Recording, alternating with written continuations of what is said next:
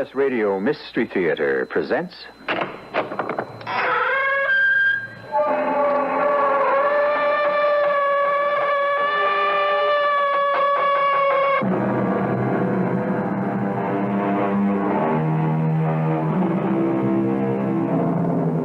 Come in. Welcome. I'm E.G. Marshall, your host for another spine-tingling voyage into the depths of the unknown, the uncharted. In fact, in this story, we're going to the depths of the sea, to the uncharted depths never explored before by man, except one man, David Wells, who entered a kingdom and a world so strange, so fascinating and terrifying, it defies the imagination. For the kingdom of the sea is all-encompassing. The boundaries of the beaches don't necessarily keep the power of the sea from exerting its influence into any life that has touched it. David Wells learned that the hard way. David, what's the matter? It's Napoleon. He's fighting with someone. I'm going to find out. I'm coming with you. I raised Napoleon. I can help.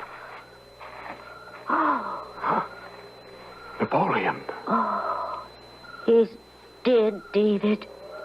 Torn apart. Who could have done this? Why? He's soaking wet. Napoleon. Oh, I wouldn't touch him. Mrs. MacArthur, look here. On his fur. Oh, those white flakes. Yes.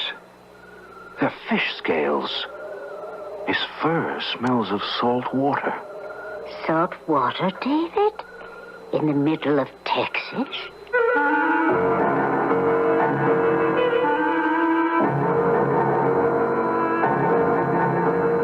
Our mystery drama, Child of the Sea, was written especially for the Radio Mystery Theater by Bob Juran and stars Tony Roberts.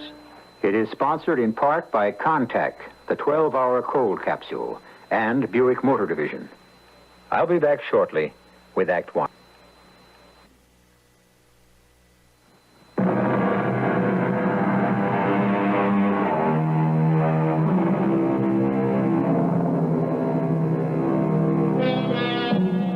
There are those who say that if God had wanted us to swim, he'd have given us fins and gills. A caution, perhaps, that man functions best in his own environment. But man has always yearned to venture forth, defying nature, determined to overcome the barriers that separate the elements. David Wells is just such a man. Heir to a Texas oil fortune, David shuns big business and instead prefers the high mountains, the ski trails, the open road. The mysterious ocean is David's fancy of the moment as we meet him in the waters off Laguna Beach, California, surfing and scuba diving. I was 100 yards offshore. The water was clearer than I'd ever seen it. Graceful fish swam up to me, their curious mouths speaking silently and then darting off in fear. Suddenly, I spotted a strange formation at the ocean floor. I swam closer to investigate, and then it lunged and grabbed my arm before I knew what would happen. It was a squid, huge, a tentacle wrapped around my air tank. My air supply was cutting off. I fought desperately. My lungs were bursting. I was blacking out. Then I saw swimming around us a huge fish. I couldn't tell what it was, but through the haze of pain, I saw it was a girl, not a fish, but a girl attacking the squid that held me. My air was gone, and the last thing I saw was the girl's long, flowing hair. And then I blacked out completely.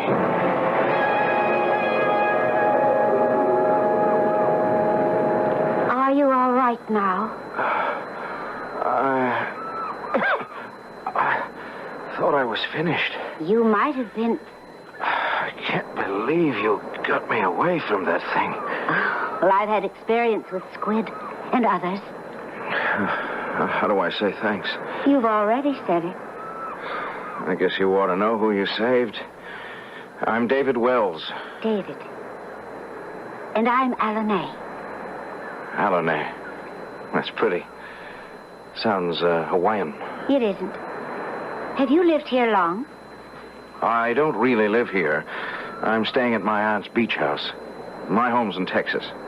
Texas? I don't know where that is. That's about 1,000 miles from here. Inland. But how about you? Have you lived here long? I've never lived anywhere else. Where's your house? Oh, Up on the hill? Maybe we're neighbors. no. I don't live on the hill. Well, where then? I may want to write you a thank you note. Oh, you don't have to. I live here at the ocean with my father. Yes, well, I want to thank him, too. For having such a lovely daughter. Thank you. I must go now. You can't. I must. Well, I'll see you home. No. You must rest and I must go. I'll see you again. Alane! She ran off down the beach, and suddenly she was gone, as though she'd vanished into thin air.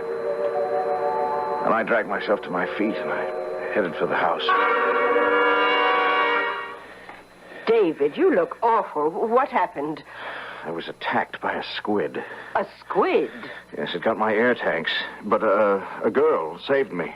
She swam up just as I was blacking out. A girl fought off a squid? Yes, it's unbelievable, I know. Oh, I think you're crazy to go galloping around the ocean floor. That thing was a killer. These risks you take could be awfully bad for your health. To say nothing of your father's nervous system. Well, he ought to be used to it by now. Oh, he'll never get used to his only son and heir risking his neck. Dad'll never get me behind a desk at Wells Industries. I may be his heir, but I'll be an absentee president. Oh, speaking of heirs, there's a letter from Ellen. Oh, damn. Can't she leave me alone for a minute? Not when there's an alliance with Wells Industries at stake. I knew I was destined to see Alane again. I spent the next several days walking the coves and rocks of Laguna, waiting. And then the third day, as I approached the beach, there she was. Hello? I've been looking for you. I know. I had to wait for a chance to get away. From your father? Yes. He doesn't like me to spend too much time alone on the beach. But you live here. Why wouldn't you spend time on the beach? No, it's too hard to explain. Tell me, how are you feeling? Oh, fine. The hot bath, and I was as good as ever, thanks to you. I still owe you my life. I'm glad I was there. It really wasn't an accident. I've been watching you for more than a week. You have? I saw you swimming along the bottom one day. You picked up an abalone. Well, the day after I got here. Yes, I remember. You mean you were underwater? Of course. Well, why didn't I see you? I didn't want you to. Oh, but I've watched you many days. That's how I happened to be there when the squid attacked you. You swim without gear. Yes. I learned how to stay underwater when I was very young. You only mention your father. Is your mother living? I never knew my mother. Neither did I. I was raised by a nurse and a tutor. Oh, what are they? You don't know what a tutor is? Not exactly. Hey, where'd you go to school? You didn't know where Texas is either. My father was my only teacher. What did you do in Texas, David? As little as possible. I'm usually skipping around the world trying to keep from dying of boredom. Oh, but you're so attractive. I think you'd have lots of friends, lots of excitement. And I have lots of acquaintances, but no friends. Except one, maybe. My Aunt Lou. Your aunt? Yes, she's my father's sister, but she's been the best friend I've ever had. Strange to think of a relative as a friend. Not when you meet Aunt Lou. And you will, Alane. I'd like to invite you to the house for dinner. Your father, too. Oh, that would be impossible. Oh, why? My father would never let me come.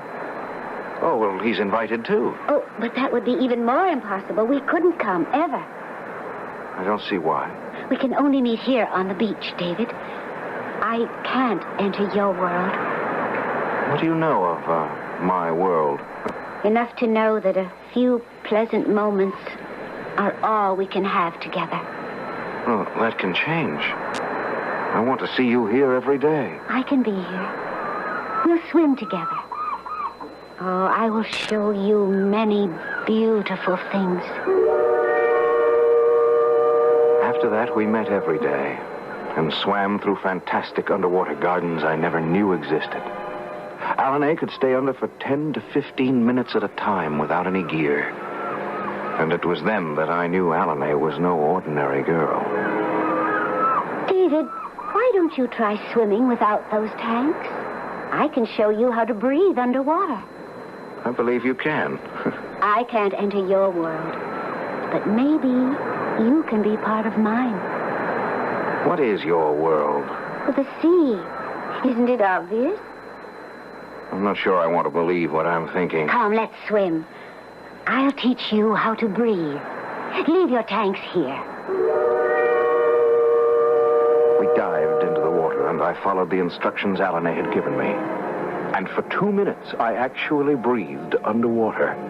But then my lungs filled with water. I struggled to the surface, my lungs bursting. I'll help you to shore, David. You'll be all right. I'll stick to the tanks. I'm not ready for this. You've had more practice than I have. But you did fine for the first time. No, I mean, at last. Oh, you'll learn. It's important to me. Why? Why should it be important to you? You'll know someday. You'll learn to please me. There was something about the way she looked when she said it. Something in her voice that made me know that somehow my destiny was wrapped up in this beautiful girl. And one day... David, I'd like to meet your Aunt Lou. I can come tonight if you like. I'm delighted to meet you, Alan. David talks of nothing else but your days together. Thank you. And, of course, we're grateful to you. I'd hoped to meet you long before this. Alan is the shy type, I'm afraid, Aunt Lou. My father finally said it would be all right. Oh, we're delighted. That's a very unusual dress. Did you get it in the village? I wove it myself from seaweed. Really? What a sensation that would make at the Glenwood Country Club. You're not serious, Aunt Lou. Oh, could you make me one? I'll pay you anything you want. Of course. I'd be happy to. Well, I'll hold you to that. Now, you two go out on the terrace. I'll look after the dinner. Do I really look all right, David? I've never been up in the town before. Oh, of course you do. You're the most beautiful girl I've ever seen. Oh, David, don't say things that... I mean it. Alan, I'm in love with you. Oh, David, I've loved you from the first time I saw you. But I knew it was impossible. And then I found a way. I found a way for us to be together. But why was that so much of a problem? Because of my father. I told you I couldn't live in your world. Well, you can if it's what... Oh, good Lord. Ellen. Oh, I just drove down from L.A., David. You were expecting me, weren't you? Ellen, what are you doing here? I told you I was coming. You did get my letter, didn't you? Your letter, Oh, you didn't even open it. But here I am. And none too soon, it seems. Why don't you introduce me to your friend? We haven't met. The evening was uncomfortable, to say the least. Alan left immediately after dinner, and Ellen spent the rest of the evening trying to find out who she was and whether to consider her a rival. I didn't tell Ellen how I felt about Alan.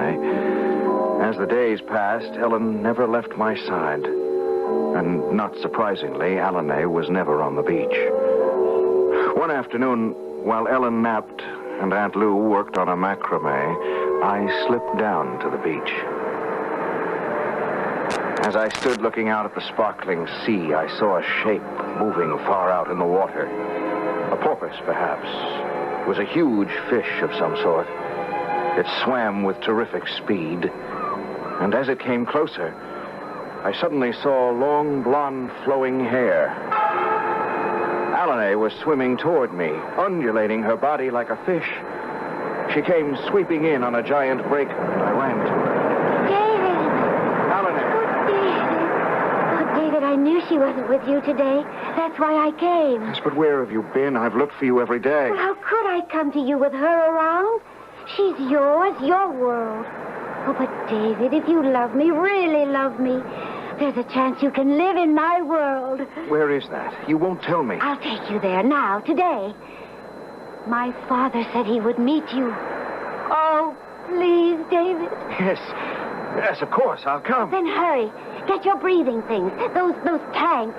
My tanks? Why? Because we're going to meet my father.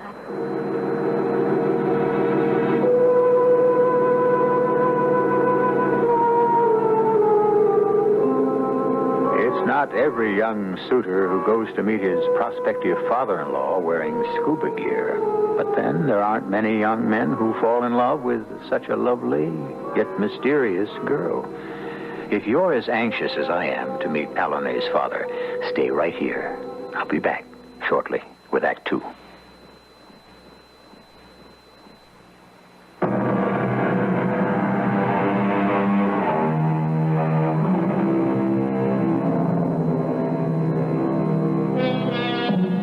Welcome back to the beach at Laguna.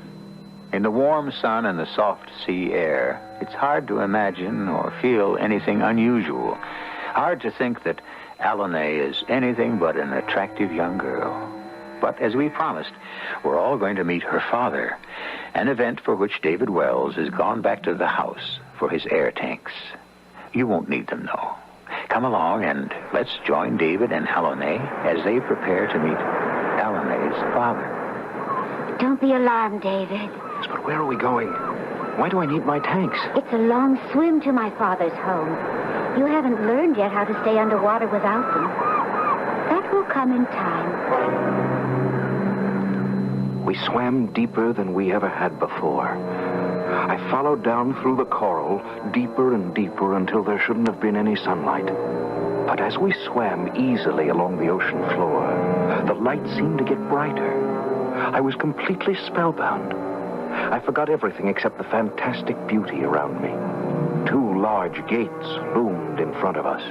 They swung open as Allone approached, and we swam down a pearl-covered corridor which opened into a magnificent underwater room.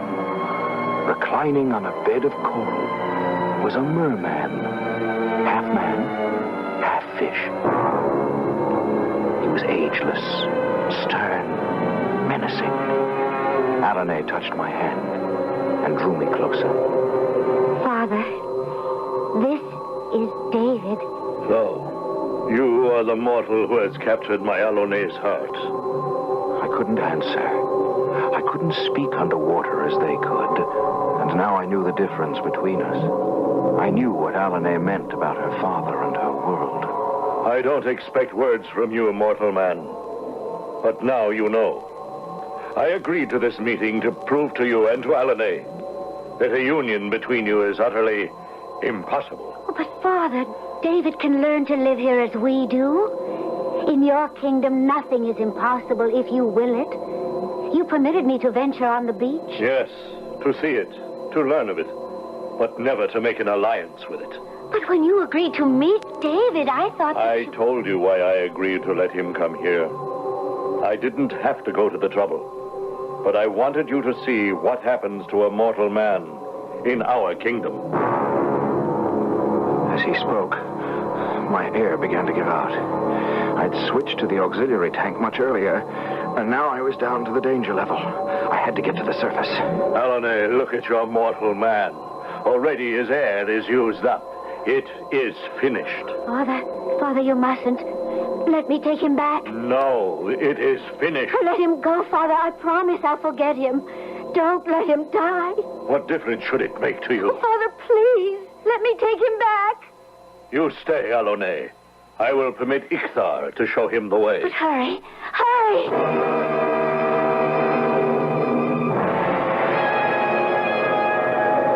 David? Oh. David? David, can you hear me? It's Ellen. Ellen. I'm here, darling. I thought I was dying. My air gave out. Oh, you almost drowned. How did I How did I get here? Well, some people on the beach dragged you out of the water. They saved your life. I can't remember. They said some kind of giant fish pushed you to shore. Oh, David, do you want anything? A tea or water? A double scotch. Oh, no. The doctor said no for 48 hours. You've had a sedative. Oh, you wouldn't believe what I've been through. I followed Alane to the depths of the sea, to Neptune's kingdom. I was there. I saw it. I met her father. David! I know. You think I'm crazy, but she took me there to see if I could live in her world. Her world at the bottom of the sea. Oh, well, what was her father like? Half man, half fish. He sat on a coral throne. What am I saying? I can't believe it. David, hallucinations are common when... No. This was not an hallucination. I was there. It happened. Darling, as soon as you can travel, we're going back to Dallas.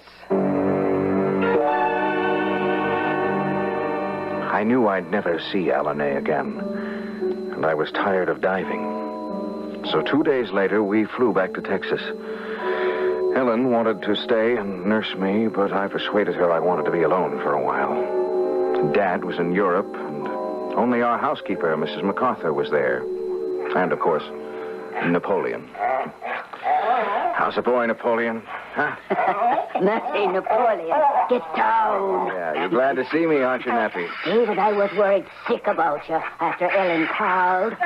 Well, I wish she hadn't. No, I'm glad Dad's in Europe. You sure you're all right? Well, would I be here if I weren't? Now, why don't you go up and take a nice hot tub and now put your things away? Okay, sounds good. Come on, Napoleon. It's always good when you come home, David.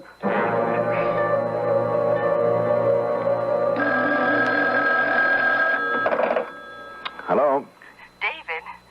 Oh, hi, Ellen. Oh, I thought you were going to call me yesterday. I'm sorry. I stayed over in the city. And what were you doing in town? I was checking out a new hunting rifle. Well, whatever. We're still going to the theater tomorrow? Oh, yes, of course. I've got the tickets. Don't lose them. What was that? Oh, never mind. Okay, I'll pick you up for dinner tomorrow. No need. I'll stop by. I found a painting at the town gallery that's perfect for your foyer. I'm dying to see how it looks, and we'll go on from there.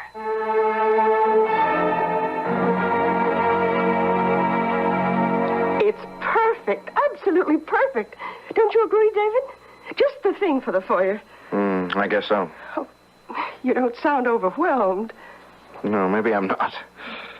David, is it me? Oh, no. No, Ellen. Then what is it?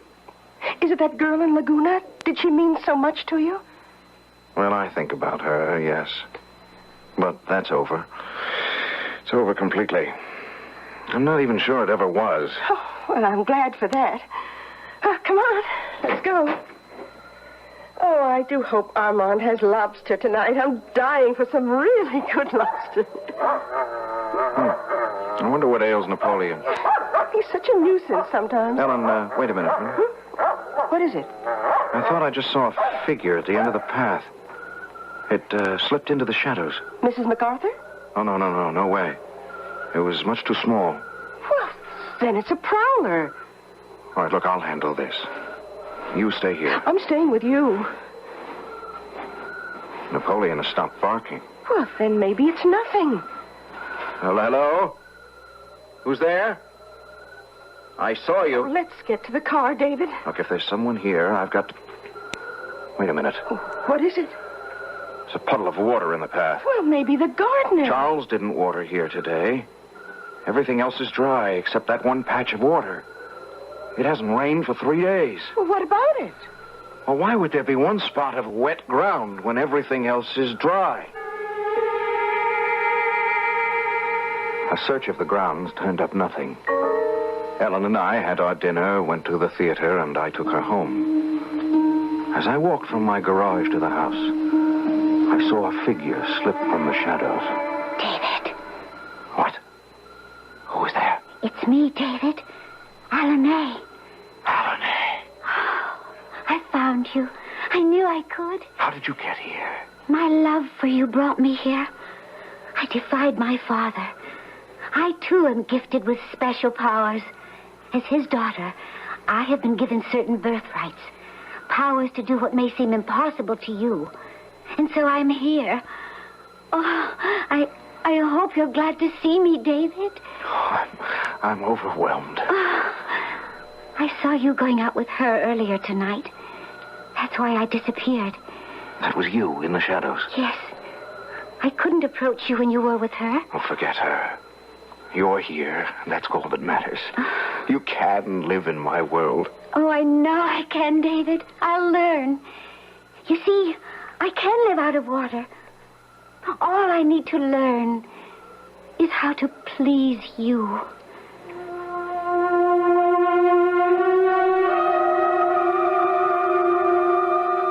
She's a charming child, David. But it bothers me that she followed you from Laguna. Nice girls don't do that. And what about her parents? She only has a father. And Ellen?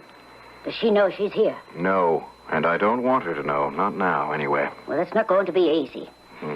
Well, David, it's your life, and you do what you want with it. I love her, Mrs. MacArthur. We both know it, and we know it's right. I didn't tell Mrs. MacArthur all I knew about Alanay.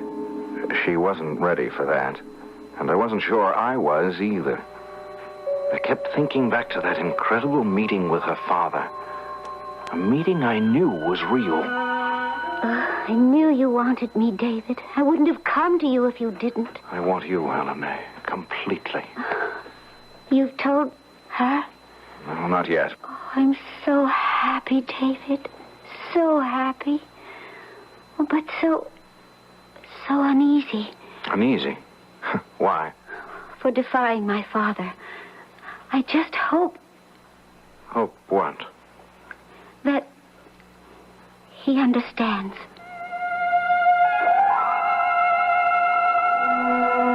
I broke off with Ellen, who wasn't happy about it, but wasn't too surprised either. The weeks rolled by, and Alanay and I fell deeper in love than ever.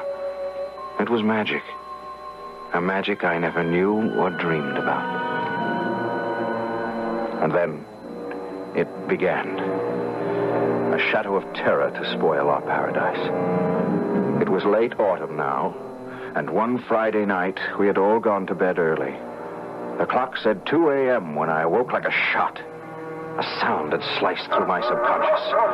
I jumped out of bed and raced to the hall. David, what's the matter? It's Napoleon, Mrs. MacArthur. He's fighting with someone. Fighting? Yes, I'm going to find out. You stay here. No. Let me come with you. I raised Napoleon. I can help. Come along, then. Hurry. The sounds came from the gazebo. They stopped. Does that mean... Oh, no. Napoleon. Oh, he's soaking wet. Napoleon. He's dead, David. Torn apart. Who could have done this? Why? Oh, he's soaking wet. Napoleon. No, I wouldn't touch him, David. Mrs. MacArthur. Look. Look here on his fur. Oh, those white flakes. Yes. They're fish scales. The fur smells of salt water. Salt water, David? In the middle of Texas?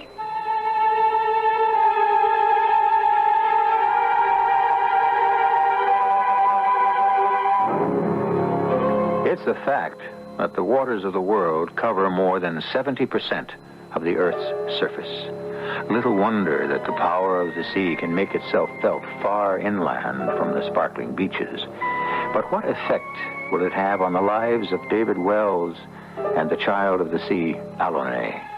What killed Napoleon and left him soaked with salt water? We'll learn the chilling answers when I return shortly with Act 3.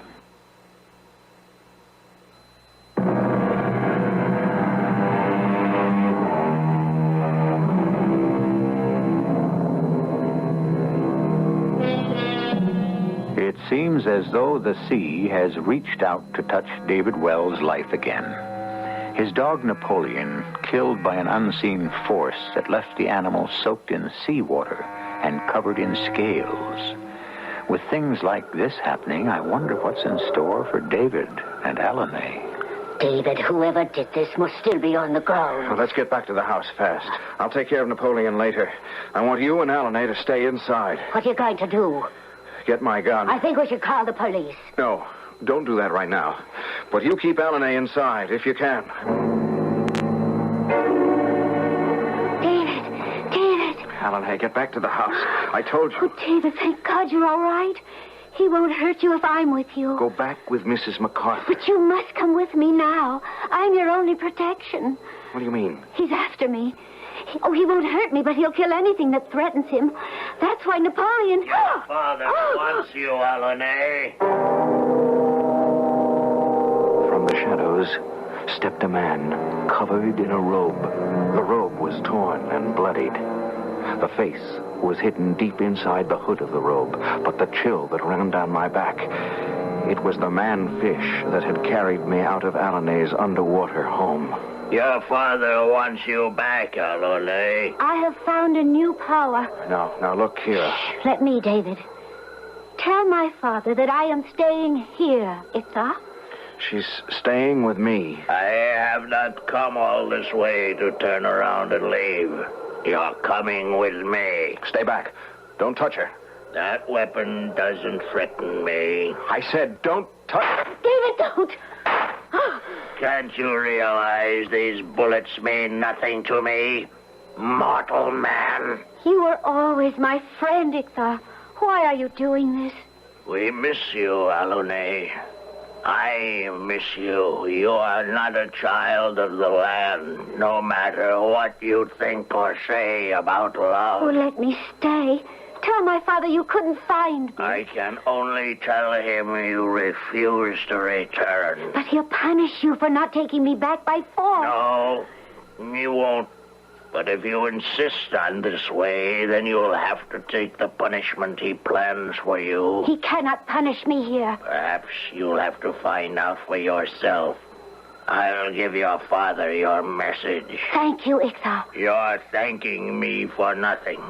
You know, if your father wants you back, he'll get you back.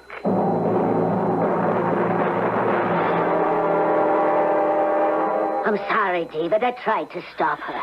It's all right, Mrs. MacArthur. We're okay. Well, I still think we ought to call the police. There may be a maniac on the loose.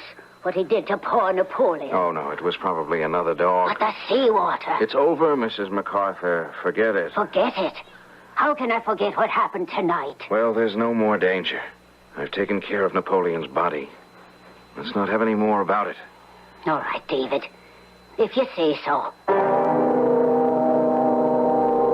I couldn't tell Mrs. MacArthur the truth. How could I tell her what had happened that night? I decided that Alane and I should be married as soon as possible. I knew the family would never stand for an elopement, so I called Aunt Lou and asked her to come to Dallas. Of course I'll arrange the wedding, David. I'm delighted to be asked. Don't make it too fancy. Just invite those you think are a must. Oh, but you've told your father. Yes, we called him in South America. I've got to admit I'm surprised. Are you sure this is what you want? Absolutely. But following you here from Laguna, and what about her father? Aunt Lou, remember what I told you about my visit to her father? Where I'd been, what I'd seen? Well, yes, we talked about it. And you thought that it was a hallucination. Well, that was real, Aunt Lou. As real as Alane is. And now her father's trying to get her back. He's been here? He sent a messenger. The same one who brought me ashore that day. David, are you asking me to believe this girl is actually from the sea?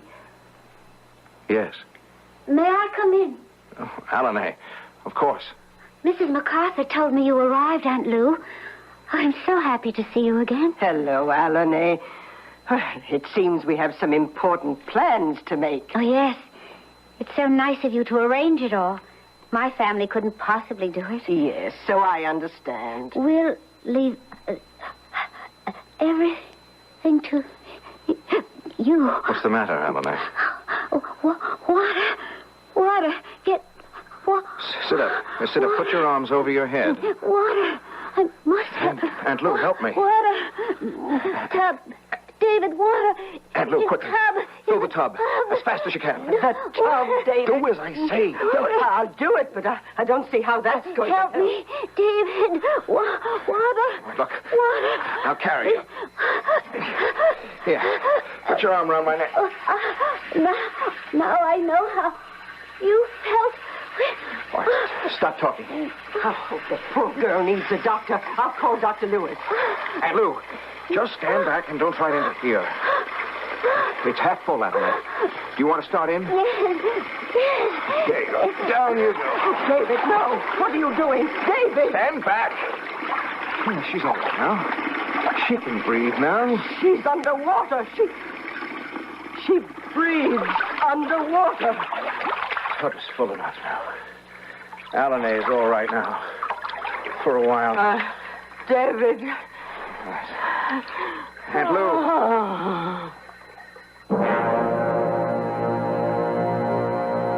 Alanay floated face down in the tub. The slight movement of her back told me she was breathing easily. And I knew that her father was keeping his word. He'd have Alanay back, and I was powerless to fight him.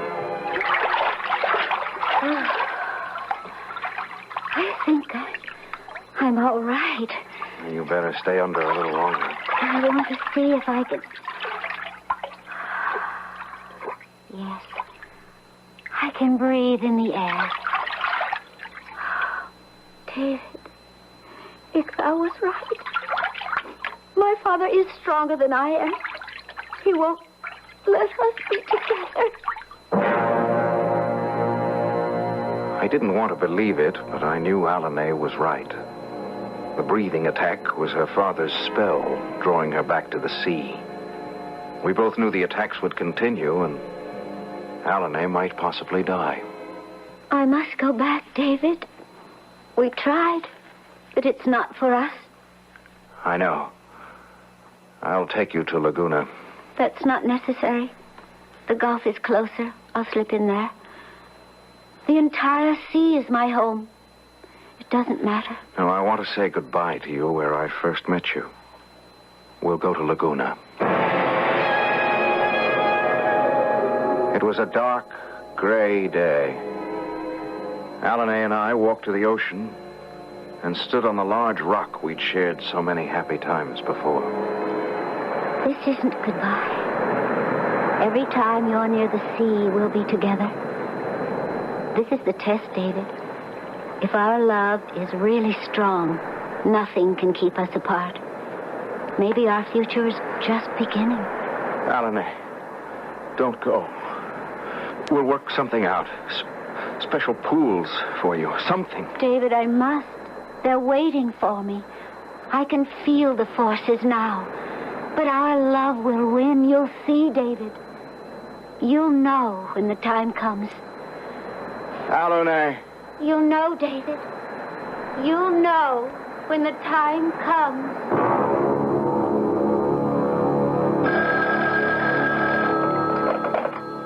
Hello. Hello, David. How are you? Oh, pretty good, Aunt Lou. You want your house back? Oh, not exactly. I've got to be on the coast next week for an art exhibit in L.A., and I'll be using the cottage. Well, come on along. Seeing you'll be like the first breeze of summer. Well, I'll be there on Sunday. Oh, your father's back from South America. Oh? Delighted you're not engaged anymore and convinced more than ever you're crazy. Well, come on out and give me more laughs, huh? The past week has been like a wake. Oh, see you Sunday. You miss her very much, David? Completely. But like everything else, I'll get over it. Want to come into L.A. with me tomorrow?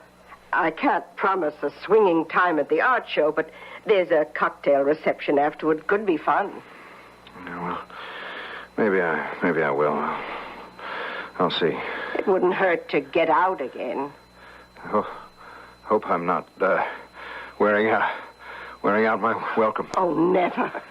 I'm just not ready to go back to Dallas yet. David, what's the matter? Short of breath. All of a sudden. Oh, it's probably nerves. You've been under such a strain. Don't I know it? Maybe going into L.A. with you is just what I need.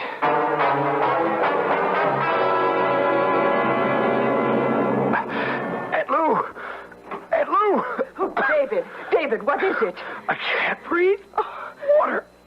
You need water. Sit up, David. No, water. What's that water? I'll get it, David. I'll call Dr. Harris. Water.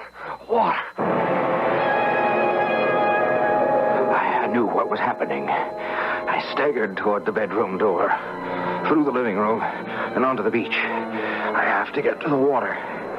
Cold sand on a black, starry night. Have to get to the water.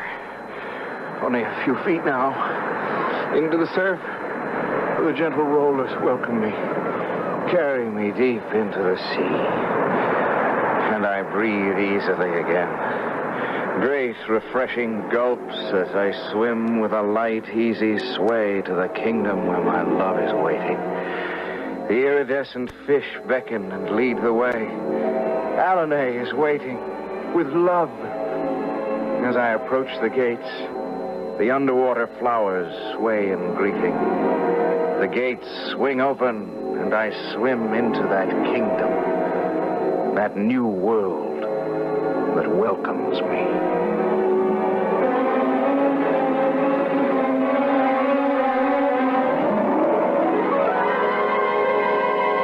Who can say that the force of love, the power of the gods, and the mysteries of the sea are not eternal, are not real? Our story was fantasy, you say? Perhaps, but the next time you're near a beach, look out to sea. If you look closely, you may see two figures swimming and frolicking in the waters. Porpoises, probably, but then again, I'll be back shortly.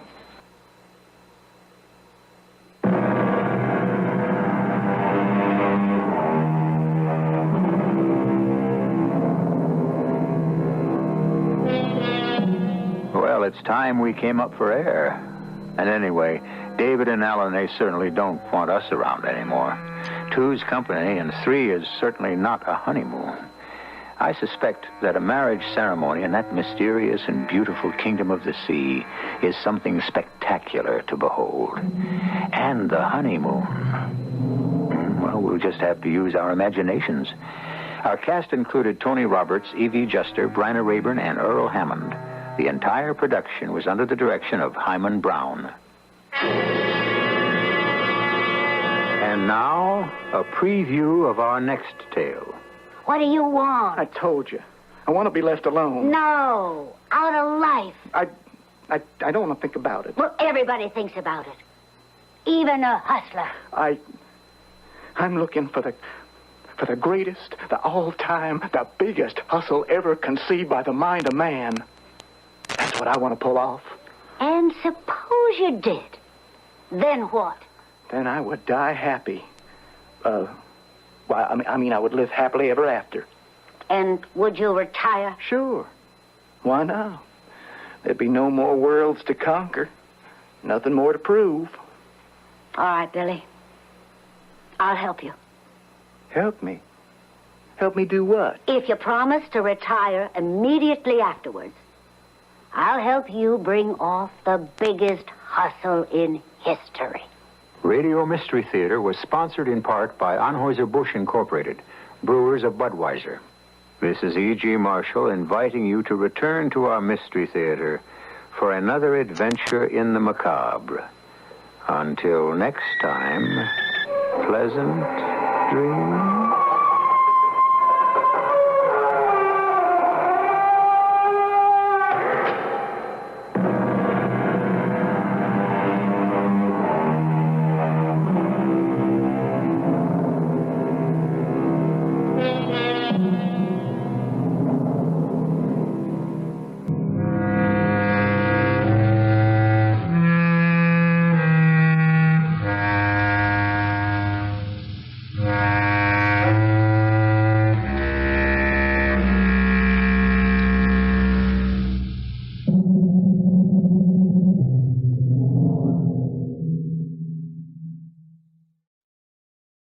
The CBS Radio Mystery Theater presents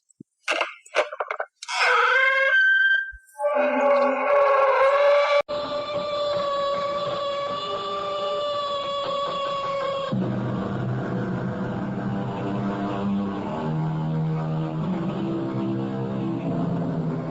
in.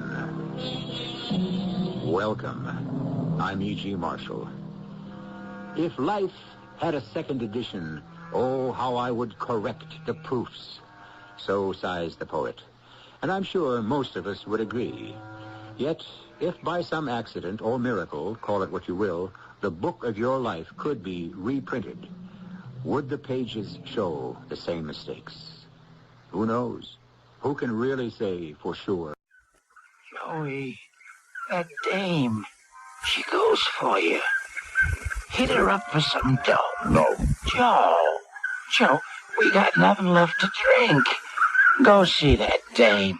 She'll give you a couple of bucks. No. I'm not like you. I'm not a bum. I was a cop. A detective first grade. One of the top men in the department. Yeah. And I'm going to be back up there again one day. You just wait and see.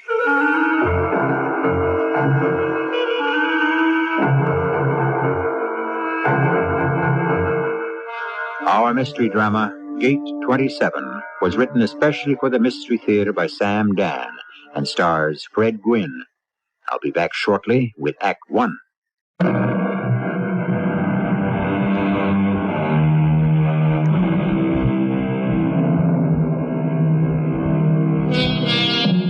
What did the philosopher say? He that is not handsome at 20, strong at 30, rich at 40, nor wise at 50, shall then never be handsome, strong, wise, or rich. Our story will tell of Joe Driscoll, who has just arrived at his 50th birthday, and at this point has none of those attributes. However, let the tale be told by a man who knows Joe Driscoll better than anyone else, Detective Lieutenant Frank Rulebach. The fact is, at the time you were discussing there, Joe Driscoll was a bum. A down-and-out drunk who just drifted around. Every morning you'd see him in Grand Central Station, here in New York, at the height of the commuter rush hour. And he'd usually shape up in front of Gate 27 on the upper level. The railway cops were always ready to give him the bum's rush. Hey, you. Keep moving. I'm not doing anything. Start walking. I guess you could say it's the standard morning ritual. Both of them know it. After a while, the cop has other fish to fry, and Joe is left in relative peace. But by now, most of the incoming crowd has already walked away from Gate 27. Only a few stragglers are coming up the stairs.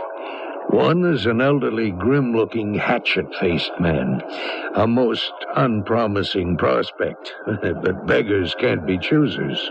Mister, could you spare a Get follow-up? lost, you filthy animal. And now there's only one more person coming up the stairway, a lady.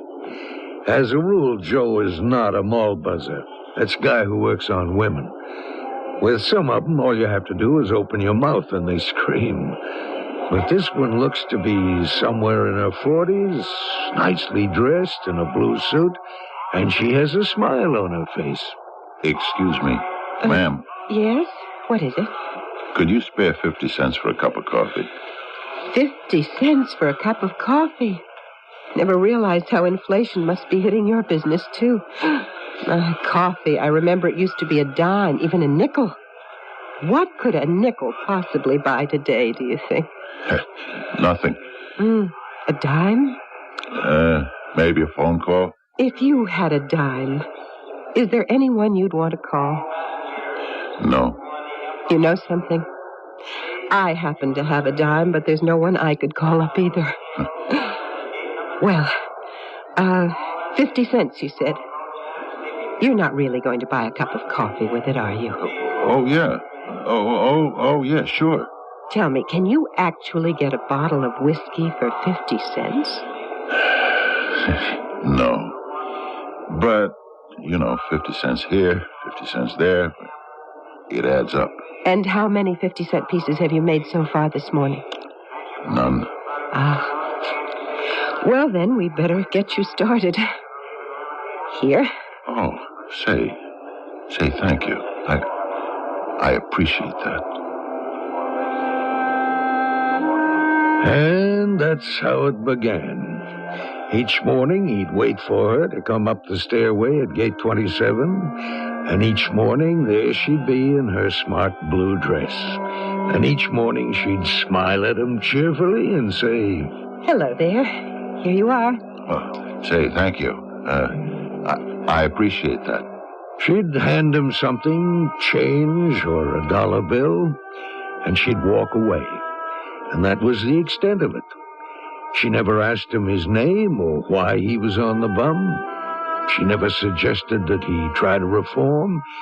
She just smiled and handed over the money. Later in the day, he'd be sitting in the park with a crony. They'd be drinking, and something was happening inside him. Something that he thought had been long dead. Here you are, Joe. Huh? What's that? It's your turn. Oh. It's it's your bottle. I don't want any. What do you mean? You don't want any? Just what I said. Oh, okay. More for me. Joe. Yeah? Why don't you want any? I'm gonna quit drinking. Yeah? That's good. I wish I could quit. Why are you gonna quit? Because of her. A dame? Yeah. That's something new. I heard of guys who start drinking because of a dame, but to quit? Who's the dame? I don't know. You mean you ain't even met her yet? No. I met her. You met her? You don't know who she is? Yeah. I feel I want to talk to her. But how can I talk to her? What can I say to her? Harry, look at me. I'm just a bum. You want a drink? My face, my clothes, I'm filthy. Oh, yeah, sure, I'm all right, just as somebody she could be sorry for, but for her to take me seriously, as a person, as a guy, you know what I mean, Harry? You sure you don't want any more of this? But here's what I have to do. I have to quit drinking. Harry, are you listening to this? Huh? And then I have to get cleaned up. Get a job. I don't think I could get back in the police department anymore, but there's plenty of jobs. Right, Harry? Anything you say, Joe. Yeah, and then, Harry, listen to this. I'll get my own place. A car. Some good clothes. You know, and one morning I'll show up at gate 27. And I'll say to her, "Hey, listen, let me buy you some breakfast." Yeah, Harry, that's what I'm going to do. What do you say to that, huh? You want a drink? Harry, I said no. This is it. No. And every afternoon he'd sit there in the park, and every afternoon he'd bravely make the resolution. But as the shadows lengthened and dusk gradually enveloped the city, his resolve would falter and then weaken and finally collapse. You want a drink, Joe? Joe? Yeah, Harry. Hand it over. And when night would fall, he'd find a doorway or an alley or, if he had the price, one of the flop houses. He could barely afford a bowl of soup. But at least dreams were free. You didn't have to pay for them or work for them. You could have any dream you wanted as long as you wished for it. And in his dreams, he'd show up at gate 27, freshly shaved, expensively tailored, and with money in his pocket. Good morning. Good morning. You know who I am? Of course. I've been expecting you. How do I look? Just great. In the old days, they used to say I was the best-dressed cop in the department. You were a police officer? Detective Sergeant Joseph O'Dowd Driscoll. That was me. Let's have a cup of coffee. Do you have the time? I have all the time in the world. There's the coffee shop. Let's go in. Sure. I know you're wondering, why did I become a bum? I never thought you were a bum. I know. I could tell by the way you looked at me. You thought I was somebody. A person. Well, that's why I decided to come back. Back to the human race. Why did you ever leave it? I killed a man. Oh. Was it in the line of duty? Yeah. Yeah, you could say it was. Well, then. It was murder. Murder? He was a hood. Vicious killer. His name was Follett. Lou Follett. I remember that name. He was notorious. I read about it in the papers years ago. Yeah, 5 years ago. He was killed in a duel with a police detective. You were that detective? Yeah. Well, why do you say it was murder? Because I could have taken him alive. But I read he was armed, dangerous, and the witnesses say he was reaching for his gun. They saw his hands move, so they thought he was going for his gun. But you see, I knew better. I knew he was going to raise them high in the air.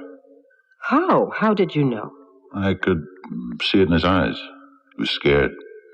He didn't want to die. I could see it in his eyes. But I shot him anyhow. Why, Joe? Why did you shoot him? Because of her. Who? Florence. My wife, Florence. Oh, you were married? Yeah. I loved her. Even though everyone told me about her. What did everyone tell you? Oh, things I wouldn't believe. I'm sorry. Yeah, and then one day I came home when I wasn't supposed to, when I wasn't expected, and I caught him. In my own house. I caught her with him. With whom? Who knows? If I'd come home earlier, a different day, it would have been somebody else. Well, I turned around, walked out of the room, out of the house. You did the right thing. No, it was wrong. I should have killed her. Why? Well, because I had to kill somebody. I had to get rid of all that anger. Well, that night I ran into Lou Follett. I said to myself, somebody has to pay for this. And you're going to pay for it, Lou Follett. That's why I killed him. Because I was afraid to kill her. Florence. I was afraid to kill my wife, Florence. But everyone said you had no choice but to shoot Lou Follett. I don't care what everyone said.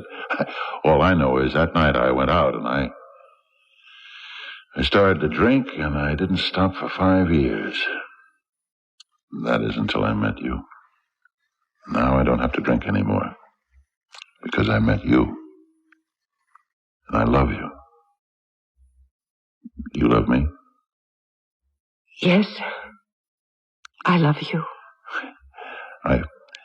I knew it the moment we met. So did I. But when I think of what I must have looked like... I didn't notice any of that. How could you miss it? I looked into your eyes. I fell in love with your eyes. I love you. But, you know, I don't know anything about you. What do you want to know? Everything. Tell me everything.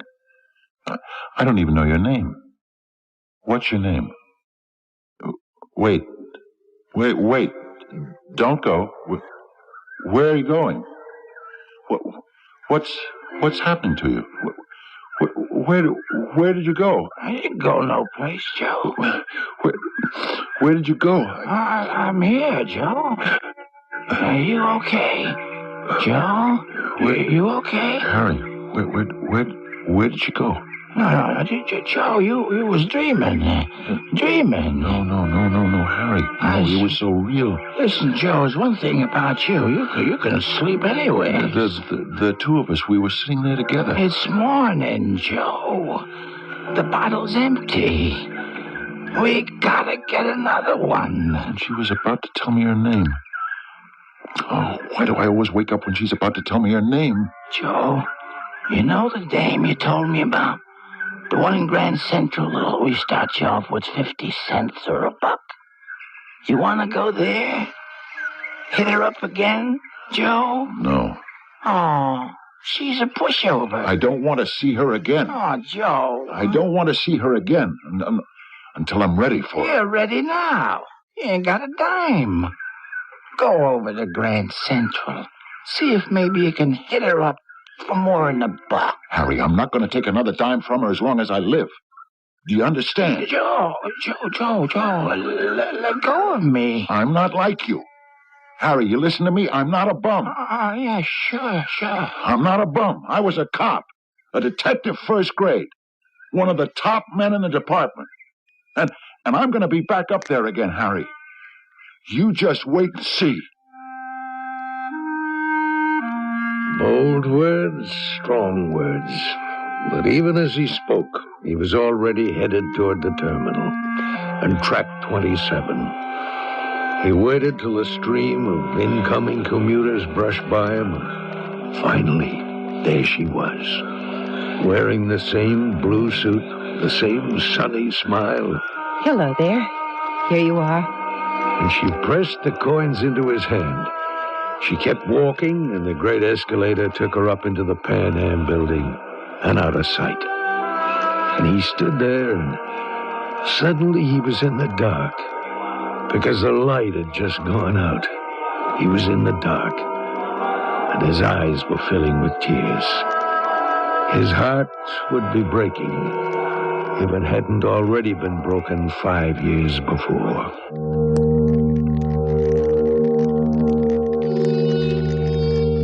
Where does a man move when he has no place to go? When the light of hope is finally gone out and he is surrounded by the eternal darkness? Well, if he's a character in one of our stories, he can move on to the second act, where it is to be hoped things will get better.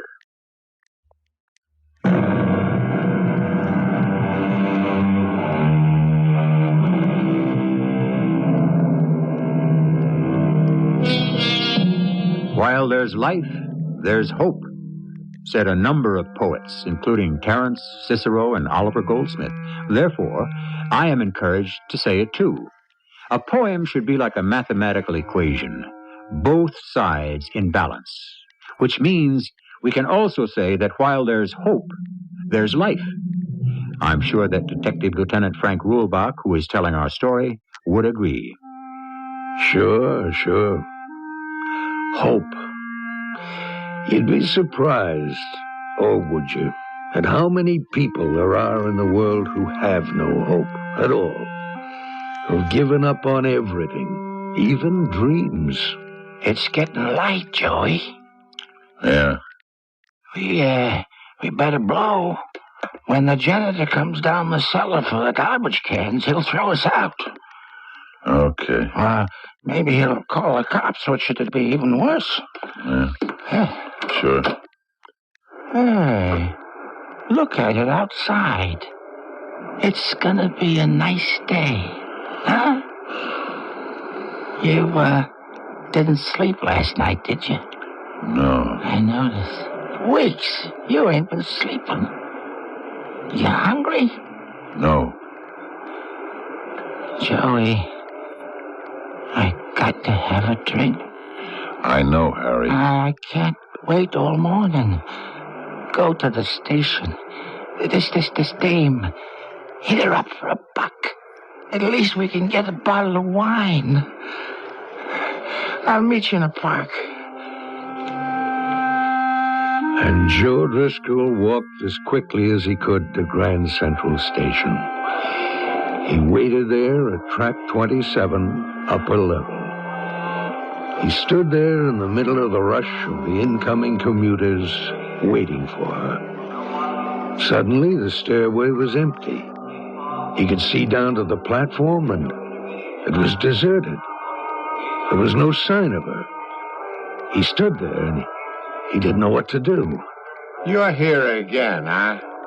No matter how many times I tell you to beat it, you keep coming back. Officer. Now move along, huh? But she hasn't come up the stairs yet. Move! She comes every morning, officer. Why didn't she show up today? Something must have happened to her. She wasn't on the train. On what train? Who wasn't on the train? This lady. How would you know a lady? I know her very well. Yeah? What's her name? I don't know her name, but she's kind. And she's sweet, and she believes in me. Sure, I believe in you, too. Now, just move along, huh? But she's on the train every morning, officer. Why wasn't she on it today? Who? The lady I've been telling you about. The lady whose name you don't know. The lady who don't exist. All right, now, beat it. But something must have happened to her. Joey, maybe you could go where she lives. Harry. How many times have I told you I don't know where she lives? Well, could you look her name up in the phone book? Harry, I don't know her name. Joe, we just can't sit here all day. What could have happened to her? What's the difference? Harry, she's in trouble. Oh, everybody's in trouble. Whole world's in trouble. Why wasn't she on that train this morning? Joe, we can't sit here all day. Please, Harry, I have to think. About what? Just let me alone, will you? Let me think.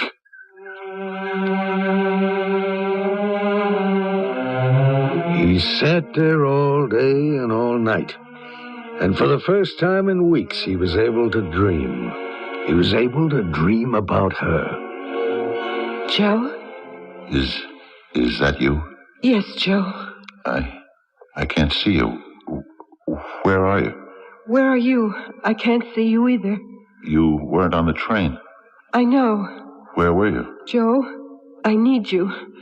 Help me. Help me, Joe. How can I help you? Please.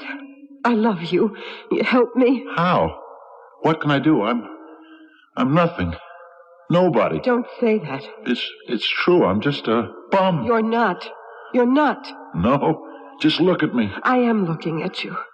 I see a man of strength, of character, of courage. No. It isn't true anymore. It's true if you want it to be. Do you want it to be? Try, Joe. Try. I'm afraid. Don't be afraid. I'll help you. But first you have to help me. I need you. Please, come to me. Where are you? Come to me. How can I find you? You can find me. How? Aren't you Joseph O'Dowd Driscoll, one of the top detectives in the department? I'll find you. I'll find you. Joe. Joe, wake up. Huh? What? Joe, you've been dreaming again. You've been dreaming. Oh, yeah.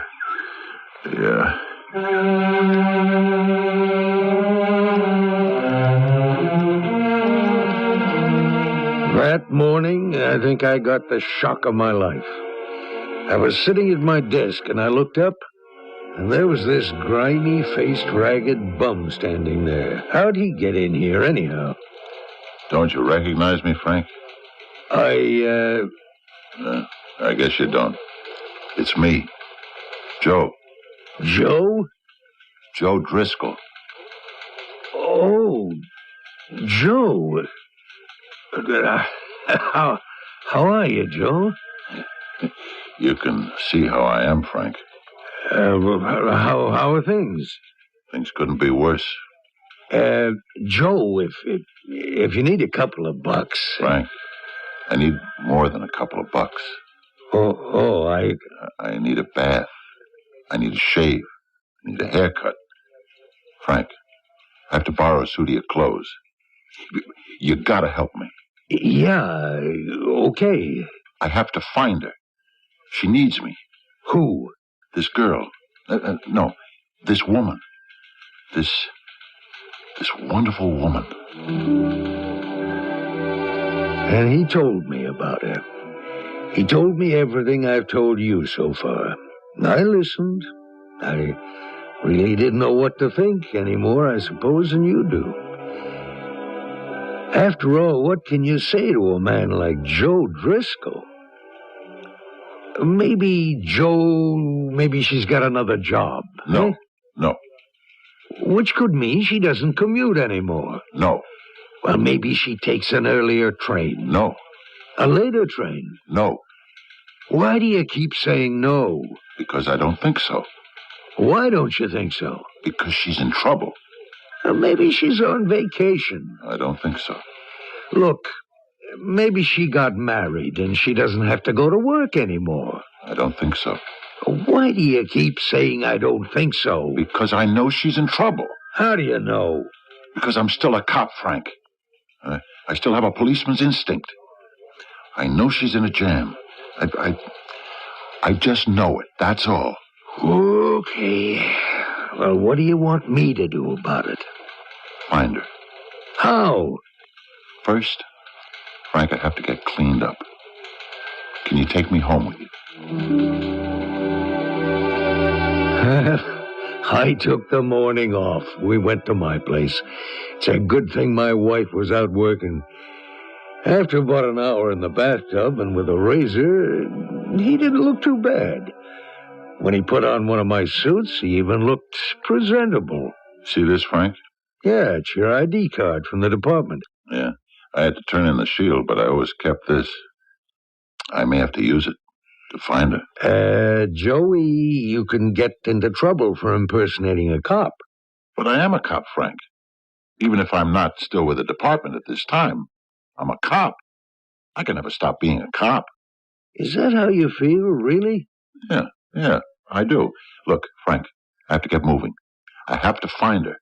It's been 2 days. Oh, wait a minute, Joe. For what?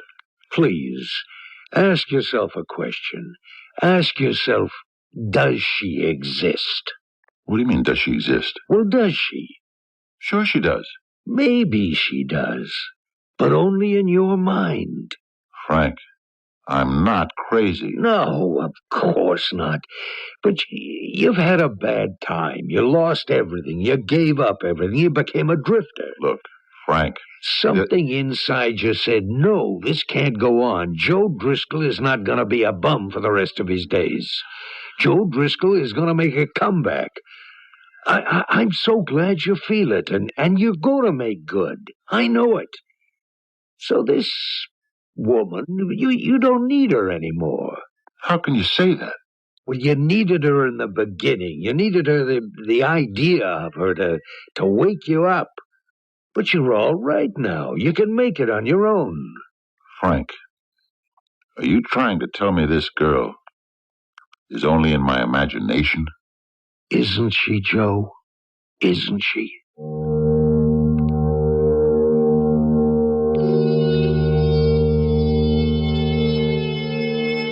Is she or isn't she? For 5 years, Joe Driscoll has been a drifter and an alcoholic. Has a mysterious woman inspired him to return to society, or is it his own innate sense of right and wrong which is making itself felt? Remember, we have only seen and heard this lady through Joe Driscoll's senses. Who is to say that it all hasn't been inspired by the bottle? Of course, that's why we have a third act.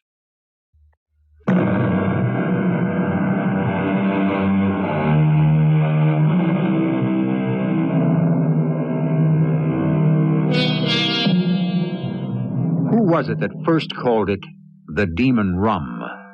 Certainly the name is apt, even if it so happens that it isn't the same demon for everyone. For some, it's a demon that can spin an entire universe of gossamer fantasy. For others, the demon creates a shadow world that seems so real, so logical, so wonderful. Ask yourself, Joe, does she really exist? Yes, Frank, she does. Okay. You don't believe that? Sure, Joe, sure. I believe it. Well, I don't care if you do or if you don't. I believe it. Help me get started. Will you, Frank? Joe, listen, I don't know how good this is going to be for you. Please, Frank, help me. Joe, I want to see you come back, and I'll do everything I can to help you. Then do what I ask you. What? I told you what. Just help me get started. How do I begin, Frank? You see, I've been away a long time, and my mind isn't working the way it used to. What's the first thing I do? Well, there could be a perfectly reasonable and logical explanation why this woman, that is, if she exists. Please, Frank, we're past all that. She exists, and she's in a jam. Now, how do I get started? Okay, let's go to the scene of the crime.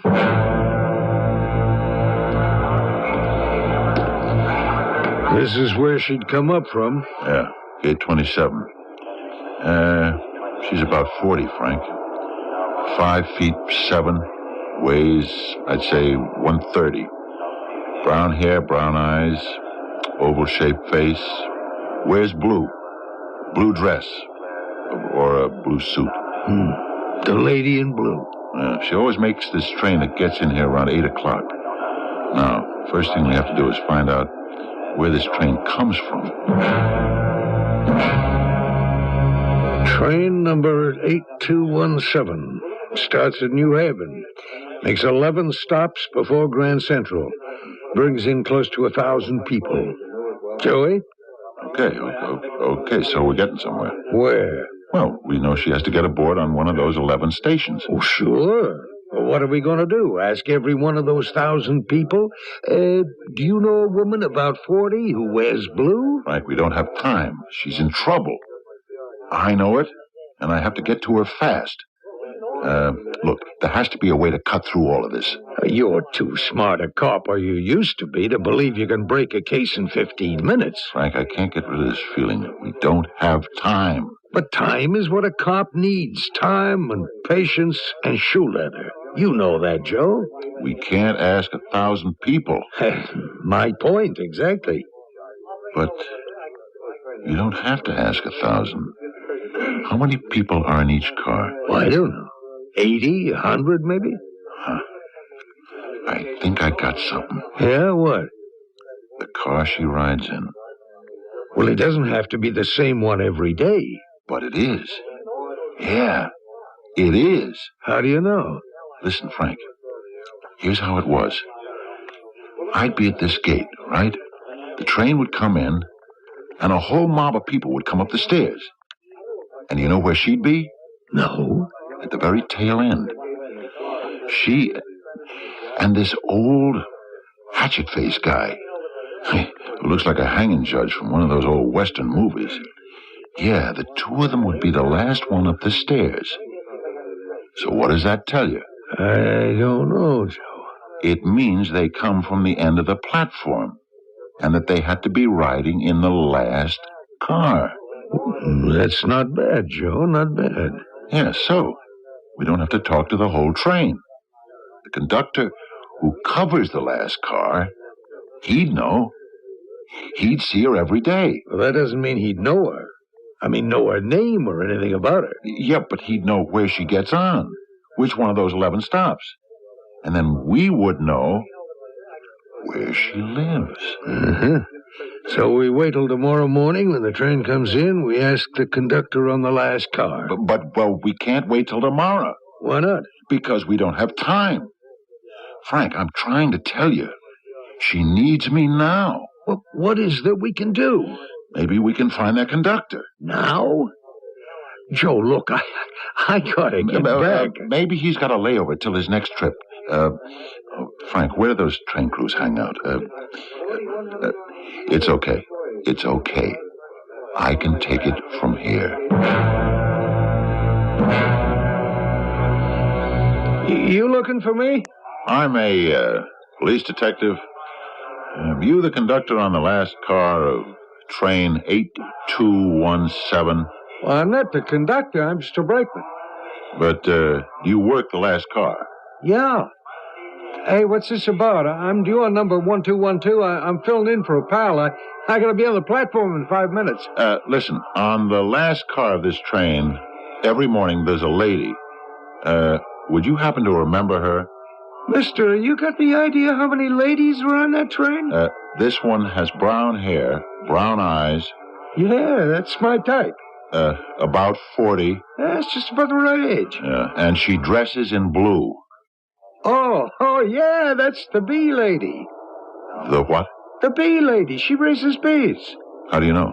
Well, she told me. She raises bees. She makes a special kind of honey. Because these are very special bees. I understand they're dangerous.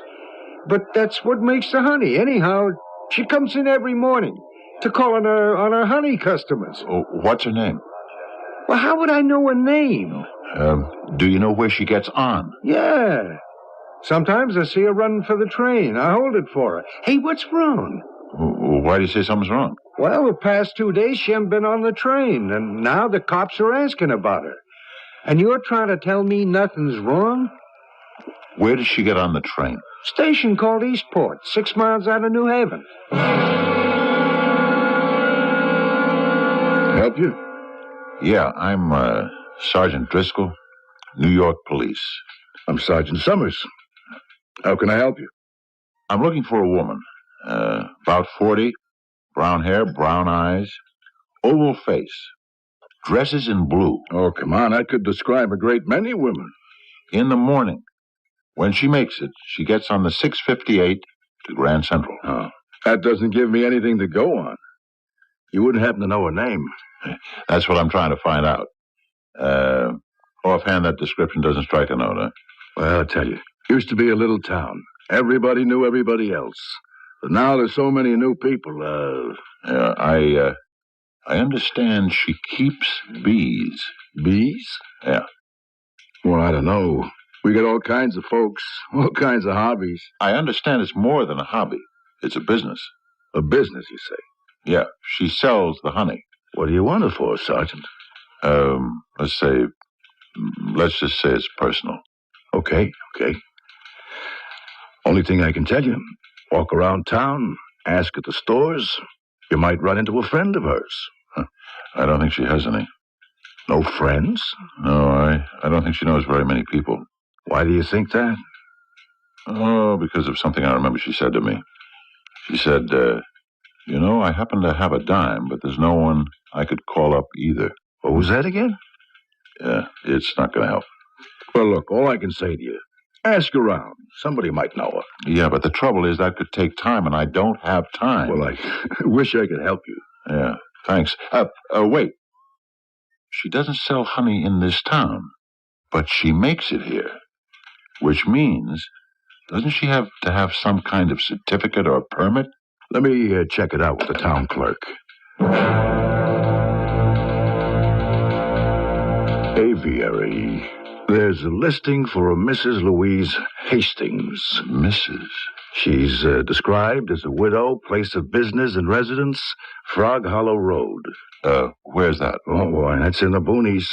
Yeah, well, how can I get there? You could never find it. Tell you what, Detective Driscoll. Let me give you a lift.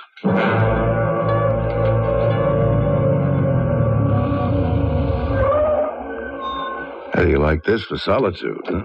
Yeah. Hey, there's a car. She has to be home. Place is quiet. That's all you've got up here. Quiet. Yeah, but it's too quiet. Louise? Louise? I don't think there's anybody here. Let's ring the bell. Doesn't sound like there's anybody home. Yeah, but the car's here. Where would she go without her car? Huh. Hey, the door's open. Louise. Look at her. Louise. Is she, Help me lift her up. Okay. She's holding the phone in her hand. Look, see? She picked it up and pulled the extension cord out of the socket. What happened? Here, set her down on the couch. All right. She's breathing. Yeah, but it's shallow. Weak. What happened to her? I don't know. There's no sign of any assault. No, the whole place is in order. Better plug in that phone and get a doctor, quick. Louise. Louise. Oh, it's you. You. Yeah, it's me, Louise. I knew you would come. I knew. What happened to you? What happened?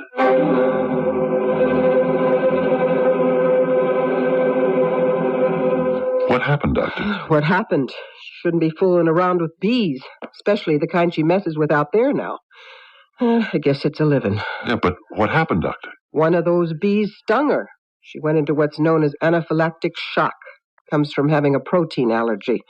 Good strong bee bite, you can go into shock, create other complications, and you can die. But how is she? Well, we got to her in time. Just in time. She was going out. Will she be all right?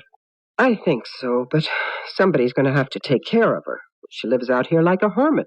Oh, don't worry, Doctor. Somebody will take care of her. Who? Me. Can I go in and see her now? Of course.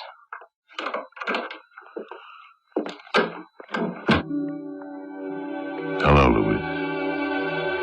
Hello. Who are you? I waited for you at gate 27 for the past 2 days. Oh, it's you. I kept dreaming you would come.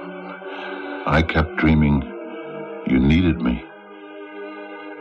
Louise, are we both awake now?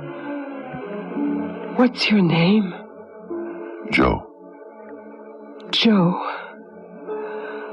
Oh, yes, Joe. We're both awake now. I think.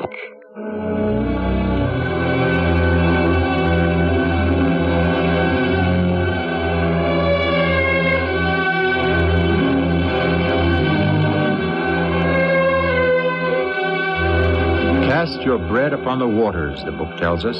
One good deed deserves another.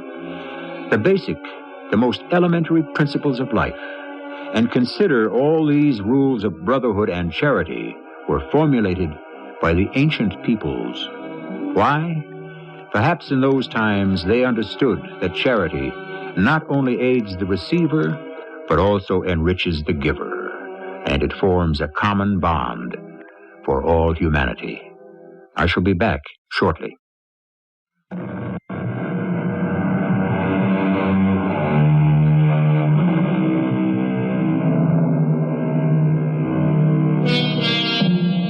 We see them everywhere, the ragtag members of that aimless army of the hopeless, the homeless, the defeated.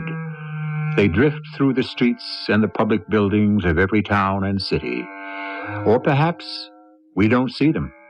Perhaps we try to look past them, or around them, or through them. Is it because they make us feel so nervous, frightened, guilty? How hard it is to be thy brother's keeper. Our cast included Fred Gwynne, Terry Keane, Court Benson, and Bernard Grant. The entire production was under the direction of Hyman Brown. And now, a preview of our next tale. We thought you were on the ocean. I was. Well, what happened? Didn't you like it? I liked the water. I kept hoping I'd see a whale or some dolphins, but I never did. I guess they live out further where it's deeper. I don't know. Anyway, no whales, no dolphins, so I took the next boat back from Newfoundland. And here I am. Why didn't you let us know? I didn't think of it. We'd have met you. I took the Hackney coach from the station. Had a little trouble with the front door. But you have a key. Wouldn't turn in the lock for some reason. But somebody opened it for me. When did you hire a butler? What? A butler? We've never had a butler. Butlers are hard to come by these days. Funny, I could have sworn it was a butler who opened the door for me. I didn't speak to him or anything. He didn't speak to me. Mrs. E.G. Marshall inviting you to return to our Mystery Theater for another adventure in the macabre. Until next time, pleasant dreams.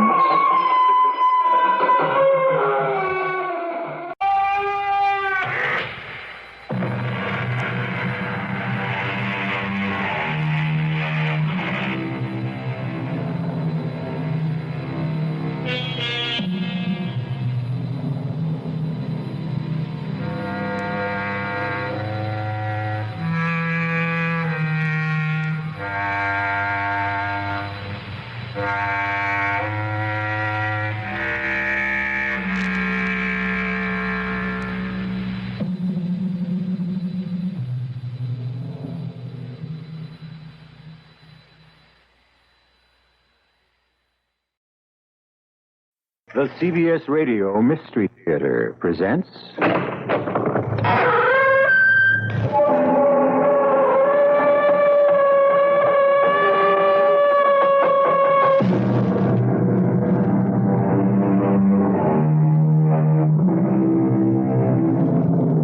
Come in. Welcome. I'm E.G. Marshall. It was the 18th century playwright William Congreve who said it. See how love and murder will out. And although a quarter of a century intervened before they did, that's what this story is all about. Appropriately enough, it starts with the more violent of the two. Hold it, you! Freeze! If that's the way you want it, Buster. Hey, what's going on? Okay, mister, you started it. Just no more sudden moves. And kill that heater. It's all right. Don't let the plainclothes fool you. I'm police. Detective Joe Lombardi, 45th. What is it, Barney? A hold-up? No, nothing like that. He's just a screwy neighborhood kid trying to pull a fast one for kicks. Hey, Joe! What you want to do that for? You killed him.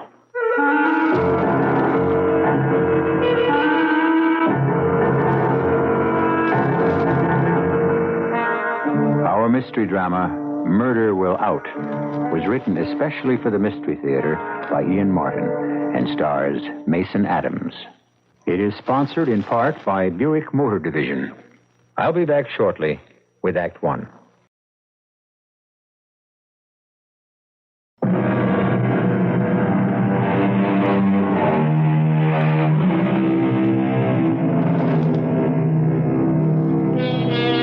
In the city of New York, the police pride themselves on not being a police force, but a police service. Talk to any bedrock cop. Reach down through the layers of why he wanted to become a police officer, and you'll find that the great majority put service first, before pay, benefits, or power. That goes for almost any police force through the country. Easy to malign these days. Not so easy to praise, because the weight of the crime graphs is hard to sustain. But above all, a cop is human, and that works on both sides of the line. Doors open, come on in. Okay, Captain. You bring the coffee in? It's right here. Thought you might want to chew me out first. Yeah, I shouldn't drink coffee. It ginches my ulcer. You get it? I'll chew you out better with an aching gut. Yes, sir. Any news on the Crocker kid? Looks like he's going to make it. No thanks to you. The bullet went right through his chest, but managed to miss anything vital. How, I don't know. You should be as accurate on the range. Yes, Captain. And a hell of a lot less trigger-happy. You know that boy is only 16. He's 6'1", weighs 185, and he squeezed off 2 shots at me. How? He wasn't armed. It was nighttime. The street's badly lighted. Maybe he threw it away, but he had something in his hand, and I heard the shots. Maybe you heard a backfire. Oh, damn. Prune Danish again. Why can't I ever get a cheese Danish? You want to know what he had in his hand? Maybe it was a zip gun. He had a bottle of beer. All right, so he heisted it. But his old man was hung over, and he sent him over to Barney's pub, and the kid left it a bottle of suds. So it's against the law. With what we have to handle in this precinct, it's worth making a federal case over? It's kind of looking that way for me, isn't it? A couple of citizens' committees brewing, some pressure from the newsboys, and unfortunately, it's a good story for them if they start digging up old bodies. Oh, I didn't mean that the way it came out. I know, Captain Stark. Well, you should. Sal was my best friend. We rode a squad car together for 6 years. And when he... Well, I swear, they fry this stuff. They boil the beans first, and then they fry them in dishwater. Call this coffee? You're going to break me? Well, I gotta do something, Joe. I just can't sit still. You fired at him, and he wasn't armed. There were 2 shots. I heard them. A truck backfired. Oh, I know how it looked, Joe. You were tired just coming up out of the subway. You see a guy on the lam. You tell him to freeze, and he stops, turns, and it looks like he laid 2 on the line for you. A cop has a right to protect himself. Reflex action. I pulled my gun. But you didn't have to pull the trigger.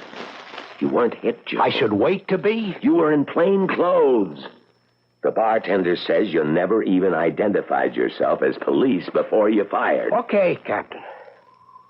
You want my badge? I don't. I understand. I don't approve, but I understand. What do you want me to do? Hold back like my pop and get my brains blown out? Oh, that's the whole trouble. That's what I mean when I say I understand. If Sal had moved as fast as you, Same deal. My pop got her right in front of that same lousy gin mill. Now, wait a minute. You were only 5 years old when it happened. It wasn't that simple. You studied the file. I don't have to. I got it all from my mom all those years growing up, and I know the file like I know my own name. All right. Knock it off. You think if we'd had enough of a case, I wouldn't have nailed that Leslie Peavy?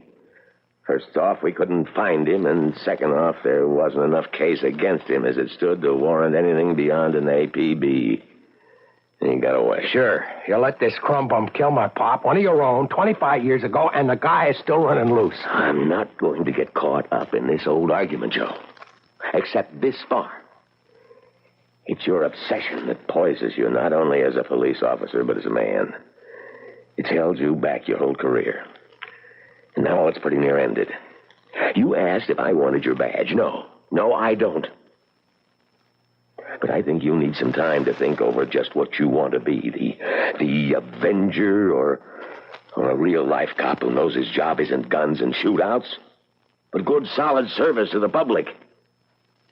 No, I could suspend you. Okay, go ahead. I'll take that from you because of my old friend. Now, instead of suspending you, I'm suggesting that you got a lot of vacation time coming, like at least a month. You can start it today. That's the same thing as suspension. Not quite. And I want one thing in return. What? I want you to forget you're a cop for the next 4 weeks and try to get to know yourself, Joe. Wake up. Wake up, wipe the slate, lock your gun in a drawer. Learn to be a real human being. Okay, that's it. You're off duty as of right now. I left the office choked with bile right up to the back of my tongue. I shouldn't have been mad at the old man, but I was. He said he understood, didn't he? But he didn't. It's my private war. I got as many citations as I have call-downs, censures. So maybe I'll never make it beyond detective third grade. Who cares? If I can't get the guy who rubbed out my father, I'll get enough to make up for it. And thinking all this, I'm back at the stop order book, running through its well-thumbed pages, back to that screwball name listed as having a warrant out on him even after 25 years. Leslie Peavy. And suddenly, I know what I'm going to do with that vacation I don't want. Morning, Green. Hi, Joe. Let me have XB3-1407, huh? Again? You know, Officer Green, you ought to take a tip from your predecessor, old Bunky. He just learned not even to ask when I came in, but went straight to the files and got it. Okay, but don't get so uptight, Detective Third Grade Lombardi. I'll get your file for you. What you need it for beats me. You've seen it often enough, you ought to know it by heart. Here you are, XB3-1407. Thanks. For the file, not the smart talk. What are you breaking out on spots for? Oh, did that kid you wing buy it? Nope. He's gonna make it. Oh, thank the Lord. Maybe. Maybe he wasn't up to anything this time, but he will be. I know the type. I can smell him. I can feel him. And someday, maybe some other cop will just give him enough of a break to get his ticket canceled. Because that time it won't be a beer bottle in his hand. It'll be real heat. Saturday special hideout gun, anything that shoots bullets and kills. What's the matter, Joe? Did they set you down for what happened? No. Well, then how come you're so bitter? I mean, well, it's none of my business, but you're a good-looking young guy, and I know you got a sense of humor. Catch you off guard, you can be real nice. How come you get so little out of it? Why don't you have a girl, Joe? Why aren't you married? You know what's in this file, Green? Well, it's 25 years old. I haven't caught up on all my reading yet. Well, I'll fill you in. You see, my pop trusted people. He gave him a break anyways. So one night he's coming home, same as I was last night, out of the same lousy subway by that same lousy gin mill. And he stops in for a beer. And there's nobody else there except Barney Saunders, the same bartender that came out last night. And this Leslie Peavy, see? Peavy has a gun, see? And he's holding up the gun. So my pop, see, he was a uniformed cop, but he was off duty in civvies. He pulls his own gun and he tells the Peavy crumb bun to drop his. The guy turns around, and before my pop gets a chance to do anything more, Peavy kicks a stool into his gut, and he takes out of there on a lamb. And Pop follows and sees him heading for the corner, and he yells at these police to stop. He fires one warning shot in the air, and this heist artist turns and squeezes one off that takes my pop right in the... It's okay, Joe. I understand. Look, why don't you let it go, Joe? You're going to carry a monkey like that on your back all your life? Anyway, how are you going to find him after he's buried himself successfully all these years? I just need a few things out of the file here first. And then I'm betting that I can find him and I can get him identified. How? I have a hunch by now he's safe enough to have surfaced somewhere. And with a name like Leslie Peavy, he shouldn't be that hard to get a fix on.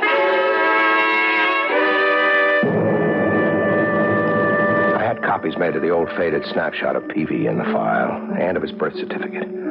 Also, the name and address of the one other witness besides the bartender. Then I drove out to the airport terminal at Kennedy to follow up my idea on how to get a lead on him. There were 4 Peavys in the New York, the Queens, the Bronx, and the Brooklyn books, none in Staten Island. I eliminated those fast.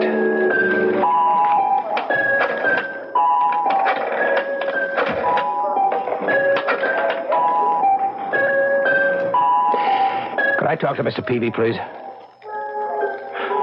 He's no longer at this number. Well, do you know where I might reach him? I see. Just to make sure, do you happen to recall his first name? I see. Do you recall if he was very tall or short? Very short. Thanks. That wouldn't be the man that I'm looking for. I see. There is no Mr. Peavy. You're a spinster lady. Your name's Peavy. Thank you so much. Beg pardon? Oh, no. Sorry. Sorry, ma'am. You're not on radio.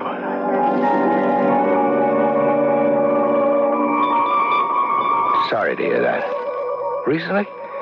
Are you just leaving to inter the body now? I see. And I did get the name right. That was Leslie Peavy. John Bramble Peavy. No, I'm happy to say he's not the man that I'm looking for. Well, I hadn't thought it would be that easy. I took out my notebook and pencil and started through the directories. 138 of them. I took my list. I went home to start running up a phone bill.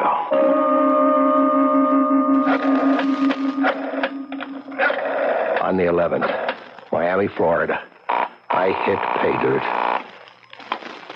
This is George. What can I do for you this fine, bright day? Is this Peavy's Auto Repair? It sure is, brother. I wonder if I could talk to your boss. Oh, Leslie ain't here right now. Off visiting at the hospital. Back tomorrow. Try then. Leslie Peavy? Yeah, that's the name. Excuse me, but we're busy. So I made a blind cast and came up lucky with my fish. Now all I had to do was land him.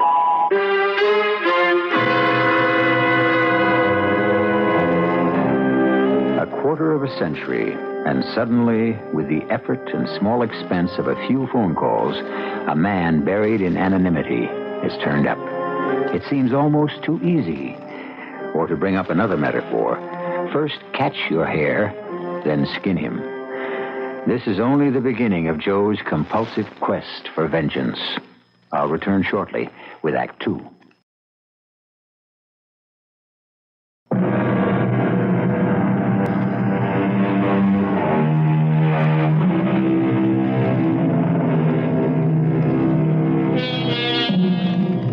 there's more than vindication involved in Joe Lombardi's search for the man who killed his father. That happened 25 years ago, and time is supposed to heal all wounds. But not the one that flaws Detective Joe Lombardi, unless he can rid himself of the specter who rides his shoulders, legs locked about his chest, like the legendary old man of the sea. I don't know how they handled the investigation at the time. I was 5 years old and collecting baseball cards. All I knew this time, I was going to prepare a foolproof case before I made my move. I was the fool thinking it was that easy. First place I went, naturally, was to the pub to talk to Barney. You know who I am, Barney? Sure. Barney, you knew this Leslie Peavy that shot my old man. Knew him? Not all that much. Maybe I seen him a time or two in a bar before the night he tried to rob me, but don't get me wrong. He was no habitué. But you could recognize him, like in this picture? Yeah, Detective Lombardi, come on. Yeah. Maybe 25 years ago he looked something like that. I couldn't make it positive. Well, you made him then, all right? Well, sure. It was fresh in my mind. I did what I had to do as a citizen then. I ain't going to be on tap anymore. You know something? Tomorrow's my 65th birthday and my last day here. I'm retiring. I'm going to take my Social Security and go sit on my rump in St. Pete, Florida.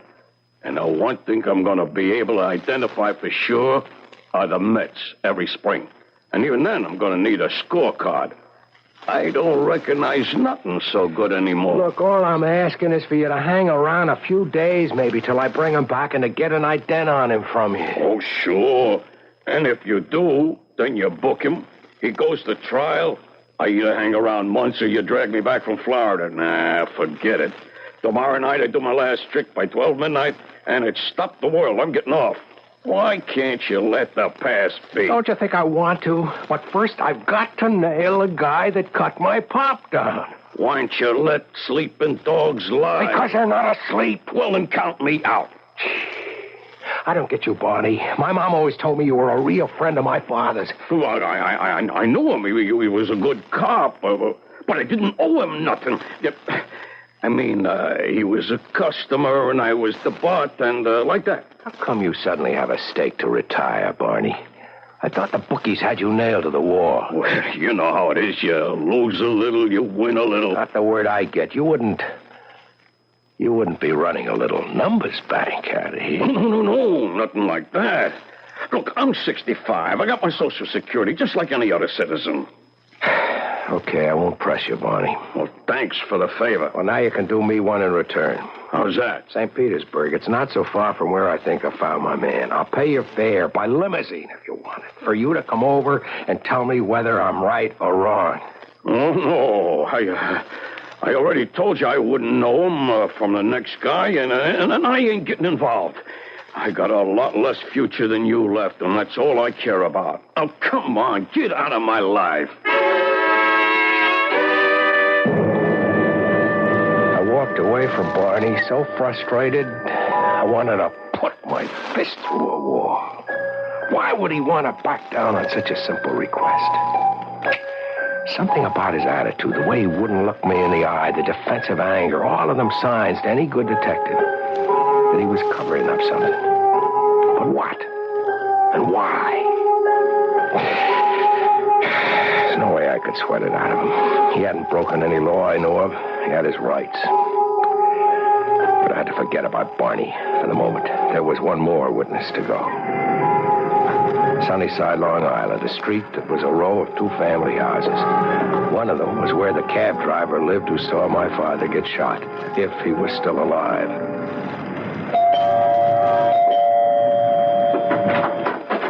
Yeah? I'm Detective Lombardi, 45th Precinct. Oh, no, here are my credentials. Nothing to be scared of, Buster. Well, I don't see how they could be. We ain't done nothing wrong. Of course not. Just want to ask you a few questions. I called earlier, but there was no one home. Yeah, well, I just got back from work. If it's about the Schuyler girl getting mugged and raped, we don't know nothing about that. First, is this the home of Mr. Louis Bratman? Yeah, I'm his son. He's a cab driver? Well, he was. He's retired now. I'd like to ask him a few questions. Well, he ain't home. He's out taking a walk.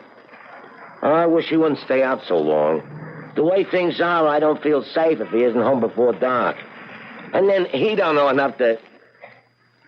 What kind of questions? Well, something that happened a long time ago. He saw a man get shot. Oh, you mean the cop? Oh, sure, Pops told me about that. I was just a kid when it happened, of course. Yeah, me too. And the cop was my father. Oh, well, ain't that a shame? Yeah, but they never found the guy who done it, did they? No, not... Well, I mean, I think we may have turned him up. You see, I wanted your father to help me identify him. I mean, if he can, after all of these years. Well, I'm afraid he couldn't help you out. Well, he may not have changed so much. Well, maybe not, but my father has. Yeah, that's him coming now. What? You mean the man with a cane? Yeah, glaucoma, they call it. Happened 5 years ago. First, they thought they could save one eye, but it didn't work out. He's stone blind. So that left it squarely up to me. I knew the captain wouldn't back me up, not without witnesses to make a case. So it looked like I was going to get that vacation after all. I had to go to Florida, to Miami. But first, there was something else I had to dig out of the files. I thought you were supposed to be on vacation. Just about to start. Something I had to check out here first. You taking that monkey along for a companion? Huh? The one on your back. The one that ought to have been buried in that musty old file you can't keep your nose out of. Green, I know you mean well, but butt out, huh? There's only one way I'll ever bury that monkey, and that's... I get your message, Joe. I'll mind my own business. Now, if you'll excuse me, I'll get my own messages. Board file, Officer Green speaking. Yes, sir. Sure. Green's preoccupation with the phone call was just what I needed. Give me the number. I took the file out of his sight, riffled through it quickly, and got out the old bench warrant that Judge Arnold had issued. The judge was long dead and the warrant no longer valid, but I had this notion that I might have to use it. By the time Green was through with his phone call, I had the file back on the counter, and he took it and put it away without checking it. Right, sir. That was quick. You all through? Sure. Okay, now, just let me put this away. Sergeant Croft's got a rush order. See you, Joe. Aren't you going to wish me luck? Vacation? What else could you have? Maybe you're right, Green. I sure hope it turns out that way. Joe, what are you doing here? Didn't I tell you I didn't want to see you for a month, that you're on a vacation? I'm heading for Florida in a couple hours. I just stopped by to pick up a couple of things. Where about you going? Oh, I figured like maybe Miami Beach. Huh. Miami Beach. Yeah, your father and me once had a trip down there to pick up a prisoner. Before we were both married, that was. And yeah, well, that's better forgotten now. Point was, we made a good friend. I kept up with him. Sam Williams, he's sheriff of Dade County now. You need any help or get in trouble, But you're not going to get in any trouble. Not if I can help it, Captain Stark. But I just maybe could use a little help. What kind of help? Well, you know where to go, what to see. Oh, sure. Well, you call on Sam, tell him you're kind of like a son to me, and he'll darn near make you a president of the whole state. Incidentally, that Santana kid is off the critical list. He's going to be 100%. Now, I've talked with the deputy inspector and the inspector, too, and you won't be busted. You'll get off with just a censure if you keep your nose clean from now on. You get me? I get you, sir. Well, you go on down there, boy, and let the sun not only get some tan on you, but also shine inside and sort of open you up, huh? Give yourself a chance to start living and stop holding a grudge against the world. He was such a right guy, I hated to hold out on him. But this gut hunch warned me that he'd never go for what I had in mind. Still, that Sheriff Williams might come in handy to keep me from going all the way. I didn't want to settle it outside the law. But to make up for my father, I was ready to. On the plane, speeding south, I closed my eyes and I tried to imagine what Leslie Peavy would look like now. how I'd react when I came face to face with the guy who put a bullet through my father's head. Thinking about it, I was conscious, very conscious of the empty shoulder holster and my gun checked out with the pilot. By the time we landed, it wouldn't be empty anymore. I'd have my gun back with no license to use it in the state of Florida, which didn't mean that I wouldn't. I took a bus that turned on Collins Avenue away from the beach, and I ran a good piece before the driver nodded to me to get off. Peavy's Auto Repair Shop had a gas station with it, and it could have used some paint. A couple of cars on the left, and a bald-headed guy with a permanently peeling red freckled scalp was pumping gas. I walked over to him as the car he was servicing pulled away. Yes, sir. Hello, and welcome to Miami. What'll it be? Gas, oil, wipe your windshield, or are you looking for the men's room? A comic. Just try to keep the days bright. Call me George. What can I do for you? Want to talk to the boss. Leslie Peavy, right? Right. And I wouldn't blame you for wanting to.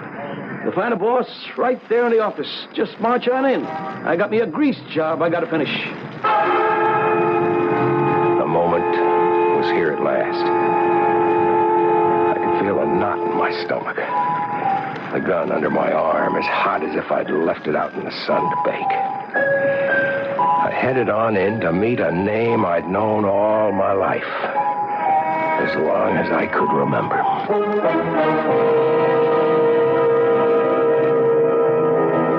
What is it Detective Joe Lombardi expects to do when he meets the man who killed his father?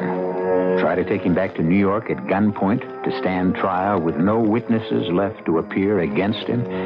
Or just simply put a bullet through his head with that same gun he has no license to carry in Florida? I'll return shortly with Act 3.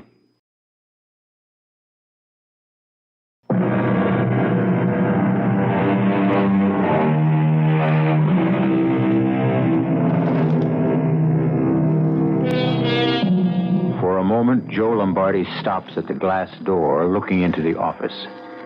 There's a small, trim blonde girl sitting working over some books at a desk. The rest of the office is beyond his sight line round a corner. He hesitates because of the girl. There's something about her that somehow dissipates his sense of mission. A sudden aching longing that if this were only a vacation, this is the girl he would want to meet on it. A completely irrational thought, but strong enough to force him to make an effort to thrust it aside and enter. Good afternoon. Can I help you? Yes, I'm looking for a Leslie Peavy. Not anymore, you aren't. But what does that mean? It's like a joke. You're not looking for, you're looking at. Well, you mean you're the boss? If you mean do I run this little tourist trap, that's me. But you can't be. Haven't you ever heard of woman's lib? Well, that's not what I mean. I mean, I'm looking for a man named Leslie. For some reason, I seem to have caught you clear off base, Mr. Joe Lombardi. Mr. Lombardi. But I hate to tell you this. For a pretty good-looking guy, you look kind of funny with your mouth wide open. That's beside the point. You got any proof that you're Leslie Peavy? Sure. Have you got any proof you've a right to question it? These. My credentials. Oh. Badge 703, Detective Joseph Lombardi, Precinct 45, New York City. It's not a very good picture of you. Maybe. I wouldn't say that this is a very good picture of you either. Oh, I quite agree. First of all, it's old enough to be a daguerreotype. And second, it's a man. What? Oh. Oh, what are you stopping for? Well, this is an old picture of... Oh. Did you say your name was Lombardi? That's it. Oh, no. Oh, no, not now. Not after all these years. What? Was your father a policeman, too? That's right. I think that maybe you and I better go and talk somewhere. Why not right here? Oh, I can think of plenty of reasons.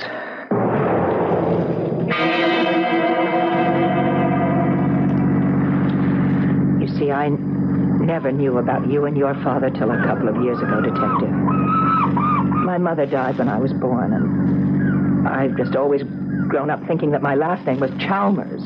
Chalmers? Well, that was my mother's maiden name, as I found out. How did you find out?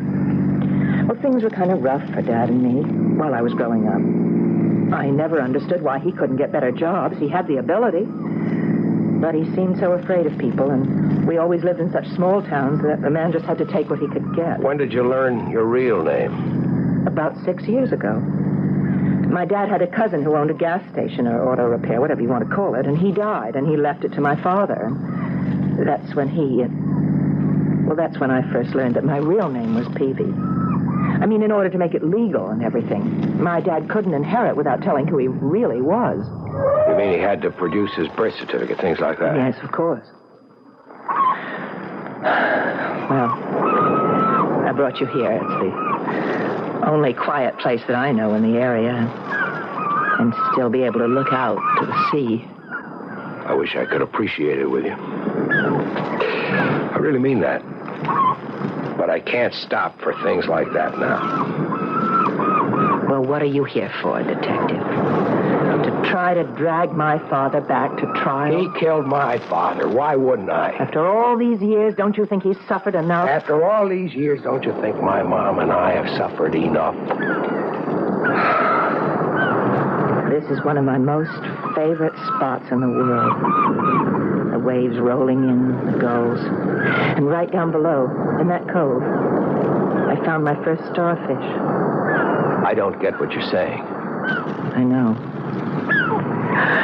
I just wish I could have brought you here under different circumstances. So, Mr. Sleuth, nose to the ground, nostrils wide, mouth panting, you have now tracked down the prey. I wish you joy of it. Now what? Now I'm going to do what you want. I'm going to take you to the arch criminal and see just how you're going to arrange for his arrest.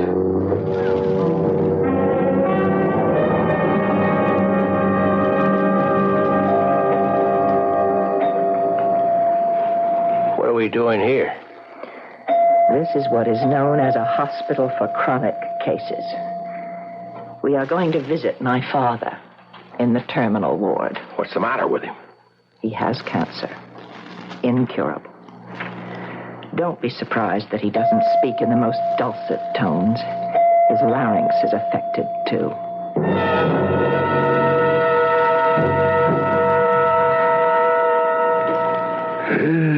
I thought maybe I'd made it. I cheated you long enough, so I'd be gone and my daughter wouldn't get hurt. It isn't that easy.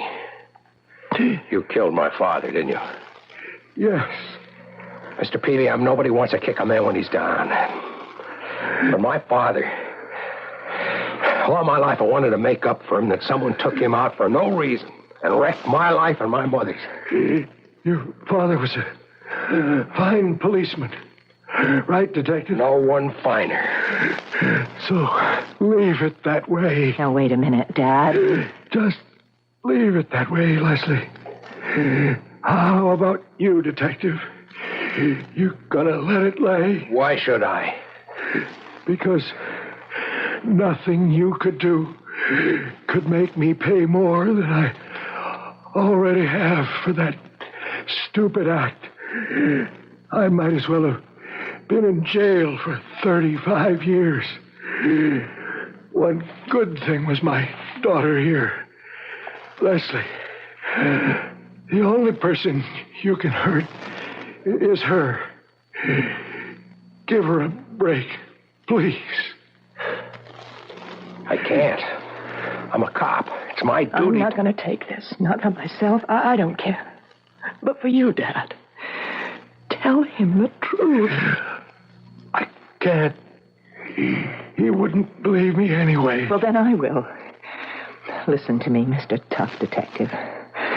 My father shot your father in self-defense. He tried to kill him first. Sorry, Miss Peavy, it won't wash. My father fired a warning shot in the air. Oh, the hell he did. There were 2 witnesses. They saw the whole thing. Then they lied. Why would they lie? Because everybody knew about your father, that he was trigger-happy. All right, that is enough. I don't blame you for trying to protect your own, but I don't take that from anyone. How could you know anyway? Because I told her, of course, when I had to tell her my real name. Which brings us round full circle again. Okay? Dad, you're in pain. Let me get the nurse. Not for a moment. Let's try to get this straight first. What really happened that night? I was a pretty wild kid. Nothing real bad, but I wasn't always, like they say, on the side of the law. The night it happened, I was at the time running a little book. No connections, just private penny ante stuff. And one of my steadies was the bartender, Barney's son.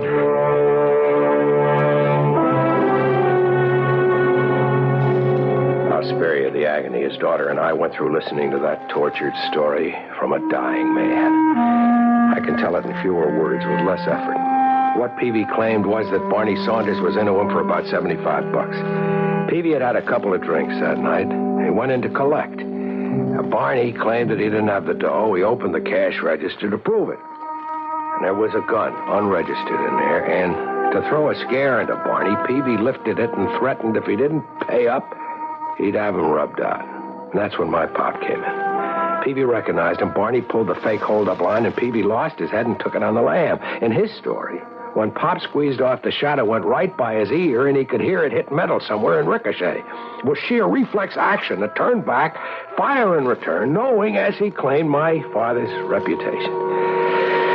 I wouldn't even have listened to the story except for two things. I swear, I never meant it. I never fired a gun in my life. Didn't even know how to aim it. If you were all that innocent, how come you didn't hang around to defend yourself? You kidding? You know what happens to a cop killer? What can I prove?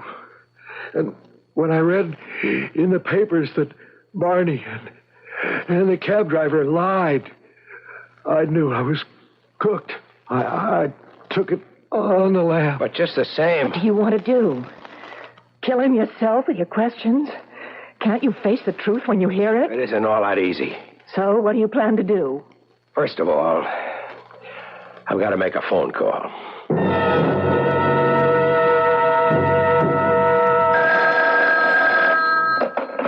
Captain Stark here.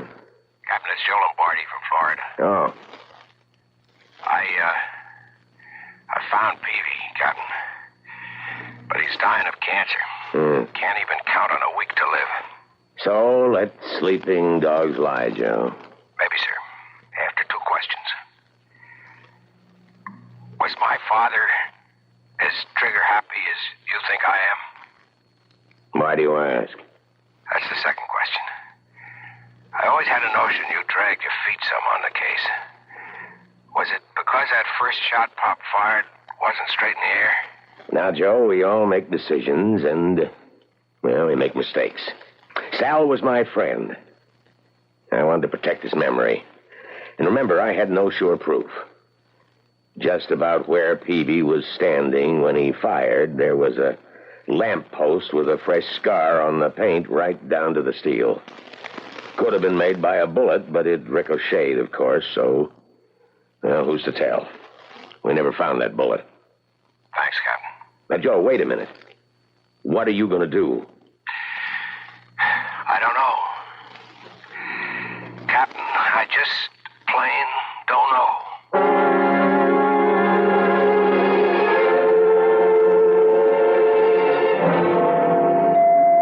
Leslie? Oh, why don't you leave me alone? I got something to tell you. Well, I have something to tell you. He's dead. Now are you satisfied? No. What are you going to do? Hound me? No, I'm going to drive you home, if you'll let me. Oh, I don't know. All right, what's the difference? I don't think I could see to drive anyway.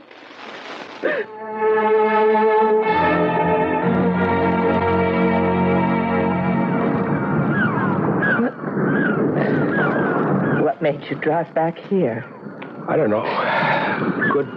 Good place for confession, maybe. Confession?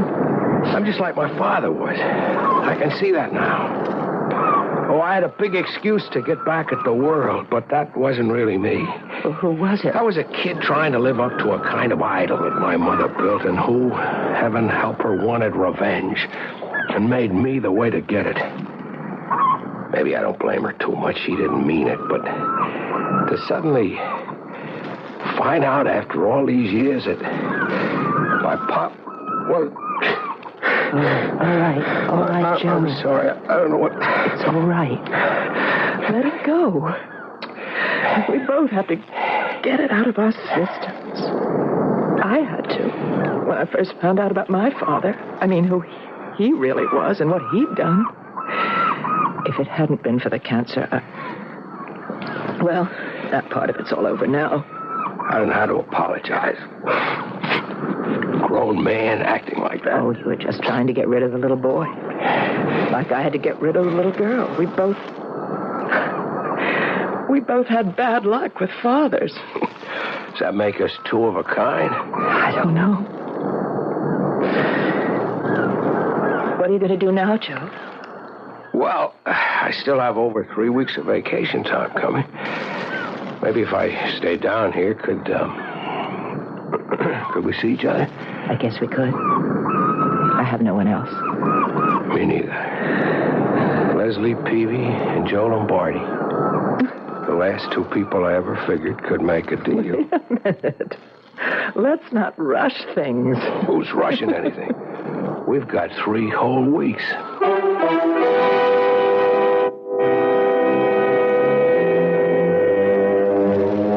It took a while longer than 3 weeks for Leslie and Joe to iron out the past, but they did. And as we quoted William Congreve in the beginning, not only murder will out, but eventually so did love. I'll be back shortly.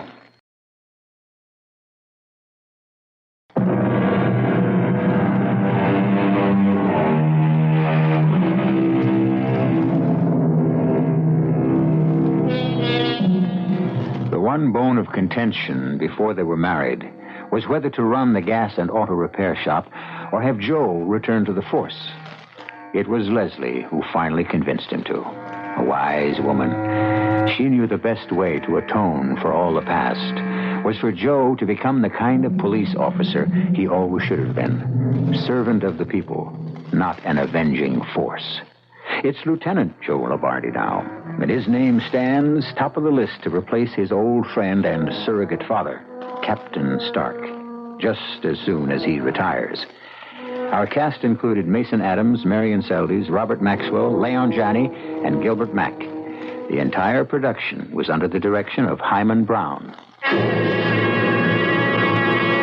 And now, a preview of our next tale. Corey, if you walk out of here and don't tell me why... Look, Inga, order some lunch. Have the roast beef, darling. It's good here. And I'll call you. If you go now, I don't want you ever to call me.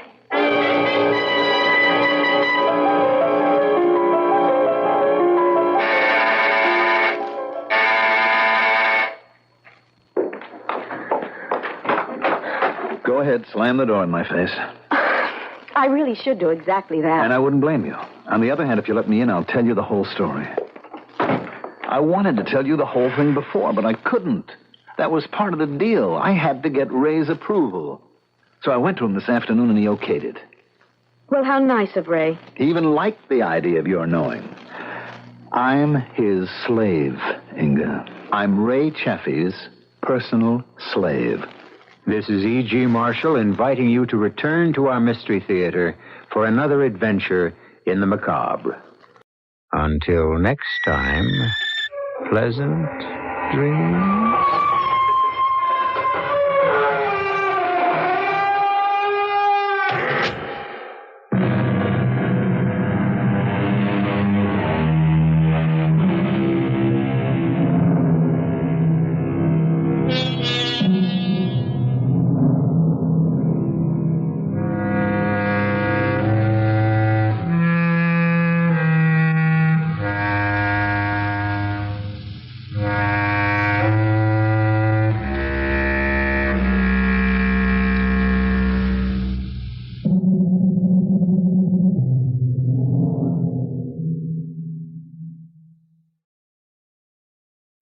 The CBS Radio Mystery Theater presents...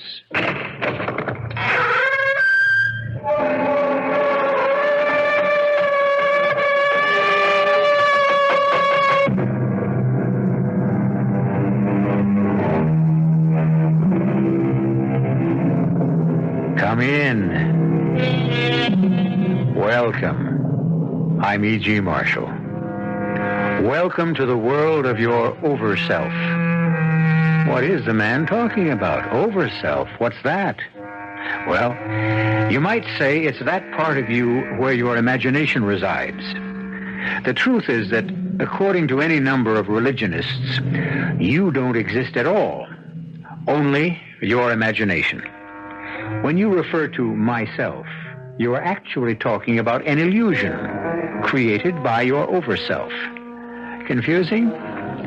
Certainly is to me. And it was more than confusing to Amanda Phillips. You are not a ghost, Morley? Of course not, Amanda. Oh, I dare say you would call me a ghost, but ghosts don't really exist. They're people. They simply live on a different plane of existence.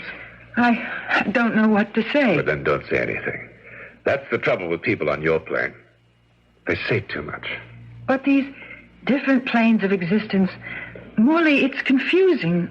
I simply don't understand. You will, my darling. You will. If you dare.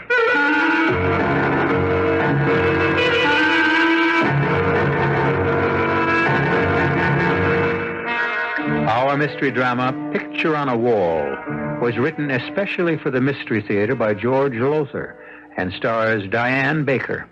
It is sponsored in part by Contact, the 12-hour cold capsule, and Anheuser-Busch Incorporated, brewers of Budweiser. I'll be back shortly with Act One.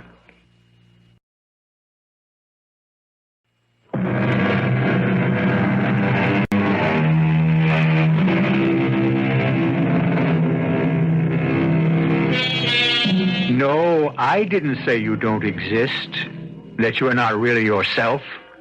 Those who devote lifetimes to the study of what we are and why we are here, who try to understand God and our relation to Him. I'm talking, of course, of priests, ministers, Buddhist monks, even philosophers. They say it. They say that the self is your conscious, the over-self, your subconscious, and the super-self, your unconscious. You understand? If you do, you're far more knowledgeable than I am, because I don't understand at all. And as I said earlier on, neither did Amanda Phillips. Well, here it is, Amanda. Hope you like it. Gil Franklin, it's beautiful.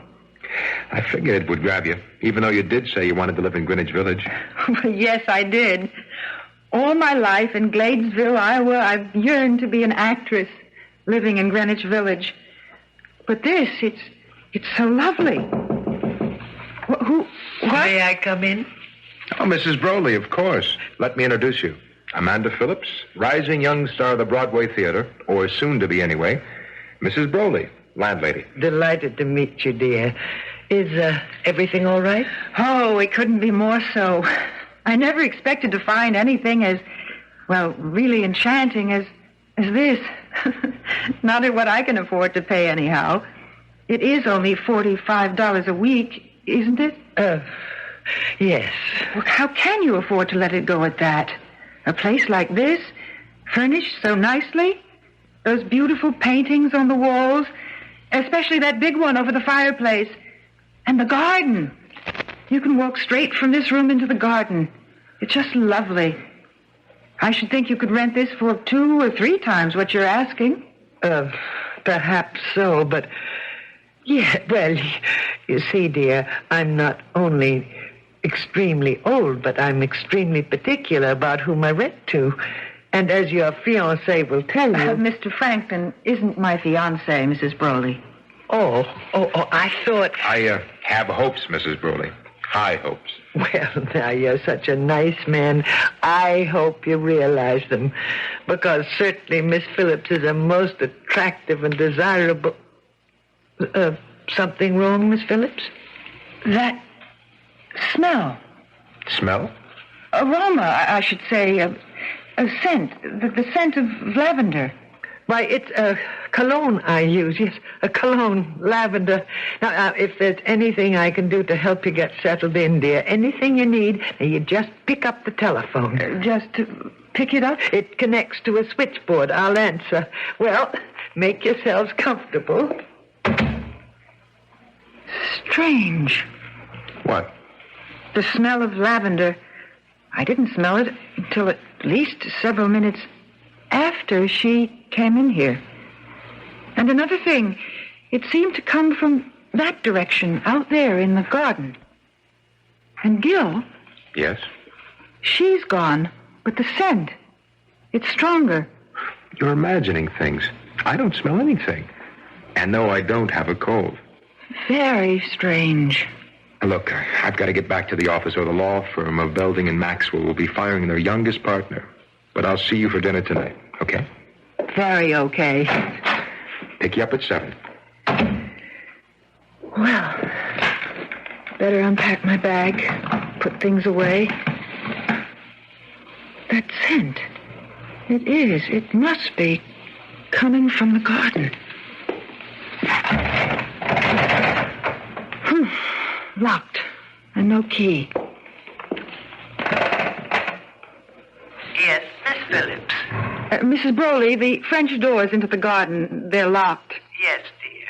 I keep them locked. You do? For your protection. You see, anyone who wanted to could get over the fence around the garden and, well, an ounce of prevention, you know. Yes, but I want to use the garden. What I can see through the French doors, it's enchanting. That fountain. The fountain doesn't work, I'm sorry to say. Hasn't in years. Oh, even so, it'd be a nice place to sit. Those stone benches and everything. Would you bring me the key, please? Why, yes, if I can find it. Find it? I'm not quite sure what I did with it, but don't you worry now. I'll do what I can to find it. I certainly shall. Well, I just never. Never what, madam? Who? What? Who are you? Norcross is my name. Morley Norcross. Do please forgive me. I had absolutely no intention of startling you. I turned around to find you leaning casually against the French doors. The open French doors. And you... How? How did you get here? Over the fence, you might say. And how did you open those locked doors? I didn't find them locked. Well, I did. Well, perhaps it's one of those knobs. You can open them from one side, but not the other.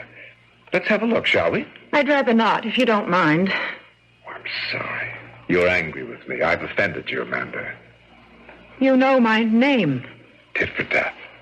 You know mine. But you told me yours. Then it's altogether possible that rather huge label on your luggage told me yours. Of course. See? For a moment, well, you won't believe it, but I thought you might be some kind of ghost or something. I believed. Might I have the pleasure of showing you your garden? If you will step through your French doors into your garden, then, Miss Phillips, you can all but smell fall in the air. And lavender. Yet I don't see any in the garden. My cologne, I dare say. You use lavender cologne? Yeah, old-fashioned, isn't it? For a man, I mean. Why, perhaps, but I like it, Mr. Norcross. Oh, I say, call me Morley. If we're going to be friends, that is. And I hope we are. Do you? Why not? Why not, indeed? Beautiful fountain, isn't it? Yes. Yes, it's beautiful. It's simple. A peasant girl holding a tilted pitcher on her shoulder. A pitcher from which the water used to pour into that large stone basin at her feet. Used to? 60 years ago, or so, yes. 60?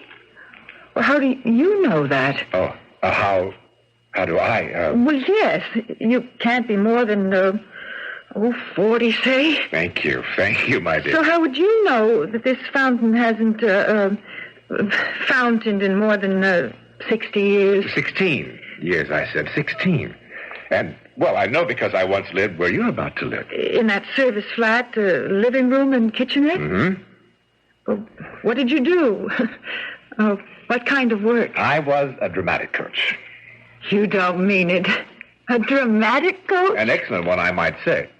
Would you, well, I hardly dare ask this, but, would you coach me? Of course. I fully intended to. You?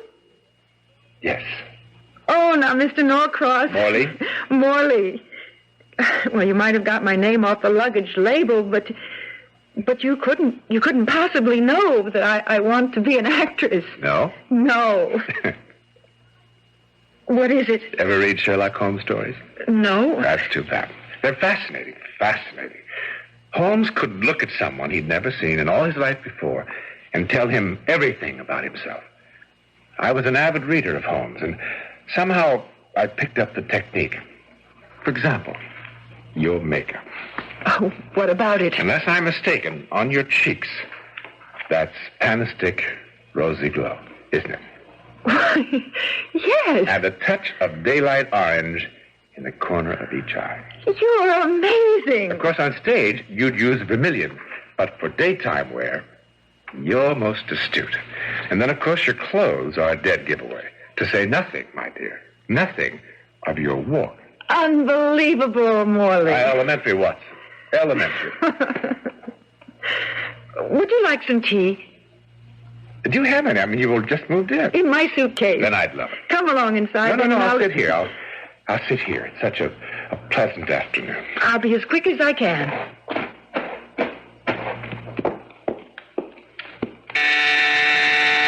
Yes? Come in. Oh, Mrs. Brawley. Found the key to the French doors, my dear. Well, thank you. Though I am not sure I'll need them now. Oh, I'm glad you've decided to leave them locked. Much safer. But I haven't decided to leave them locked. As you can see, the doors are... As I can see what? Closed. I didn't close them. And if Morley had, I'd have heard him. Morley? Did you say Morley? Mr. Morley Norcross. He's sitting in the garden by the fountain. There's no one sitting in the garden, Miss Phillips. No one? Why, he's gone. And the door's locked. Of course. Why are you looking at me like that, Mrs. Bowley? Miss Phillips, finding this key put a very old woman to considerable trouble. Now, I don't mind that. I'm accustomed to it and delighted to make my tenants as comfortable as possible. But I don't like having games played on me, Miss Phillips. I don't enjoy being made a fool of. There are the keys you asked for. Please take care to lock those doors before retiring at night. But, Mrs. Brawley...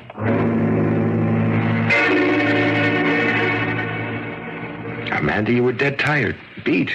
You probably stretched out on that couch to rest and fell off to sleep. You dreamed it all. You had to. I don't remember lying down, Gil. I didn't. I started to unpack, and then the scent of lavender came to me even stronger than before. It came from the garden. I tried to go into the garden, but found the doors locked. And so I called Mrs. Brawley. Yes, you told me all this. But, sweetheart, it couldn't have happened. It just couldn't. Well, if it didn't... Oh, I don't know. I just don't know. Neither do I. One thing I do know, though. I'm taking you off for the best dinner you ever had. You need it. I guess I do. Won't be a minute. Put on a new face. Okay. Know something? What? I did all right by you, finding this place. Comfortable, homey. Even the paintings on the wall. Not the usual crummy stuff you find in a place like this. Pretty good art. This one over the fireplace is a knockout. I haven't had a chance to look at it, really. It's by, I don't know, some name here at the bottom. Can't make it out. Dated, no, I can make that out. 1909. It's called The Dramatic Coach. Oh? Shows him, the coach, teaching a girl how to act. Very handsome guy. Tall, wavy chestnut hair, worn kind of long. Blue eyes, I think. Gray at the temples, strong nose. Very strong nose. Oh. Ready so soon? Let me see that. The painting? Yes, the... Huh? Amanda, what is it? The man in the painting. The dramatic coach, Gil. That's Morley Norcross.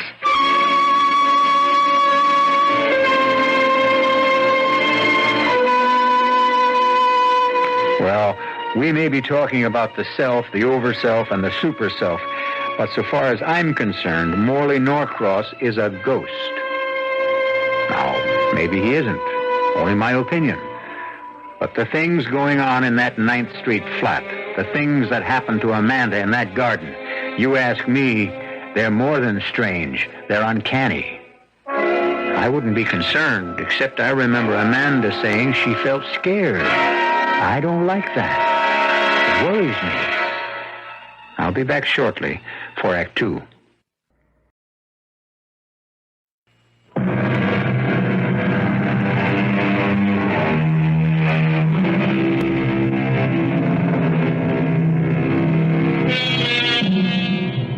We're involved with an experience having to do with the occult, the esoteric. Or rather, lovely young Amanda Phillips is. As we know, she has come to New York City from Gladesville, Iowa, hopefully to become a successful actress. One can expect all sorts of things to happen to one in the Big Apple, of course. But what has already happened to Amanda on her first day is, well, to say the least, odd. The man in the painting is Norcross? The man you think you met out there in the garden? Gil, I know you think I'm spaced out. No, I just think you dreamed it all. Fell asleep and dreamed. Dreamed about a man who was the living image of the man in that picture? A dramatic coach to boot? Well, it figures, doesn't it? What do you mean it figures? Well, there he is in the painting. The painting is titled The Dramatic Coach. Your eyes may have just glanced at it, but your brain, it registered it clearly. You were tired, worn out from your trip. You stretched out to rest, fell asleep, and, well, dreamed of the man in the painting. The man who said he was a dramatic coach. Well, I don't remember falling asleep. But what you say makes sense. That's what must have happened, I guess. Sure. And speaking of getting rest, young lady, you've had a long, tiring day, so I'm going to split. Oh, it's only 10 o'clock, Gil. You don't have to... No, you're tired. And now that I've got you here in New York, you can count on seeing a lot of me, if you want to. Oh, of course I want to.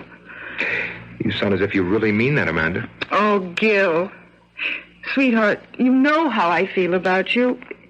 It's just that... The Great White Way beckons. It's a career on Broadway or nothing. No, a career on Broadway or marriage and kids. Oh, Gil, darling, look, I've got to try it first. Got to satisfy myself that I've got talent or I haven't. That I can make it or I can't. That... Look, I've just got to have my chance. Be patient, please. For you, I'll outdo the patience of Job. Good night, honey. Good night, my darling. Oh, I am tired. Into bed, Ethel Barrymore Phillips. What? Lavender. The scent of lavender again. From the garden. He's there, sitting by the fountain, and I'm not sleeping, not dreaming. Oh, locked. Keys.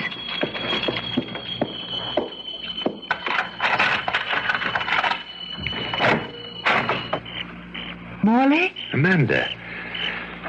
What are you doing here at this hour? Ah, it's such a beautiful evening. Full white moon. Yes. Isn't it an enchantment? The jet black buildings tall against the night sky.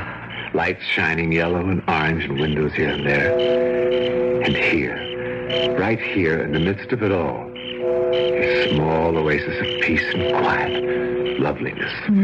You keep talking like that, Morley, and you will cast a spell over me. I will, won't I? Amanda, Do you mind my coming here of an evening, now and then? I won't, if you say no. Well, no, I suppose it's all right. You come when you want to. Thank you, my dear. Thank you. Morley. Yes. There's a painting over the fireplace. It's called The Dramatic Coach. And the man in the painting, the coach, looks exactly like you. Yes. Yes, he does. It was painted by Scott Costain in 1909.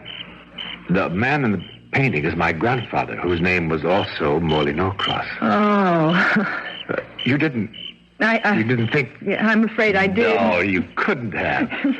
But, look, if you haven't lived here in 16 years, you said? Yes, 16. Well, what's the painting doing there now? You have no doubt heard of actors being forced to leave their luggage behind because of non-payment of rent. And you? Oh, Morley. Well, it's quite all right, Amanda. It's quite all right, especially since I can look at it almost as much as I want to. I can take a peek now and then through the French doors. You poor man.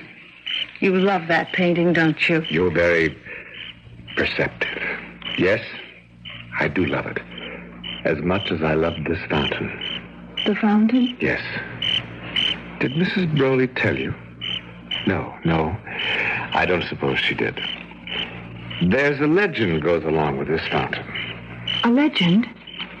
It's rather tragic. All the better. The more romantic. Perhaps. A man, someone who lived in that flat where you live now, as I lived, a man committed suicide at this very spot. Oh, no. Why? I think the phrase of the time was unrequited love. Oh, Morley. That is romantic. It didn't seem so then. What? I mean, said, the man must have felt the very depths of misery, experienced the most frightful emotional horrors to kill himself. He committed the greatest sin known to man, or God. Suicide? No. Despair. And in despairing, renounced his faith in God. No one who believes in God, truly believes, can ever give way to despair. Amanda, you remember that. Yes, Morley, I shall. As for the legend, the fountain ran red with blood, his blood. And then it stopped flowing, just stopped. They've tried to get it flowing again and again, but they have failed every time. According to the legend, it never will flow again until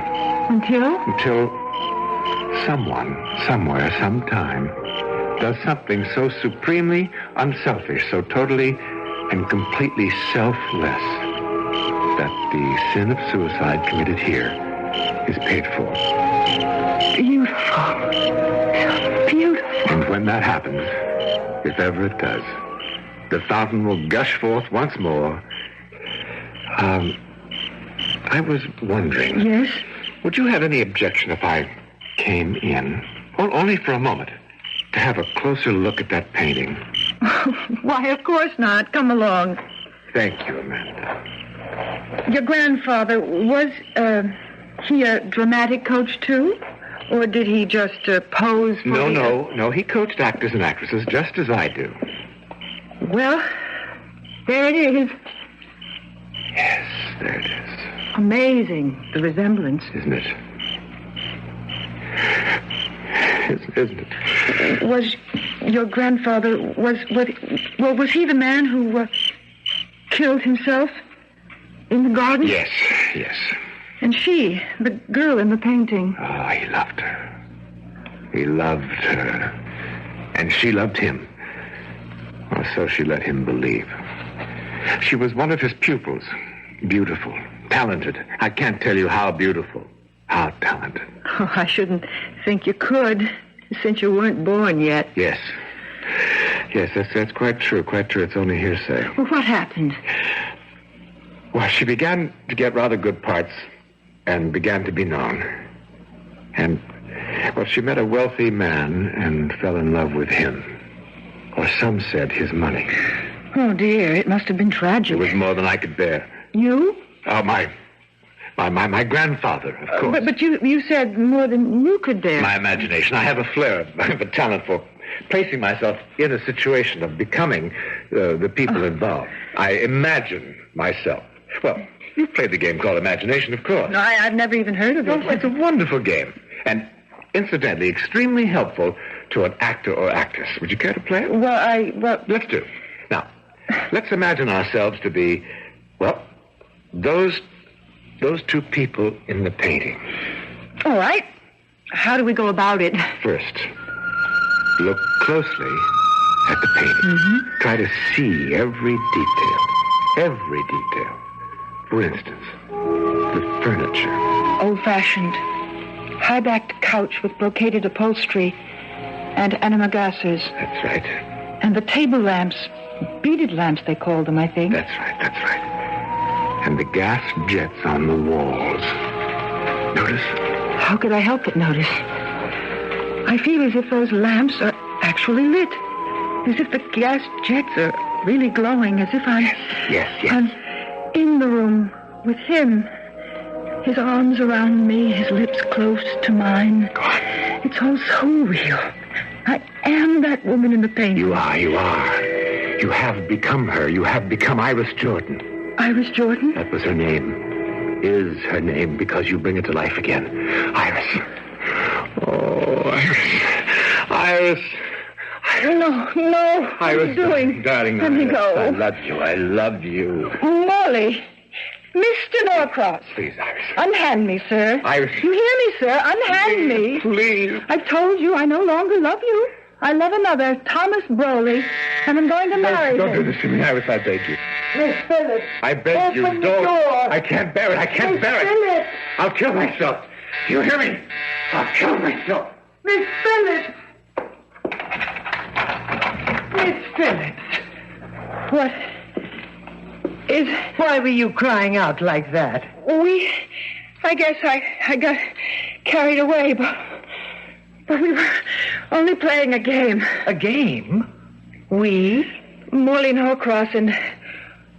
Why, he's not here. Mrs. Broley. Broley? Is your first name Iris? Oh, what if it is? Were you the girl in that painting? I think you're out of your mind. You were the girl in that painting, weren't you? You were an actress. And you were in love with Morley Norcross, but you jilted him for a man named Broley. Thomas Broley. Miss Phillips, I will ask you to vacate these premises in the morning. This room, that garden, they're haunted, aren't they? I don't know what you're talking about. Oh, yes, you do. Not only the room and the garden, but that painting, all haunted by the ghost of Morley Norcross, the man you loved and then jilted more than 60 years ago. That's why you rent this place so cheaply. $45 a week. Tenants just don't stay here very long, do they? How long has it been since the last tenant, Mrs. Broley? How long? Well, more than a year. I see. What happened to the last tenant? Dead. Found dead in the garden. She'd been strangled. And that's why you weren't able to rent the place? No. The tenant before... Found dead? Strangled? Yes, Oh, my dear child, I only pretended to be angry with you and demanded you to leave to save your life. After letting me rent the place? I hoped the haunting was over, but I see now it isn't. Morley's ghost will haunt this place, haunt me till the moment I die. You must go in the morning. No. I'm not afraid of ghosts, Mrs. Broley. But more than that, I don't want to leave. Don't ask me why. I don't know. I'm afraid I do. What? Because you've done what I'm almost sure the others did. They couldn't bring themselves to leave either. And they didn't know why. Nor did I then. But I think I'm beginning to know that. You've fallen in love with Morley Norcross, Miss Phillips. You've fallen in love with a ghost.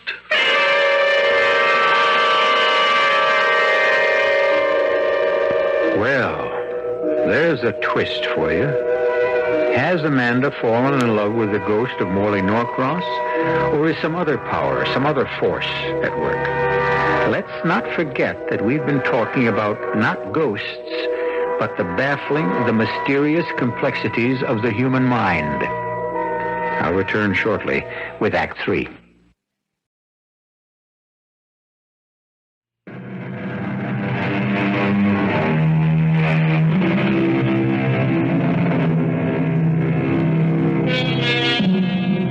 To fall in love with a ghost, that surely must be a curious experience, to say nothing of a dangerous one, especially when, if previous tenants of Amanda's little apartment did the same thing, they were strangled to death as a result.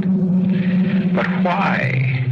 Morley Norcross, his ghost, that is, seems a charming, gentle, anything but violent spirit. So why? Amanda certainly has no answer. As for Gil, the man who hopes to marry her, I just don't plain believe it. This story of yours of what happened here last night. True, Gil, every word of it. You can check it out if you want to. You're a lawyer. Go to police headquarters or wherever you go. Find out if 2 women were strangled here or not. If you believe all this, what are you staying here for? Mrs. Broley thinks I've fallen in love with Morley. Now I've heard everything. You in love with a ghost. Amanda, you don't think you are, do you? If you think that, then you need help, sweetie. You need help in a bad way. Now you're telling me I'm crazy. Well, if you're not, you certainly sound it. I think you better go, Gil. Now, wait a minute. Please, Gil. I take time off from the office to come down here and drive you to a tryout, your first audition for a Broadway play, and now you tell me to get lost. I'm sorry, but you get me so upset, so angry with you, and we've never quarreled like this before, never. Sweetheart, I'm sorry. I really am. Now, come on now. Dry the eyes. Oh, Gil. I can't believe you're in love with a ghost. But you wouldn't be in love with another man, would you? Don't be silly. Let's go or I'll be late for my audition.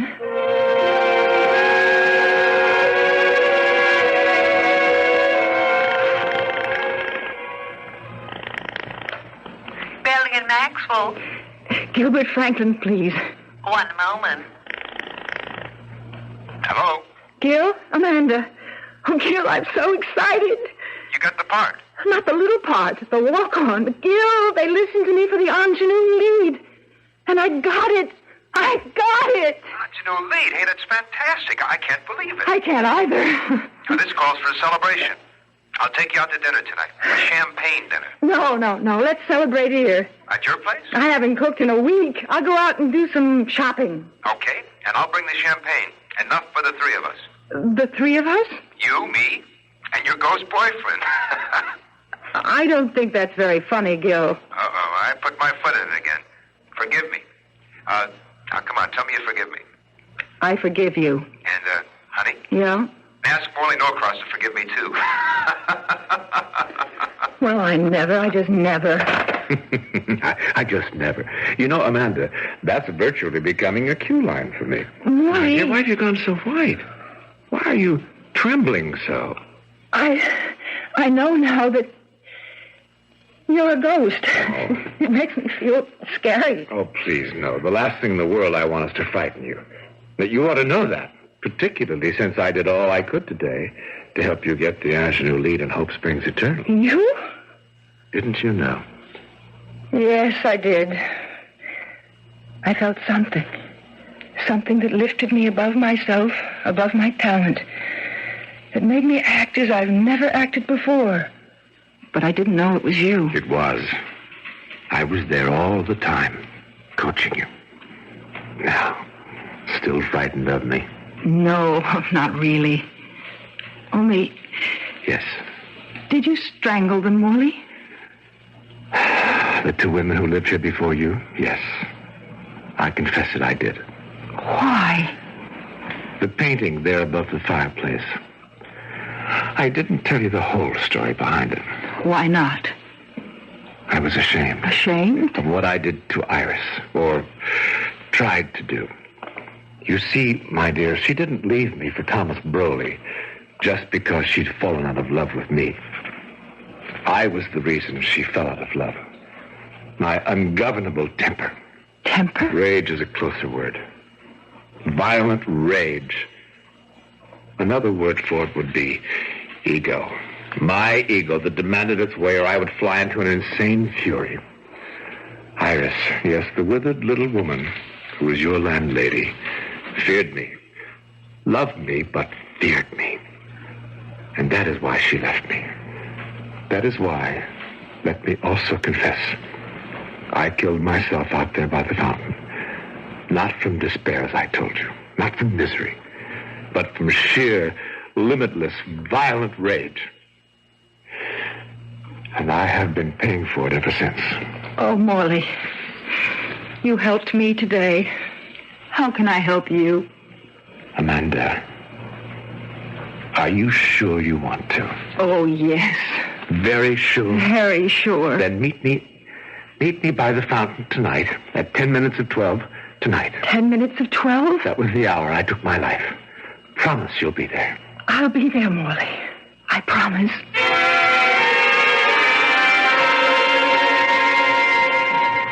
All right, Amanda. All right, I'll leave. Gil, don't be angry. What'd you expect me to be? I invite you to dinner to celebrate. You say, oh, no, come to my place. I'll make dinner.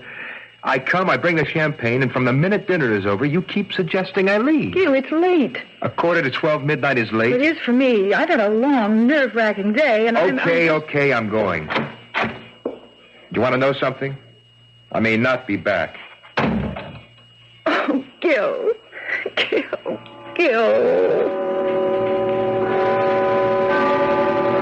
The scent of lavender coming from the garden. Yes, Morley. I'm coming.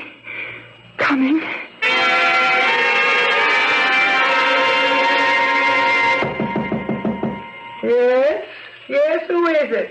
Gil Franklin, Mrs. Broley. Oh, just a minute.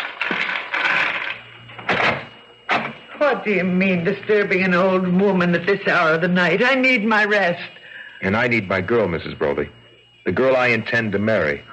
What's that got to do with me? Maybe nothing, maybe everything. All I know, there's something queer going on here, especially tonight. And I intend to get to the bottom of it. Mrs. Broley, I want to know the whole story. The whole story, you understand? Of what's happened in that room since Morley Norcross committed suicide over 60 years ago. Amanda? Morley. I startled you again. Not really. It's just 10 of 12. And a beautiful moonlit night. Very beautiful. You're ready. You're sure you're ready to keep your promise. Oh, yes. What do you want me to do? Amanda, you think of me as a ghost. You are. Ghost, it's only a word, my dear, because I am dead doesn't mean I don't exist. I do. I am as alive as you, only I live on a different plane of existence now. A different plane of existence? You might even say a different level of consciousness. I don't understand. No mortal does. No mortal can. Try. It's as simple as this. Nothing is. Nothing begins, nothing ends. It's all the same. A continuum. Only on different levels, varying planes of life, of living. To sum it up, my darling, there is no such thing as life. No such thing as death. I guess I don't understand. You know, the level I'm on, I don't understand all of it either. This only do I know. The world that was once mine and is now yours is nothing but illusion. Illusion, my dearest. That is all it is. So it will be only an illusion you leave now. Leave? My world? To enter mine. Oh. You promised. Remember, you promised. Yes, but... Oh, Morley, how can I leave it? My world? Illusion. Illusion, reality, call it what you like. I don't know. But, Morley, Morley, I'm going to be the ingenue lead in a Broadway play. It's what I've wanted, dreamed of, yearned for since I was a child. I can't leave that. You must. I can't. I tell you, you must. Can't you understand? What you're leaving is nothing. Nothing to what you'll find on my plane. I'm not taking anything from you. I'm giving you everything. But what I want... You promised!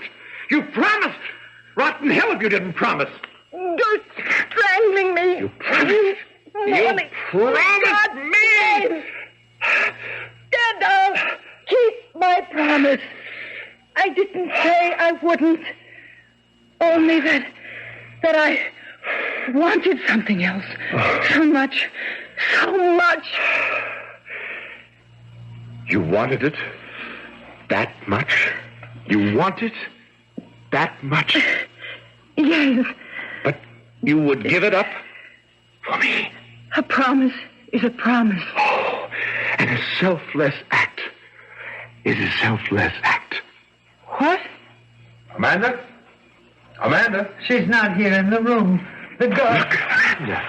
Look. And listen. The fountain. It's flowing again. And birds singing in the garden at midnight. Remember, I said the fountain would never flow again. The birds sing no more until someone, somewhere, sometime did something so supremely unselfish, so totally and completely selfless that the act of suicide committed here, my suicide, would be paid for. Oh, Amanda. Amanda. Amanda? I knew it would be you. I knew it. Amanda? And I was right. Amanda. Gil! Oh, Gil! Darling. The fountain. Oh, my God, the fountain. Yes, it's flowing again, Mrs. Foley, and the birds are singing. I don't understand. Don't try. Just don't bother trying, Mrs. Foley. But I must, because I've always had the feeling that if ever the fountain started again, I would stop. You would... Oh. Gil, catch her. She's fainted. No, Amanda. She's dead. Not dead, Gil. Alive. Very much alive. On another level. Another plane of existence. And oh, God, make it a happier one for her and Morley.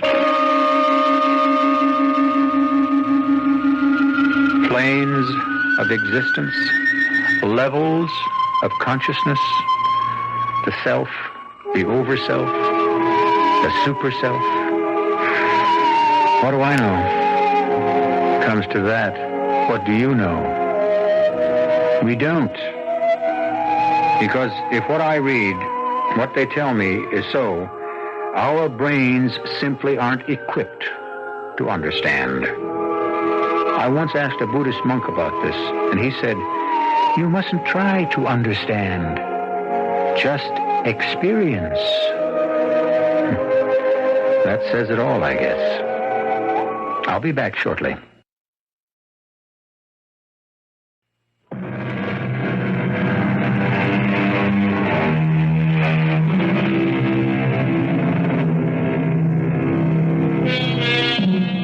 Amanda Phillips didn't become a Broadway star. She became Mrs. Gilbert Franklin.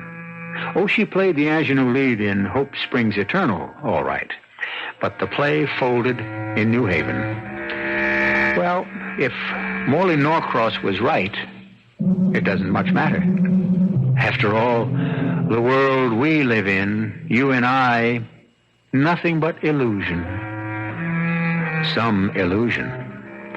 Our cast included Diane Baker, John Newland, Ann Seymour, and Dennis Cole. The entire production was under the direction of Hyman Brown. Now, a preview of our next tale. I'm not with the police, I swear it. And why all the questions, huh? Why all the nosing around? Take it easy. I don't want no trouble in here. Be something. She's got to be. Bess told her I do business in your place, and now she shows up here the next morning. Don't that sound fishy to you? Well, it's funny. Come on, baby, Jim. Jimmy, don't. I was just the statue. Oh, I just wanted the statue. The what? I guess she means this thing. What's the statue got to do with... Wait a minute. Wait. You're right, Wormer. She's not a cop. Yeah, she's been acting like a cop, but that's not what she is. Please. Oh, please let me go. I didn't mean any harm. Please let me go. No, Please. Sugar, you're not a cop at all. What you are is a nun. Radio Mystery Theater was sponsored in part by Buick Motor Division. This is E.G. Marshall inviting you to return to our Mystery Theater for another adventure in the macabre. Until next time, pleasant dreams.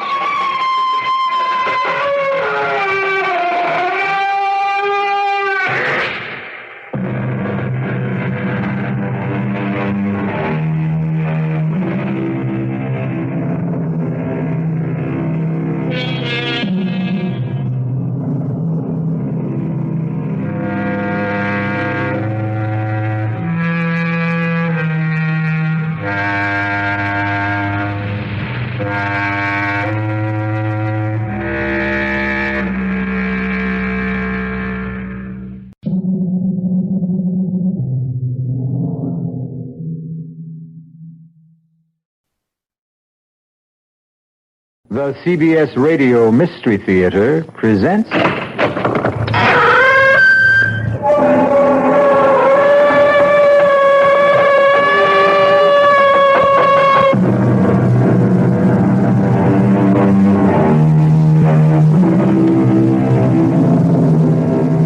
Come in.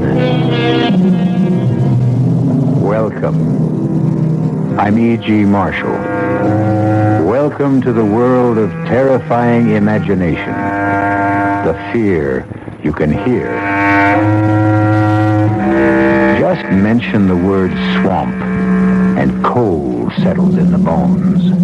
The dampness runs through the veins like slime. And the thoughts of the brooding, cloying miasma lingers in the nostrils, fetid, decaying, conjuring in the mind visions of things that slide and slip and slither in the night. Who's that? Where are you? What is it? Where are you? Stay away! Stay away! I'm trapped! God, out of the quicksand. Not in the devil's cauldron.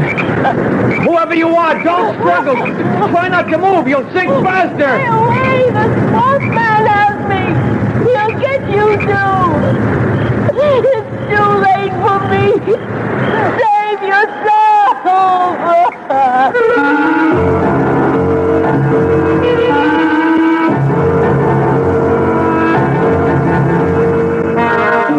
Our mystery drama, The Creature from the Swamp, was written especially for the Mystery Theater by Ian Martin and stars Jack Grimes and Joan Loring. It is sponsored in part by Anheuser-Busch Incorporated, brewers of Budweiser, and by the Kellogg Company, makers of Kellogg's Special K cereal. I'll be back shortly with Act One.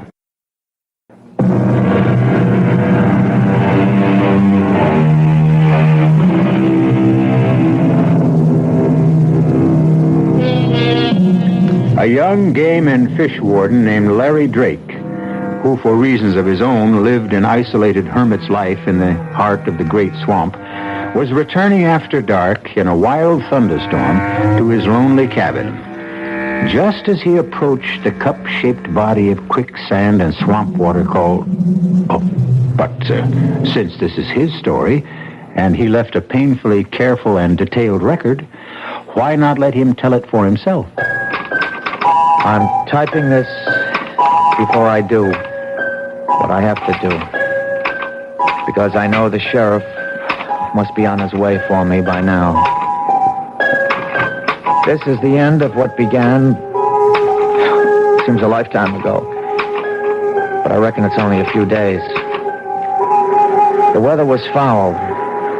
And as I started to skirt the edge of the Devil's Cauldron, I heard the sound of a woman crying. I broke through the undergrowth, and in a flash of lightning, I saw her for the first time trapped waist deep in the slime and sinking fast. Try to stay still. The more you flounder, the more you sink. Leave me. Save yourself. I'm not in any danger. Now, neither are you if you do as I say. Yeah, grab the end of this tree branch. You steal your soul, too. Let's not fuss over me. Concentrate on you. Grab the branch. That's it. Now, pull it towards you till you get the main stem. All right, now listen. I'm not worth your saving. We'll talk about that later. Now, go on. Grab it. He'll pull me down. Who? The swamp man. That's just old country talking. Have you got the branch? Yes. Okay. Now, don't you move, you hear me? I'm going to pull you in to me. Don't try to help. You can't do anything without sinking deeper. Just trust me. Trust me. Trust me.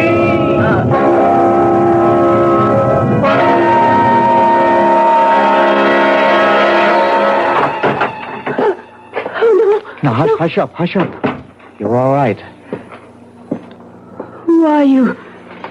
Oh, just a guy who pulled you out of the swamp. My name's Larry Drake. Here, I brought you some soup. It's so dark in here. It's the middle of the night. Don't you have any light? Just the gas lantern in the other room. Oh. Here, I'll set this down the table by the bed. Can't you bring the lantern in here? I'd rather not. You have enough light to see. I want to look at you. Why? I want to see the man who had enough courage to risk his life for me. I don't really think you would. Does it matter all that much? No. Who are you? I told you, Larry Drake. What were you doing by the Devil's Cauldron? Coming home. You live here? Yep. If you call it living. Why? I mean, what do you do? I'm a fish and game warden. You see, right here smack in the middle of the great swamp is the last colony of great whooping spoonbills in the world. It's my job to try to keep them living. The blind leading the blind, or the damned trying to preserve the damned. I don't quite understand you. No, I suppose not. See, the spoonbill and me, we're just the same kind of species, right out of Mr. Darwin. What does that mean? We don't seem to fit our environment. Oh, that makes me sort of the same. Well, now I don't understand you. It doesn't matter. Who are you? My name is Udine. That's all? Just Udine? I like the way you say it. That's all. Okay. I don't want to pry. What were you doing way out here at the end of the world? I was trying to escape. Run away? If you want to call it that. From whom? The swamp man. The who? He lives at the bottom of the Devil's Cauldron. There are only holes where his eyes ought to be. And his hair is made of Spanish moss. His shoulders are knotted with muscles, and his hands can span a wagon wheel. He has no legs. Only a great long trunk with one huge foot like a giant clam that grips the rock at the bottom with a suction no one can break. And he lives on those who are foolish enough to walk the swamp by night. With his hands, he draws them down beneath the green slime and shifting black sand. Oh, you've had a bad scare. You need to rest. You should have left me. Now you're lost, too. Oh, what a storm. Devil's out walking tonight. Evening, Sheriff. Ain't had a spring like this since 53. Who's that there stretched out on the tater side? Oh, that Bubba James and some riffraff friend of his runs the still with him. passed out cold. But they brung in some powerful tasty corn liquor. Could you use a shot against the cold? You wouldn't have to twist my arm, Jeb. I always said you run the best store in Carteret. Well, the only one. Guess you ain't doing much business today, Jeb. No, powerful slow. Damn, I meant to tell you right off. Guess who blew in again just before dark? Who? Larry Drake. Larry? Thought you said he come in yesterday to stock up for the month. Oh, he did. He come back again today, all the way from the swamp? He did. Well, how come? Well, he wanted some more supplies and a female dress and other such things. What? You think he's finally getting over Barbara Jane? Well, figure it out for yourself. Well, how'd he look? Well, that's hard to say. No different, I guess, than he ever will. Well, why didn't he stay in the hospital and have that face fixed? Well, I reckon after what happened, he just plain didn't care. Looks like maybe he might now. You mean old turtle-skin Drake's got himself shacked up with some woman?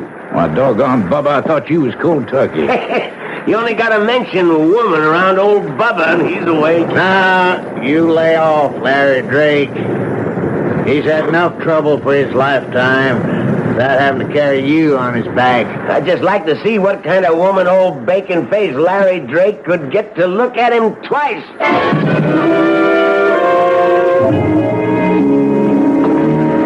You reckon you can sleep now, Udine? You going to leave me, Larry? Bring the lantern. Why? I want to look at you.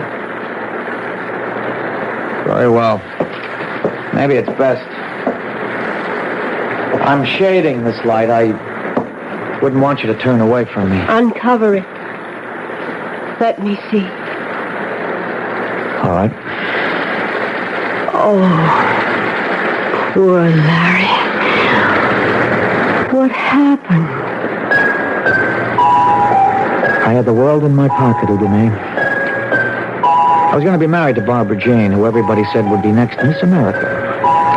We were golden boy and golden girl. Wasn't it Byron who said, whom the gods love, die young? I got myself all liquored up at a party 2 nights before the wedding and insisted on driving home. We went off the road and into a ditch. I was thrown clear, but she was trapped in the car. I tried to get through the flames to her, but she was burned to a crisp. As you can see, there wasn't much more left of me, except I lived. Your poor face. If they wanted to fix it, I suppose it could have been made better, but I had no money and less interest. I want you to go to the swamp and bring me water from the cauldron and mud from the edge. What for? I'll show you. I don't want to leave you now. I wouldn't let you leave me now. You can only go by daylight. He can only come out of the swamp by night. The swamp man? Yes. I'm not afraid of him. I'll go now. No, please. Larry, don't. Stay with me. Stay with me. Come. Hold me in your arms. What is it? Are you ill? I'm afraid, Larry. I'm only afraid. He came for me once before on a night like this. Before I was... You see, he needs the damp and the wetness because he can't walk. He has to crawl like a snake. Please, Larry, please, hold me. Hold me tight. Oh, do you know what it's like to hold a woman again? To be warm again. To feel you dry and smooth. What? No. What? He's coming for me. He's coming to take me back. It's the swamp man.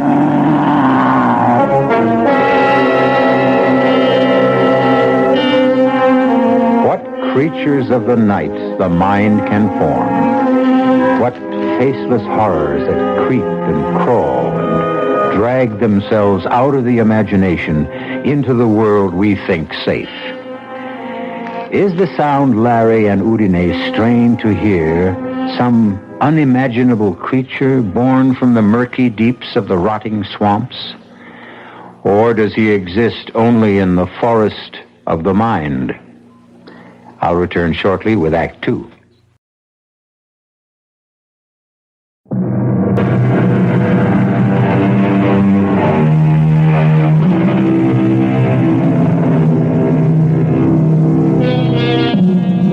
An isolated cabin deep in a semi-tropical swampland. A young man scarred physically and mentally by a tragic accident.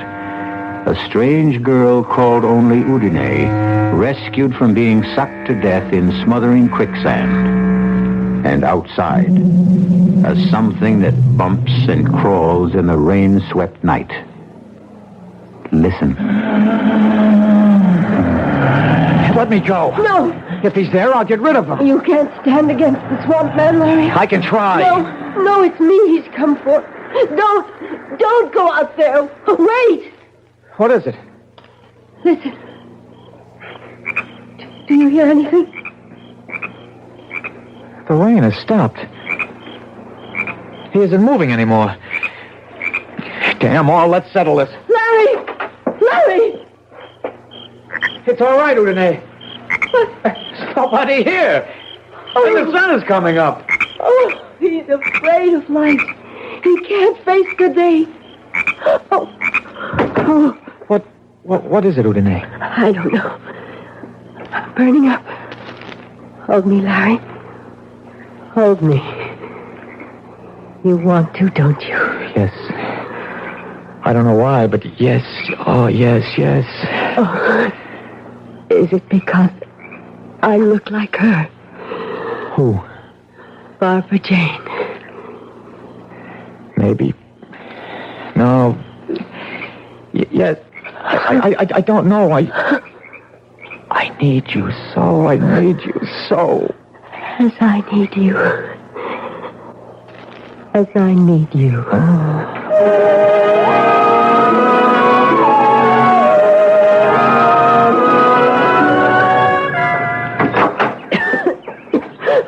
Who is it? It's Larry. It's all right. I went out to get the mud in the swamp water. Give me water, please. I'll get some fresh. No. From the swamp. I have a glass here. Yeah, but it's stagnant. It'll poison you. No. Like medicine. Give me, please. Are you sure? Please. Okay, here, Udine. Thank you. That's better. Oh, I feel much better now. I'm worried about that cough. It's nothing. I'm just very dry. You look so flushed. Bring me the other pail. You did bring mud. Looks more like slime to me. Oh. You sure? Of course, I'm sure. It's marvelous, Larry. You'll see. It soothes the skin.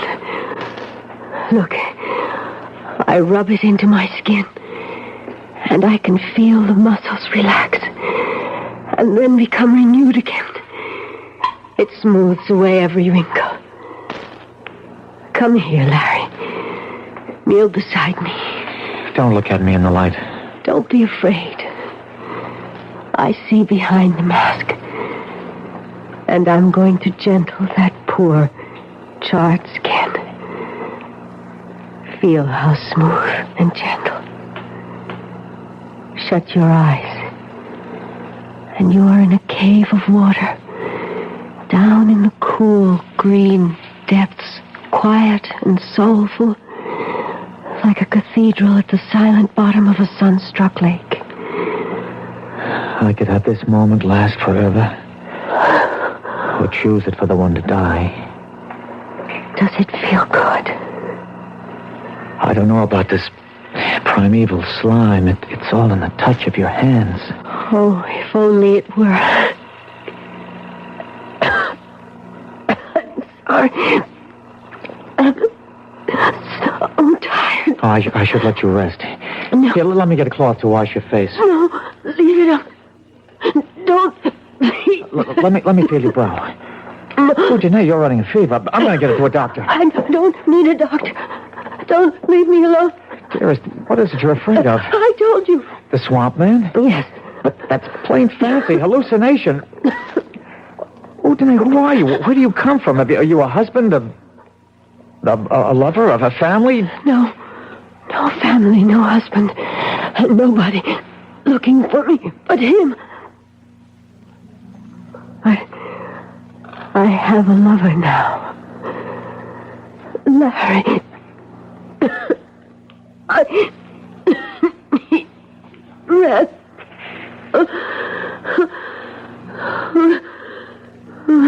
Udine? Udine? She must be running 100 at 3 or 4.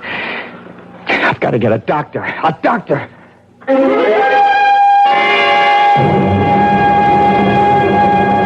Tarnation, Larry. You can't just bust in here and ask me to go traipsing off into the swamp with you to look at this girl. But she's sick, Dr. Prince. Very sick. It sounds to me like she could have double pneumonia. I can't, son. There's only one of me.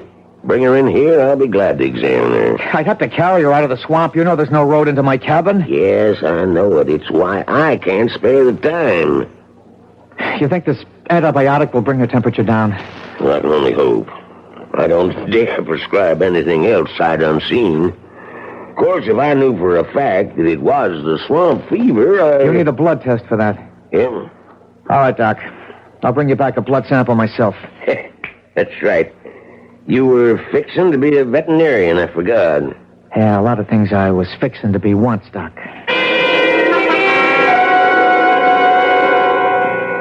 There you are, Larry, boy. That'll be $3.75 out of 10. Now, you take 2 every 4 hours. You want some water to start off here? Oh, they're not for me, Jeb. Yeah, well, now, I didn't somehow suspect they was. You don't act like you was sick none. Oh, I'm not. Jeb, I want to buy a gun. Oh, stuff me for a lizard. I thought you was plumb set against any sort of firearm. Well, I've changed. How much is that one there? This here 45? Yeah. And a box of shells. Now, what do you want it for? Protection. Oh, well, I reckon living as deep in the swamp as you do, you need it. That'll be, let's see, $85 and $5.20 for the state. That's $90.20 altogether. Okay, here is so enough here? A lie, boy. Where'd you get money like that? Well, I've been saving it since I went into the swamp, Jeb. Nothing much to spend it on there. Up until the last few days, huh? What does that mean? Oh, come on, son. Here's a change. I know from the other day that you got yourself a woman out there. That's none of your business. Larry, you ain't got nothing but friends around here. I ain't poking into your chicken coop. I just hope she's someone who'll treat you right. And I'm right sorry to hear she's poorly. Well, she got herself caught in the devil's cauldron. I had to pull her out. Well, you don't say now. A local girl? I don't know. Any missing hereabouts? Not as I've heard tell. Can I ask her name? Udine. Udine. That's a kind of foreign, like, eh? What's she look like, Larry? She looks like the spitting image of Barbara Jane. And you found her in the devil's cauldron? Half buried in the quicksand. Larry, boy, you sure she's what she seems to be? Come on, Jeb. Get in out of the rain. Hi there, Jeb. Got some smokes for me and my buddy? Well, here's an unexpected pleasure. Mr. Larry Drake, the happy hermit. I'll be leaving, Jeb. Good night. Didn't you hear me talking to you, old buddy? Hello, Bubba. Ain't you gonna say hello to old Jess here? You remember Jess Guilford? Hi, Jess. Oh, there, Larry. Excuse me, I was... What's your hurry? Don't you want to visit for a while? There isn't much left to be said between you and me. That's damn right. Not since you killed my sister. It was an accident. Barbara Jane got killed. You escaped. Come on, Barbara. Let me stay out of this, Jess. What you wearing, Larry? Little black paint to hide that pretty face the fire chewed up? Let me pass, Bubba. Maybe you're smart to cover up now you got a new woman with you. You might turn her stomach. Get out of my way. Blindside him, Jeff. Free. All three of you. Now, don't any of you move a whisker. Now, you shut up, Bubba, and you just stay out of what's none of your affair. And Larry, you don't use your hands for nothing more than letting yourself out that door. Go on now, while the going's good. I'm going, Jeb. But why did you tell trash like Bubba about me? I didn't mean to, Larry. He overheard by accident. Okay. Now, Bubba, you stay away from me. I've taken all from you. I'm going to.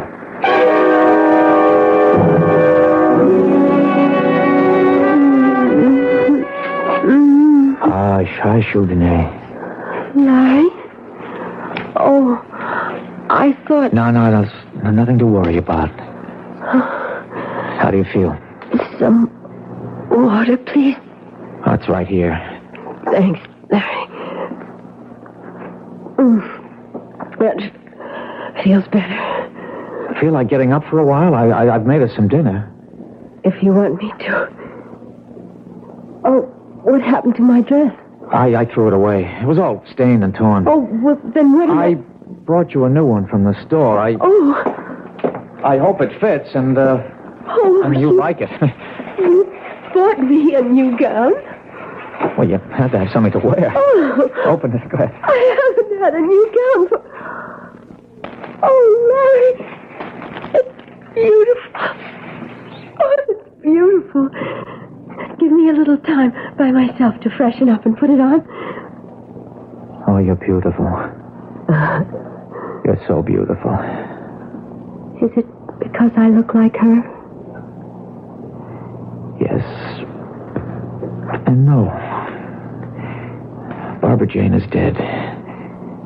You're alive. What is it? Nothing. Larry, tired again. So tired. Oh, I've kept you sitting here too long in front of the fire. No. Oh, you sure cast a spell over me. I didn't realize it had gone out. I'll get some fresh wood. No, darling, I don't need a fire. I just need... Is it still raining? Yeah, cats and dogs. Oh. So heavy you can't see. It's pitch dark out. Well, it's been a black day. Night came early. So will he. This time he won't wait too late. Hey, listen to me, darling. You're here with me. You're safe. There's no such thing as a swamp man. I feel it. He's coming. It's just superstition and folk. No, listen. You see, there's nothing. Listen.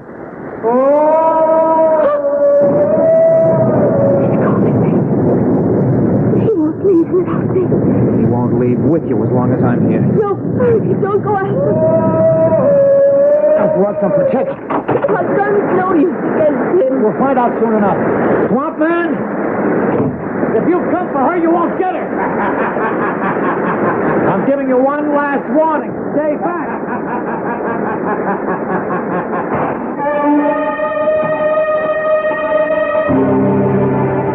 An eldritch wail, an eerie cry out of the night, and a shot in self-defense.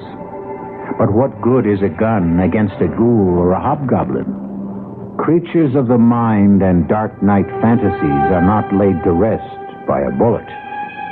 I'll return shortly with Act 3.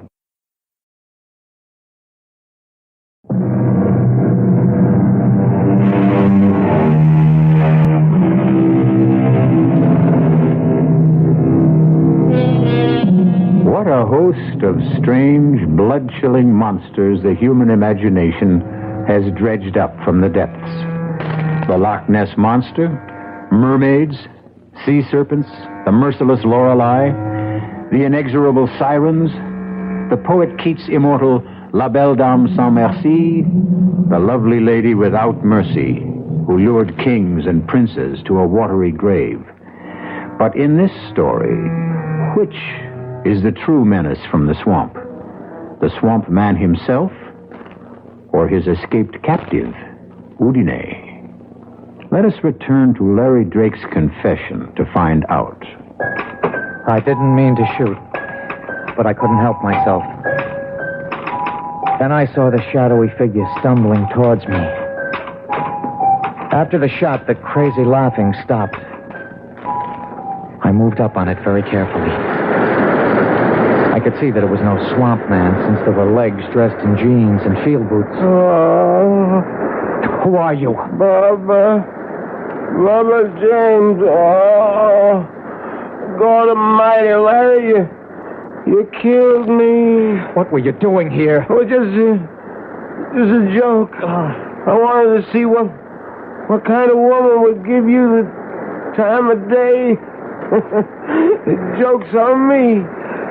Kill me just like you killed my sister. It was an accident, Bubba. I've told you. Oh, you know what, Frogface? You better take yourself out of circulation. You're plumb accident prone. Where's Jeff? Nothing more I could do for Bubba. He was dead. I got a tarp from the lean-to by the cabin and covered him up against the rain. And then I went back to the cabin.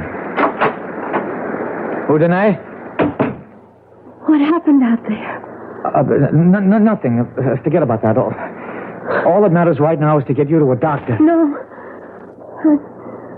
I'm too weak, Larry. I couldn't make it in this weather. Then I'm going for the doctor. No. Don't leave me alone. Okay. Okay, Houdini. With the river cresting and all the rain, I probably couldn't get across anyway. Oh. But tomorrow morning, come hell or high water. Let tomorrow wait for its time. Tonight we're still together. Let time wait on us. I never closed my eyes. But all the time we were together, Houdini slept a troubled sleep. Her skin hot and dry, her breathing shallow. I took her pulse and her temperature, and what they showed me sent me off at dawn for town.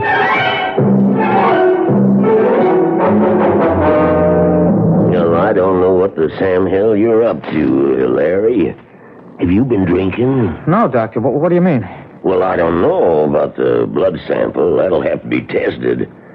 But those other vital signs you described... That's why I'm here, to drag you back to see her. Well, it ain't possible. A pulse of under 30, a BP of 60 over 40, flushed and feverish and running a temperature of under 90? Well, she should be cold and clammy. That isn't enough to sustain life, human life anyway. You must have made a mistake. No mistake. I was as careful as I could be. Houdini is alive. You can see for yourself when you come. I shouldn't give in to you, but you got me intrigued. Can we get across the river? If we leave right now. Okay. Hello? When? Well, can he be moved, Sheriff? Yeah. Now, look here. You have him lift him in a blanket and handle him like he was partridge eggs. Yeah. Right to the office. I'll be waiting.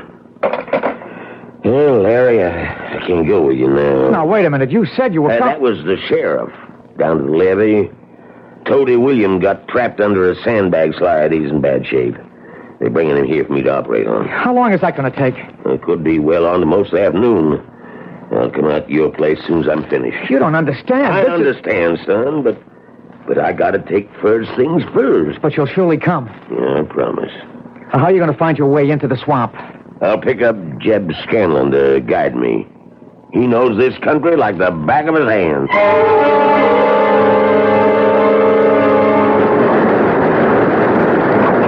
Jeb!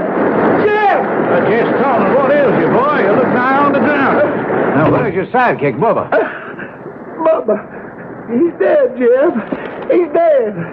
Larry Drake blew a hole in him with a big old 45. Lord almighty. The sheriff know about this? No, I just got to town. I thought I might find him here. Oh, he's down the river.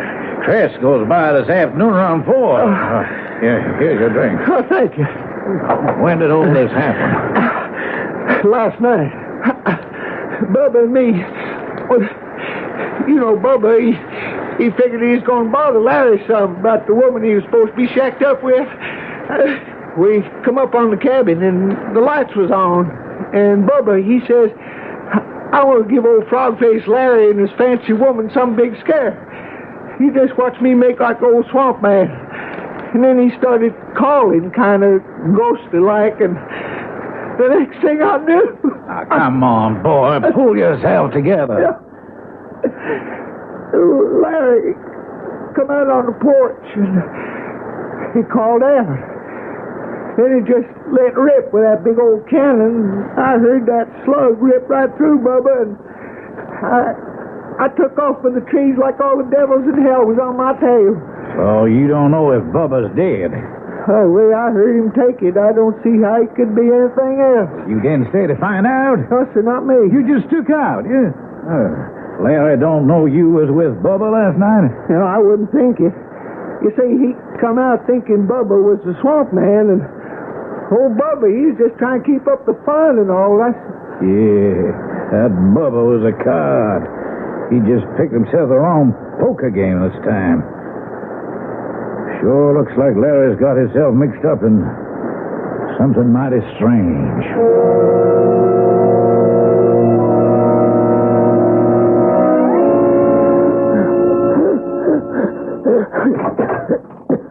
Renee? I'm in bed, Larry. I'm sorry I was gone so long. Can I get you something? Water from the swamp. No more poison. The doctor's coming to see you. The doctor can't help me. Just give him the chance. I haven't time. Listen to me, Larry. He's won. I know that now. Who? The swamp man. I can't live in the air anymore. That's ridiculous. That's sheer nonsense. Look at me, Larry. I'm dying. I'm out of my element. Your element? It isn't air anymore. It's water. I have to go back or die. If only you could come with me. But he'd never let you. I'd fight him for you. Oh, I suppose you'd try. You love me that much. Larry? Yes? The wine we had at dinner last night. Yes? Could you bring a glass and share it with me? Okay, I'll get it. But this is no goodbye toast. I'd never let you go. I know. Okay, this is to drink to your staying here till Dr. Prince gets here and has a chance to prescribe for you and make you well. So that you and me can live forever afterwards. Drink deep, Larry. My love. To you.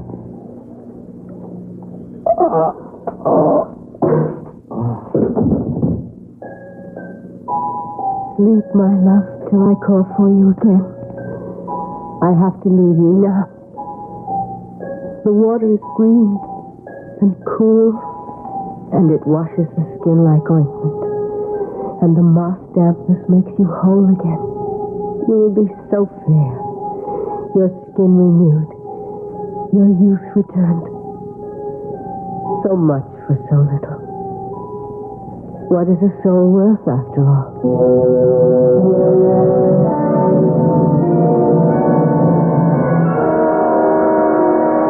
Well, quite frankly, I think my patient is much more Larry than this mysterious woman. What's that mean? Well, from all the evidence, no one, save Larry, has seen her. You don't mean she don't exist? Well, physiologically, as a doctor, I don't see how she can. In addition to the impossible figures on her vital signs, I got a report on her blood sample. And? I don't know where our veterinarian game warden got it, but that was no human blood. What kind, Ben? Not a biologist or a hemopathologist. Reptile, fish. Not a warm-blooded animal, and certainly not a primate. You think this is some kind of a hoax? Well, I think a boy I loved very deeply because of what he once was is obviously broken psychologically. I think we'd better get out to that swamp and see what tatters of them remain that might be pasted together. If Jess Tomlin's testimony is right, there ain't many tatters remaining.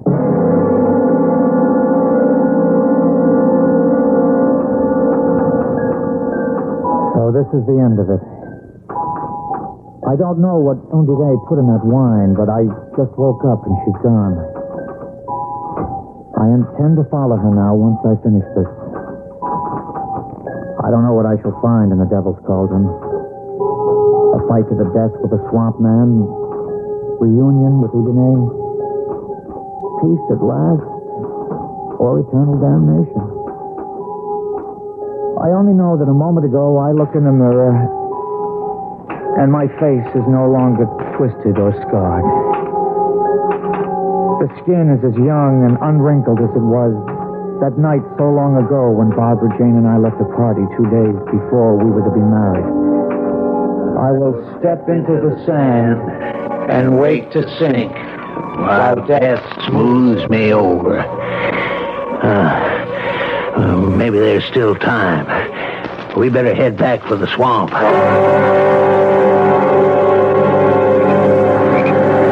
Hold the light higher, Jeb.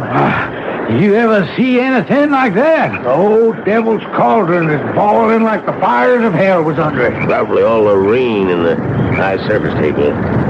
Trapped swamp gas bubbling to the surface. Yeah, or Larry and old One-Toe locked in combat. Oh, there ought to be some way we could get in there and try to help the boy. You stay where you are. This swamp has brought enough lives in its time. Come daylight, we'll see. My God, look. What's that? I can't see too good. Hold your lanterns high. Oh. Well, that's a body surfacing. It ain't Larry. How do you know in this half-light? I ain't got no legs. That's a swamp man. Or a manatee or some other animal. Too dark to see. By tomorrow, the currents will have sucked it away. Well, maybe if it is a swamp man, he's the lucky one. Who's to say the woman ain't the one who sucks them dry and spews them out? You spend too much time gossiping around the stove, Jim. It could be. That's what the old ones say. The swamp is a woman that drags men down, often her body, in exchange for their souls.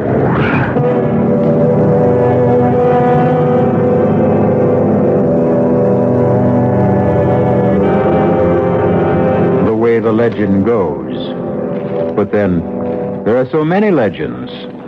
The classic fabled water sprites called Undine, who could receive human souls by marrying a mortal La Belle Dame Sans Merci who stole men's souls in exchange for love. Their numbers must be legion. And for that matter, since no one but Larry ever saw her, perhaps Undine was only a figment of the imagination. I'll leave you to make your choice. I'll be back shortly.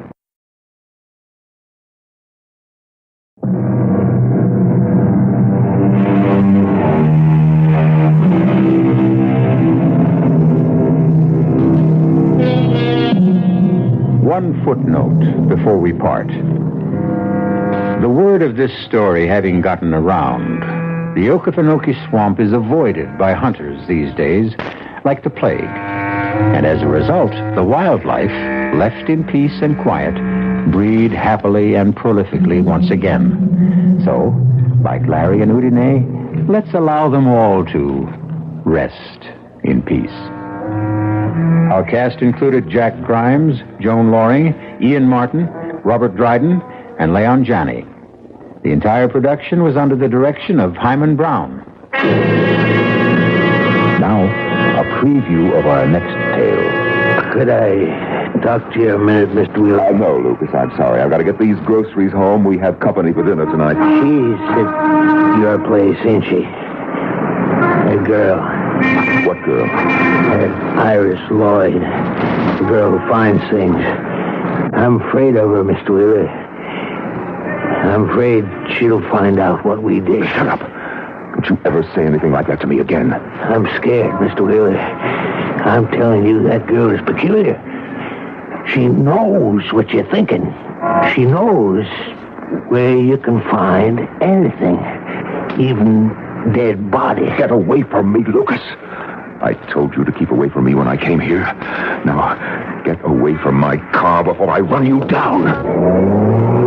But I'm scared. I'm scared of that little girl. This is E.G. Marshall inviting you to return to our Mystery Theater for another adventure in the macabre. Until next time, pleasant dreams.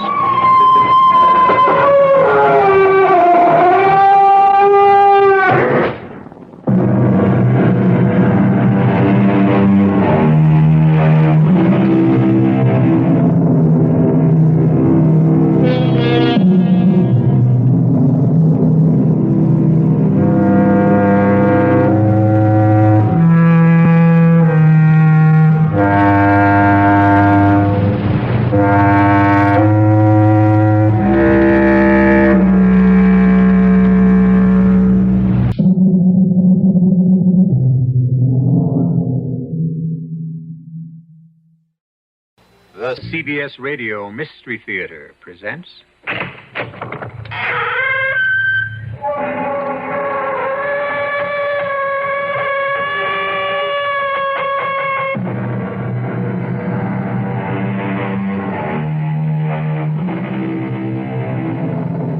Come in.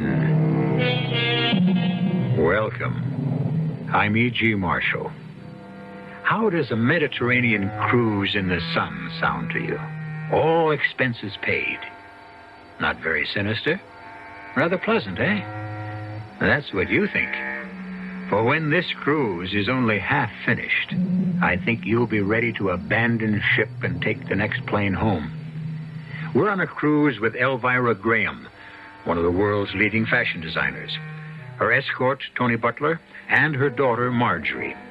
At the moment, our ship is docked in the Libyan coastal town of Derna. Elvira and Tony have gone sightseeing, trying to find a certain shop they heard about from the ship's captain. This is so deserted. There can't be any stores down here. Oh, it's not a very long alley.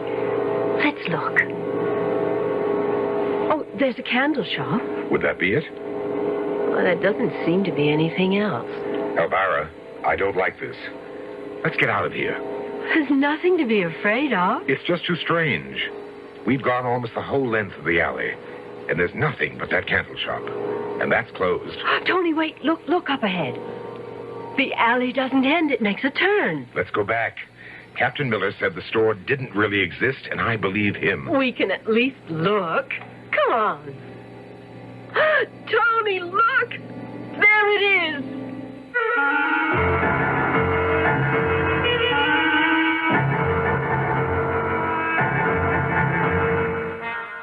Our mystery drama, The Devil's Boutique, was written especially for the Radio Mystery Theater by Bob Jurin and stars Joan Loring and Robert L. Greene. It is sponsored in part by the Florida Orange Growers and Buick Motor Division. I'll be back shortly with Act One.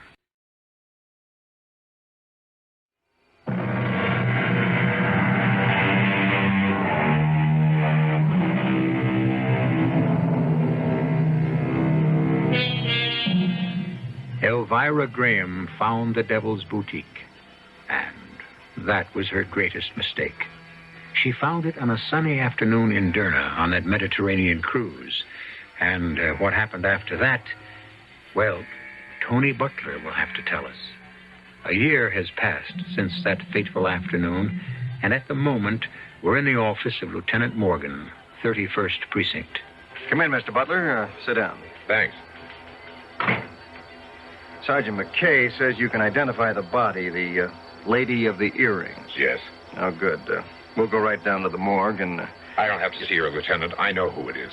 Well, a viewing is absolutely necessary, but we can do it later. Who is she? Elvira Graham. Was she a friend of yours, a relative? A friend. Elvira Graham. We put her age at about 50. If you'd seen her in life, you'd have thought she was 30. But you were close. She was 52. I'd appreciate your giving us a statement, Mr. Butler. Tell us all you can about her. Cause of death was drowning, no marks on the body. We have it down as suicide, but we still can't rule out murder. I'll make a statement, but would you do me a favor? Keep it out of the press. Well, it's already news, Mr. Butler. I know that. It was the item in the paper that brought me in here.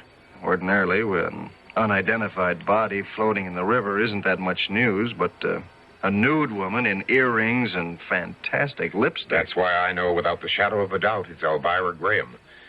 And that's why I wish you could keep what I'm about to tell you out of the papers. Well, I'll do what I can, Mr. Butler, but well, they don't have to know every detail. We'll have to release her identity, though. Yes, I see that. A lot of people are wondering what happened to Elvira Graham, and now they'll know. But the woman suffered enough. Yeah, she won't suffer anymore. No, I guess not. She was admired, hated, adored, despised, envied. You say you're a friend. She has no relatives? Only a daughter. I'm here in her stead. The daughter's name? Marjorie. Marjorie Graham. Well, just relax and tell us all you can about Elvira Graham. I'll ask questions later. Elvira Graham was a fashion designer. At her peak, the best.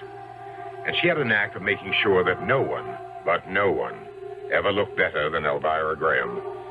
It was almost a year ago, in June. She just had a showing of her fall line, and she, Marjorie and I, were starting off on a cruise to relax. I was her escort of the moment. Roger! Bye! Bye! Tell Amy I'll bring her a souvenir from Italy. I said tell Amy I'll bring her... Can't hear you, Elvira, dear. Just wave. Oh, bye! Bye! Marjorie, give me a streamer, quick. You've thrown them all, Mother. Oh, it doesn't matter. Come along. Let's go back and finish up that champagne. I think you've had enough, Mother.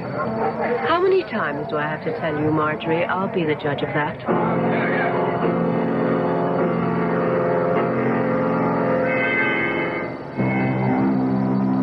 Oh, I'm exhausted. Pour me one more, Tony. Thank heaven Marjorie's gone to her own cabin. She is so tiresome sometimes. Do you think I've had too much champagne, darling? Be honest. Well, you do want to look your best at the captain's table tonight. Sweet, sweet Tony. You have such a knack. For what, I'm not sure yet, but a knack. You're absolutely right. You drink this. I'm going to take a nap. I think I'll go up on deck for a while. Tony? Do you think that dress Charlotte Remsen was wearing made her look slimmer? Maybe a little taller? Definitely. You designed it that way. Yes. Made her look almost too attractive, I think. Well, I'm not going to think about work anymore. We're here to relax. Kiss me, Tony. And let Elvira get her beauty rest.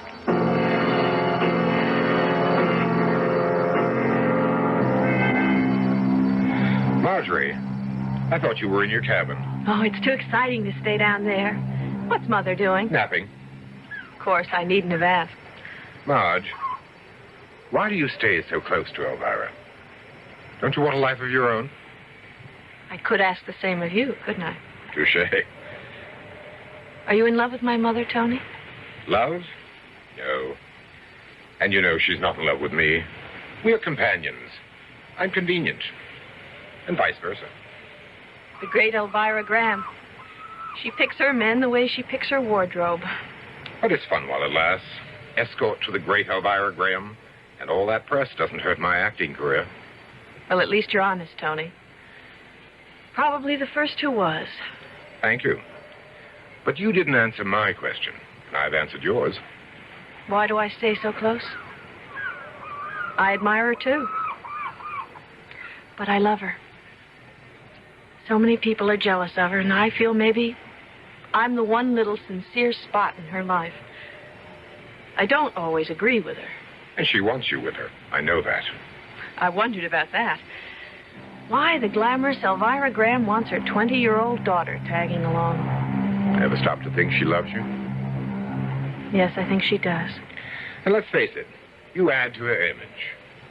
Who would believe that anyone as young as Elvira could have a 20-year-old daughter? I've heard that before. Mother's always been vain. Lately, Tony, it's becoming more of an obsession. She's the acknowledged queen of fashion. What would you expect? She's putting it before everything else. She sold her soul to vanity. Such profundity from one so young. Don't laugh at me, Tony. I'm worried. I'm not laughing at you, Marge. But there's nothing we can do about Elvira's personality. We just live with it.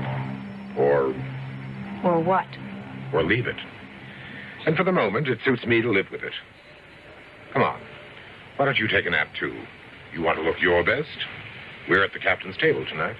How could I forget it?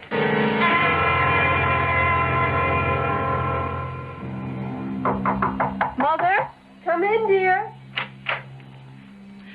I just wondered if you were ready to go up for dinner. Tony and I have had a cocktail already. Yes, just about. But I see you're not Marjorie. I am. That's why I came by.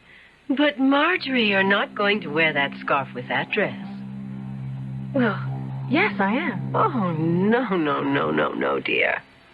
The dress is chiffon. It looks fine, but you don't cover a décolleté as low as that with a scarf. It's ridiculous. Besides, it's the wrong color. It should contrast, if anything. But I thought it was perfect. Perfect? Marjorie, I cannot understand how the daughter of Elvira Graham can be so insensitive to style. Doesn't anything rub off? Mother, We're dining at the captain's table. It may not mean anything to you, but it does to me. I disagree with you about the scarf, but I'll give in to your superior judgment. No, darling, you'll find it's always right. Now, hurry and replace that dreadful scarf with a string of plain, simple pearls, and change your lipstick. It's too bright. I'll meet you in the dining room. You do understand. I just want you to look your best. Well, you must always look your best, my dear. But never better than Mother.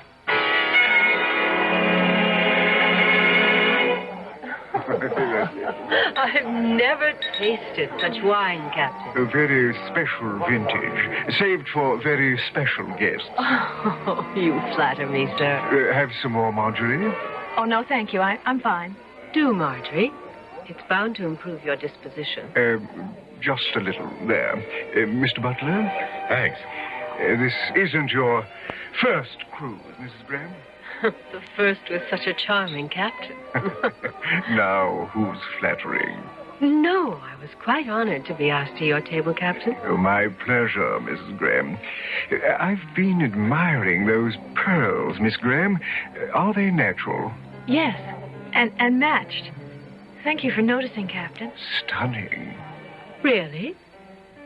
I always thought Marjorie's neck was too thick for pearls. Mother?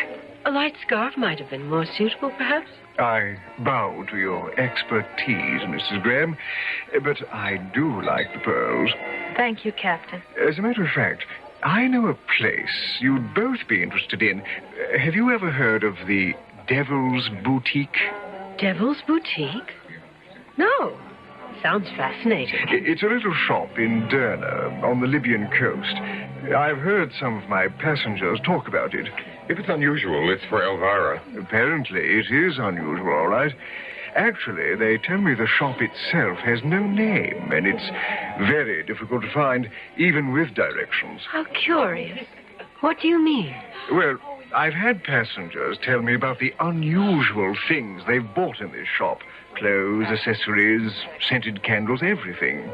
Oh, that sounds charming. But I've had others who claim they've never even been able to find it. That's apparently why it's called the Devil's Boutique. Elvira will find it. When will we be in Derna? In about 9 days. Oh, there's lots of cruise to enjoy before then. Yes, our first stop is Cadiz. Then we swing into the Mediterranean. Oh, well, here's to the Mediterranean. And the Devil's Boutique. The next few days were filled with sun, shuffleboard, and swimming. Elvira made sure everyone knew Elvira Graham was aboard. She'd spend a half hour deciding on just the right outfit for the time of day she'd make her appearance. Even the shade of her lipstick changed. One color for morning, another for cocktails. We stopped for a day at Cadiz and then slipped into the Mediterranean. There it is, on the horizon. Derna. We'll dock in about 2 hours. How long will we be there, Captain? We'll leave with tonight's tide, about 7 o'clock. Good. We'll have all afternoon for sightseeing. You'll excuse me, I have to get to the bridge. Certainly. I have such a strange excitement about this city, Tony. There's something about the name, Derna. And the challenge of finding that fascinating shop. And this was supposed to be a non-work vacation? There's no such thing for me, and you know it. If I don't keep ahead of the pack, well, besides, it's fun. We'll sightsee in Derna, and I won't leave until I find that Devil's Boutique.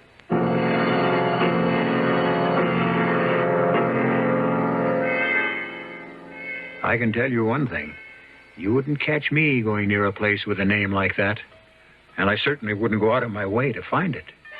But then, for a woman as vain and determined as Elvira Graham, it might be just the place.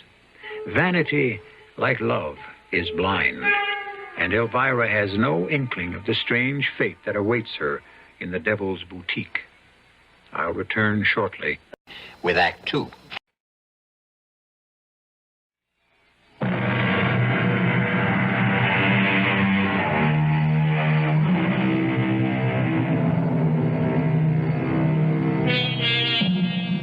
Most women are particular about their appearance, which everyone should be. But with some, it becomes an obsession. Elvira Graham was pushed by an ego that demanded to be first, pulled by a vanity that demanded most of her attention.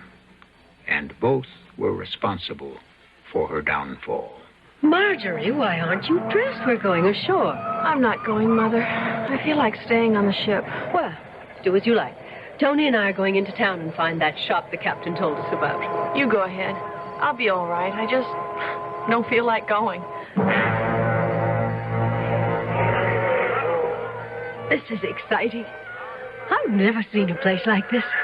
I wish we knew where we were going. The captain said follow the main street to the water well and then take the first alley on the right. If it's that simple, how come some people couldn't find it? They didn't want to find it badly enough. Come along, Tony. Why don't we just stroll and enjoy the sights on the way? Time for that later. Here's the alley. First right after the well. You're going down there? Of course. This is so deserted. There can't be any stores down here. Oh, it's not a very long alley. Let's look. There's a candle shop. Would that be it? Well, it doesn't seem to be anything else. Elvira, I don't like this. Let's get out of here. Well, there's nothing to be afraid of. It's just too strange. There's nothing but that candle shop, and that's closed. Oh, well, maybe we could knock and ask. Somebody might be in the back. I think we better get out of here. Oh, I hate to just... Wait. Tony, look. Up ahead. The alley doesn't end. It makes a turn. Let's go back. But we can at least look.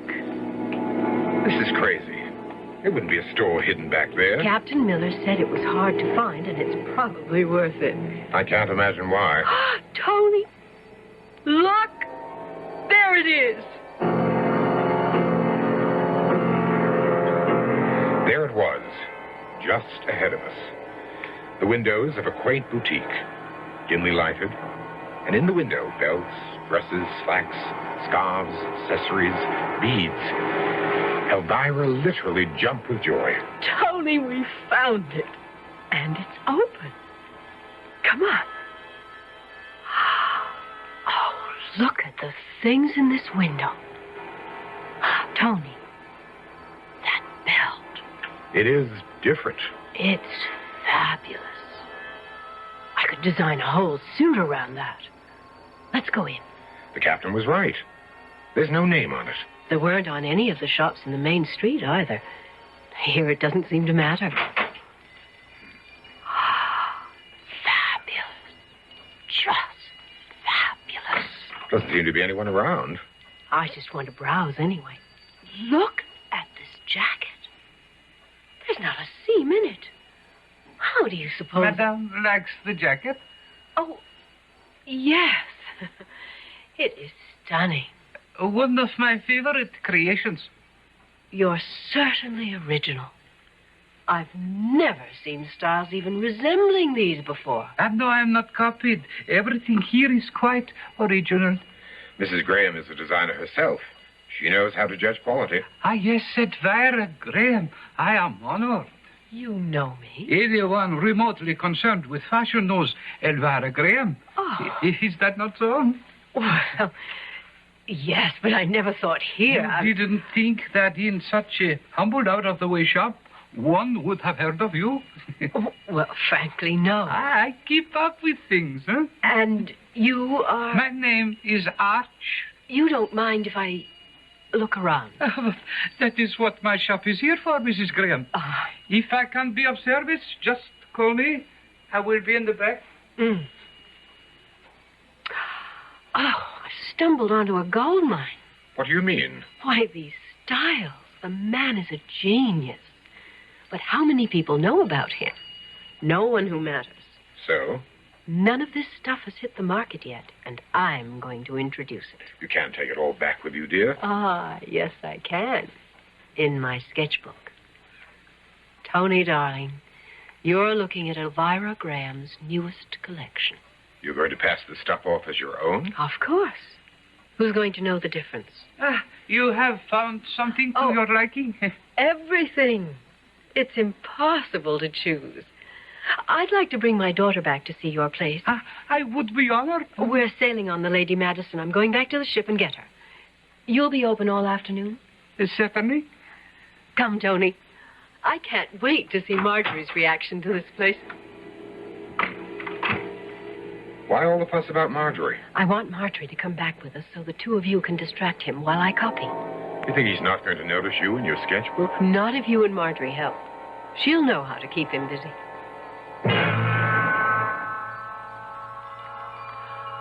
Mother, this is unbelievable. I told you it was sensational. I just wish there were other customers around. Now, you know what to do, Marjorie. Yes. I don't really approve. But I'll do it. What'll I do? You stay with me, Tony. You can cover me. Mrs. Graham, you did return. Yes. This is my daughter, Marjorie. I am charmed, Miss Graham. How do you do? This is Mr. Arch, the fabulous designer. Marjorie's interested in a pantsuit. She wants to try on a few things. Tony and I'll just browse. As you wish. This way, Miss Graham. I have a few styles here I think might interest you. Oh, just stand close, Tony. We'll pretend we're looking closely at these things, and I'll get my sketches. Well, Marjorie, did you find something you liked? I'm taking this blouse. I decided against a suit. Oh, it's very attractive. Well, we must be on our way. We're sailing this evening. Mrs. Graham? Oh? Did you get all the sketches you need?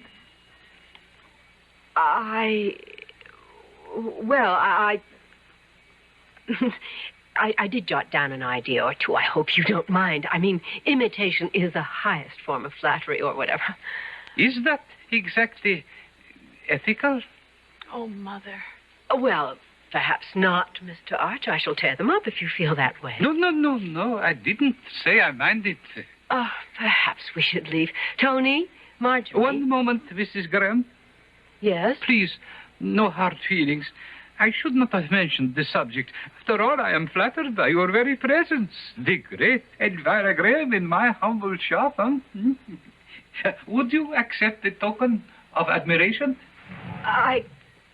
Well, I don't quite understand. Have you ever seen anything as exquisite as this? Mother, how beautiful. Wow. Oh, they are expensive earrings, but surely you're not suggesting you that would honor me by accepting them. This is most extraordinary and generous, Mr. Arch, but I don't see how I could possibly. You do me a disservice, Mrs. Graham. I insist. Go ahead, Elvira. It's an unusual gesture. Well, thank you. I wrap them for you. I'll be right back. You ought to accept kindness with a little more grace, Elvira. But he took me so by surprise. I mean, right on the heels of accusing me of spying. He didn't exactly accuse, Mother. Well, I don't embarrass easily, but that was one of the times. Shh. Here he comes. Well, here you are, Mrs. Graham. There is no one on whom they will look better. Good day, Mrs. Graham, and bon voyage.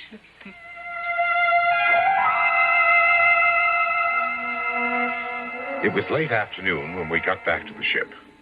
Marjorie went to her stateroom to dress for dinner. And Elvira stored her sketches in a secret compartment of her trunk. I'm not taking any chances with those, Tony. They are priceless. Speaking of priceless, let's see the earrings. Oh, yes. Here they are, in my purse.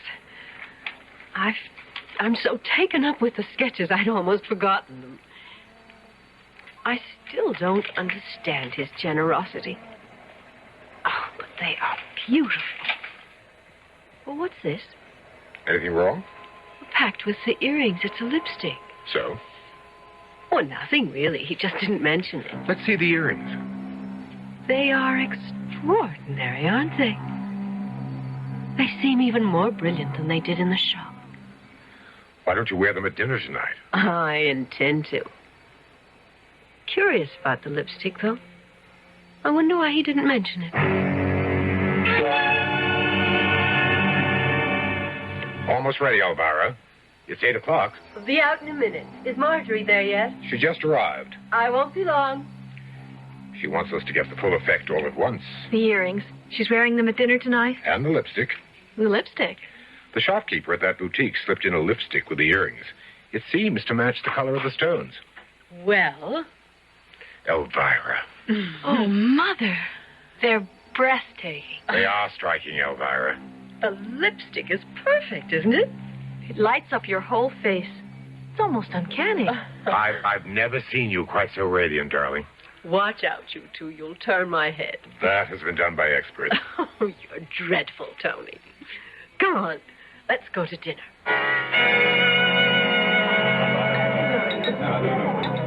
You're turning heads, darling. Everyone's looking at you. Oh? I hadn't noticed. Oh, Mrs. Graham. Good evening. Miss Graham, Mr. Butler. How did you enjoy dinner? Captain Miller, I owe you a million thanks. I found that boutique. And you liked it? It is fabulous. It's going to do great things for me. Do you like my earrings, Captain? Magnificent. I got them at the boutique. Most unusual. The man at the shop gave them to Mother. They're most becoming, Mrs. Graham. Shall we sit down? The steward's ready with the consomme. Oh, yes, dinner, of course. Oh, Tony, it's been the gayest night since we left New York. I think I danced with every man in the room. Almost. Almost? Everyone but me. Oh, but... Well, you hate dancing. You could have sat one out. Be a dear and unzip me. I want to get comfortable and have a last champagne. Here, alone with you. Tony, darling. Damn. Help me with this earring, Tony. I can't get it off. Let's see. Just clips on. It ought to open up. It won't open. Oh, try the other one. I can't budge this one either. Well, this is ridiculous. It's just a little spring. Pull harder. Ow. Sorry, darling. Well, never mind. I'll get them off in the morning. I'm too tired to care. I'm going to bed. Don't wake me tomorrow, Tony. I feel as though I could sleep for a week.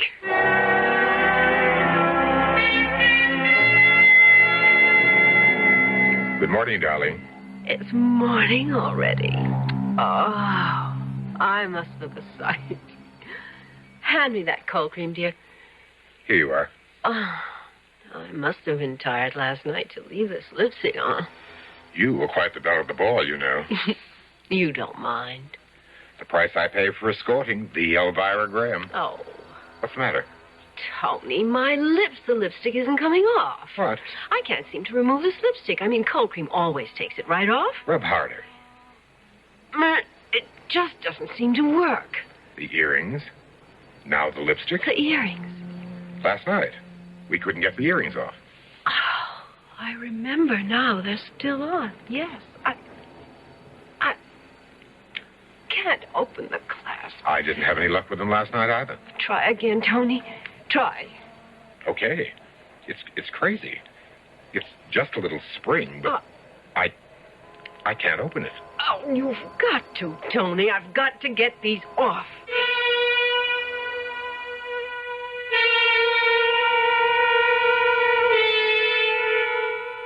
I told you I wouldn't go near a place with a name like the Devil's Boutique. You never know what you're in for. The earrings and lipstick the little shopkeeper gave Elvira were beautiful, all right. And she was immediately attached to them, wouldn't you say? We'll see what happens next when I return shortly with Act 3.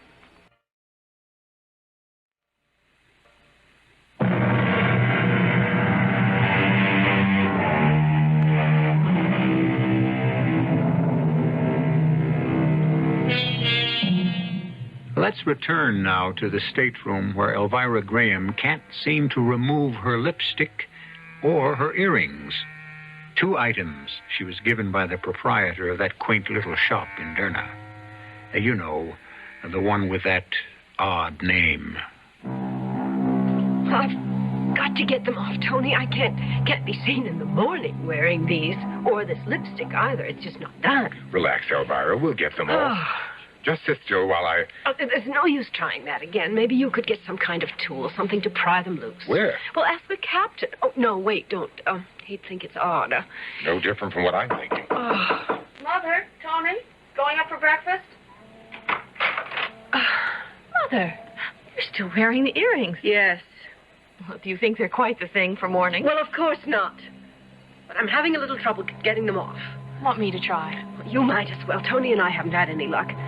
Tony, maybe we ought to try and get a tool. Don't ask the captain. Try the purser or someone. Oh, I've never seen it clasped so tight. That's not the half of it. What do you mean? I can't get the lipstick off either. We tried everything. Cold cream and even alcohol on the lipstick. Wire cutters we got from the engine room on the earrings. But nothing would take away the color from Elvira's lips or those dazzling earrings from her ears. The metal clasps seemed impervious to the shears. Evening finally came, and Elvira decided she could put in an appearance for dinner. The lipstick and the earrings were appropriate after 6. Relax, darling. You're still the center of all eyes. Oh, Mrs. Graham, you're wearing those becoming earrings from the shop in Derna. They're quite extraordinary. They are indeed. We're having a piano recital tonight after dinner. I hope you're all planning to join us. We wouldn't miss it. In the lounge at 9. We never made the recital. On the way from the dining room, something happened that set Elvira off. Mother, what is it? Stupid little tramp. Calm down, Elvira. Didn't either of you hear that woman as we were leaving dinner? No. You didn't? You didn't hear her say how gauche those earrings again. To you? No, to her whole table. I wish I'd slapped her face. Well, I can't leave the stateroom again, not until I find some way of getting these hateful things off. Maybe the man in the shop who gave them to you can help. Go all the way back to Derna. There's got to be an easier way. Well, you haven't come up with it. Maybe Marjorie has an idea. I'm going back to Derna. We'll fly from the next port at which we stop. Elvira, be reasonable. We Well, can't... reasonable? There's no reason to this whole mad thing. Marjorie, you go on with the cruise. Tony and I will go back to Derna and then meet you in New York. Oh, no, I'm staying with you. Oh, do as you like. I'm too upset to argue. Tony, see the purser or the captain or someone and see what arrangements we can make.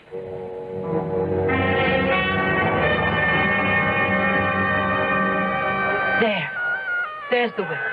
And I remember that carpet shop across the square. The alley should be just ahead. I hope he can help after what it took to get back here. We've been on everything but a camel. That's the alley we went down, isn't it? Oh, yes. Come on. This is it. There's that candle shop. Still closed. Doesn't look as though it's ever been opened. Tony? Yes, I see. That's strange. The alley ends in a wall. But it turned off to the left the last time we were here. That's where the shop was. An absolutely dead end. How could they have put up a wall? We were here only 3 days ago. This isn't a new wall, Elvira. Look at it. What? It's hundreds of years old. But this is the alley we came down, and it branched off, and we found the shop. I wasn't dreaming. You were both with me. Tony, this is frightening. Well, there's another way in, another alley. I've got to find that shop. I've got to find it. Come on, Marjorie, be quick. Which way did she go? I don't know. Well, she's disappeared in the crowd. Stay close to me. The street's so crowded we can't go fast enough. Oh, Tony, what are we going to do?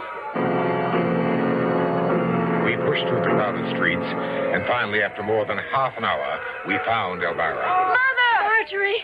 Tony, thank heavens I didn't know where to look for you. Elvira, get a hold of yourself. I've asked everyone I could find who spoke any English at all. No one, absolutely no one, ever heard of the shop. The only thing left to do was to go back to New York. We returned home, and Elvira went into hiding. Of course, everyone assumed we were still on the cruise, so no one called. But Elvira was getting more desperate. A plastic surgeon's my only hope. A friend of mine had some work done about a year ago. I could find out the name of his man. Oh, do it, Tony. Do it today. Now, Mrs. Graham, Mr. Butler, come in. Thank you, Doctor. You're a friend of Charlie Porter's. Yes, we've done some shows together. Well, now, how can I help you, Mrs. Graham? This lipstick I'm wearing, Yes? I can't get it off. Nothing works, so don't ask me how many things I've tried. I wouldn't be here if anything had helped. Oh, well, let me see.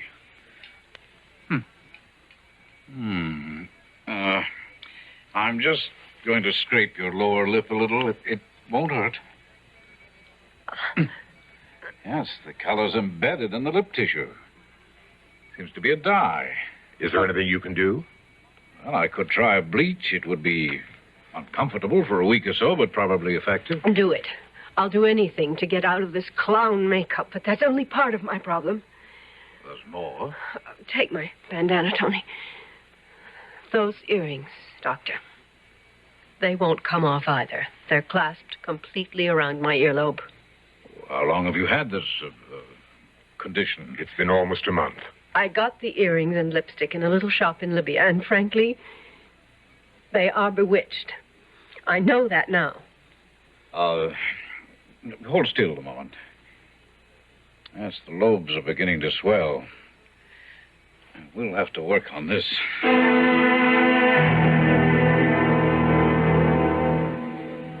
Well, I'm sorry, Mrs. Graham. I'm at a loss to know what to do with these. Oh, have you tried... A machine shop, an auto garage, everything but an acetylene torch. I must admit I've never seen anything like it. No one has. Well, Doctor. Well, I shall give you the bleach for your lips, apply it twice a day, and then I'll see you again in a week. Well, and the earrings? You have to give them some very serious thought, Mrs. Graham. There seems to be nothing I can do. short of removing your earlobes. Mother, please answer me. Leave me alone, Marjorie. What's the matter, Marjorie? Oh, Tony, thank God you're here. Mother won't come out of her room. She locked herself in hours ago. There's no harm in that. She's going through hell. But I want to help her. You can't help her. All we can do is to be here if she wants us. If she wants to be alone, let her. That bleach isn't helping her lips. It just makes it harder for her to talk. They're as bright as ever. This morning she came out for breakfast. Tony, I nearly fainted. I know. She's not a pretty sight. Her face is so white and lined. Those colors just scream at you. I thought I heard you, Tony. Where have you been? Down at the docks. The ship came in this morning. I went to claim our trunks. Oh, of course, the luggage we left on board when we flew back. I've never given it a thought. Was everything there? Everything. And everyone. Everyone? A welcome home party. Oh, no. About 20. Oh. They assumed we were still on the cruise. Oh, Lord, Tony. What did you tell them? That you and Marjorie stayed on in Nice. Oh, that's good. Good thinking, Tony. No one will be calling up here. Oh, here are the trunks. Just put them anywhere for now. There's the one I'm interested in. Here you are. And this is for you. Oh, yes, I'd almost forgotten. What are you doing, Mother? My sketches. I may be in hibernation, but Elvira Graham isn't through yet. I'll fix that demon. Oh, yes, here they are. What is it, Elvira? Oh. Oh, no. No. Mother? What the? No wonder. Tony, they're blank. Absolutely blank.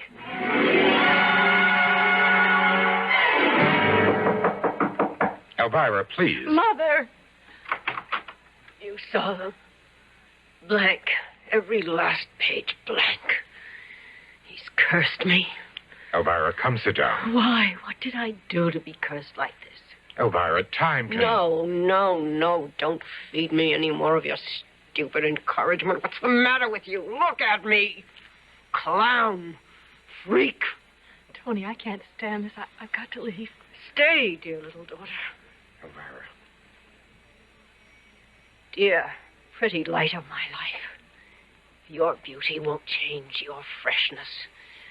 But just look at your glamorous mother. Look, damn you.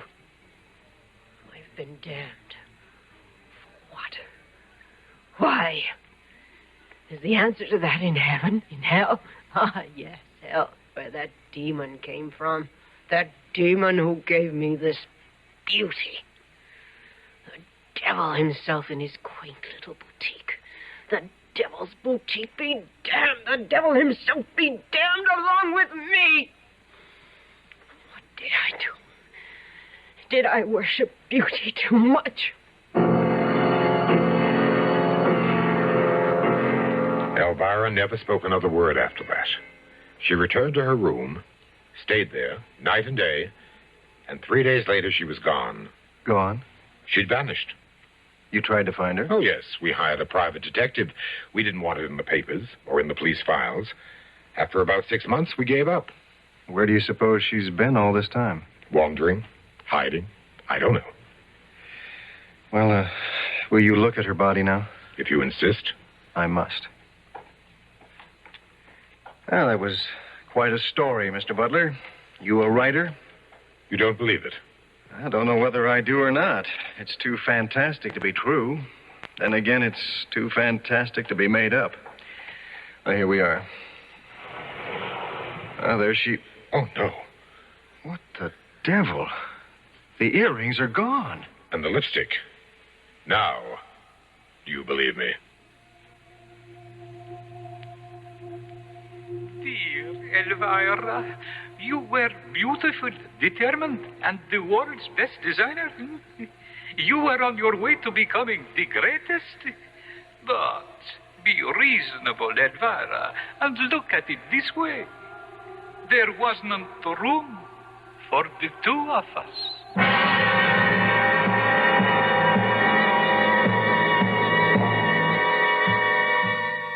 There's nothing wrong in being beautiful to other people. It's when we start becoming beautiful to ourselves that we're in for trouble. Elvira's life wasn't a total loss. Considering her personality, she ended up in pretty good company.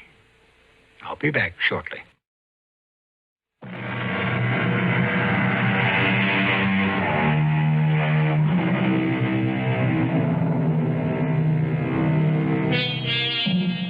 I hope you won't think unkindly about the fashion world because of our play.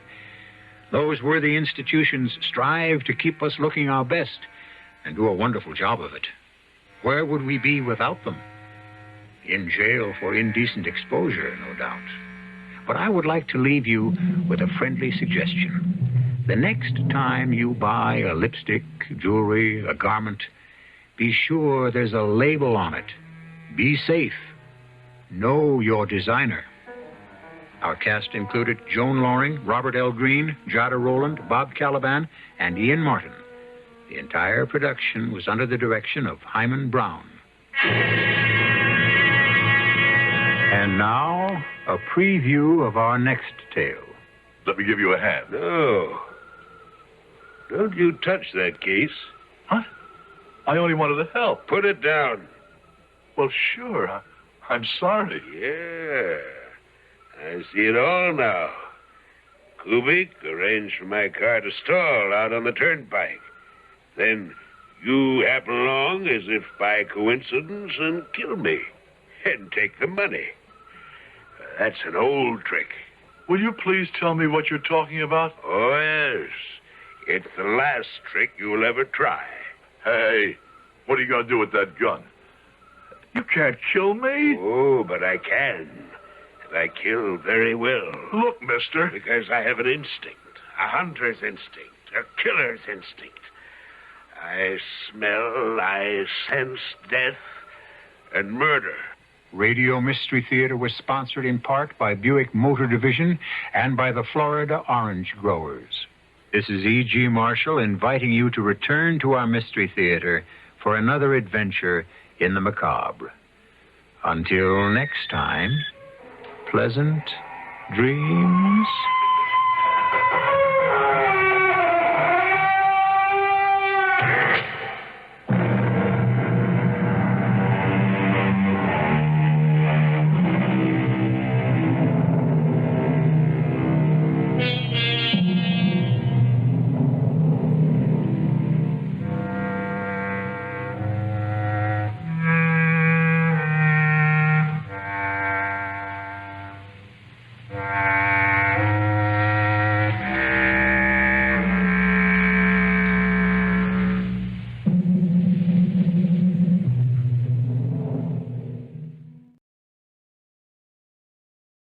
The CBS Radio Mystery Theater presents...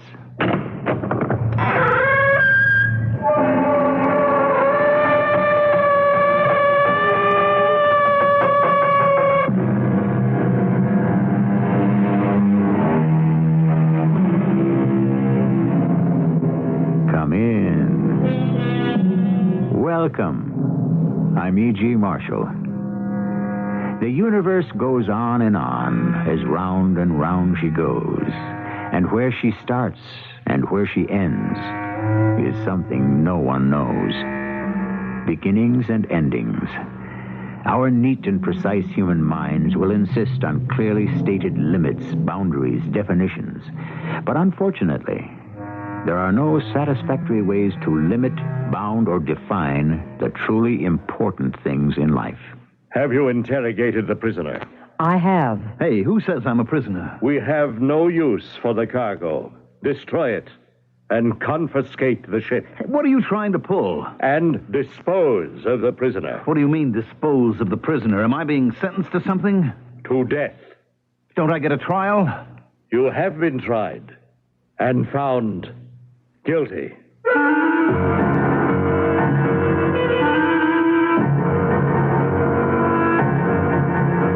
Our mystery drama, The Hole in the Sky, was written especially for the Mystery Theater by Sam Dan and stars Mandel Kramer. It is sponsored in part by Contact, the 12-hour cold capsule. I'll be back shortly with Act One.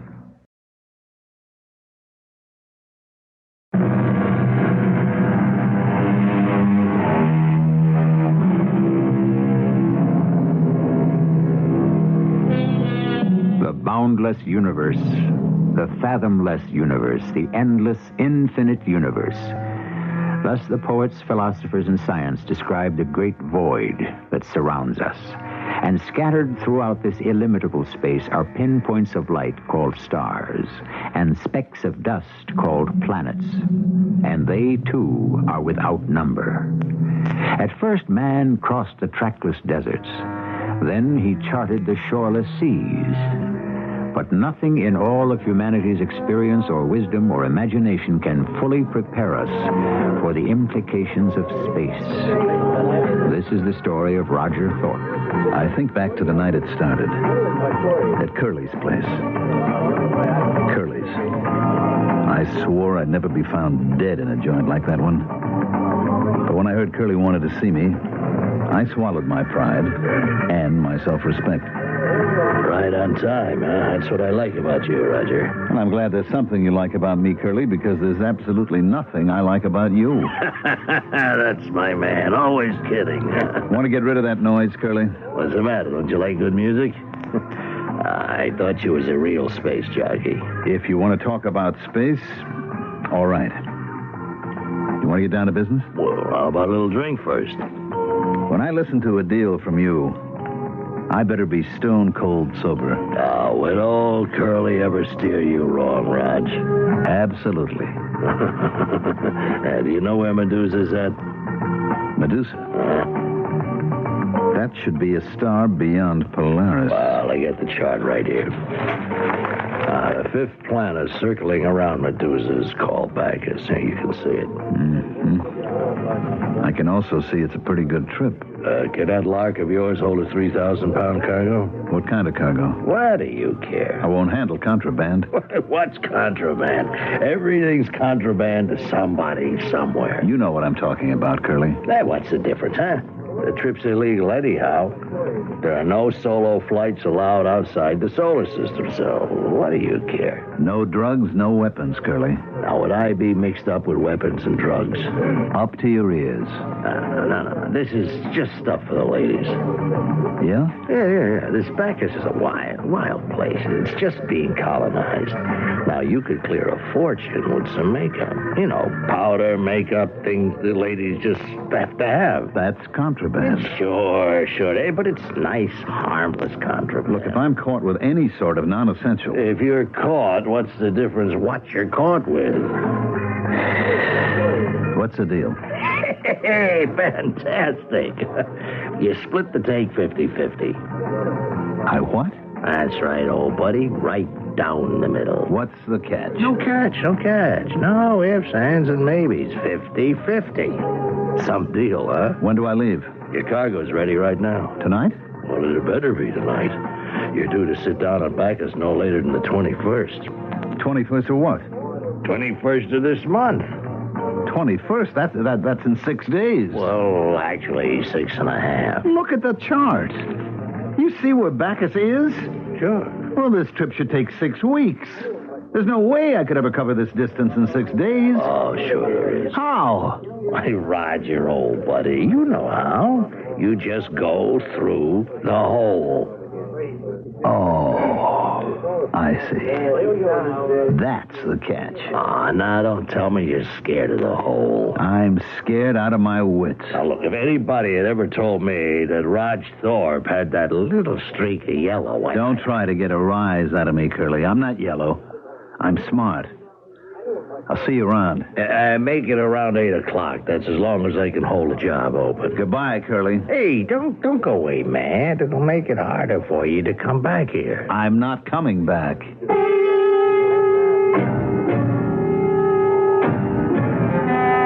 And I meant it. was through with all that stuff. But what else was there for me to do? What else did I know how to do? I could join the Space Navy and wear a uniform and be assigned to contraband control, which meant I'd have to prowl through space hunting down guys like me or guys like I used to be. Magda was waiting for me when I got home. Curly called. Yeah? He said your ship is loaded and ready. Mm-hmm. That's what he told you. Well, he's in for the surprise of his life because I'm not going. What did you say? I said I'm not going. Honey, that's just great. Is it? Well, it means you got something better. Oh, is that what you think? You do have something better, don't you? I don't have anything at all. Well, then I don't understand. How could you turn Curly down? Because I'm fed up with it. Oh, that's something else. Curly implied that maybe you're getting scared. Sure, I'm scared. How do you think I've lived this long? Being scared is what keeps you being careful. Okay. It's just I understood there was a fortune in this trip. But I'd have to go through the hole. And I'm never going to do that again. Roger, you've come through it before. Do you have any idea what it is? That hole in the sky? I don't know. Some people say it's all in the spaceman's imagination. Let somebody tell me that. You don't know what it's like. Okay, Raj, okay. It's a hole. A big black hole in the sky. I believe you, Raj. And there is nothing in there. Nothing. Honey, don't you think you need a drink? Nothing. Do you understand? It's a kind of corridor.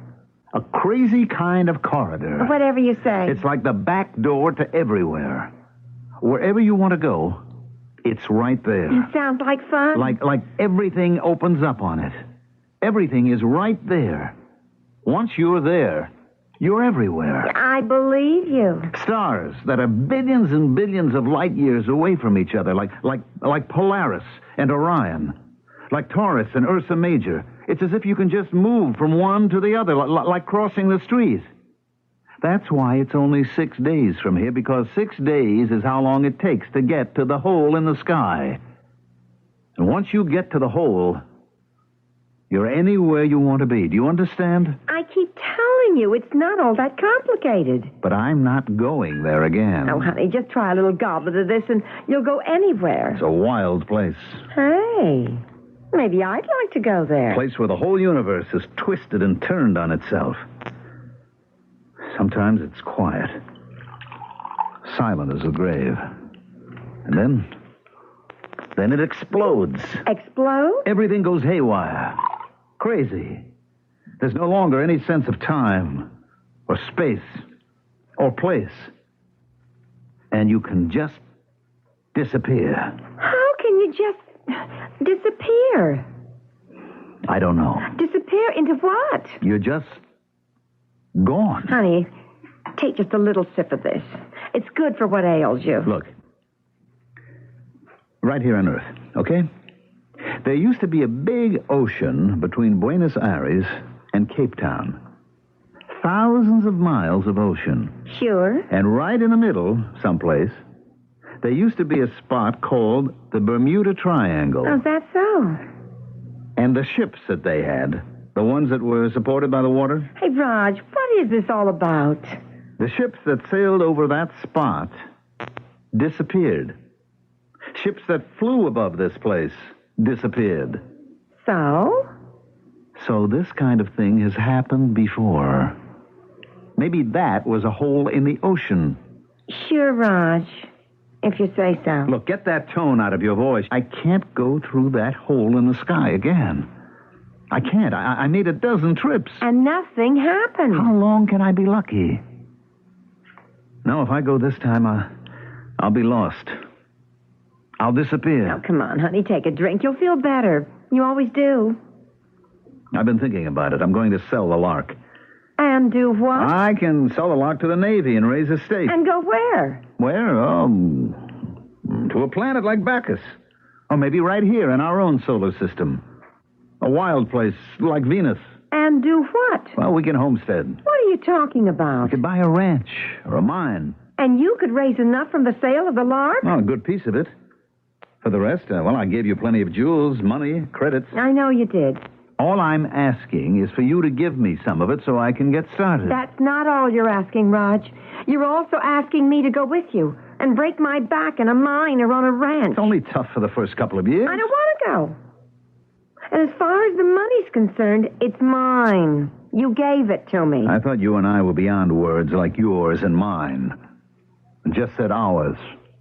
Yeah. What'll I do the day you get tired of me? I'll never get tired of you, Magda. I'm sorry, Roger. I can't say to you, my darling, everything I own in the world is yours. Take it. Magda, I'm not asking for anything which You know that basically, I'm out for myself. Did you think you could change me? All right, Magda. 6 days there and 6 days back. Well, honey, that's less than 2 weeks. I'll be waiting for you when you come home. What did I expect from her anyhow? She could only give me what she had to give. Why did I think I was entitled to more? And who was I kidding? I'd become a farmer, a rancher, a miner? I was nothing but a space rat. And I might as well learn to live with it. And die with it.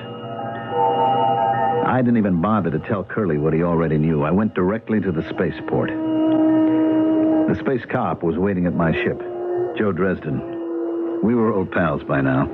He'd been paid off. It was no secret. But we had to go through the ritual. Hey, Roger. Hi, Joe. You're inspected and cleared. Okay. Let's do page 2. Destination? Venus. And cargo? None. Purpose of journey? To visit friends. Oh, come on, Roger. You got to do better than that. Why? What's the matter? Give me a break. The sheet does get checked. How does that look? To visit friends? Well, what do you want me to say? You could say medical emergency. Say medical emergency. You got to prove you're sick, though. You got to name the doctor and so forth and so on. Joe, write down anything you please. Well, don't bite my head off. You and I know what you're doing. You and I know where you're going, okay? All right, look, I'm going to visit my poor old mother. Great. But you better have one, and she better be on Venus. Joe, just let me get out of here, will you? Raj, don't go. What do you mean, don't go? I mean, pack it in. Walk away from it. Are you telling me I can't go? No, I'm not telling you not to go. I'm just asking you not to. Why? Because you won't be coming back. How do you know? I know all the signs. You're not coming back, Raj. I know you are not coming back. At this point, he probably knows something we don't. But what? From the little we know about it, we can appreciate that any journey through space can be hazardous and uncertain. But obviously, there's something especially dangerous and ominously unusual about this one. Well, Act 2 is but a few minutes away.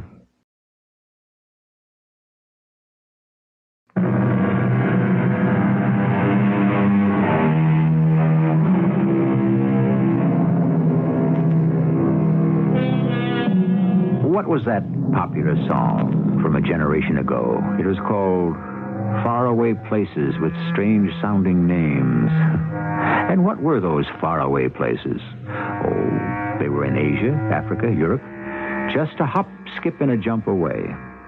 But our story today is about really faraway places with strange names like Tau Ceti, Betelgeuse. And on a clear night, sometimes you may see them up there in the sky. What kind of thing is that to say to me? I'm not coming back. Because it's true. Raj, 5 years ago, I had my own ship, too. 5 years ago, Curly had a job for me. Something like this, only mine was in Orion someplace. Look, why don't we swap stories when I come back? You are not coming back, Raj. You better listen. I came out to the field here feeling just like you do. Everything inside me like jelly, and like you, I knew I wasn't coming home again. I'd been through that hole in the sky too many times. Like you, I was scared. Scared to face guys like Curly. Also scared of starving. What was I going to do to make a living? What else can I do to make a living? Join up, Raj. No. I could never do that. That's what I thought at first. But isn't it better all around if guys like you and me wear the uniform? At least we understand. I have to go now. It isn't too bad. The money's good. It's clean. Bribery, that's clean? Maybe not, but hey, you can protect your friends. I'm only on the take as far as cargo and destination's concerned. All the money in the world wouldn't get you off the ground if I knew your ship wasn't space-worthy. Yeah. Look, I got a schedule to keep. Don't go, Rod. I have to. Well, then, don't go through the hole. You know as well as I do I have no choice. Okay, I'm on the desk tonight. Maybe I can keep the hounds off your trail. In 15 minutes, I was completely clear of the Earth. I would have no problem while in the boundaries of our own solar system. But as soon as I was out in the galaxy, the patrols would be after me. I could outdistance any single pursuit ship. But if they had my position and course, they could set up a fire network that could destroy me in the fraction of a second. I could hear Joe Dresden on the monitor. Blue Tango, what's your report? Good. Green Goddess, you got a position? 6-0, got it.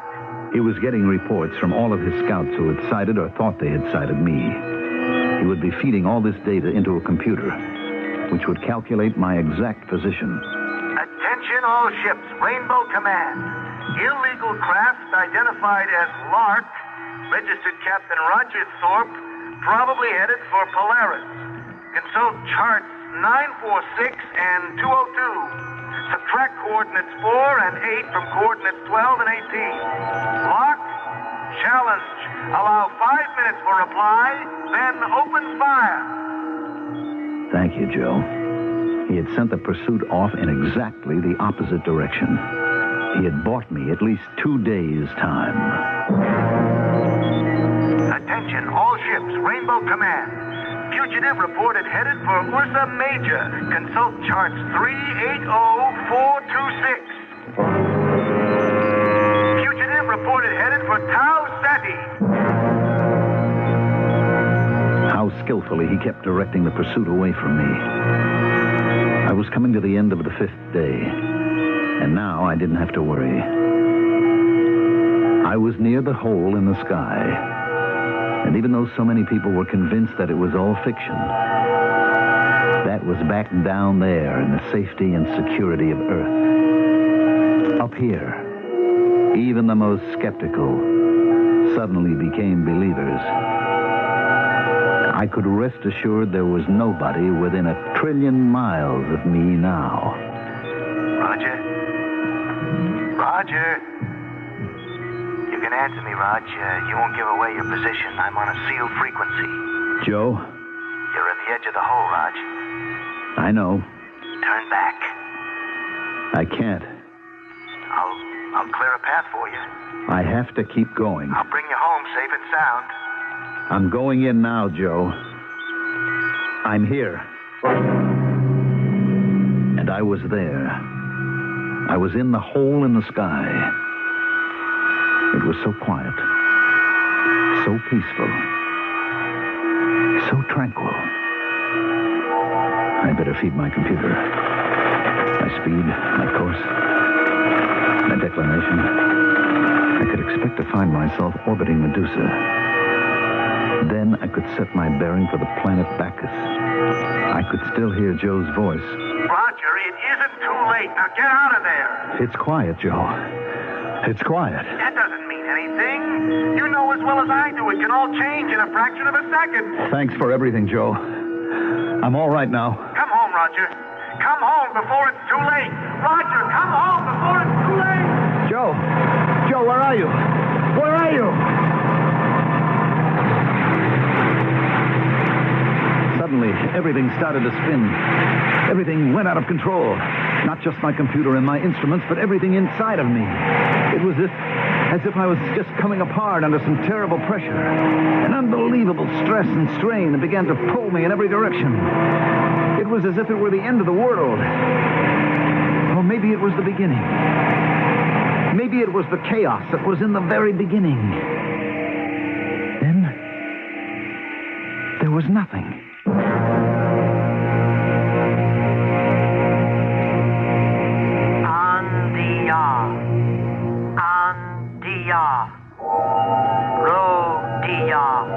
There was a voice. It was reverberating in my head. It sounded like a woman's voice. Everything was calm. Everything was quiet. Only one thing seemed to exist in all the world. This voice. What was she saying? It sounded like no language I'd ever heard before. Then I remembered what I had to do. I fed the sounds into the computer and waited. Just like the ancient anthropologists could construct an entire prehistoric animal from just a few fragments of bone, the computer could project an entire language from just a few significant sounds. Gradually, the voice became clearer and clearer. What ship is yours? Identify. Identify. Lark. Lark. How many aboard? Just one. Identify. Roger Thorpe, registered captain. Home port. Earth. Where is that? Consult Star Chart 876. What is Star Chart 876? Whatever you happen to use, start with Polaris. What is Polaris? You draw a line from Polaris to Deneb. There are no such stars. Hey, what's that noise? You are locked into a landing beam. Hold it. I don't necessarily want to land. Cut your power. I only need to get my bearings. Prepare to descend. Am I being forced to land? You are being invited. But I don't want... Cut all power.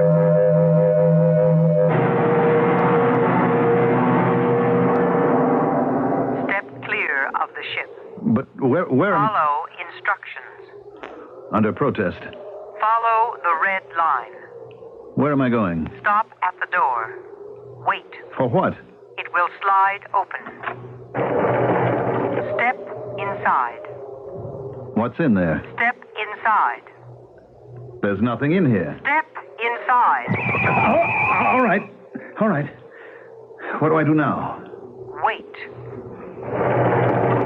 What do you people want? Who are you? Where am I? I was in a room of some kind. A plain, bare space. There was a chair.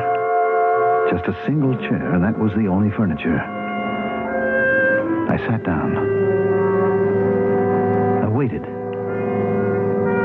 Who were these people? What did they want? Then the wall slid away, and facing me was a woman. She was sitting behind a desk of some kind. She was young, about 30-ish. She wore a black robe. Her red hair was short. She might have been good-looking if she didn't have such a serious look on her face. She touched a switch, and suddenly on the entire wall behind, there appeared an enormous sky chart. Point out your home star. My home star? Well, it doesn't show up too well, you see. It's a red dwarf. I can give you its position. Yes? Just let me orient myself. I'll have to find Polaris. And then Tau Ceti. I've never heard of any. Wait a minute. Wait a minute. This isn't possible. I don't recognize any of these patterns. I warn you to tell the truth. But this is all very strange. Orion should be right there. Orion? I don't see a single thing I know in this entire sky. This is the universe.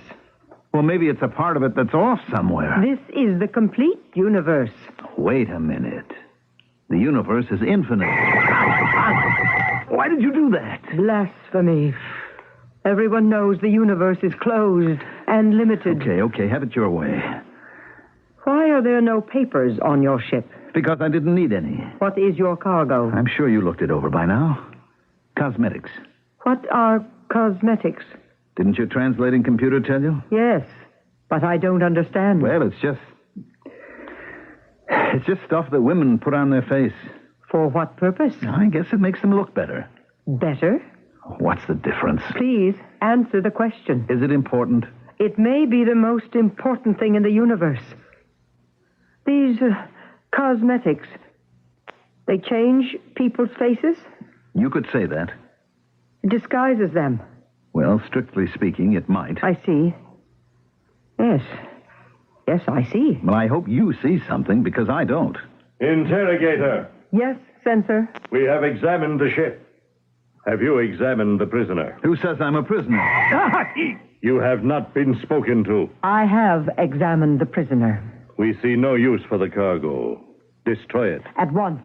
Confiscate the ship. Immediately. Dispose of the prisoner. What does that mean, dispose? Save him for the games or eliminate him quietly. Whatever suits you. What is he talking about? I shall save him for the game. Look, am I being sentenced to something? To death. Wait a minute. Don't I get a trial? You have been tried and found guilty. I have the right to defend myself. You have no rights at all. What sort of place is this?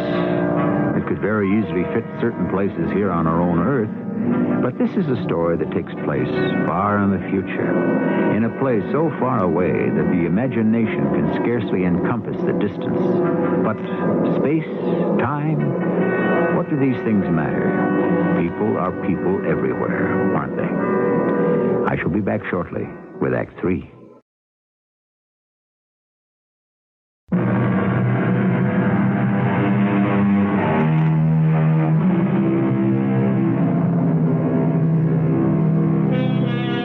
There are more things in heaven and on earth than are dreamed of in your philosophy, is a favorite line of Shakespeare's.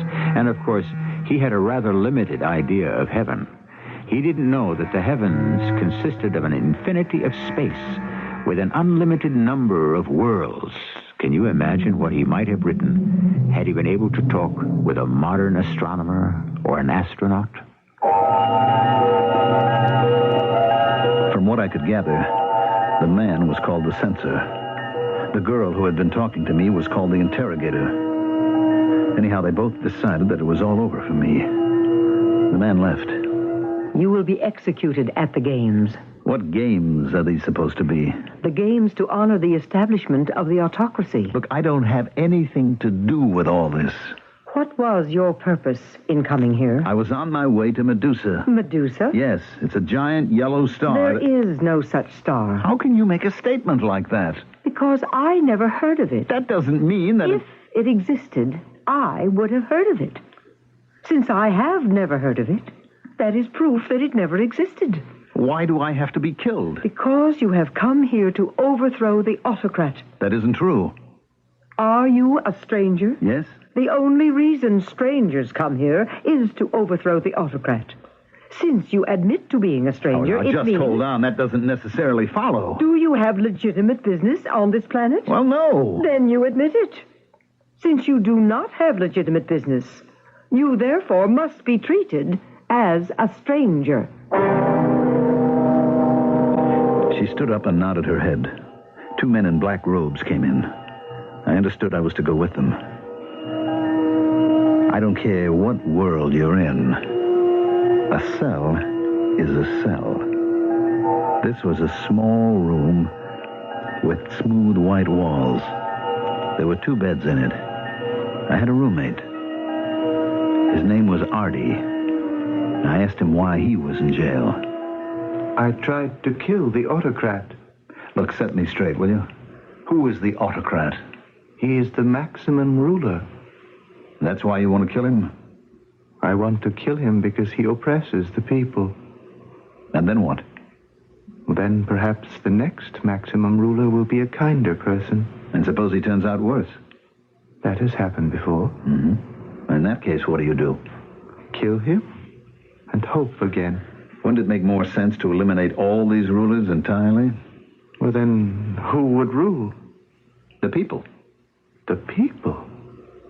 How could the people rule? Well, they would elect representatives to, let's say, to a Congress. I don't understand how that could work. It doesn't work with all these rulers either. Well, that's because he has not come yet. Who? The ultimate ruler. And who's he supposed to be? The ultimate ruler?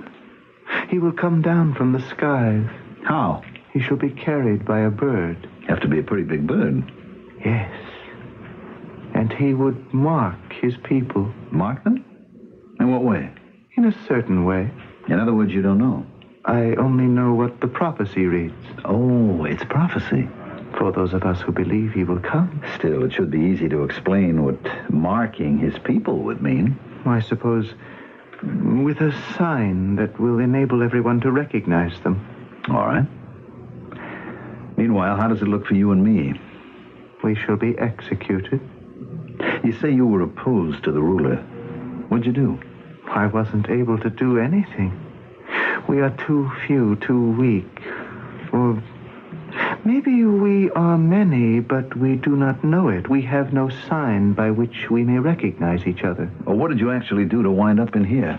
I complained. You complained? About what? The weather. You mean you're going to be executed because you complained about the weather? It wasn't the first time. If you establish yourself as one who complains, it means you are basically a dissatisfied person. Therefore, you are likely to revolt. Well, do you plan to just sit here and wait? It does no good at all to make other plans. Why not? How can plans be carried out? We are sealed in here. There is no hope of escape. There has to be something we can do. We must face our fate bravely. I can't accept that. Accept it, since you may not reject it. It seemed there was no help at all. The days passed. When would it happen? The games at which the execution would take place? Or were the executions the games? Even Artie didn't know. And the jailer who brought us our food wasn't talking. Then one morning, Artie was taken out of the cell. And I thought, this is it.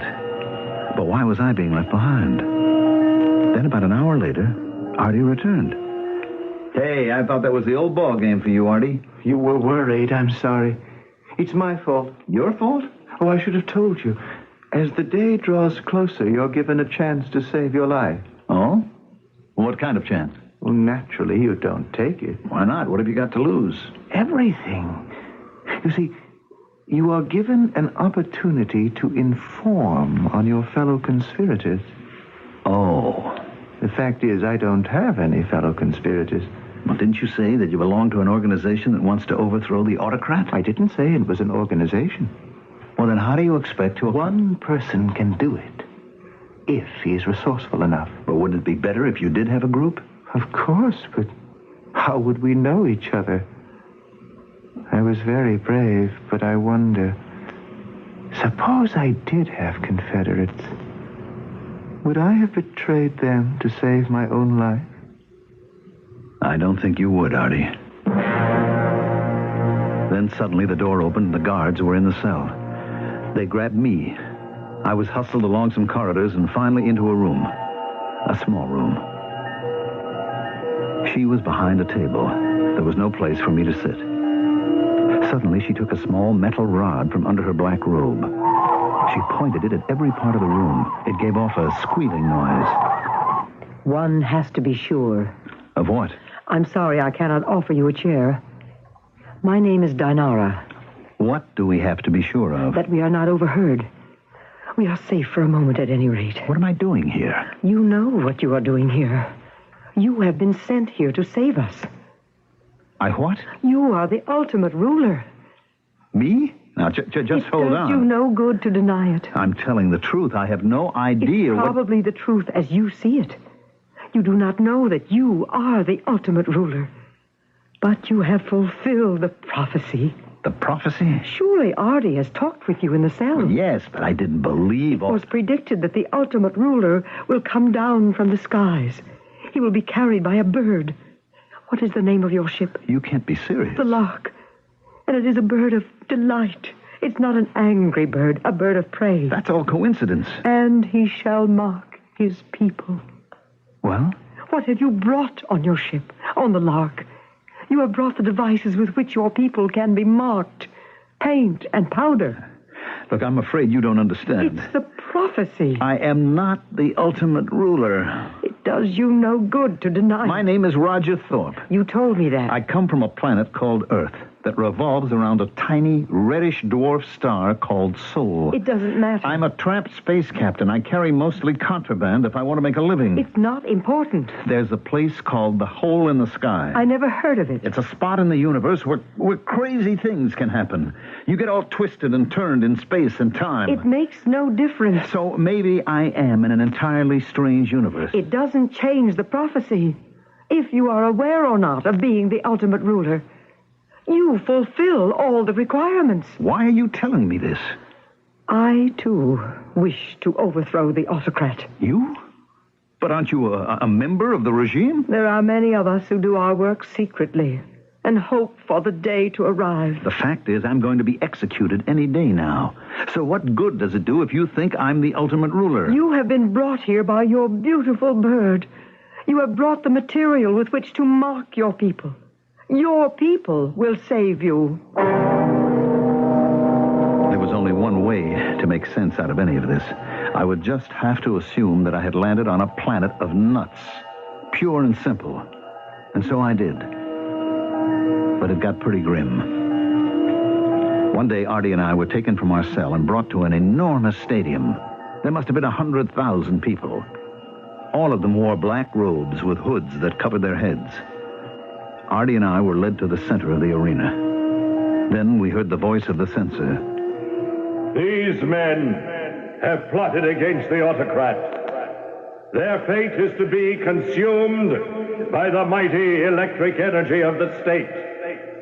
In a few moments, they shall no longer exist. Let this then serve as a lesson to all who would attempt similar madness. Not a single word was heard from the robed and hooded crowd. And then we heard it. A humming that grew louder and louder. I began to feel warm, then hot, and soon it was as if I was on fire. Stop! Who dares halt the execution? I, the interrogator. For what purpose? Revolt. Arrest her! Before anyone dares to touch me, I shall remove my hood. Look at my face. Let all who have the same marking now show their faces. Her face was white as powder could make it. Her lips were red as the most flaming scarlet. I could hear her voice shouting, Believers in the ultimate ruler, show your markings. And now by the thousands, the hoods came off. And there they were. Men, women, children, with stark white faces and flaming red lips. Hardly anyone remained masked, except for the censor and a few high officers. And they were quickly hustled away. And now the silent crowd began to kneel. Kneel! Homage to the ultimate ruler. No one should kneel to me. You are the ultimate ruler. They must. About that makeup. You mean the sacred markings. Men shouldn't really wear any. Would you deprive us of the privilege of showing our reverence and respect, ultimate ruler? The prophecy has been fulfilled. The ultimate ruler has arrived on a beautiful bird. He has brought with him the markings that his faithful followers have proudly put on and shall wear forever. And now, all hail the ultimate ruler!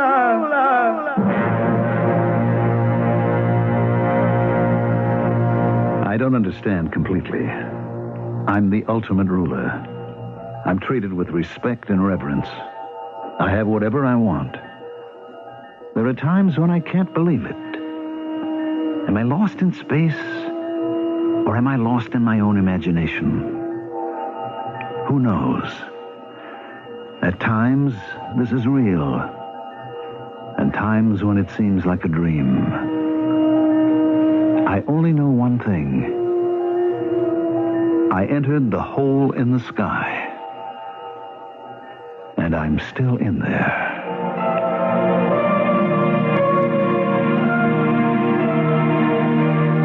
Do any of us know what it means? Is there a hole in the sky?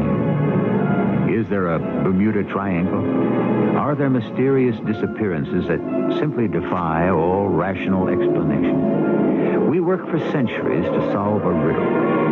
And then when we think we know the answer, suddenly the original question looms larger than ever. I'll be back shortly.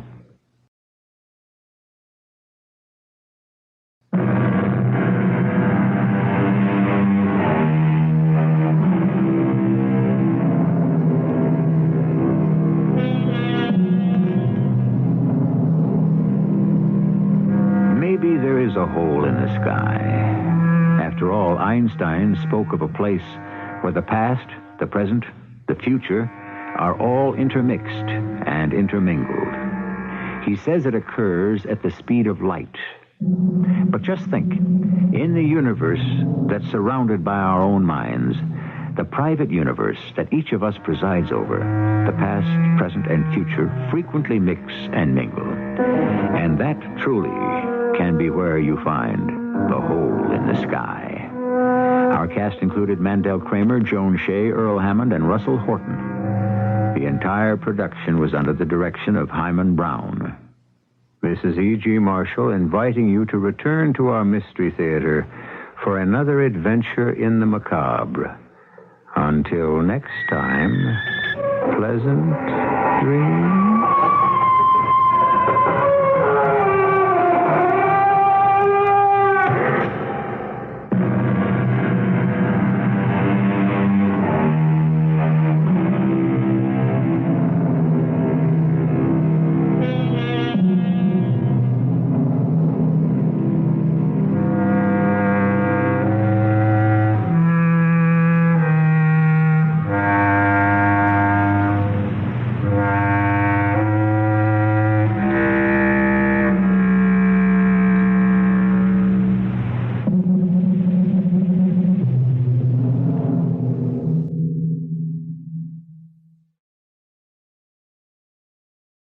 The CBS Radio Mystery Theater presents...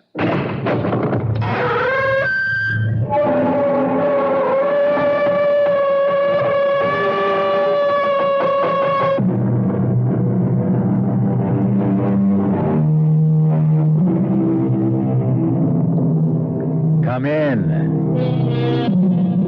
Welcome. I'm E.G. Marshall. Welcome to the world of terrifying imagination.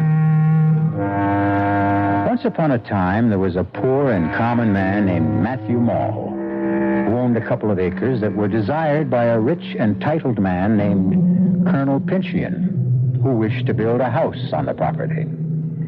Since the colonel could not acquire the land by lawful means, he took others. The year was 1650, and he connived to have Matthew Mall declared a wizard, condemned to die on the scaffold, which is where our story begins. Quiet! Quiet! Quiet! You have not heard the last of Matthew Mall. You or your children, or your children's children. In particular, you, Colonel Pynchon, and all the family who follows you. Look at him, everyone, as a dying man makes a promise. Colonel Pynchon, God will give you and yours blood to drink.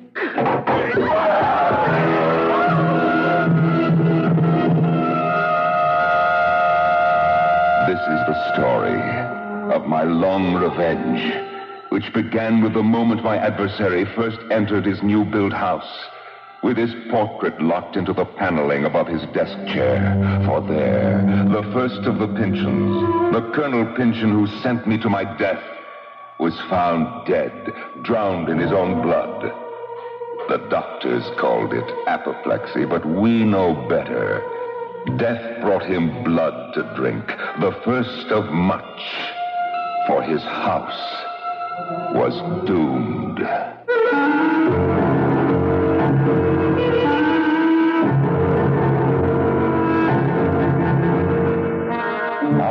mystery drama, The House of the Seven Gables, was especially adapted from the Nathaniel Hawthorne classic for the Mystery Theater by Ian Martin and stars Norman Rose. It is sponsored in part by Sign-Off, the Sinus Medicines, and Anheuser-Busch Incorporated, Brewers of Budweiser. I'll be back shortly with Act One.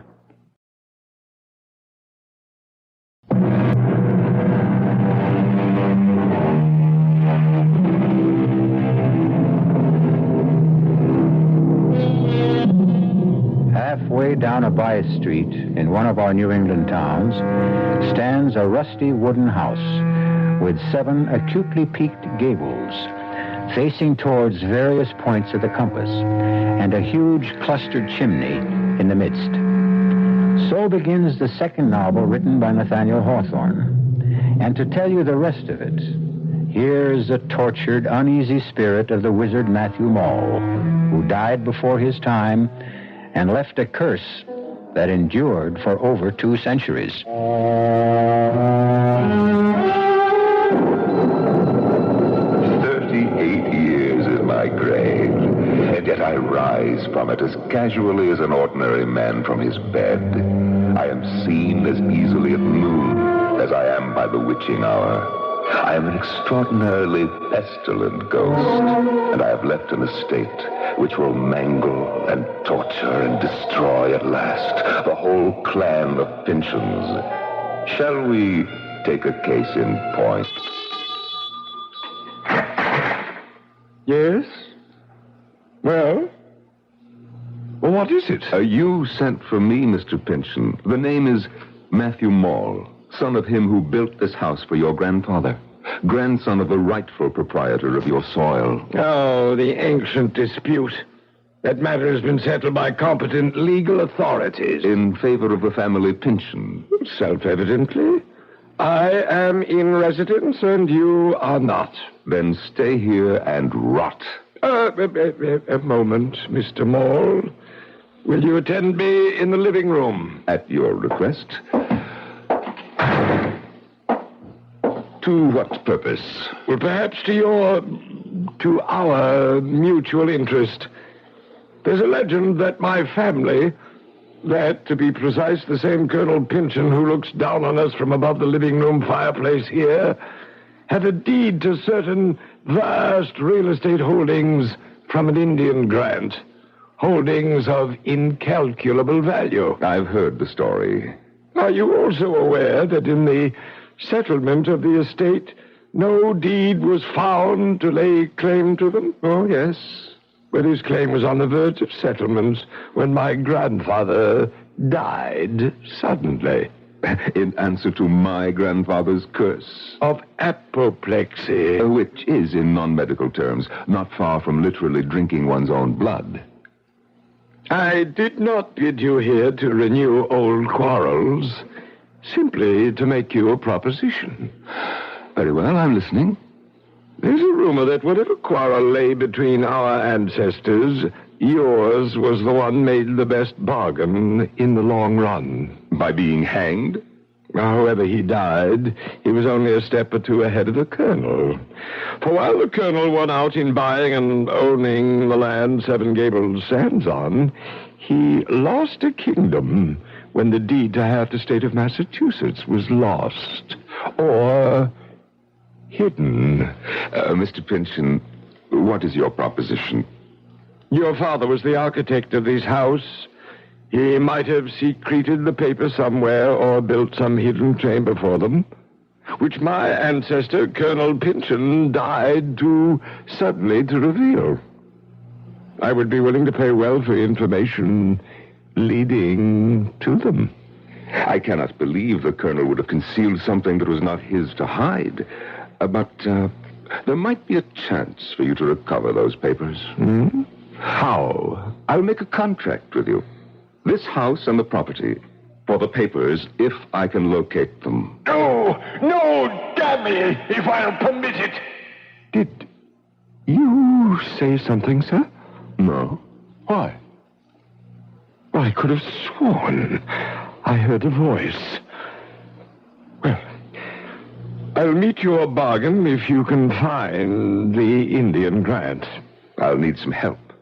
I don't know where the papers are, or if they exist. I do know that to locate them, I need the help of a medium. I don't understand. You have a young daughter named Alice. Bring her here.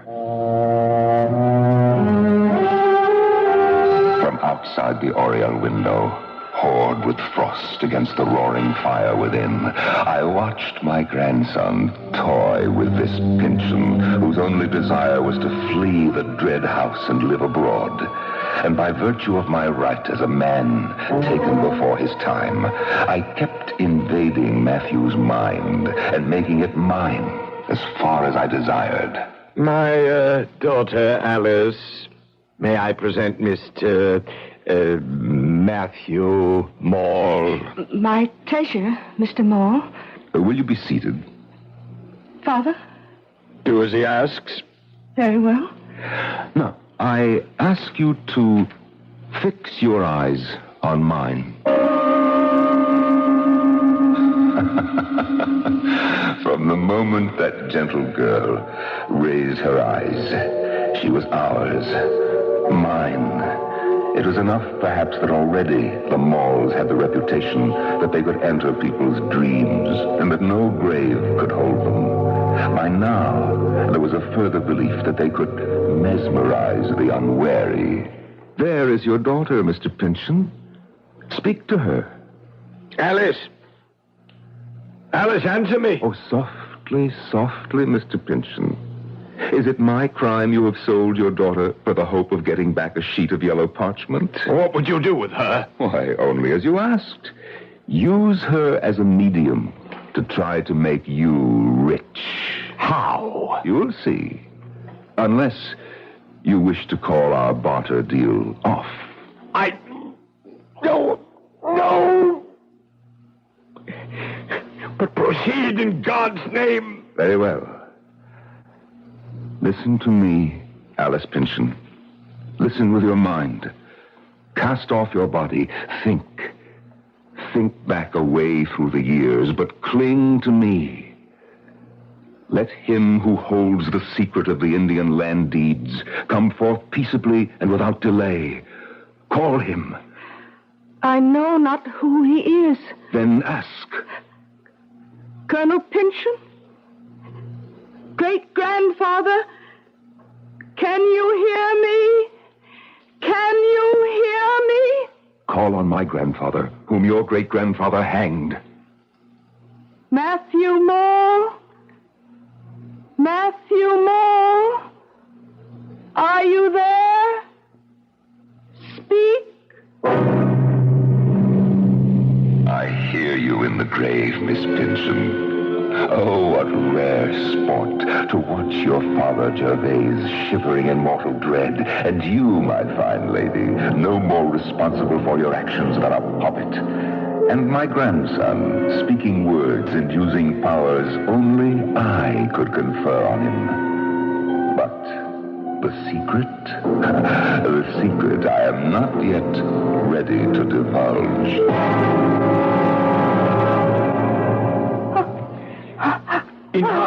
Enough! Would you kill the child? Bring her to. Without your answer? Have you not found it? Only this.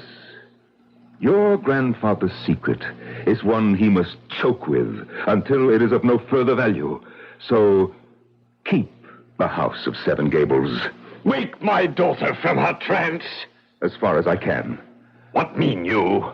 Well, she will walk and live and breathe. But what, man? I meant no harm. I meant only to humble you and yours. I did not mean to steal her soul, but I'm afraid that is lost.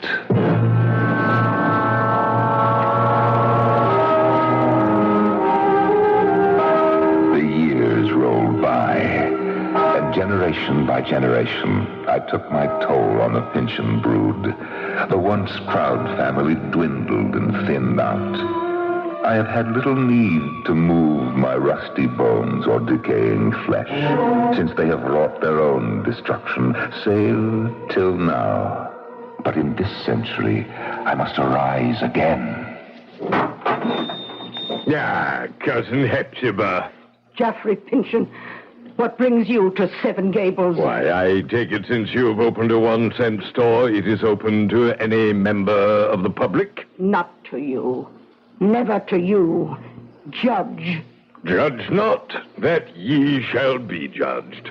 Well, surely after all these years, and in respect of what I've just arranged for Clifford... You are not welcome in this house. Not even in a public shop, Hepzibah Pynchon. The shop is a necessity, now more than ever. Because of Clifford's return? Oh, but surely you know if you're in need you can call on me. Or bring your brother and yourself to live on my estate. Oh, you know I will take no charity from you, now or ever. How dare you offer it after what you've done to Clifford? I? Yes, you hate him. For what reason, I know not, but hate him you do. You do me wrong, sweet cousin. But I am a forbearing man. I bear what crosses God sends me to bear. I will not trouble you more now, but wait for Clifford's return.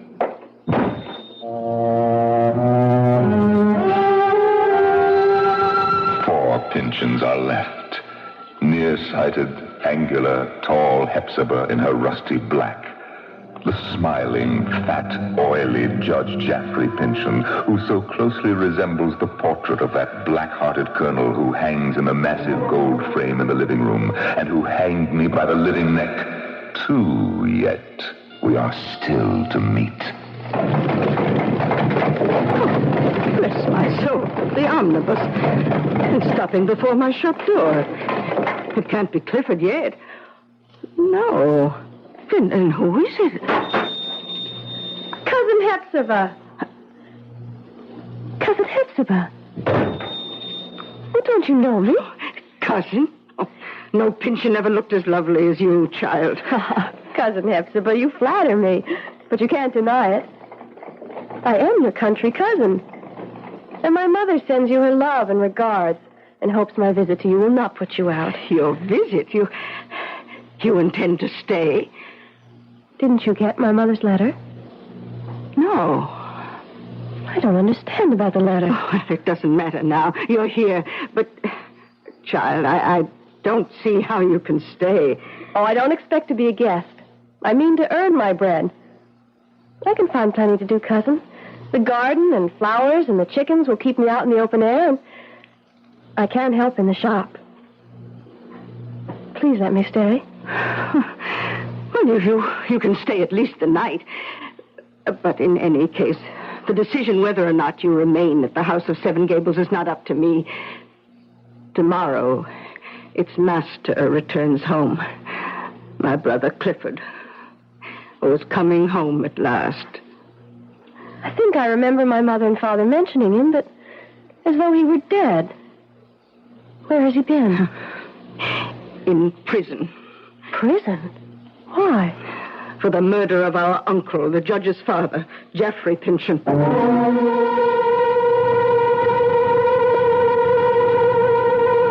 One other young and unsuspecting girl, Alice Pynchon, came to grief under the shadowed gables of this brooding old house.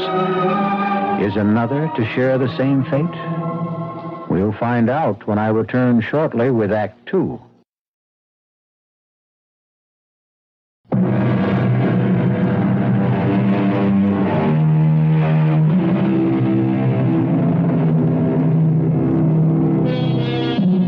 This is not my story, so let me quote from the man who first told it.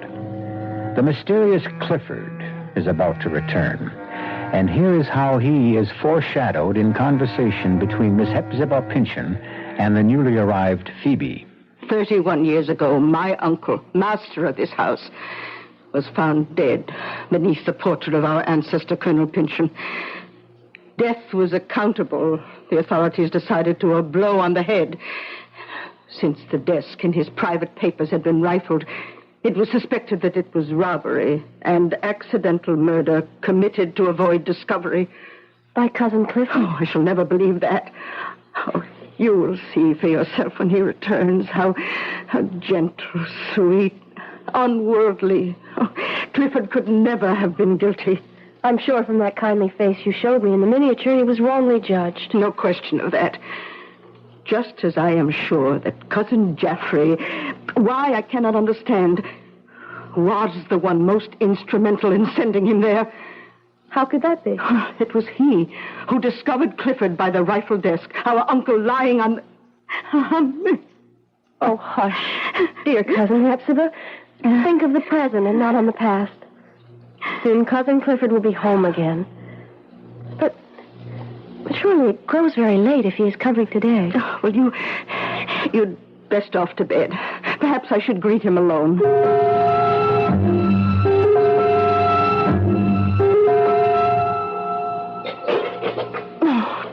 Oh, dear, how shall I manage? May I help, Cousin Hepzibah? Oh, I'm old thumbs when it comes to cookery. See, I've lost whatever art I had all these years alone. And I wanted Clifford's first breakfast to be so tasty. You have a fire going bright enough to chase the morning dusk. Since the oven is hot, would you like me to bake an Indian cake? Oh, it was Clifford's favorite all those years ago. Well, then bake it I shall. What else can I do? Oh, the coffee. Real mocha, if you would grind it. We'll make a breakfast fit for a king. A tired, sad king, worn out by exile.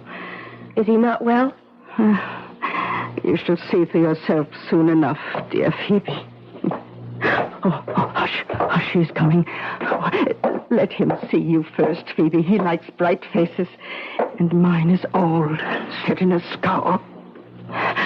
Clifford, dear, let me help you. The weakness is locked inside Hepzibah. Nothing you or anyone can help. But we are not alone. No, he is Phoebe. Phoebe, Arthur's only child. You remember I told you about her last night. Phoebe Pynchon. Phoebe. Arthur's child. Yes, I forget. You are welcome. Thank you, Cousin Clifford. Oh, come sit here. Take this chair. Is this you, Hepzibah? How changed. How changed. And are you angry with me? Oh, why should I be angry? And why do you bend your brows so? Oh, Clifford, there is nothing but love here. If I scowl, it is only habit that has gone before. Cousin Hepzibah's only worried and concerned that you should be happy. Then why do we keep that odious picture on the wall? Why can't we... What is that sound? Why, that is... Phoebe, will you answer it? Of course. That is the tinkle of the shop bell. Shop bell? Yes, sir. Then, has Miss Hepzibah's shop opened under such favorable circumstances that she needs an assistant as attractive as you? I'm a cousin of hers, on a visit from the country. Well, in that case, I suspect you are a kinsman of mine. Let's see, oh, yes, little Phoebe Pynchon. I am your kinsman, Judge Pynchon, my little niece. Oh, surely I must pay you welcome. Oh, you resist me. I had not meant to. Oh, quite right, quite right. A young girl, especially a very pretty one, cannot but be chary of her lips. I did not mean to be unkind. Oh, I accept that. But are you afraid of something? Nothing I know of. I'll just step in and... What do you want, Geoffrey? Why, simply a short visit with my... No. He cannot see visitors. I warned you to take care. Clifford is on the brink of a blacker fate than yet possessed him. I need to see him. No, Hepzibah. Don't let him in. Beg him on your knees if you must. Ask him to have mercy. Mercy. You heard. I heard. But must I...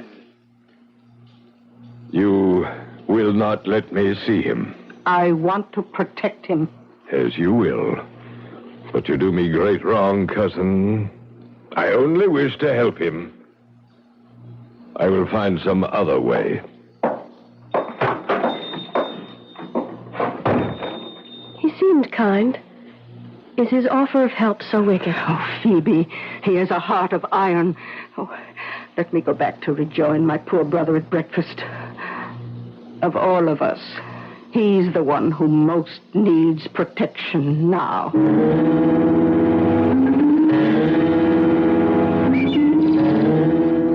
Don't do it, lady. What? Drink from that. Or even wash your face. I was only looking at my reflection in it. May I ask who you are, sir? Oh, forgive me. Miss Pynchon has not mentioned me? Mr. Holgrave, the boarder. The same, at your service. And you must be Miss Phoebe. Which gable is yours? Oh, my window is the one... Perhaps it is more seemly to ask the question of you, sir. Oh, by all means. I count mine the 7th, since it is by all odds the most remote and separate. See, up yonder, beyond the eaves. You live there all alone? A question hard to answer, Miss Phoebe. Why? In the house of the 7 Gables, is anyone truly alone? It's hard to tell whether the rats outnumber the ghosts, or vice versa. Then why pick it as a lodging by free will? If you must know, I can afford little, and the rent suits my purse. The house also suits my profession. Your profession? Mm-hmm. I'm a maker of daguerreotypes. How fascinating. Can you really point a machine at someone and make a likeness of them? I can. Do you doubt it? Well, It sounds like a kind of magic to me. Technically, in its way. But the result is a quite faithful reproduction of the subject. For example, this. Oh, you created this? I recreated this, shall we say. It is a likeness. Never mind the likeness. Miss Phoebe, look deeper. What kind of man is this? Why, by all effects, a man of probity, of kindness, of property. Is the picture that alone? Or can one look deeper? Not knowing the subject, I don't see how. Look at that eye. In the midst of a sunny countenance, speaking of an open heart. And yet, observe carefully the cast in the eye, the line of jaw, the subtle twist of mouth. Here is the man, the true man, sly, subtle, imperious, hard, and withal as cold as ice. Do you recognize him now? Judge Pynchon. Still, there's some other resemblance. The daguerreotype is of the living judge. The resemblance is quite marked. Give or take the style of whisker, the fashion of cloth, the bloat of jowl, it could be the original Colonel Pynchon who choked on his own blood. Why have you this picture? For the same reason, I wish to have all the Pynchon clan. Miss Phoebe, will you sit for me sometime? I? In any history, one must balance the good against the bad. Who are you? A recorder of history by choice. Miss Hepzibah's lodger by chance. Will you sit for my portrait of you? Well, to what end? That is beyond my power to say at this moment. Only that I can promise you, you are safe from any harm. And what do I get out of it? Well, first, what you put into it. Second, a record of your beauty. And third... And third? No less than your future. One way or another. Then how can I refuse? My object was to make sure, as best I could, that you shouldn't. For once, I was resting more secure in my rotting grave. The urge to wander grasped me less.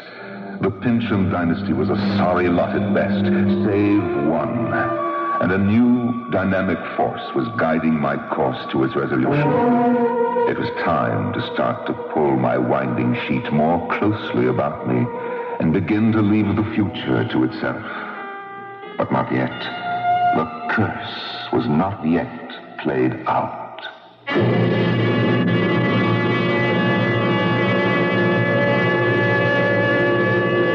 mysterious Mr. Holgrave.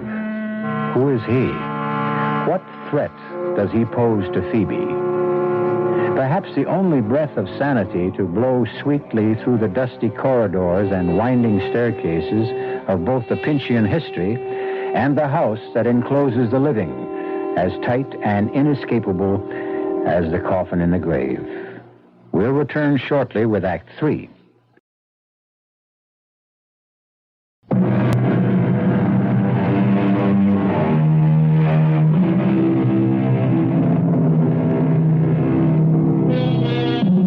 For 2 centuries, the curse of the hanged wizard Matthew Mall has hung like a cloud over the house of the Seven Gables.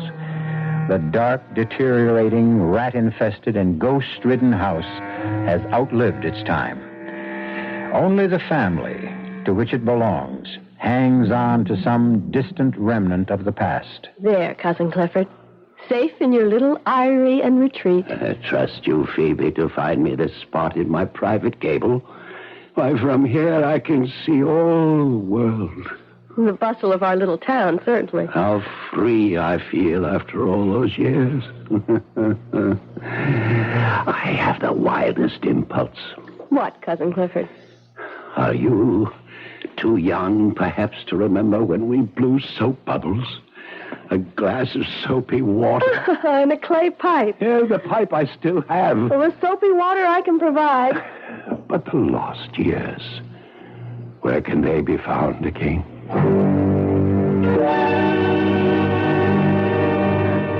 I wish his life were more than a shadowed gable overlooking the street. My Cousin Hepzibah, to watch the whole stream of life flow by is at least an introduction to the thought of returning to it. Oh, well, perhaps you're right. Here's your soapy water. Take it to him to blow bubbles.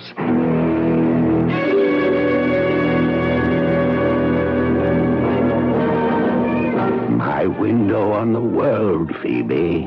The best vantage point. Stop him, please! Please stop him!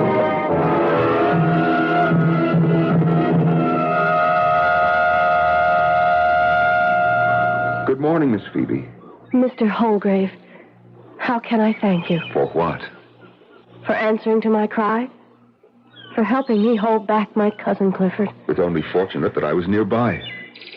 I don't know how to explain. Why should any of us try to explain the human effort, drive, psyche? We all react to our impulses and dreams to a greater or lesser degree. Did your cousin really want to jump? I was with him. I could scarce hold him. Why would he pretend? Why, indeed. At least there was no disaster. I'm glad I was part of avoiding that. I can never thank you enough. How can I do something in return? Sit for me. Let me make a daguerreotype of you. That's simple enough. But why? I wish I felt myself free to answer that completely, but, well, at least one obvious reason. There should be some permanent record of your beauty. I'm afraid you overstate your case. Or my case. So I must admit that even if you had not half admitted it, I would suspect you of some ulterior purpose. You never have quite trusted me, have you? It's just that I sense you are not quite what you seem to be. That... Oh, I don't know what I feel. What do you want my image for? Say that I want a record of the Pyncheon family. And that alone? No. My other purpose, I must keep to myself. I could refuse. I hope you won't. It would be ungracious of me. I offered to do something in return for helping save Cousin Clifford's life. When? The sooner the better. There is a skylight in my gable room. The afternoon light would be perfect. If you'll meet me there at 5, I'll be ready for you. I never thought to see the day I would harbor any kindly thoughts for any Pyncheon, but I find I have it in my heart to accept poor, withered Hepzibah and the half-mad Clifford. And as for Phoebe, well, she shall have an unseen protector observing from beyond the skylight window. There now, Miss Phoebe, we're ready to begin. Should we not have the door open and the windows unshuttered? Oh, no. I want no other light source than what strikes across my shoulder to you from above. And we must catch it now. All right, are you ready? What must I do? Well, lift your eyes to mine, above the lens. So, now, relax. Think of something soothing. Blue sky. The ripples on a sunlit pond. Oh, yes. Yes, that's lovely. Don't try to smile. Just stay in repose. When I expose the plate, you must not move for 20 to 30 seconds. Now, take a deep, slow breath and hold it. Now the plate is exposed. Silvered copper on which a film of silvered iodide has been formed by iodine vapor. The sands are dropping through my minute glass, and slowly, your image develops on the plate. This 1/2 minute, I hold you mesmerized, only to make you immortal, never to be forgotten, to last till the end of time. Now you may relax. It's all over. Phoebe? I've mesmerized her. Phoebe! Oh, God help me to resist my evil desire. Phoebe! Forgive me if now I say what I have not dared to say to you, nor ever will, perhaps, so long as you are a Pynchon. Phoebe, I love you with all my heart. Have loved you since that first moment I saw you in the garden. I cannot dare to hope when all is known that you could return that love. Yet here, at this moment, with you completely in my power, I could cast a spell on you that would hold you forever mine. No, Phoebe. Rather that you were never mine than to hold you bound to me against your will. Phoebe Pynchon, can you hear me? I hear you. You are safe. You know that. Safe. You will have no memory of the trance you are in now. No memory. And when you wake, you will feel refreshed and your same lovely self. You promise me? I promise. Then, when I snap my fingers, wake. Oh. Is my portrait all finished? Yes, Phoebe. May I see it? Oh, no. I have much to do before that. This one, I want to color. I would not have you see it in black and white. Oh, then I shall have to wait to look at it till I return. Return? I must go home to visit my mother and father and bring back the rest of my clothes. You intend to stay on at Seven Gables, then? Cousin Clifford needs me. And Cousin Hepzibah. I think it is my duty. To wither and dry up like them? Before God, I pray you find some better fate.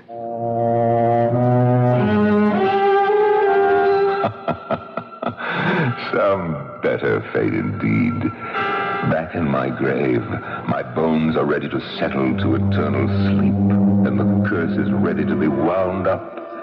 And the day after Phoebe left became the beginning of the end. Look at him, striding along the street toward the 1-cent shop. The picture of a man who owns most of the world and who intends to clutch the rest of it to him. The 200-year reincarnation of the Pynchon who put me 6 feet under. Judge Jaffrey Pynchon. Judge Pynchon. Yes, Cousin Hepzibah, the same. What do you want? Well, what else, cousin, but to have done with all this? I want to see Clifford. No. It is my purpose to do so before I leave this house. Haven't you done enough to him? 30 years ago, our uncle died. His immense fortune was left to me, save for your life interest in this property and the house of the Seven Gables. To Clifford, not to me. Some months before our mutual uncle's death, Clifford boasted to me that he knew the secret of incalculable wealth. I believe that at this moment, if Clifford retain his wit and, if he chooses, He can tell me where the riches can be found if he chooses. And if he can't, or doesn't? Back to the dungeon. I'll await your bringing him in here in the old colonel's chair. It should in any case have been mine by right. Oh, I wish you ill of it. But I shall go find Clifford. So come the years full circle. Revenge is as dusty in my mouth as these old bones which moldering cry for eternal rest.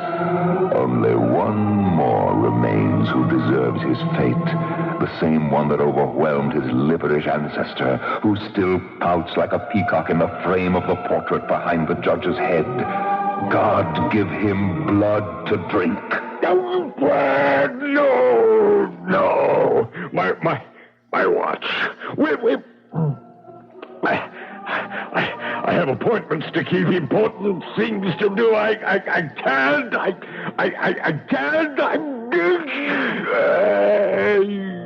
Drink deep and die, and dies the curse with you.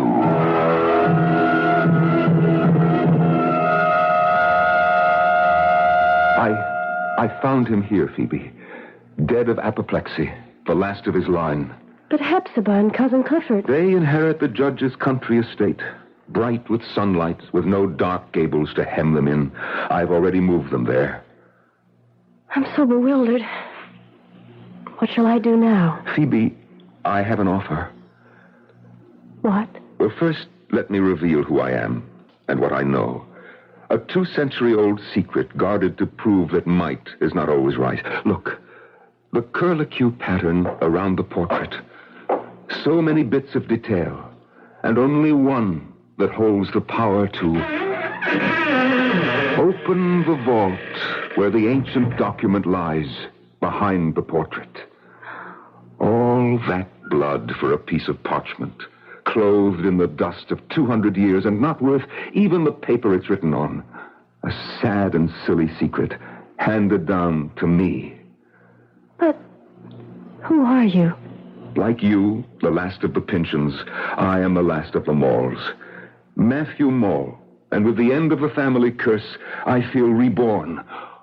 Or will if... If what? Matthew? Shall we end it all? Will you marry me, Phoebe, whom I love beyond all, and put an end for good to family feuds and tragic doom? Oh, yes, Matthew. Yes. On one condition. You have only to ask. That we leave and shut up forever the House of the Seven Gables.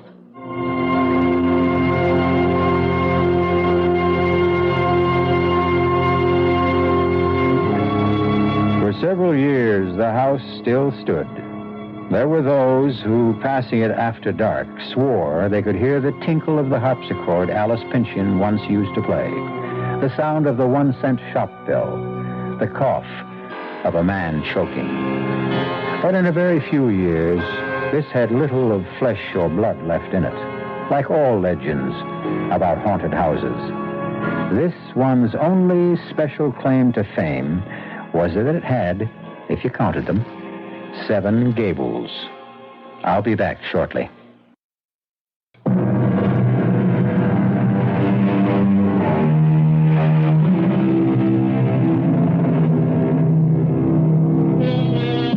It should come as no surprise that Judge Jaffrey Pynchon was the one who really murdered his uncle.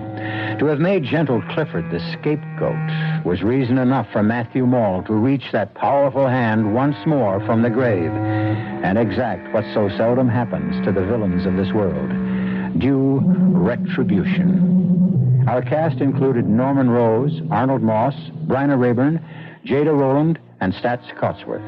The entire production was under the direction of Hyman Brown. Radio Mystery Theater was sponsored in part by Buick Motor Division, the Kellogg Company, makers of Kellogg's Special K cereal, and new sugar-free Diet 7-Up. This is E.G. Marshall inviting you to return to our Mystery Theater for another adventure in the macabre. Until next time, pleasant dreams.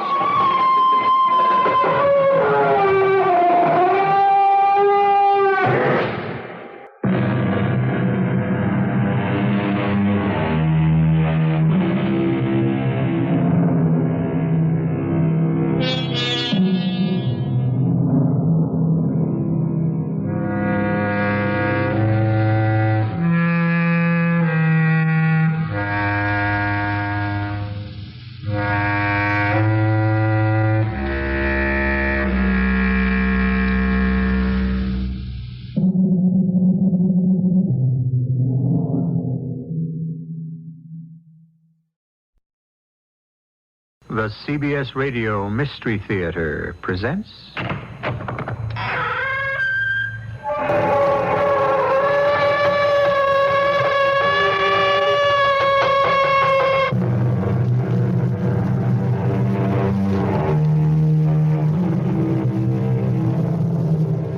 Come in. Welcome. I'm E.G. Marshall. Place not your trust in princes. The great and good book tells us, and sound advice, indeed. It would appear to be, especially since we are also told, uneasy lies the head that wears a crown. Royalty, nobility in general, isn't as popular as it used to be. But at one time, almost every little girl wanted to marry a prince, or a duke, or an earl.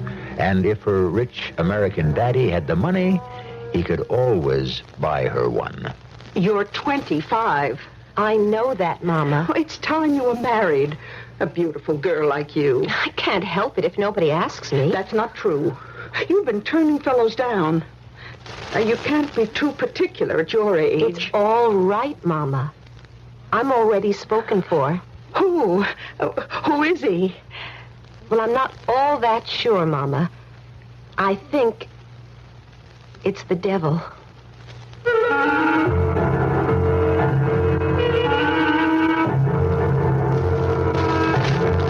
Our mystery drama, The Kingdom Below, was written especially for the Mystery Theater by Sam Dan and stars Phyllis Newman and Fred Gwynne.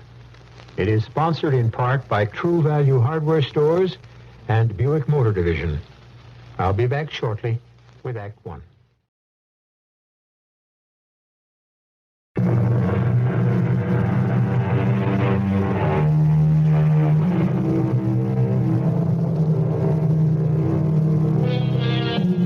Transformed the face of the nation. History refers to them as robber barons. Most of them were born poor and died rich.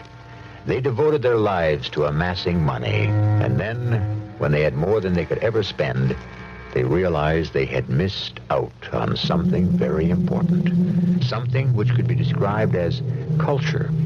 And so they pursued culture as avidly as they once had chased after money. And where was culture? Why, it was in Europe. And what was culture? It was immortal paintings for the mansion, masterpieces of sculpture for the grounds, and a titled foreigner for a son-in-law. From the diary of Miss Mayetta Stebbins. Rome, July the 3rd, 1887. I do believe that music will drive me out of my wits. Not that I had too great a supply to begin with. We are living in a palazzo. And didn't Mama give it to me for calling it a palazzo? Palazzo, darling, palazzo. But I want to go home. Anyhow, I shouldn't complain about Mama. Poor Papa. He's the one that really catches it. Every morning, it's the same old thing. Prego, Annunziata, the, ubi. You know, the eggs. I ain't had a decent egg since we left the States. Now, you said ain't at the opera last night. I thought I would die of shame. Who was there to hear me? Nobody but a bunch of foreigners. How many times must I tell you, Benjamin? In this country, we are the foreigners. Yeah, that's why I can't hardly wait to get back to good old USA. Benjamin, I don't think you're taking this trip seriously. Now, you just look here. I got writer's cramp from signing checks. You wanted that painting of that Fat lady? Oh, Benjamin Franklin Stebbins, you are talking about a genuine Caravaggio. Yeah, and you were talking about 50,000 simoleons. 50,000 of Uncle Sam's finest. 50,000 of those long green men. But, did I blink an eye? No, wrap her up, I says.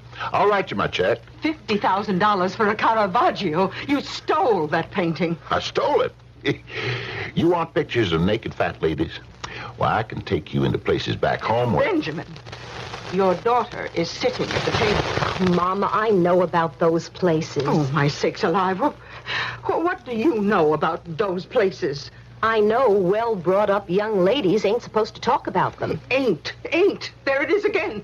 Benjamin, you've corrupted this child. Okay, Mayetta. Don't say ain't in front of your mama. It discombobulates her something fierce. Now, we have to have a serious discussion. Does that mean I have to leave the room? No, it concerns you. Benjamin, you give generously of your money. I have no complaints. Thank you kindly, ma'am. But you're not putting your heart into this thing. Which thing? The thing we really came for. Okay, you tell me. What did we come here for? To find a husband for Mayetta. Well, why can't Mayetta find her own husband? Benjamin! Did anybody have to find you a husband? No. You found one yourself. And look at me. Yeah, look at you. 29 years ago, you were filling up beer mugs in your old man's saloon. Benjamin! Is that true, Mama? How can you say such things in front of the child? I'm not a child, Mama. It was the worst dive on the San Francisco waterfront. Where was the saloon? There was no saloon. No? What was it then? Why are we getting off the subject? Which is? Finding a husband for Mayetta. Oh, yeah. Nobody found you a husband, and you wind up being married to one of the 50 richest men in America. Now, Benjamin... You don't believe it? Read the papers. Money isn't everything. It ain't? Oh, that word again. There's a world of people who don't say ain't. Yeah? It's a world of breeding, refinement, and culture. Is that a fact? And from that world, I want a husband for your daughter. That's a funny way to put it. You want a husband for our daughter. What does our daughter have to say about it? Well, she's too young to know her own mind. So, what have you got on your mind? Now, Prudence Folsom, she came back to America last year with a count. Skinny beanpole of a fella with a pot belly, a mustache, and a monocle. Looked like a dude to me. Now, you have twice as much money as George Folsom. So your daughter should do twice as well as his. Mayetta should get herself a prince, or at least a duke. Find her one. Well, what do you say to all this, Mayetta? What do I say to all this? I don't know. Most of the time, I don't listen. I've never been in love. Maybe I'll never fall in love. Maybe I can't, or maybe I'm so much in love I don't realize it. Could I be in love with someone I've never met? Sounds silly. I could never talk about it to anyone. Yet the truth is, I don't know if I really feel this way or if I read about it somewhere in some novel long ago. Well, the next morning it began over again. You girls know what day this is? It's the 4th of July. Oh, how I wish I was back home. Benjamin, we are not returning until Mayetta gets... I can see him now, stepping down Fifth Avenue, the Grand Army of the Republic. Benjamin! Be the first year I ain't marching with them. Ain't again. What do I have to do to get back to the land of the free and the home of the brave? Well, first, you must stop saying ain't. Done. You ain't never going to hear that word pass my lips again. Second, you must find a titled foreigner for your daughter. And what if she turns him down? How can she turn him down? She ain't met him yet. Every time you get really excited, you sound like the red-haired girl I first met in your old man's saloon. What are you talking about? Let it pass. Now, look, we've been here a month. She hasn't met anyone yet. She's met hundreds of people. She met all kinds of nobles, fellas with titles. Toss a coin. Put the names in the hat. Pull her one out. Well, not one of them is good enough for her. Now we're on to something else.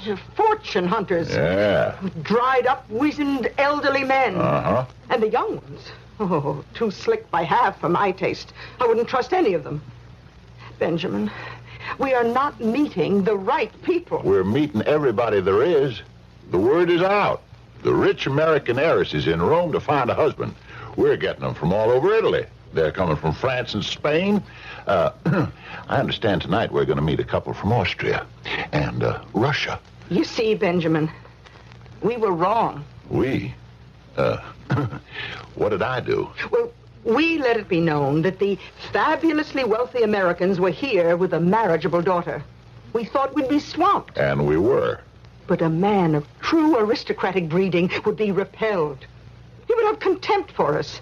He would label us as nouveau riche, as parvenu, as arriviste. I'll tell you something, Mama. I happen to know what every one of them words mean. And you want to know the truth? That's exactly how we're behaving. Well, I want a prince for my daughter. I want a man of background and breeding. A man who can trace his family down through the centuries. But, Mama... And let that family become even richer and greater and finer because of what my daughter will bring to it. Okay, Mama. Sure. That's what I want. You know why? It don't matter, Mama. As long as you want it. The old man here'll see you get it. Somehow. Well, now, you talk about the saloon my father owned on the waterfront. Look, I won't bring that up no more. My father didn't own that saloon. What? What are you saying? I happen to know Patty Morgan was the one and the only sole proprietor. That's true. But Patty Morgan wasn't my father. What? And Katie Morgan wasn't my mother. They adopted me. They took me in. I was one of those kids you read about. A newborn baby that's found on the doorstep. Mary, you... Who was my mother? My father? I'll never know. Who am I? Where do I come from? I'll never find out. Well, now, is it so important? Yes. All right. Well, find me a prince, a real prince for my daughter. You can do it. Sure. I mean it. You can do anything. What were you? A stevedore, a roustabout. Today, you're one of the 50 richest men in America. You performed a miracle. Now make another one. Find her a prince. I wasn't supposed to hear that conversation. But one thing about Mama and Papa, they spoke loudly. There were no secrets. I didn't want to say anything to Mama or Papa, but I wouldn't marry anyone they found for me. Unless, of course, it was the person I was in love with already. But how would they know who he was? I didn't even know myself. Papa disappeared right after breakfast. I found out later he'd gone to the American embassy. My name is Thurman Trueblood. What can I do for you, Mr. Stebbins? Who are you?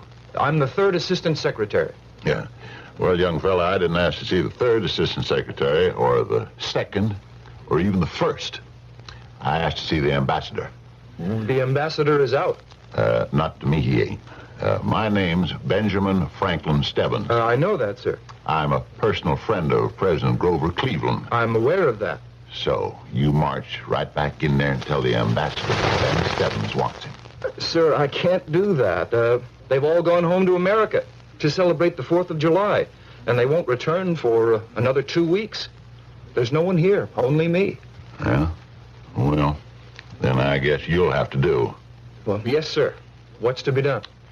I want my daughter, Mayetta, to find a fine, handsome, young Italian prince from a noble family that goes back to, maybe old Julius Caesar or any of that crowd. Mr. Stebbins, I'm not sure that lies within the province of the embassy's activities.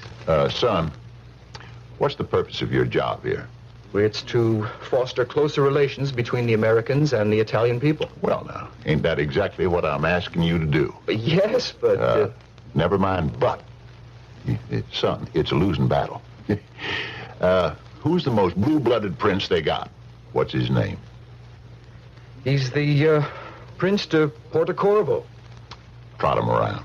Oh, you don't understand. He never goes to see anyone. Well, then we'll go see him. But the prince never sees anyone. Is that a fact? Now, just who does he think he is? Well, there are those who say... Yes? Who say what? Well, it's all old wives' tales of superstitious peasants. But there are those who say he's the devil himself.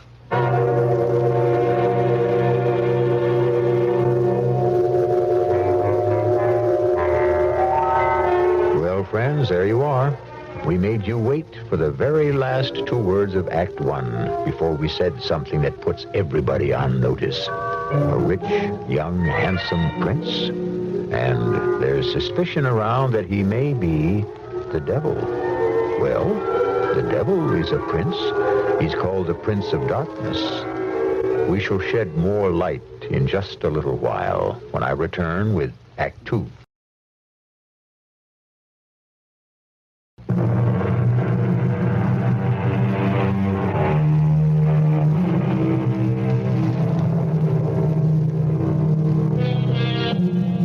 They say money talks. Well, that isn't quite accurate. Money does more than merely talk. It commands. And what money wants, money usually gets. The moneyed Mr. Benjamin Franklin Stebbins, one of the 50 richest men in America, has come to Rome in the year 1887 to buy some culture. Paintings, sculpture, and a titled foreign nobleman for his daughter.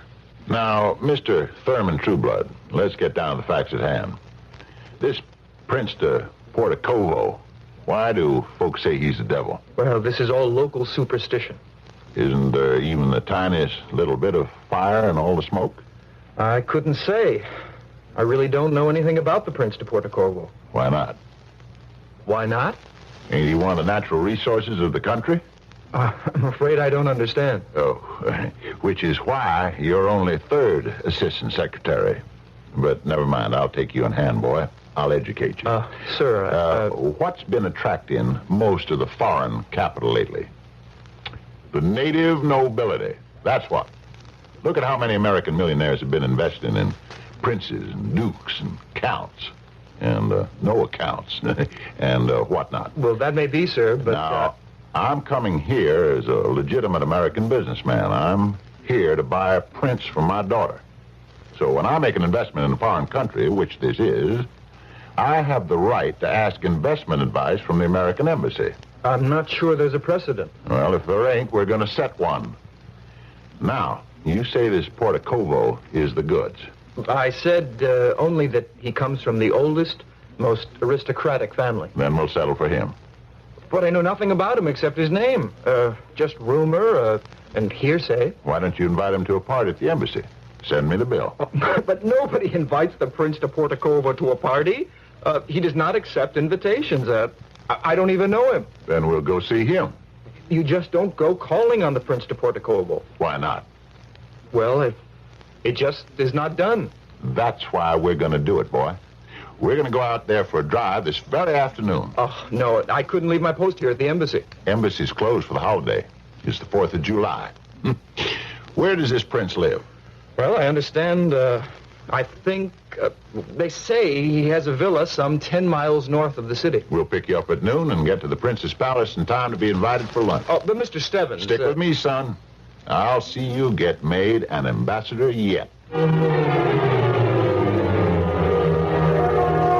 Mama didn't know whether to faint with joy or dance with happiness. I think she did a little of each.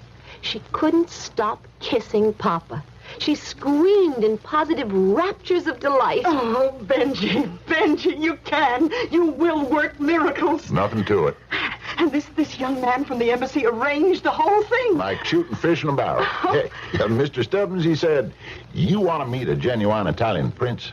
Let me give you a knockdown to my pal, the Prince of Portocovo. Oh, Portocovo. Oh, that name. That name alone sends romantic visions through it. Let's drive out this very day, he says, and have lunch. Oh, Benjamin, you are the most wonderful man. Maybe I knew what I was doing when I come out for Grover Cleveland. Oh, yes, indeed you did. Next time, don't tell me who's going to win the election. Women ain't, aren't qualified to. Oh, you can say ain't, Benjamin. Go ahead, say ain't as much as you want. Mayetta, dear, have you heard? We're to have lunch with the Prince of Portocovo. I heard. And the moment I heard that name, I I had a sudden feeling of what? I felt dizzy. But it wasn't an alarming dizziness. It was more of a delicious, out-of-this-world feeling. I seemed to be lighter than air. I seemed to float in space. Everything was so wonderful. I remember we got into the carriage. We stopped at the embassy, where a very tall, serious young man joined us. Mayetta, honey, this is Mr. Thurman Trueblood, Assistant Secretary at the Embassy. Actually, Miss Stebbins, I'm only the third Assistant Secretary. Son, when you blow your horn, sound it loud and clear and strong in a major key, and leave out all the minor notes. I'm very pleased to make your acquaintance, Miss Stebbins. But I hadn't the eyes to see him with, or the ears to hear him, nor the voice to answer. There was only one thought that filled my entire being. The Prince of Porto Corvo. And the name. I began to remember the name, Porto Corvo, but from where? Why? For some reason, this was not the first time I had heard it. Porto Corvo. Oh, Prince of Porto Corvo, I love you. I love you. I have always loved you. We drove through the beautiful countryside, and soon we came upon a villa. It was small, but perfect. A small, flawless diamond. It was neither big nor ostentatious. It was the kind of home I had always dreamed of, set in the middle of what appeared to be a park. There were streams and gardens. It was altogether a place of rare delight. I had read that phrase somewhere. But that's what this palazzo was. We drove in through the gate. A footman held the horses. A butler ushered us into the house. What a charming palazzo. Oh, Mayetta, darling, come here. Look at this painting. How did you work it, sir? How did I work what? Well, how did you wangle this invitation from the prince? How did I... Son, I was about to ask you. You mean you didn't? Now, Thurman, what are you trying to tell me? That you didn't arrange it? No, sir, I did not. Well, then why did the dude in the short pants and the velvet coat with a silver button say the prince was expecting it? Oh, Mr. Stebbins, you're having a little joke, aren't you? Darling, this cup, it must be a... It is. It's a Cellini. Now, son, I'll be hanged for a horse thief if I can tell you what's going on here. Mr. Stebbins, what the local people say about the prince being the devil? Now, son, remember, you're an American. Hold the line. But to know we were coming, he had no way. Suppose he is the devil. What if he is? He don't scare me. I've already been to hell. 25 years ago, son. Yes, sir, I was with General George Henry Thomas, the Rock of Chickamauga. There was hell for you. Sir, I'm not sure that I did the wise thing. Ah, ladies and gentlemen, welcome to this humble dwelling, but it is all I have to offer. Consider it yours. Mr. Stebbins, the celebrated Mr. Stebbins, so kind of you to come. I am your obedient servant, the Prince di Porto Corvo. How do, Prince? Shake hands with the missus here. Honey, this is the prince. Oh, your Royal Highness. And our little girl here, Mayetta, name for her two grandmothers. How do you do? Is this how it happens? You look into his eyes and you see... What do you see? I don't know. You're lost. You're lost in space and lost in time. Nothing matters and no one else exists in the whole world. You know your fate is sealed. Luncheon is served. May I offer you my arm, Miss Stebbins? Yes, of course. This way, please. Mr. Stebbins, Mrs. Stebbins, Mr. Trueblood. I know you will enjoy our little repast. Mr. Stebbins, how did he know my name? You didn't introduce me. He knows you're from the embassy. How does he know I'm from the embassy? Well, ain't there the seal of the United States of America on the carriage? We're not using the embassy carriage. We're using yours. Yeah, well, son, don't sweat about it. There's an explanation for everything. So explain this. I said there was an explanation. That don't necessarily mean I can tell you what it is. Dear Diary, luncheon was a dream. The food was... How can I describe it? It was everybody's favorite. Was there ever such a host as the Prince of Porto Corvo? Now this is steak. Steak? Well, I'm having shad. And I have scrapple. Strawberries and cream. I have to tell you, Prince, this steak could only come from Kansas City. And shad like this must be from the Hudson River. Nobody outside of Philadelphia knows how to make scrapple. Well, strawberries aren't in season, are they? My good friends, a host must live for his guests. Please enjoy your lunch. Yes, but how did you know how partial I am to shad? I guessed it. Oh, you did nothing of the sort. Benjamin must have told you. Didn't you, Benji? Who, me? Confess it. I did nothing of the sort. Oh, you men, you must have your little mysteries. Shall we begin? Is it customary to say grace in this country? Of course. For what we are about to receive, good Lord, we give thanks. Benji, this is really shad. Wait a minute, Mama. What is it, Benjamin? Mayetta, put down your spoon. Benjamin. I have to talk with the prince here. My dear Mr. Stebbins, is something wrong? I'm not sure. Papa. I want you to tell me. Tell you what? What's going on here? Papa, are you feeling well? I don't know. But when I was a little kid at school, I remember reading a story about all them heathen gods and goddesses. Oh, really, Papa? Is this the time to start Now, the devil... Okay, he wasn't exactly the devil, but he was the prince of the underworld. So I guess that's just about the same thing, huh? Okay, you must permit me to apologize for my husband, Your Highness. He does choose the oddest moments to tell his long-winded stories. Now, Benjamin... As I recall, this prince of the underworld kidnapped the daughter of one of the goddesses. And he took her down to hell with him. Don't anybody else remember that story? Everyone remembers, Benjamin, but I'm sure no one is really interested. So the kid remembered that she shouldn't eat, because if she ate as much as one bite, or took as much as one swallow, she'd be stuck there forever. And, so, Prince, if you'll excuse us, we're gonna skip lunch. How dare you insult this man in his own home? This generous gentleman of the highest...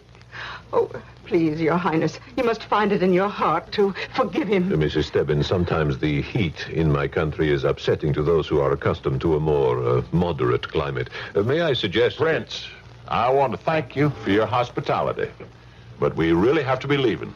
Mama, Mayetta? I shall do nothing of the sort. I intend to have my lunch. The shad. How tender. What a heavenly taste. Mama!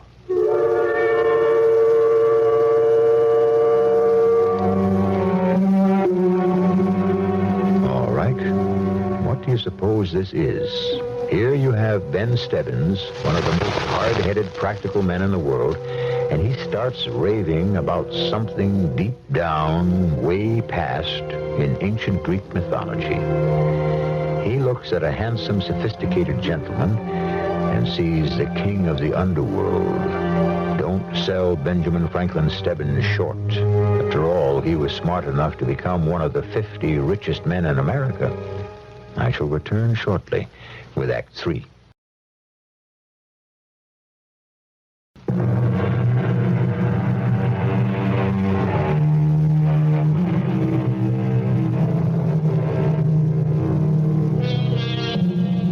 The word is perception. It literally means to see through.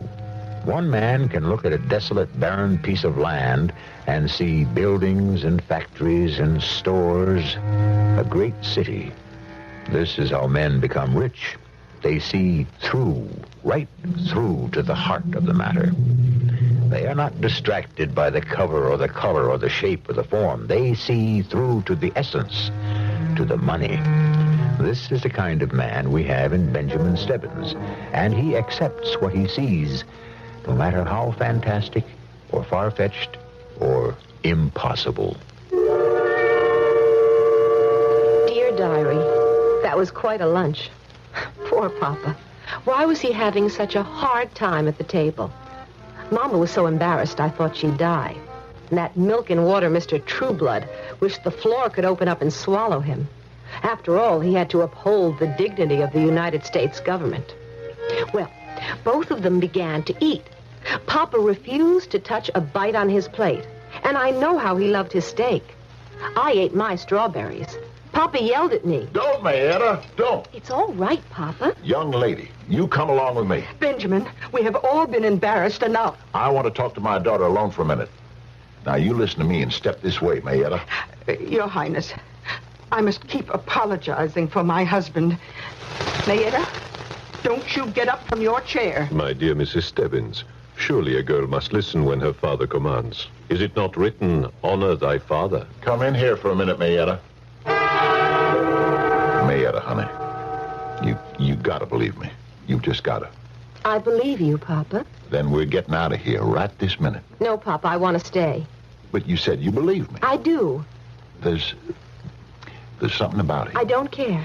You didn't listen to what I was saying. It doesn't matter. Marietta, I'm taking you home. I'm home now, Papa.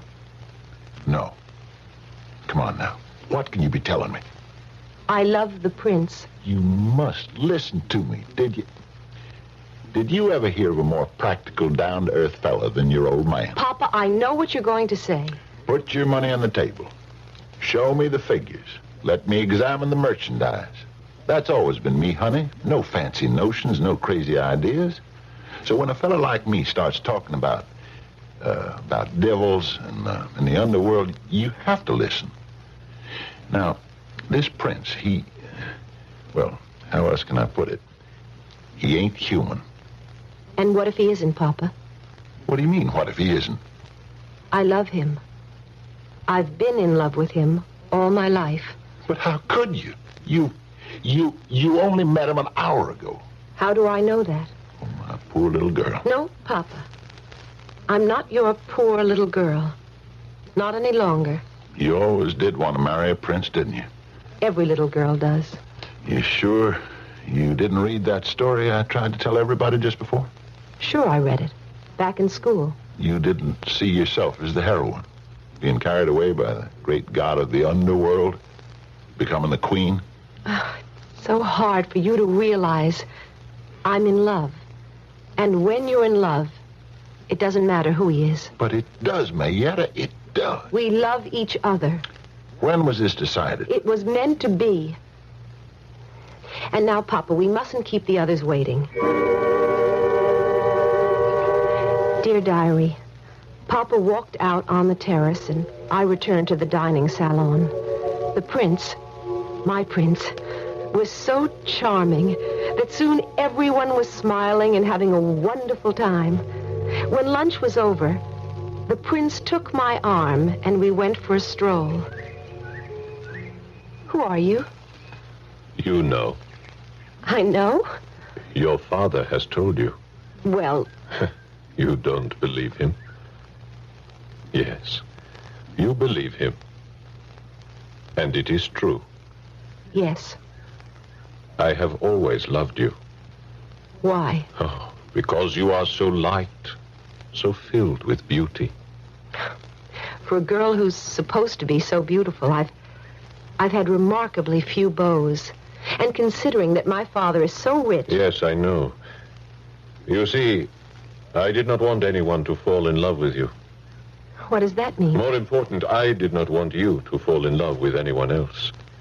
And so I did not permit a thing like that to happen. How could you stop it? You see, my sister is... It will be very difficult for you to believe this. I know I must believe anything you choose to tell me. My sister is Venus. No one in the world may fall in love without her permission. I see. I've waited for you, just as you have waited for me. I love you. I love you. We shall be married. Oh, that'll make Mama so happy.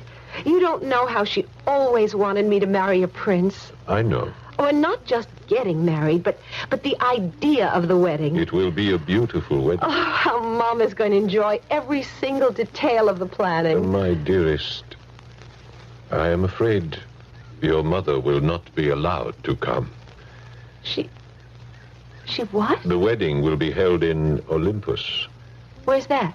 It's where my father lives. Why can't my mother come? My dearest one, your mother will not be permitted to leave the underworld. I don't understand. Your mother and this gentleman, Mr. Trueblood, they must depart shortly for the underworld. Why? You know why, my dearest. They dined at my table. Do you mean they'll be dead? Dead is a word that is only used in this world. But will they be dead? They will lead another existence elsewhere. Will they be dead? Yes. It is the law.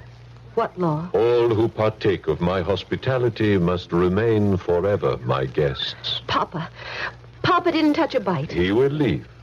I shall not see him for a long time. Papa won't let you take Mama away. Darling, you must not allow yourself to become sad. Remember, we love each other. Yes, but... And love is all. Love is enough. But Mama won't be able to come to my wedding.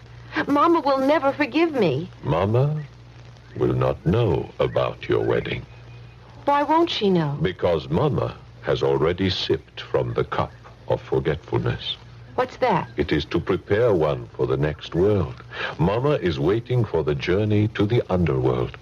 She and Mr. Trueblood are waiting for the boat. No, I want to see Mama. No, my darling, you do not. I do. I want Mama. I tried to spare you this. Oh, Mama. Oh, Mama, you're not going anywhere. Tell me you're not going anywhere. Child, are you speaking to me? Mama, don't look at me as if you don't know me. Who are you, child? Who am I? Don't you know me? Don't you know your own daughter, Mayetta? Mayetta. What a lovely name for a beautiful girl. Mayetta. For Grandma May and Grandma Etta. Goodbye, child. I wish we had more time to chat, but I must leave. Don't go. Come back. Come back. She must go, my darling. I want to go home. Soon, my beloved. I will take you home. No, home on Fifth Avenue in New York City. I want to go home. You will come with me. We have always loved each other. We are to be married. No. Papa, please, Papa. Papa, save me. Help me, Papa. Now, what's all this hollering, Mayetta? You ain't a little girl no more. You've got to behave like a marriageable young lady. I don't want to get married. Not to him. I told you not to touch a bite of food. Oh, please, Papa, don't scold me. Just help me. And help Mama. They're taking Mama away. Honey, what can I do? I'm just a living, breathing, mortal man. He's one of them gods. What can I do? Oh, Papa, did you ever in all your life ask, what can I do? Never. Whatever it was, you just went out and did it. Please, Papa, save Mama and save me. I don't want to marry him. But you're in love with him. No, Papa, I'm not. I was in love with the idea of him, of a prince. Oh, Papa, please. All right. Just sit there quiet for a bit. Your Highness. Yes?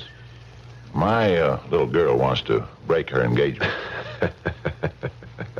I am afraid that is impossible. I love your daughter. Do you? With all my heart. Well, then, if you're a man of honor, you will ask for her father's permission. You have already permitted it. You brought her to my house for this purpose. Oh, but that was before I knew who you were. You knew who I was. You always knew it. I didn't know for a fact. I may have suspected. We quibble over words. All right, then let's argue facts. You say you love my daughter. You say you love her with all your heart. What are your plans for her? To make her my queen. And just where are you going to live? In my palace. Which is where? You know where. Down there? Way down there? Down there in hell? In the dark? In the damp? Where there ain't never a ray of sunlight? Not one blade of grass? Not one flower? Not one bird? Why do you want to bring her there? To brighten my life. I know that, but who's going to brighten hers? Can she live in the dark? No, she needs fresh air, the blue sky. I will make her happy. How will you make her happy? She'll wither away. She'll die. No. They all die. All your wives. What happened to your first one, the one we all read about? How many have you had since? How many will you have after Mayetta? Mr. Stebbins. You bring them to your palace for their youth, their beauty, and their freshness. But all of that disappears very quickly in the poisoned air of your kingdom. They fade ever so quickly. They die ever so soon. It isn't love on your part. You need them. But you never love any of them. I love your daughter. Prove it. How? Give her up. What? Save her life. Let her live. I love her the way I have never loved any of the others. Then don't treat her the way you did the others. Let her live. Let her have her life. The beauty and the loveliness of the world above. How long can she live with you? A few months, a year? Then she'll be old. No. You know I'm right. Man who loves is a man who must be willing to give. But give her up. I love you. Mayetta. I love you. You will never know how much I loved you.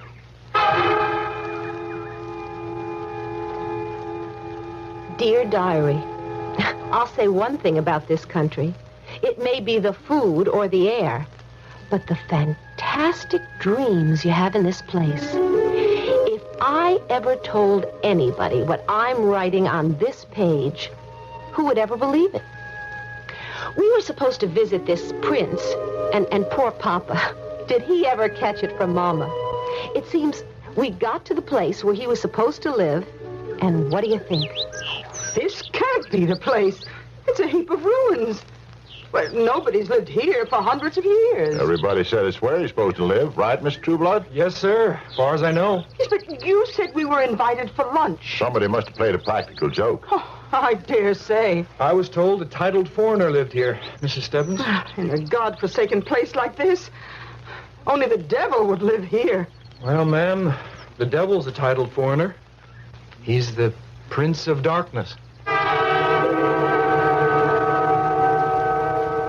July 5th, 1887. Dear Diary, I've come to a certain conclusion about princes.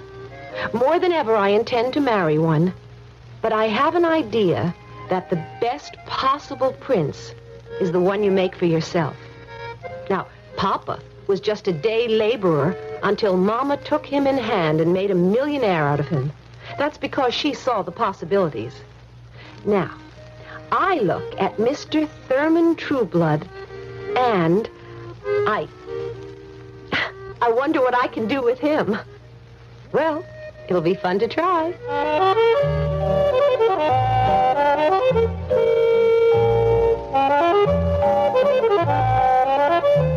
She did, and it was.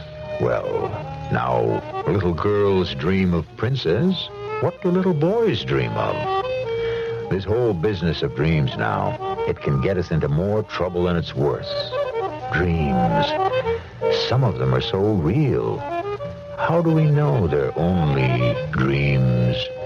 Do you ever get the feeling that one day you'll wake up and find yourself where? Asleep or awake? I shall return shortly.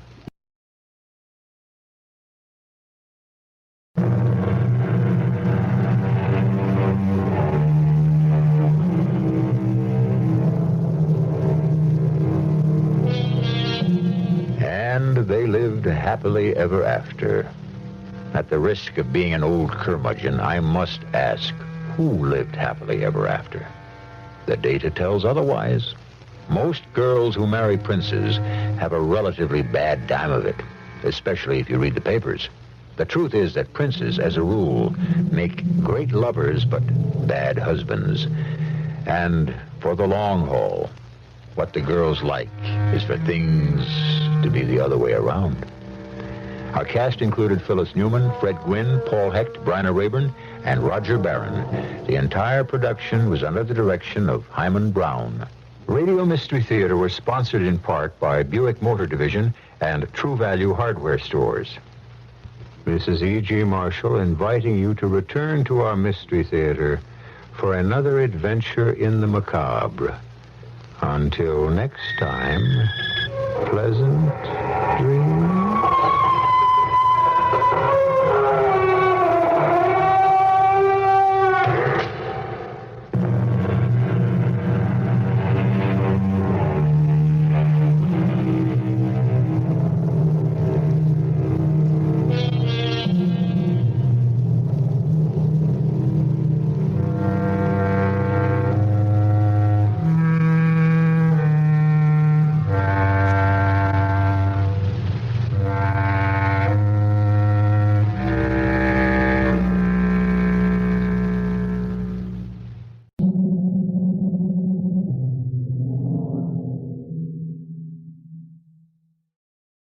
When it's so hot the thermometer is about to blow its top, it's time for Country Time.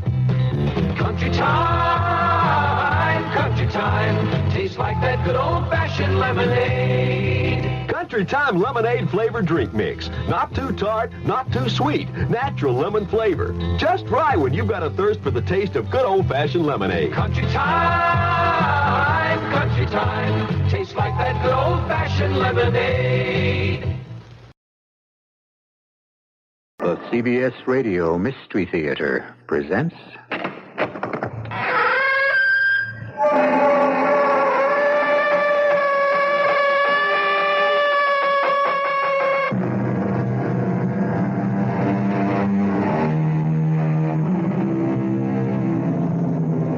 Come in. Welcome. I'm E.G. Marshall. Is there any one of us who does not long time and time again to get away from it all, to find a Shangri-La or a Bali High, some mystic island? Tom Reynolds was no different from all of us, except that he found not only his island retreat, but a lot more mystery than he bargained for. Hold it. Where are you going, Lieutenant? To search your cabin, Mr. Reynolds. I want to see a search warrant first. In this area, a search warrant is not mandatory. The island is owned by an American. Correction, leased for 99 years. But it belongs to my government. In any case, might makes right, does it not? So you will not. You have no right to. You cannot stop me.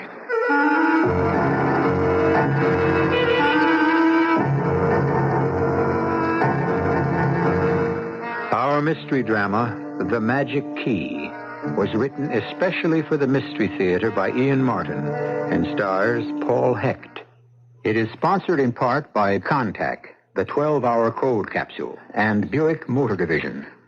I'll be back shortly with Act One.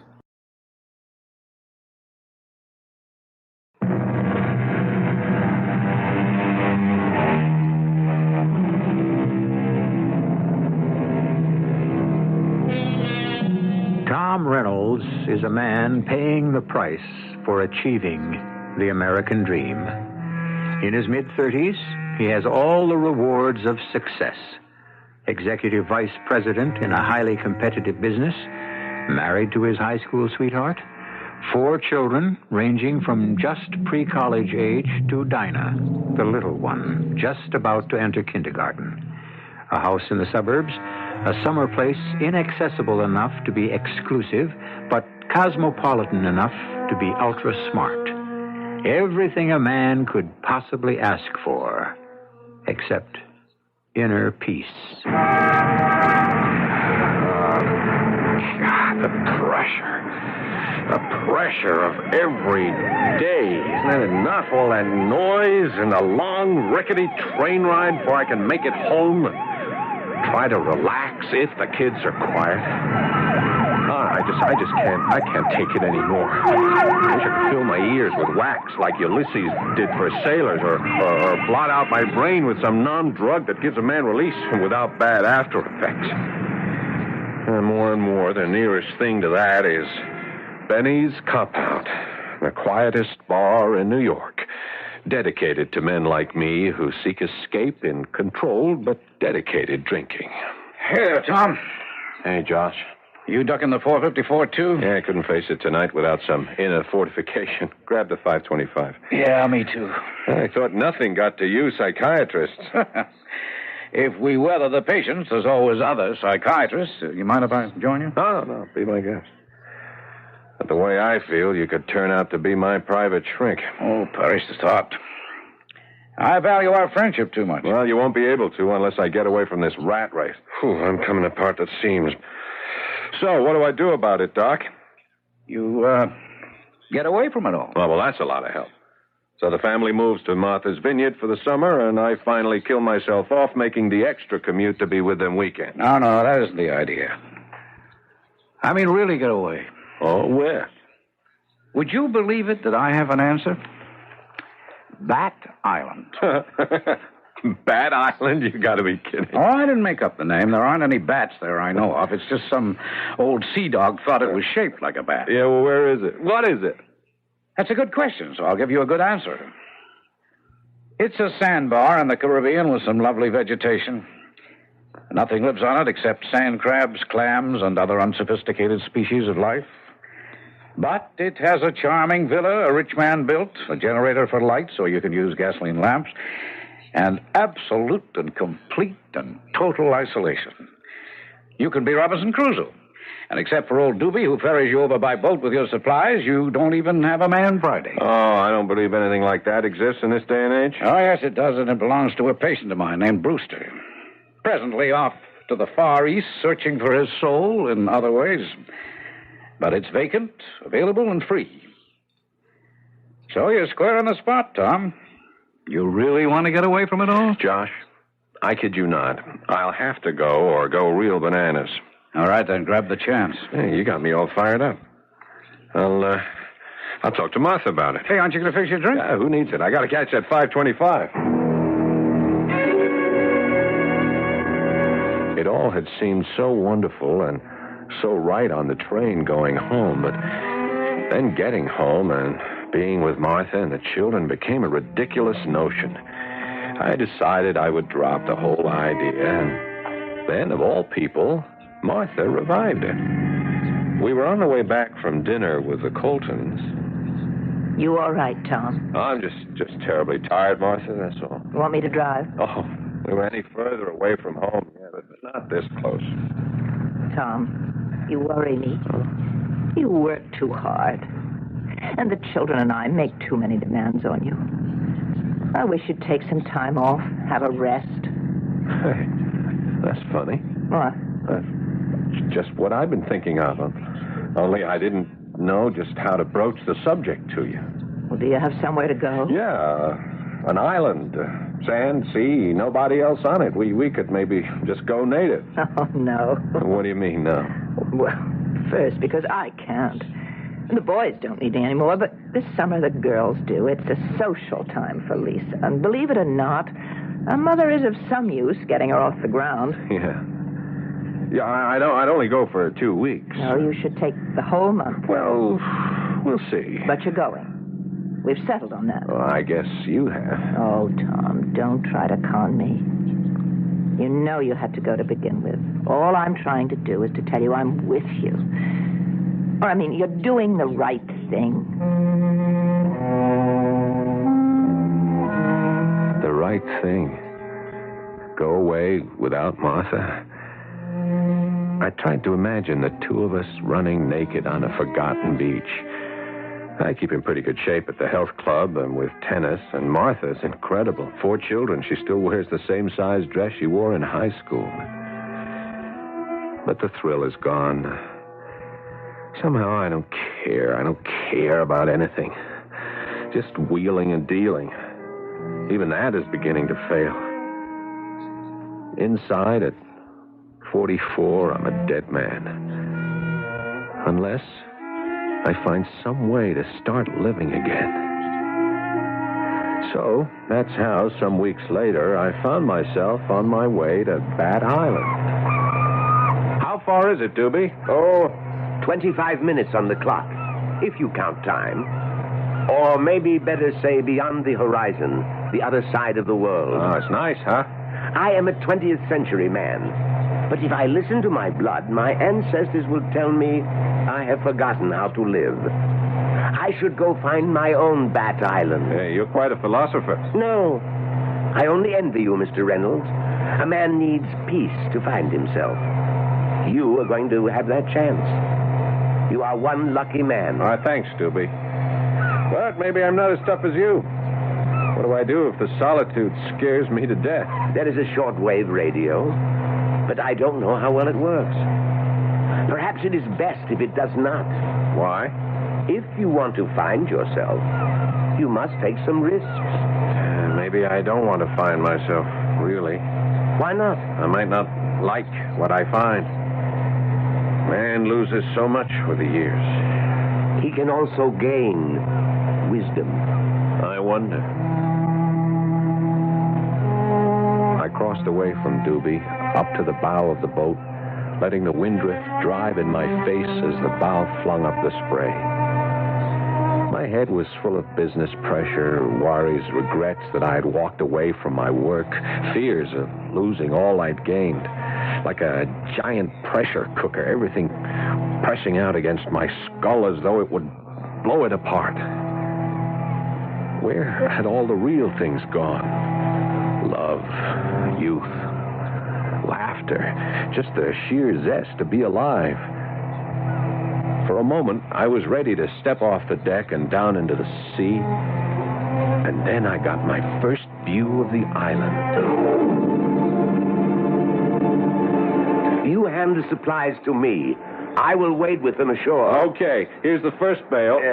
I think I'll come ashore, too. Hey, we can unload later. I want to have a look at my new kingdom.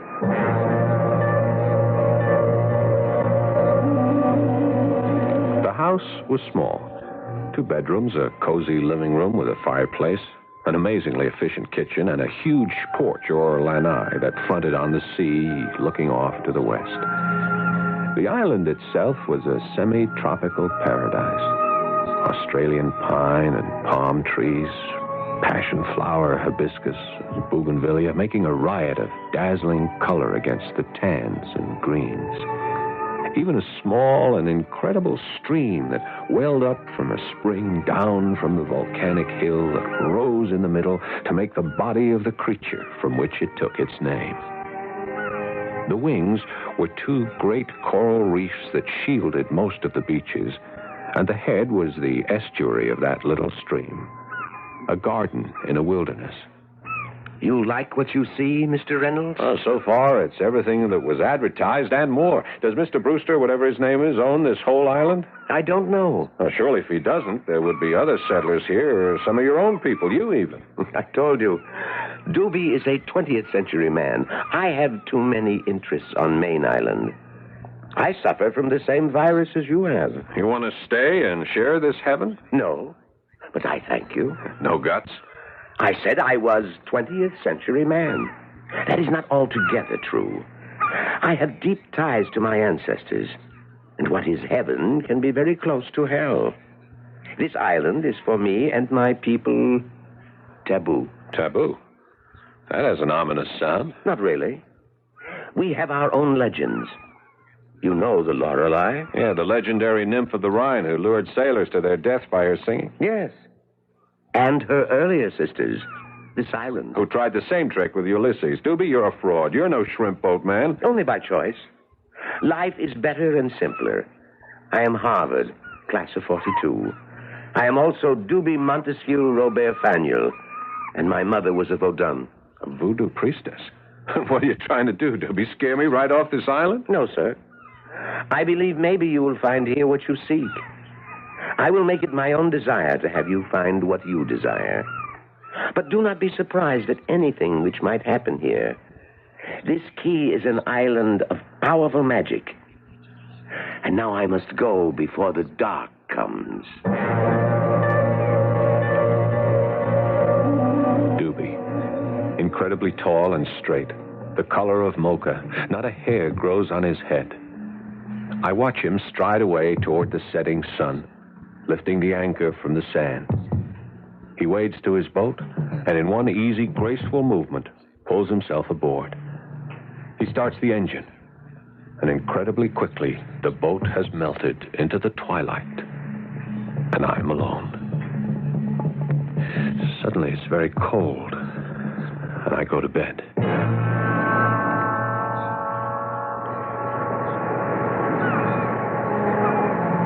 I have been on the island for 3 days now, and I am the only living creature, except for sea things.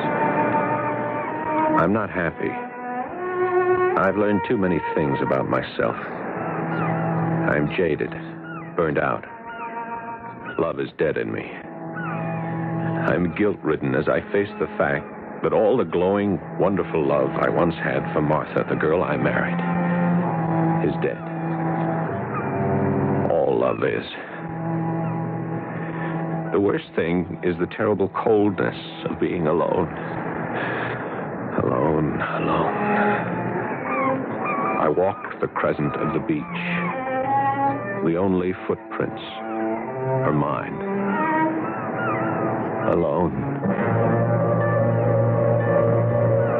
And then I see her. For the first time, half in and half out of the water. The waves breaking over that exquisite body, swaying her hair like seaweed, motionless and incredibly beautiful. Is she real? Or is she illusion? I run toward her.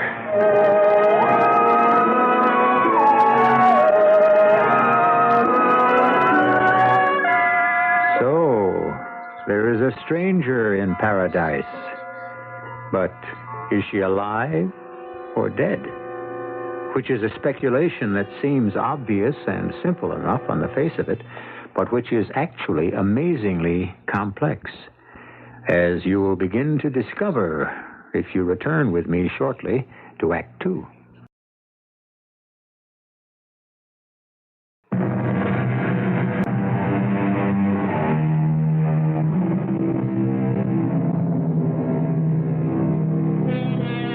The air is balmy and the water gently warm, but the castaway lady from the sea, for all her beauty, is cold to the touch. Her lips are slightly parted, showing the gleam of perfect white teeth. But if she breathes, it is imperceptible.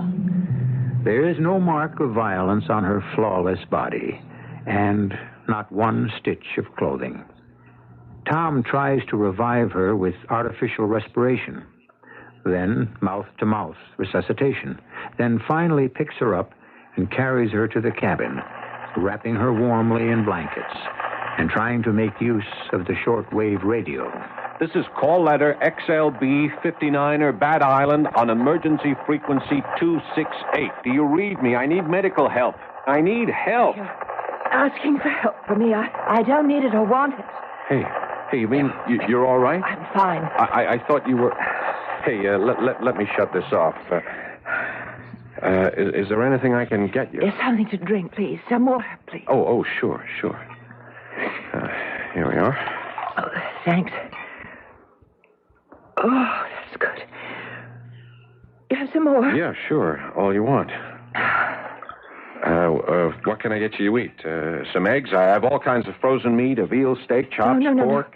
No. Do you have any fish? I have a bucket of clams I just dug. Want me to steam them for you? No, fresh.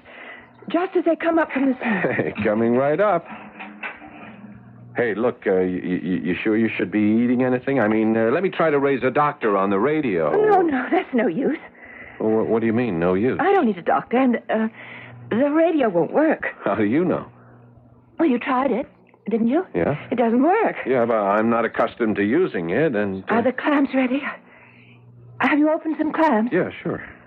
Here. Let me get you some lemon juice, some Tabasco sauce. No, nothing. I just want them the way they are. Fresh, living, straight from the sea. There was nothing dainty about the way she ate those clams.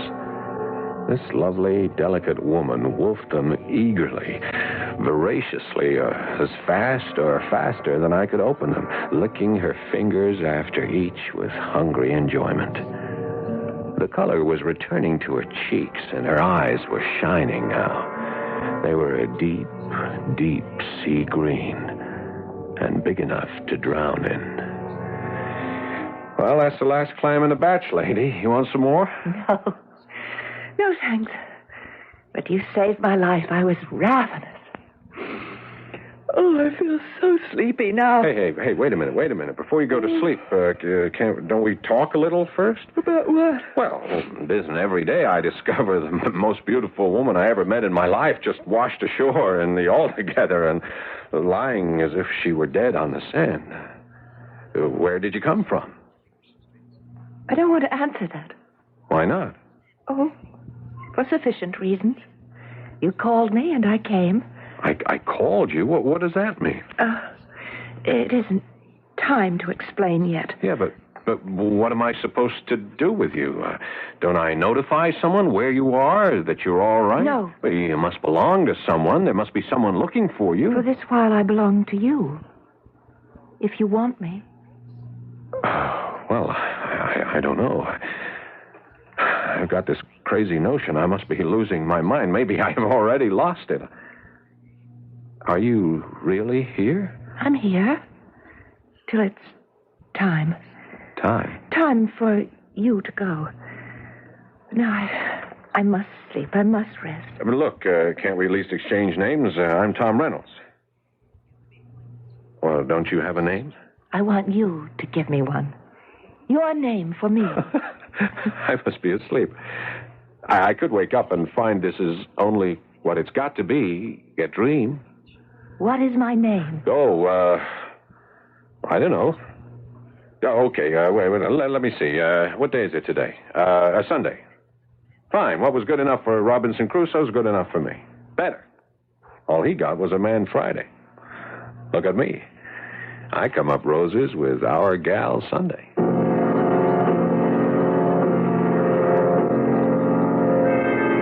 She was asleep before I remembered faintly that somewhere, once, there was a radio program called Our Gal Sunday. I'd have taken the name back, but it was too late. So, Sunday she became. And like the day itself, the Sabbath. It became a sort of gateway to heaven. The next few days, how many? I don't remember, were peace and joy, and I was in the Garden of Eden. As long as I didn't ask questions. We'd walk and wade and swim, and she'd tell me things about sea creatures. Her knowledge was encyclopedic. This time of year, the tides are particularly low and high because the moon and the sun are directly in line with the earth. So at low tide like this, you can see a lot extra. What's that seaweed on the rocks? Well, this is rockweed. Uh-huh. But this is sea moss. And the long, lovely flowing green is sea lettuce. Could you eat it? Of course. Everything under the sea can be eaten. But some things only if you know how. Oh, come on. Let's swim. Then we'll lie on the beach. She swam like a fish. I never could keep up with her. And it seemed at least half the time she was under the water. When we lay on the beach, the sun and the wind dried me in moments. But I would glance over at Sunday, and that glorious body never seemed to lose the sparkling sheen of the water, almost as though she had some quality in her skin which preserved the droplets so that she wore them as an opalescent dress. And then the inevitable interloper came to our paradise. We had been swimming together that morning far out towards the reef. Look, Tom. Where? Out, beyond the reef. Dolphins. Yeah, crazy. Whole school of them. How would you like to ride one? What? Sunday? Who are you? Who are you, really? What are you? Why must you keep asking? Because you can't be real. How would I like to ride on a dolphin's back? You could do that, couldn't you? Well, anyone can, you know. Under the right circumstances. What circumstances? Seaplane. Where? can't see it yet, but it's coming. Oh, don't let them know I'm here. Not yet. Sunday! Sunday! I went down into the green depths after her, but clear as the water was, I could see her nowhere. I couldn't stay down long. I wasn't in that good condition. I kept surfacing and gasping a breath and then diving again and again and again. Nothing. By the time I was so completely winded that I knew I couldn't dive anymore. So I surfaced for the last time, and the seaplane was veering away from the island. I lost it in the sun. Not that I cared about it or anything at that moment. And then I looked at the shore, blinked the sun dazzle out of my eyes. Climbing out at the beach was Sunday. And heading for the cabin, I started to swim the shore as fast as I could.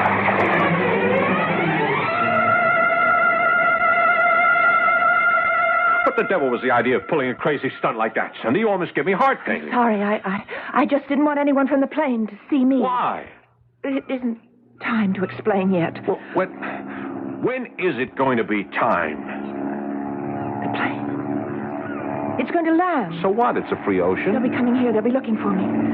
I want you to promise me something. Why? No matter who it is, or what they want or say to you, that you won't tell them anything. What can I tell them? I don't know anything about you, not even your name. You know I'm here. Don't tell them that. Well, for heaven's sakes, why can't I? What are you afraid of? It's not what I'm afraid of. It's what you must be afraid of. Well, what does that mean? I can't explain. Ahoy, the cabin! We are police, and we are armed. If you are inside, come out and show yourself. Police? They won't harm you, and they can't find me. Go out and promise not to tell about me. I'd still like a reason. Will this be reason enough? If you do, I'll be gone. We know you are in there. Do you come out? Or do we come after you with guns? Yeah, hold it. I'm coming out. Just hold very still till my co-pilot checks you for weapons. In a beach coat and swim pants? I prefer not to take any chances. He is not armed, sir. Good.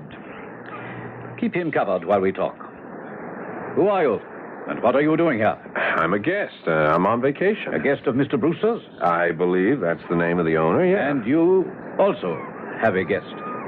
No, I'm alone here. I do not think that is the truth, Mr. Reynolds. Tom Reynolds.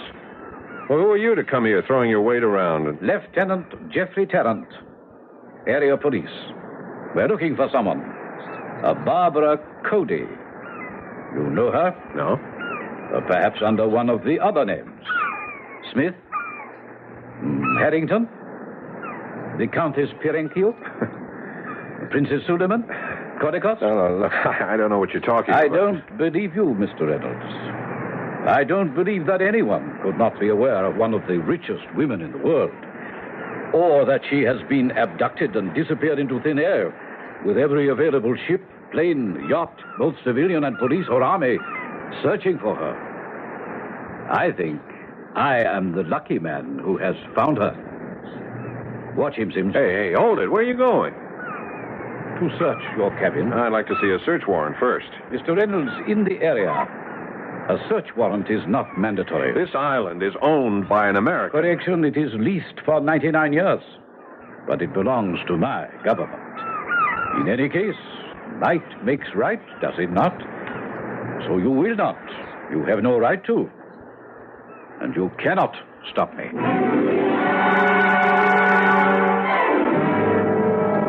Under the circumstances, Tom Reynolds is powerless to interfere. And all the warm glow of happiness and freedom and peace that has been banishing his shattered nerves, and the feeling that he had died inside, turns cold with fear. One way or another, it looks as if he is to lose this woman who has become all his life. This woman who either has no name, or far too many. I shall return shortly with Act 3.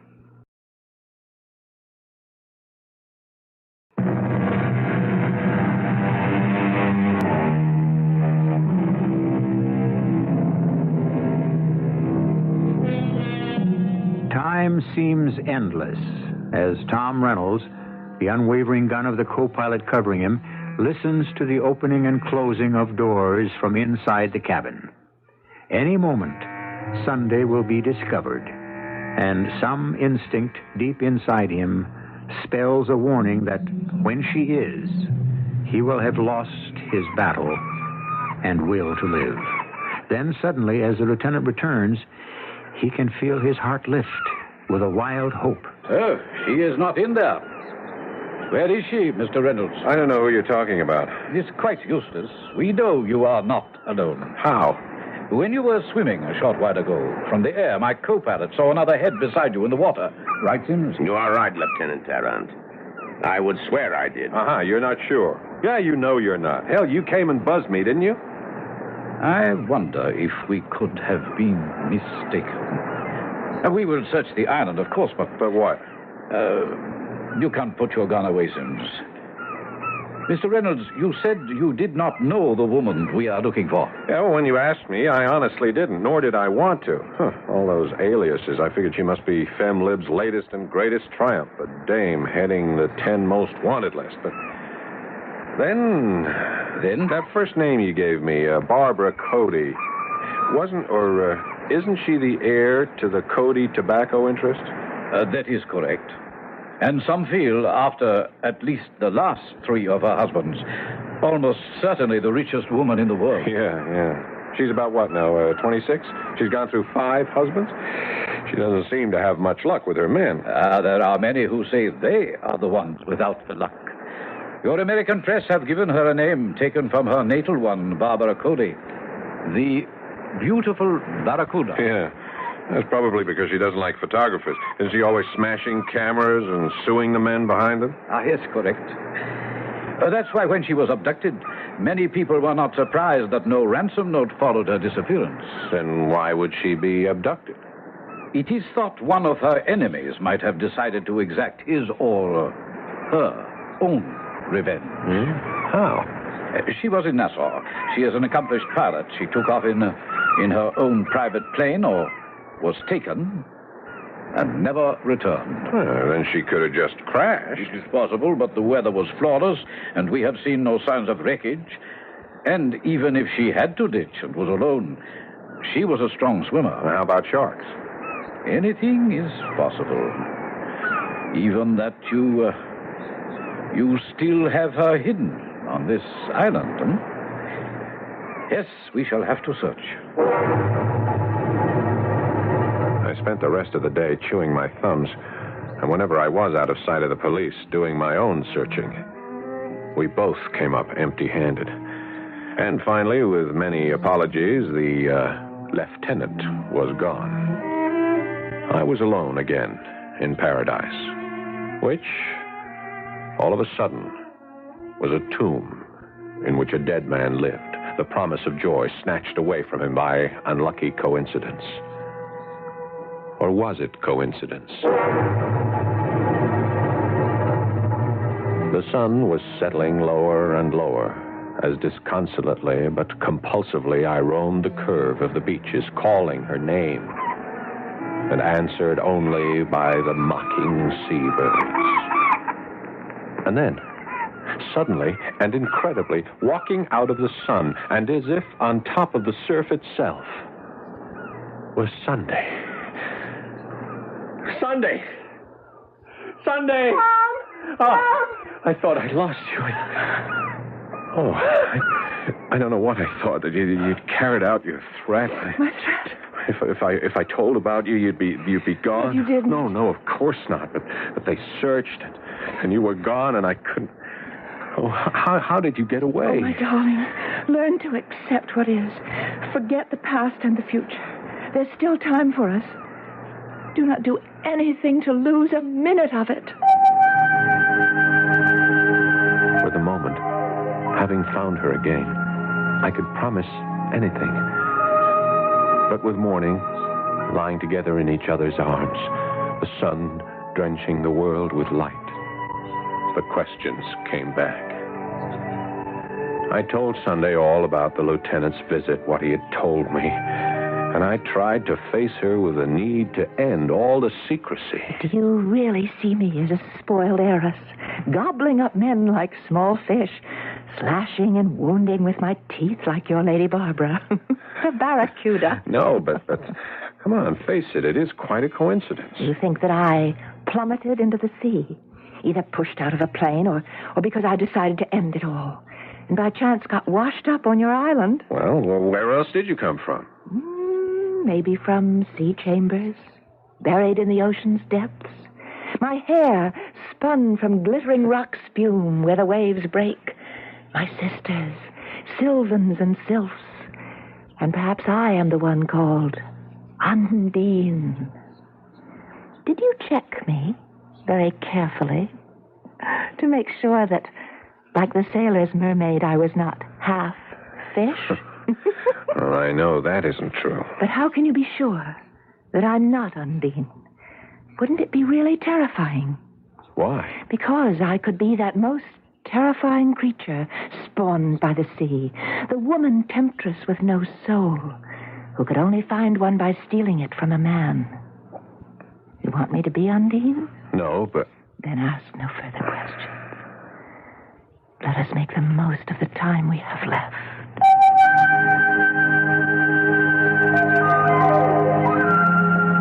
So the last 2 weeks of my vacation were spent in a kind of dream, a state of suspension during which I could imagine the ridiculous notion that some things were growing inside me, the way perhaps a woman carrying a growing child might feel.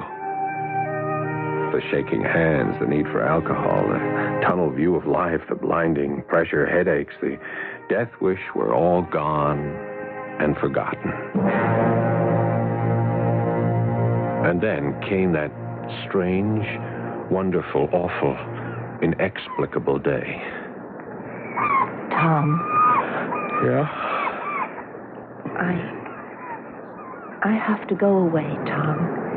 You know that. No, Shh. Don't open your eyes. Drink in the sun. That's your medicine. Remember, it's part of what you came here for. I came here to try to find something. I found you. You came here to find yourself. That's the same thing. No. This is not your life, my dear one. This is only a projection of what your life should and could be. Remember the legend of Undine and her sisters.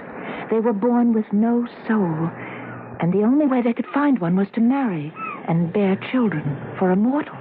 What has that to do with us? You are married. You do have children.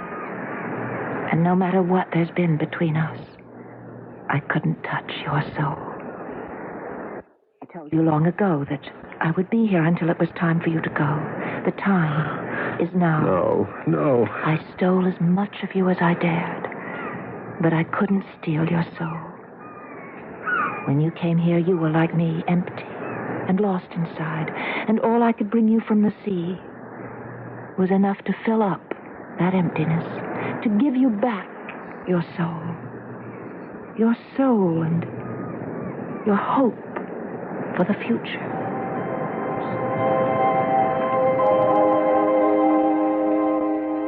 Did I fall asleep in the sun? Or was I lulled to sleep?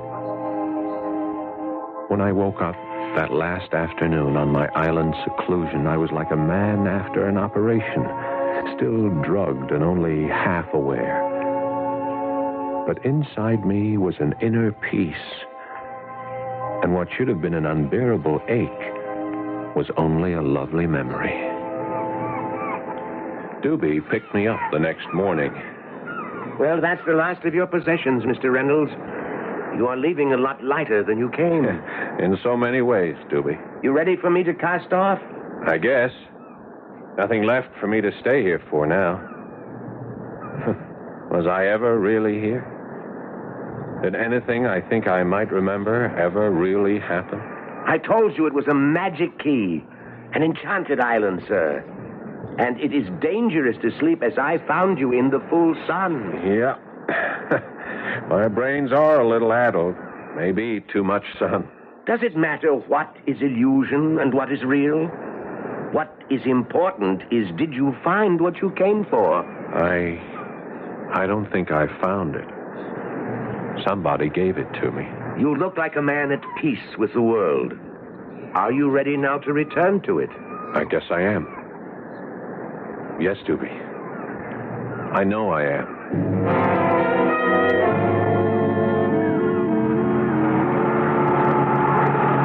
Here we are at Main Island, sir.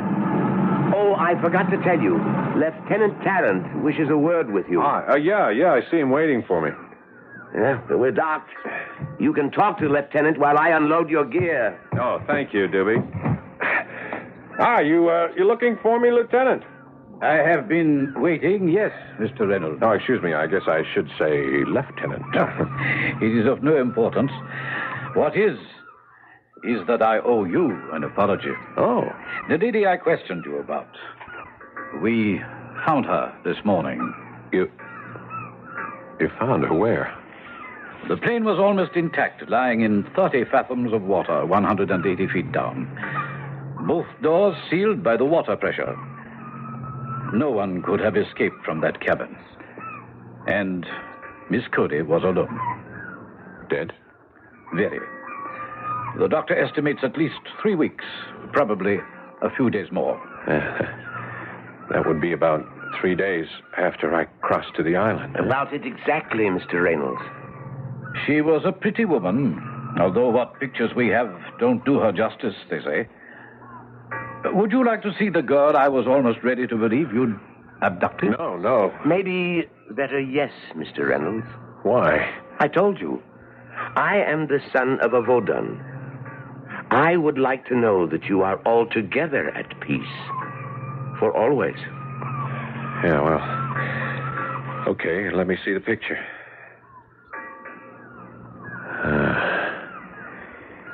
Yeah, she must have been a very pretty woman when she was alive. But now she's dead, huh? Completely dead. So, everything is ashore, Mr. Reynolds. Time for you to go. So it was all over. The picture. Perhaps. Perhaps not. It no longer mattered Barbara Cody or some mermaid from God knows what deep green caverns in the sea. She or Sunday could never have existed. Never was. Had ceased to be. And what she came to steal, she gave back to me instead. My immortal soul. I'm home now, stepping off the ferry at Vineyard Haven and into the arms of a girl I thought I'd forgotten. And a love so intense and new bright again that my eyes are dazzled. Hello, darling. Oh, hello, Martha. Oh, my own love. Oh, you haven't said that to me in years. I'll make it up. I'll make up for it in all the years to come. Oh, Tom, you're your old self. A gift from someone? Who? Someday I might tell you. Or maybe never. All that matters, my darling, is I'm home. To stay.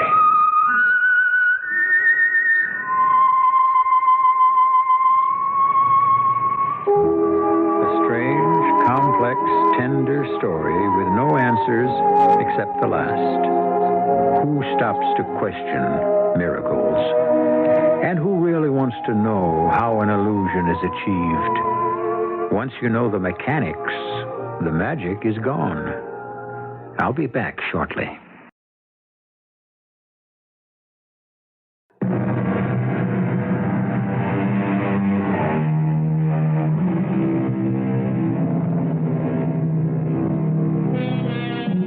The first link in the long chain of man's evolution came to us from the sea.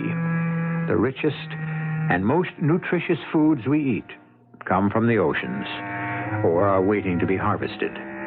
So why not a presence? a something, a spirit clothed in whatever form you desire to nourish and feed the soul. The eternal sea, coming and going with the tides in an everlasting cycle. It is the embodiment of life itself. Our cast included Paul Hecht, Marion Seldes, Leon Janney, and Ian Martin.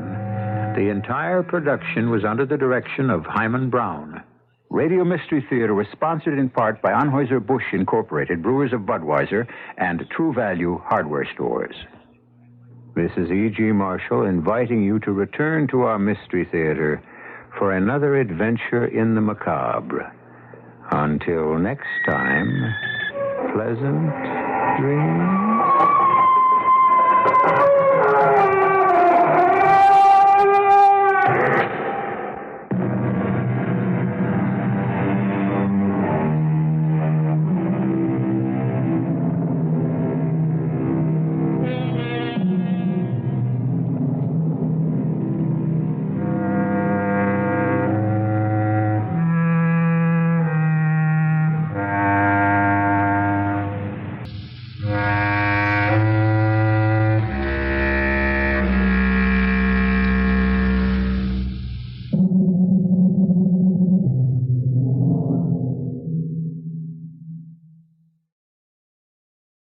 The CBS Radio Mystery Theater presents...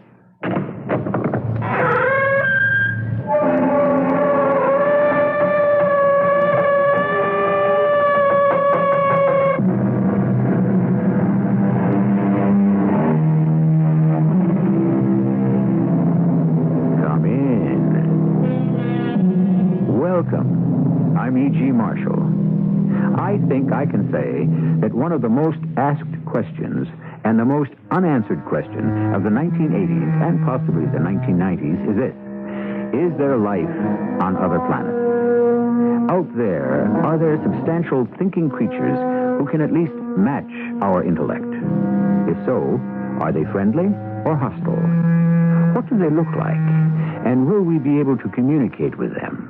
However, our tale today is not so much, is there intelligent life in outer space, but is there intelligent life right here?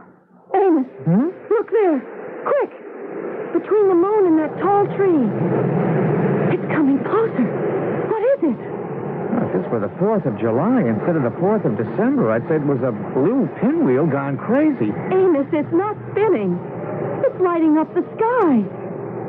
Now it's moving off. Over the hill. It's gone. What was it? Well, it could be a temperature inversion. It does that. It's an unidentified flying object. You and I have just seen one.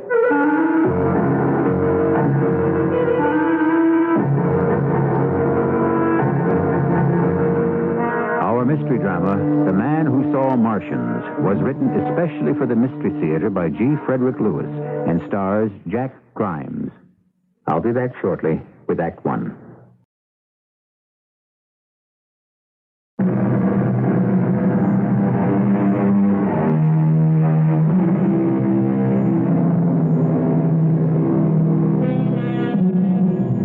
Some folks believe the most fascinating events can only happen to those who live in big cities. This is quite untrue, and today's Mystery Theater story will prove it. Extraordinary happenings will occur to those who live in Hudson Falls, a small town where a young man and a young lady sit on a porch glider of an evening. Amos, I wish you wouldn't keep asking me. I haven't made up my mind. Susan, when are you going to? Don't you love gliders? I mean, they're so old-fashioned and sweet. Mother and Dad spooned on this when they were first married. Well, I guess you're not going to give me a positive answer tonight.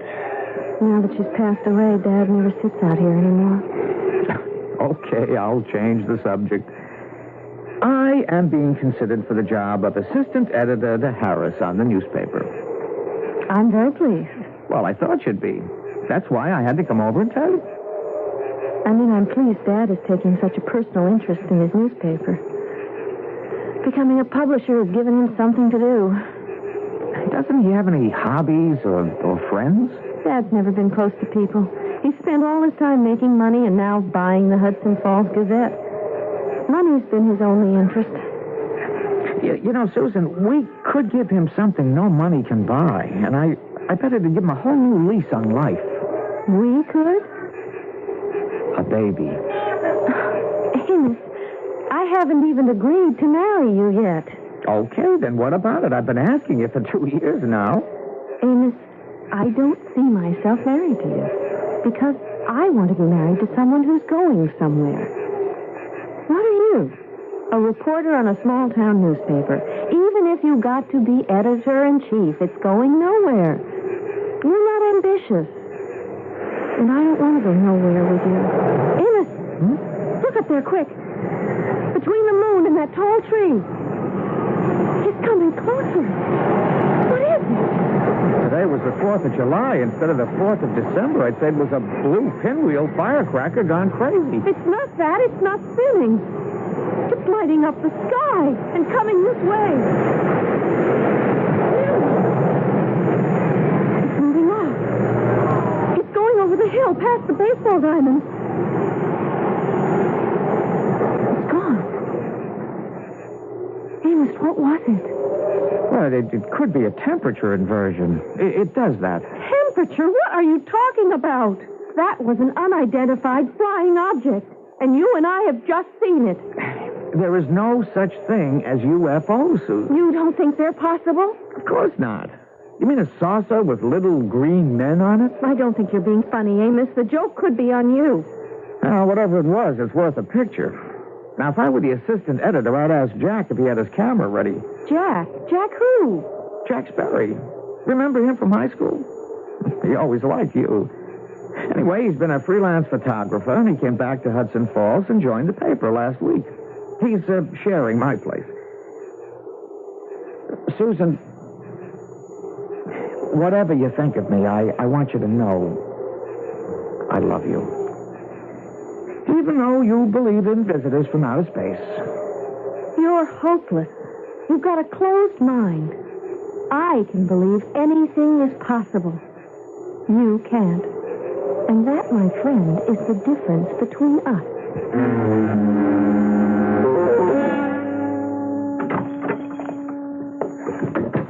Amos! Is that you? Wait till you see these shots I just developed. Oh, doggone it. You smelled up the bathroom again, making it into a dark room. Watch it. These blow-ups are wet.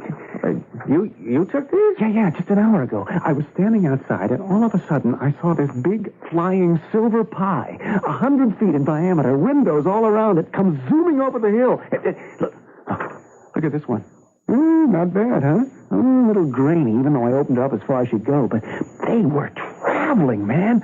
I'll bet you Harris will print these on the front page tomorrow. Yeah, maybe, but the caption will read, fake or phony? Pixies play pranks. Could be, but it'll liven up the Gazette. Hey, how'd you make out with Susan? Oh, I didn't even get up to bat. You know, I've been asking her to marry me for 2 years now. And Jack, those shots you took, you know, we saw that thing flying around. Hey, Jack, I have an idea. Will you go along with it? Well, if it doesn't get me fired. If we do this right, it might even get you a promotion before you've been on the staff 2 weeks.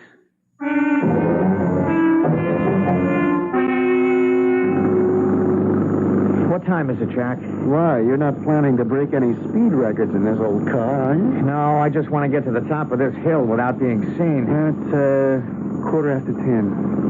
Oh, hey, where were you today? I looked for you at lunchtime. I spent most of the day in the library. Reading up on our project, Operation Goofo. Very funny. There's a whole shelf on UFO. People who've seen spacecraft, actually been on board. You know, you keep reading that stuff, you can get to believe someday it could happen to you. Only, I didn't want to wait that long. You really think what we're going to do is the only way to Susan's heart? Well, I'm willing to gamble. You think this whole jalopy will make it to the top of the hill? Oh, she'd better. It's around that bend, then about 50 yards. If I don't make it to the top, then the whole plan falls through. All right, now, Jack, when we get up there, we just got to hope that the brakes will hold so that she doesn't roll down the other side before we're ready. Nice going. And now, do you see anyone ahead coming up the hill towards us? No, not a soul. Okay, then let's get out on the double. You are really going through with it? I sure am. I can always take the bus to work. What about me? When you show Harris the pictures you're about to take, you'll get a bonus big enough to buy 2 cars. I'd never do this to make a girl marry me. She said I'd never get anywhere, and I had no imagination. Now, we'll see. This old bus of yours is a real beauty. How can you part with her? Would you stop talking? Your camera loaded? What do you think? All right, now, I'll release the handbrake. You push the car forward on your side. I'll push from mine. I just hope the steering wheel stays straight and we let her rip. Okay, so she rolls downhill and crashes into some tree down there or into that stone fence. And we run like the devil after her. I mess myself up with dirt and lie down somewhere near it like I was thrown from the wreck. And I just take as many pictures as I can, right? Oh, hey, how come I didn't get hurt? We talked about this. You were riding with me. When the UFO ran us off the road, you had the presence of mind to jump clear right away. And because pictures are your business, your natural reflex was to take pictures of everything in sight.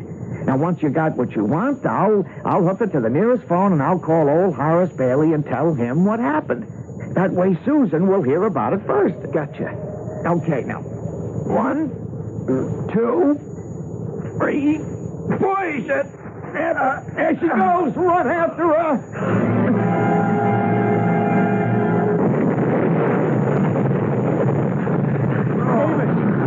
That wasn't in the plan. She cracked up okay, but she's on fire. Oh, darn it, I figured everything but that. What'll we do? Oh, okay, you jumped out. Remember that. Now, I've got to get close to her and see if I can get singed to somehow make it look like I was inside when the UFO sideswiped her. Amos, you are not getting any closer to those flames. Wait a minute, I know what. I'll take off my clothes, tie them to the end of a stick, and then poke them into the fire just to get them a little burned. Oh, Amos, don't do it. She could explode again. It's not worth it. Forget it. Hey, Amos, you're not taking off your pants, too. Everything I've got to make it look authentic. I'm supposed to take pictures of this? Not yet. Not until I singe the clothes and get them back on. That's the whole idea. Amos, something is going to go wrong. Somebody is going to see the flames and we'll be mobbed. Hey, Amos, you're not taking off your shorts, too, are you? Well, now, how's it going to look if my clothes are burned with my underwear? Amos, where are you? Oh, there's black smoke. He said I should keep taking pictures. Amos, you okay? Amos, somebody pulled the alarm. They're sending a pumper. Oh, doggone it. My clothes fell off the stick right into the fire. Are you okay? You didn't get burned? No, it's all right. It'll make a better story. Jack, why aren't you taking pictures? This is what the UFO did to me. Shots of you naked? Don't worry about it. It can always be retouched. Here they are. You better skedaddle. Hey, over here, you guys. Amos, beat it. 2 firemen are coming. They've got a portable foam extinguisher. Okay, stand back, you. Hey, you, taking the pictures. I mean you. Hey, watch it. There's a man behind the burning car. Watch me aim that hose. You stand back, buddy. Hey, you with the camera. Chuck, aim that foam higher, will you? Hey, stop. Will you stop? You're drowning me. Let me out of here. Chuck, turn your phone down. Whoa. Look at him. Oh. Boy, if you ain't a sight, mister. What are you doing out here on this frosty night, naked as a jaybird standing behind a burning car? You, warming your hands, mister? Operator, I know it's late, but will you please keep ringing? It's an emergency. Hello? Mr. Bailey? Who is this? Mr. Bailey, this is Amos Jones. I've taken the liberty of calling you at this hour because I've been witness to an attack by a creature or creatures from outer space. It's an important news story. Hold it now. Just hold it. Who is this? Amos Jones. I work for you on the Gazette. What time is it? It's 4 a.m., sir. I was driving along and I was forced off the road by a UFO. It hit my car. I'm in the firehouse, sir. In the firehouse? What are you doing there? there? Well, they're looking for a pair of pants to fit me. I lost all my clothes in the fire. I was hit by a UFO, sir. I heard you the first time. You weren't hit hard enough. Now, you be in my office in the morning, and you'd better be wearing pants.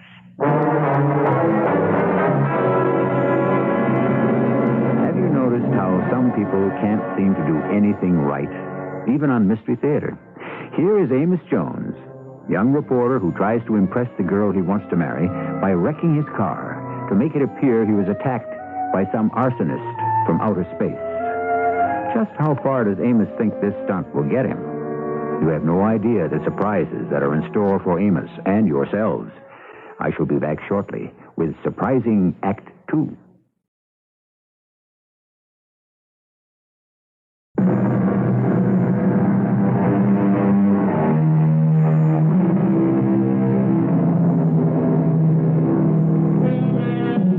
Just because a young reporter fakes an encounter with a UFO doesn't mean that many haven't been sighted around the world. There are countless affidavits, published accounts, and sworn testimonies, not only of sightings, but by people who believe they have been taken aboard a flying saucer. Up in Hudson Falls, it was a week of notoriety and ballyhoo, the value of which did not escape publisher Horace Bailey. Amos, I think we've got a tiger by the tail here. You've come up with some first-class, first-hand news, and we cannot let the story die away. Oh, Mr. Bailey, I'm still shook up about that first encounter. When you see Susan, I hope you'll tell her that. I haven't been able to get a hold of her. You were near death, my boy. When that extraterrestrial machine came down right on top of us and sideswiped us, I really thought that was the end. Well, I, for one, would like to keep that story alive. It came at me buzzing like a giant beehive, a streak of blue light. All those little windows in a saucer, 100 feet long, Mr. Bailey. 100? The first story we sent across the wire, you said 50. Now, you shape up, boy. Now, which is it, 50 or 100? A good reporter remembers details. Well, you try remembering with all those strange faces looking at you out of the portholes as that darn thing buzzes by. This has just hit me. The tower on top of the Gazette building. The one on the right side, we never put the water tank in it. Oh, ideal. Amos, I am turning the tower into an observatory, and in it, I'm installing a telescope and perhaps even an automatic camera. Push a button, and it keeps taking pictures. And you, Amos Jones, I am putting you in charge. Well, that's very nice of you, Mr. Bailey. I've been meaning to ask. You, Amos, will be our nightly watchman protecting our civilization. You had a question? Yeah. I didn't have any insurance on my car. I couldn't get collision because it's more than 5 years old. By Monday, everything will be installed. Well, do you think the Gazette could get me a replacement? Well, I'll talk to the board. You know, a man like you who's in charge of his country's first privately endowed Center for Non-Terrestrial Study, NTS, should have transportation to return to his home at 5 in the morning. You 5? Duty roster, 5 p.m. to 5 a.m. Your watch, my boy. You mean for me to spend my nights waiting for UFOs? When do I sleep? In the day. This is for science, Amos. If these Martians, or whatever they are, like it here, they may start commuting. Who knows? They'll be back, and we will be ready. Every night? Well, I think there ought to be a couple of people working in shifts. Don't you think I deserve a more normal schedule? More normal than what? It's Susan, Mr. Bailey, your daughter. Yes, I know she's my daughter. Well, when am I going to see her? She works days in that law office. I'll be working nights, so I figure I ought to get Saturdays and Sundays off. Not to begin with, Amos. It's weekdays and weekends. Remember, Hitler always struck on a weekend. So did Napoleon. We can't relax our vigil for a moment.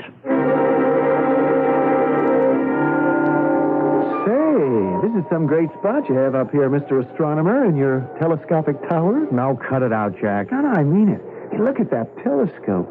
What an observatory. I got a good deal for old man Bailey. 2 cameras, automatic. So I've loaded one with triax, the other with infrared. You are so lucky. Will you shut up? The whole crazy idea is boomeranged on me.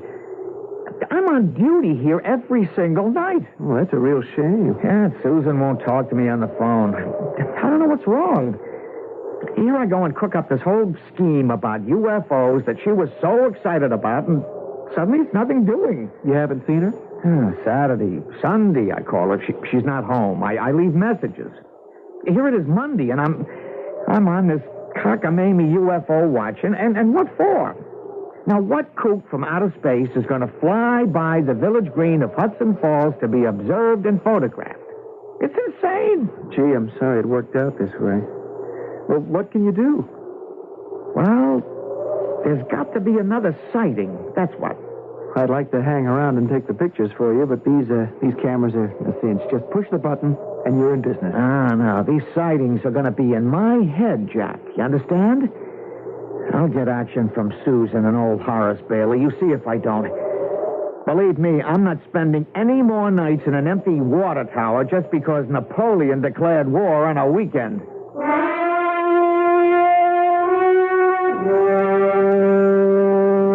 So this is where you and Amos live, Jack. It's a nice little apartment. Well, we managed to keep out of each other's way. Susan, what I was saying on the way over is, do you think it's fair? I mean, Amos feels like Napoleon banished to St. Helena. Do we have to talk about Amos? You asked me here to come see your portrait work. And I'm really into photography. Oh, I'll have them out in a minute, Susan. Oh, if you like some white wine, just help yourself. You see, I've been taking portraits for a heck of a long time, and... oh, yeah, here we are. Now, this is the folder I'd like you to see. I'll set the pictures flat on the table. Take your time. These are beautiful. I had no idea. Well, newspaper work is just for now to support myself until I've got enough solid, good prints to get me an agent or interest a gallery. Photographs are really big now. Oh, while you're looking, I just have to talk about Amos. Famous Amos. Now, I'm not kidding, Sue. He's had a raw deal, and so I was thinking, could you put in a word with your father? What word? Well, make him understand that being cooped up in an old water tower, just waiting for a UFO to heave into view, is a waste of time. Do you really believe he was attacked by a flying saucer, and so his car burst into flames? Well, I was there, wasn't I? Loyal Jack was there. That doesn't answer my question. Well, what do you think? Amos made it up? What about the pictures I took? Your pictures show a car on fire and Amos running around in his birthday suit. There isn't a UFO anywhere. Of course not. The thing had gone by then. Is that why you don't answer when Amos calls? You don't believe it? This whole Center for Non-Terrestrial Study is a joke. I'll make a deal with you.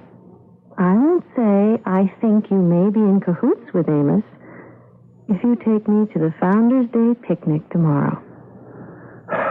Okay. I guess so.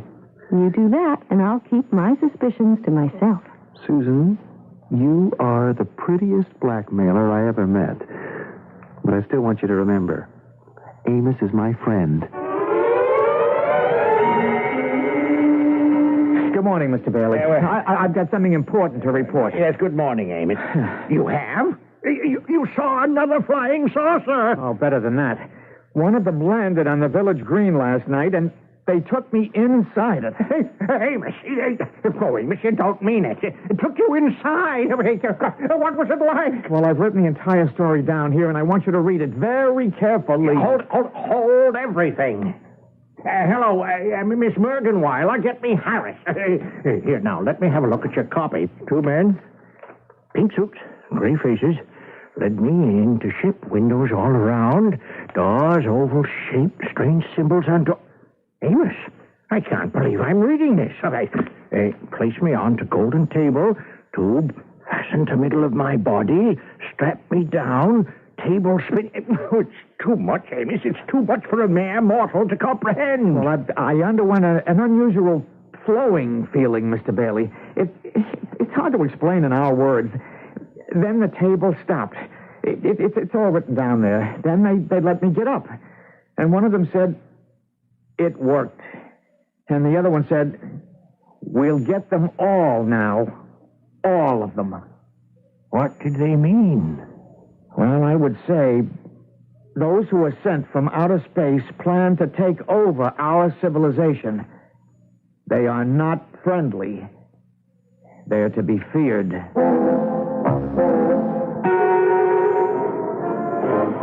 Jack, it's not that I don't care for Amos. It's that I think I like you better. Sue, I can't do this to him. This has got to be the last time we meet. The whole town's here on the green picnicking. It's not as if we were alone. Think of Amos. You've known him all your life. He's crazy about you. You can see the Gazette building from here. Look up there. In that tower, there he sits. A lonely watchman, ready to give the alarm if we're invaded. Nice try. Amos isn't protecting anybody. Come on. How can you say that when he risked his life last night, being forced on board a spacecraft? One that didn't make a dent on the green? You don't think it's strange that no one else in town saw it land? Look, Sue, I said I'd take you to the picnic. We've eaten all the sandwiches. We've finished off the beer. I've got a couple of rolls of film I have to develop and print. So if you don't mind, I'll be on my way. Okay, Jack. I'm sorry we don't seem to get along. Sue, we could, believe me. But so long as there's Amos, we can't. Hey, Amos. Okay if I come in? I know it's late, but you're on duty. Well, I'm playing solitaire, or I deal you a hand. Amos, this thing is kind of snowballing. Aren't you afraid it'll get out of hand? Civilization, as we know it, is being threatened, if that's what you mean. Did Horace Bailey tell you the call he got from Washington? No, I haven't seen the old man for 2 weeks. Not since I handed him my eyewitness account. I've been too busy. The White House is impressed with your early warning system for UFO attacks. Yeah, I expect there'll be public recognition of my efforts. Amos, hey, come off it. We know this whole McGill about you being taken aboard a spacecraft is so much baloney. Oh, we know that, do we? Don't put your head in the sand, Jack. The only way we can gear ourselves to combat an invasion from enemy planets is for everyone to hate space. Now, did you hear me? Quote, hate space. Unquote. I know. I've seen nothing but hate space billboards and bumper stickers. I gotta hand it to you. You sure know how to get publicity. Hate space. You know, you almost have me believing it. Well, don't you, Jack? I know you've been dating Susan, and that's why I haven't got a chance with her. You're the reason. So when you come up to my observatory and say, Amos, don't you trust me? My answer is, no, I don't. Okay, I get the message. I thought you'd let me explain, as an old friend. Nice try, old buddy. But our friendship is off.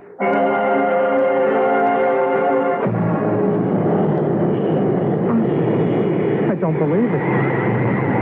It's because I'm cooped up here night after night. I'm imagining a flying saucer just landed on the roof. Oh, someone's pulling a stunt.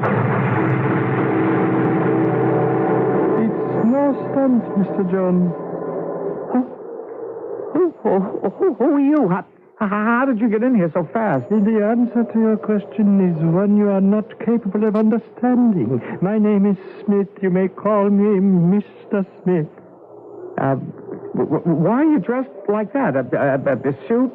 No pockets. It's like you're wearing a flannel skin. You should also take note, Mr. Jones, that I have only one eye in the middle of my forehead and no mouth.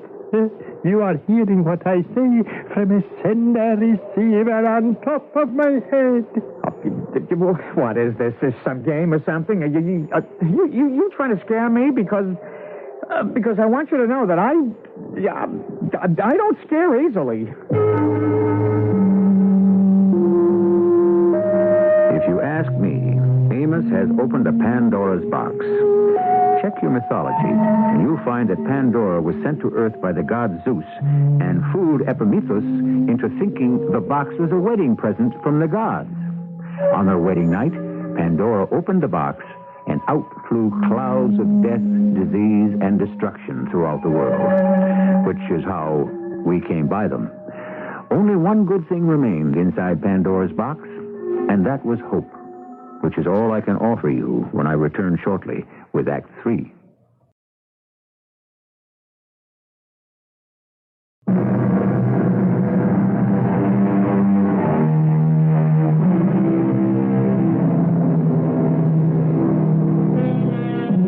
It didn't turn out exactly as Amos Jones had figured it. You see, Amos wanted to marry the boss's daughter, Susan. Susan believed in the unbelievable, and so, to impress her, Amos concocted stories of having met men from outer space. And now, poetry has become truth. Amos has actually been visited by an unearthly person, a Mr. Smith, a real non-terrestrial, with one eye, no ears or mouth, yet an ability to hear and speak. You ask, Mr. Jones, why I am dressed in this fashion. This is not my clothing, what you call gray flannel. It is my skin. Sure, a funny-looking getup. You're doing very well in masking your fears, but let me assure you, I am not here to frighten you. Well, what do you want from me? A great deal, I'm afraid, Mr. Jones. You have done all our interplanetary cousins a great injustice, and by extension, yourselves. I have? You have. Through some extraordinary chance perception, you have been able to describe a great many of our life support and travel systems. However, because humans are basically ignorant, you have created a monster. You have painted us as desiring the Earth's annihilation. And before I and my brothers return from whence we came, you will have to publicly forswear your hate space jingoism and admit to the world you told untruths. You manufactured outright lies. It was all a mistake. It snowballed. You see, there's this girl, Susan. Unless you reverse completely the falsehoods you have maligned us with, we shall change the angle of the sun so that your world is burned to a crisp instantly. Oh, you wouldn't. Would you? And not an atom or an electron in any of the galaxies would be any the wiser. Your planet will never be missed. What? You couldn't, Mr. Smith. 5,000 years up in smoke? Jones, we are a proud and peaceful race. You are the troublemakers and the warriors. For centuries, we have been hopeful you would have come to your senses, and we could join you and show you how to attain peace and plenty. Space, Mr. Jones, is not to be hated, but loved. Okay. The ball is in my court. I've got to figure out a way of stopping what I started. You work on it, and let's see some progress when we return tomorrow night at this same time. You're going now? For a little cruise and survey.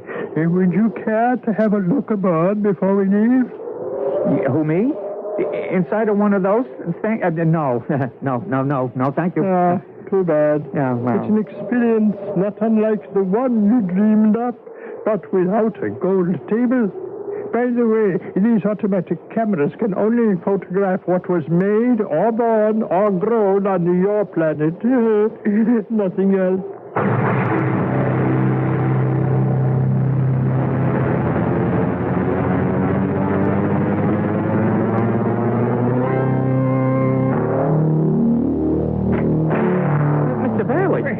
Did you see it? Did you see it? Of course I did. Amos, I was working late. I look out my window, and there's this big orange thing whizzing off the roof, shooting out blue flames. What were they doing here, Amos? One of them came to see me. Did you get his picture? I'm just checking now. Now, the automatic shutter seems to have melted. Oh, my boy, you were very brave indeed, considering how dangerous these creatures are. Mr. Bailey, I'm afraid I made a big mistake. I'd like to go on record as saying space people, those from galaxies beyond, are not harmful. They mean us no harm. They're good people. And to hate space would be a catastrophe, a national calamity. They would like to be friends. They'd like to help us. We don't need any help like that. Anyway, it's out of my hands. Washington knows the whole story. If I were Washington, I'd ring this town with anti-aircraft guns and a fleet of fighter planes, so if they ever come back, we will be ready for them. Hello? Is that you, Amos? Amos, you've done it again. I was in the park with Sue, and we saw a UFO sent right down on the roof of the Gazette building. How'd you do it, Amos? It's fantastic. Who is this? It's Jack. Who's this? This is Mr. Bailey, and are you Jack the photographer who works for me? Well, yes, sir, that's me.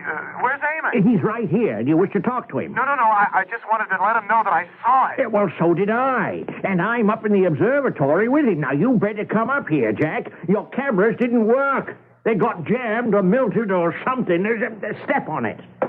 Mr. Bailey, if we don't tell the truth that they're a great people, a kind people, and that I lied about them, if I can't get the people to believe that, they're going to blow us right out of the galaxy. It's the end. Amos, I think you're somewhat overwrought.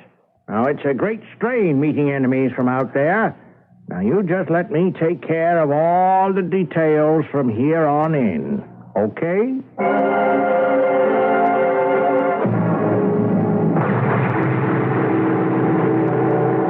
Amos Jones? I must have dozed off. Mr. Smith. Yeah. So you're still up here in the tower? Mr. Smith, where have you been? I've been a nervous wreck for a week. You said you'd be back the next day. Mr. Jones, we wanted to give you time to make the necessary repairs to our reputation, but I'm afraid time wasn't on our side. Mr. Smith, you've got to believe me. I went on the air, on television, I gave newspaper interviews, but I don't seem to be able to stop that hate space movement I started. We've waited a long time, and our patience is very thin. Every 5 centuries when we return, nothing has changed. Humans still prefer trouble as a way of life. But you're not going to move the sun, are you? Give us a break. Mr. Jones, you will come with us. Now? On board your ship? Well, where are you taking me? For a little ride.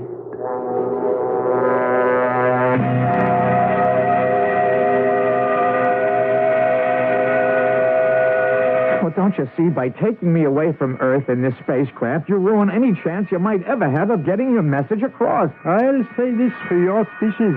You never stop arguing and you never stop trying. But, Jonesy, when you die, what happens then? We're back where you began, and you began in the cave days. Of course, if you married and had children, word could be passed along. There's only one girl I would marry, and she won't have me. This young lady, where is she now? Probably sitting on her front porch with Jack on the same porch glider we used to sit on. What is the address? You're going there? Well, you'd never set this saucer down in her backyard. It's too small. Well, I'll tell you what, though. There's a Little League ballpark about a half a block away from Susan's house. You could land there.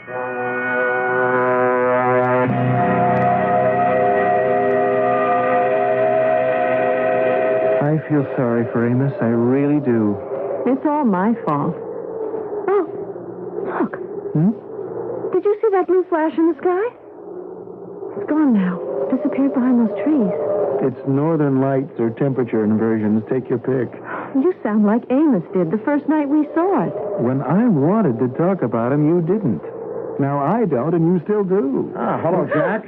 Susan? Amos, you scared me. What do you mean creeping up on us in the dark like this? Jack, there's a gentleman in back of the house who'd like to meet you. Oh, we'll bring him around. Well, he's a stranger and a little shy. I'll walk you back to him. Oh, okay. Susan, I'll be back soon.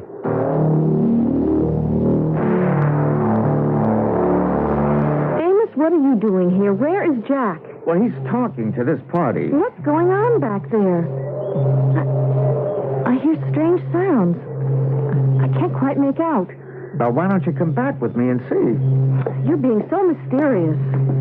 It's actually a little further up the street, in the baseball diamond. How are you and Jack getting along? We're good friends. Oh, Amos, why did you go through all that hocus pocus? You don't really believe I've ever been in touch with those from outer space, do you? Amos, I really cared for you before all this. Now, where is Jack? Jack? Are you over there? I think he's just behind this big clump of pines. Amos, why didn't you tell me? It's a real UFO. It's tremendous. Those flashing blue lights means it's about ready to take off. I can't believe my eyes. I'd like you to meet my friend, Mr. Smith, who's in charge of this expedition. How do you do, Susan? Oh, she has fainted. You'd better hold on to her, Mr. Jones. Oh, that is the young lady. Susan, are you all right? I have noticed over the centuries, Earth females appear to feel a weakness in their legs and a cloudiness over their eyes when they see us for the first time. It's the lack of mouth and ears, I expect. And to hear a faceless creature speak. Oh, please. Excuse me, Mr. Smith. I was unprepared for the truth. Yes, I see. Well, Mr. Jones, you can prepare the lady. Goodbye, friends. I hope the next time we arrive on your planet, your civilization will be, shall we say, more civilized.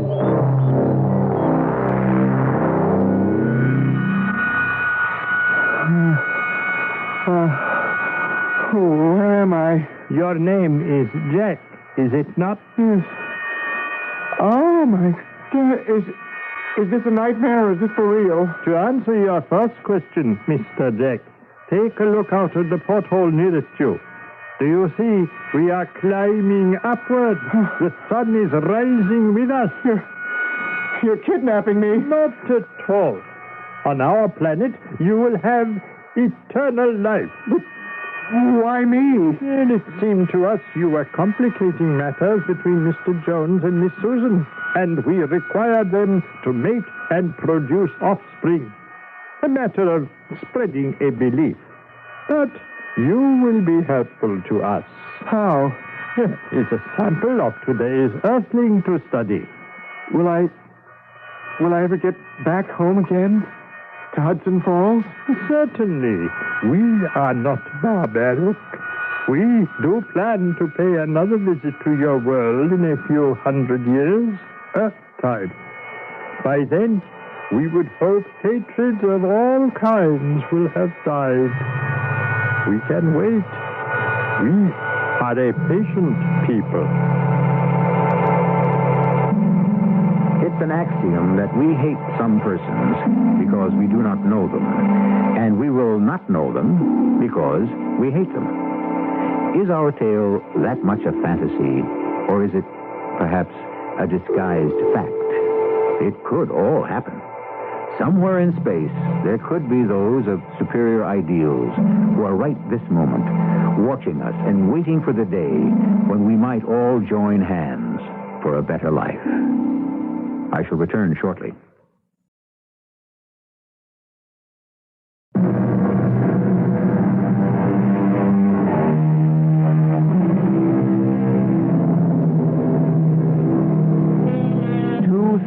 Years ago, the Roman poet Lucretius wrote, "Nature is not unique to the visible world.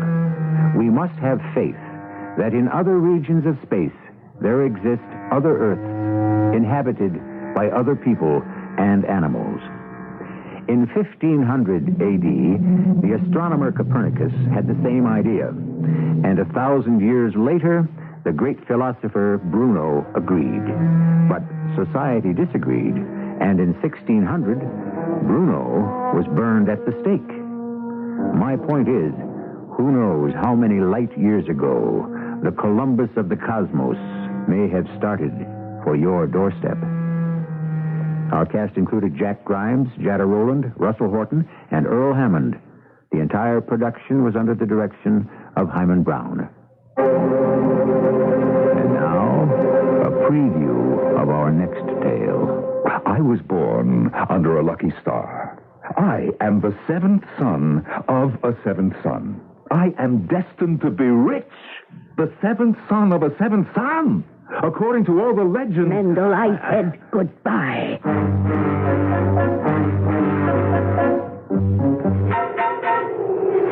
Stan. Huh? What? Your money or your life? What are you saying? Your money or your life?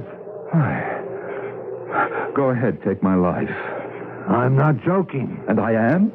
Look, my friend, you gave me a choice. I chose. I'm warning you. I don't have any money, so it has to be my life. What do you mean you don't have any money? Everybody has to have something. Nothing. But don't tell me you have nothing at all. Not a copper penny. So go ahead, shoot. This is E.G. Marshall inviting you to return to our Mystery Theater for another adventure in the macabre. Until next time, pleasant dreams.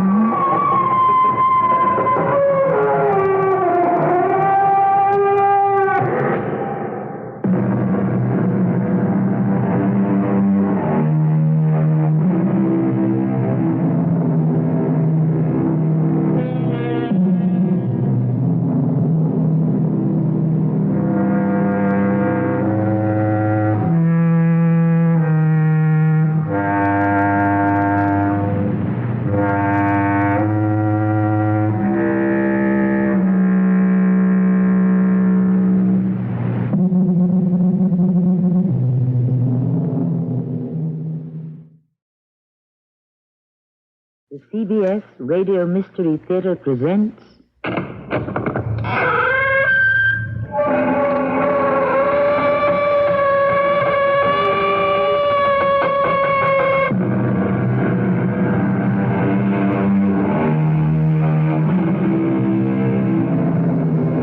Come in. Welcome. I am Tammy Grimes.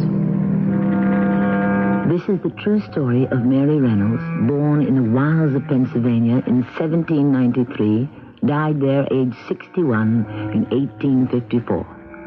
The details of her peculiar life and eccentric personality were not set down until 1860, when a well-known doctor and prolific writer named Silas Weir Mitchell took it upon himself to gather together the facts of her erratic existence and publish them.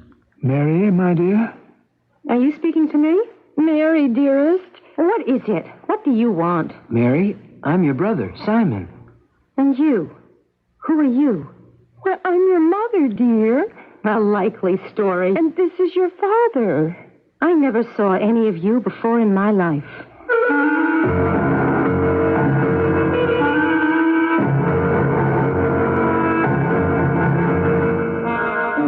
Our mystery drama, The Mysterious Slumber, was written especially for the Mystery Theater by Elspeth Eric and stars Elspeth Eric and Deanna Kirkwood.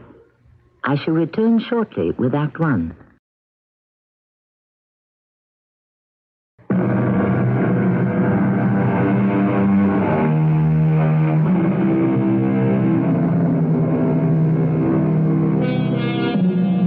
The story of Mary Reynolds will not die.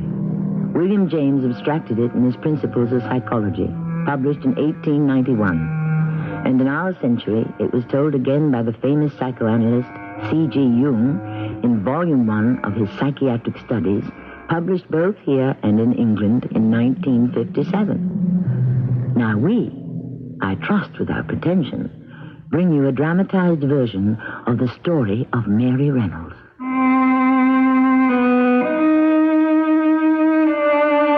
I'm the Reverend John V. Reynolds of Meadville, Pennsylvania. And Mary Reynolds was my aunt. For the last 25 years of her life, she lived in my home, keeping house for me and showing herself to be a woman of splendid character and sound judgment. When Dr. Silas Weir Mitchell wrote me, 30-odd years after Aunt Mary's demise, asking me what I could contribute to the tale of her strange existence, I was hard put to it to give him anything like a sensible account. Still, from what I had heard from my grandparents and my father, I was able to reconstruct certain essential and reliable details. Then, too, there were the lengthy conversations I had with Aunt Mary herself while she was living with me, which she did from the time she was 36 till she passed on at age 61. Your breakfast is on the table, John. Be right there, Aunt Mary. Got something new for you to try. Oh? What would that be? It's called scrapple. Mrs. Lacey told me about it after her trip to Philadelphia. They eat a lot of it there, Mrs. Lacey says. Well, what do you think of it? That's good. It's very good indeed. Happy you like it. Were you always such a fine cook, Aunt Mary?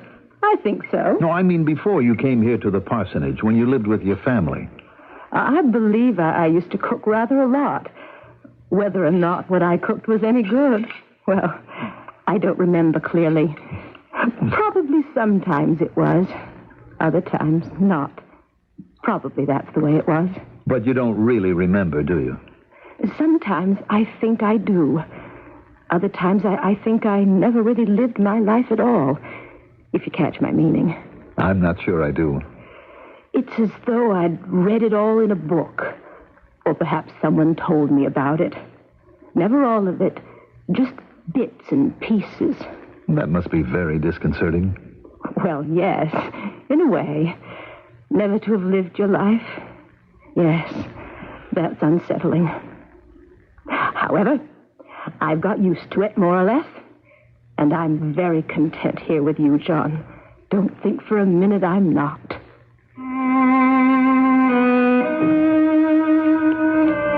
The vagaries of Aunt Mary's memory disturbed me a little, but they fascinated me, too.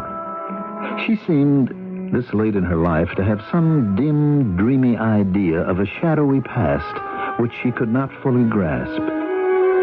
From my father, her older brother, Simon Reynolds, I had got some notion of the schism which had split Aunt Mary's personality when she was 18 years old.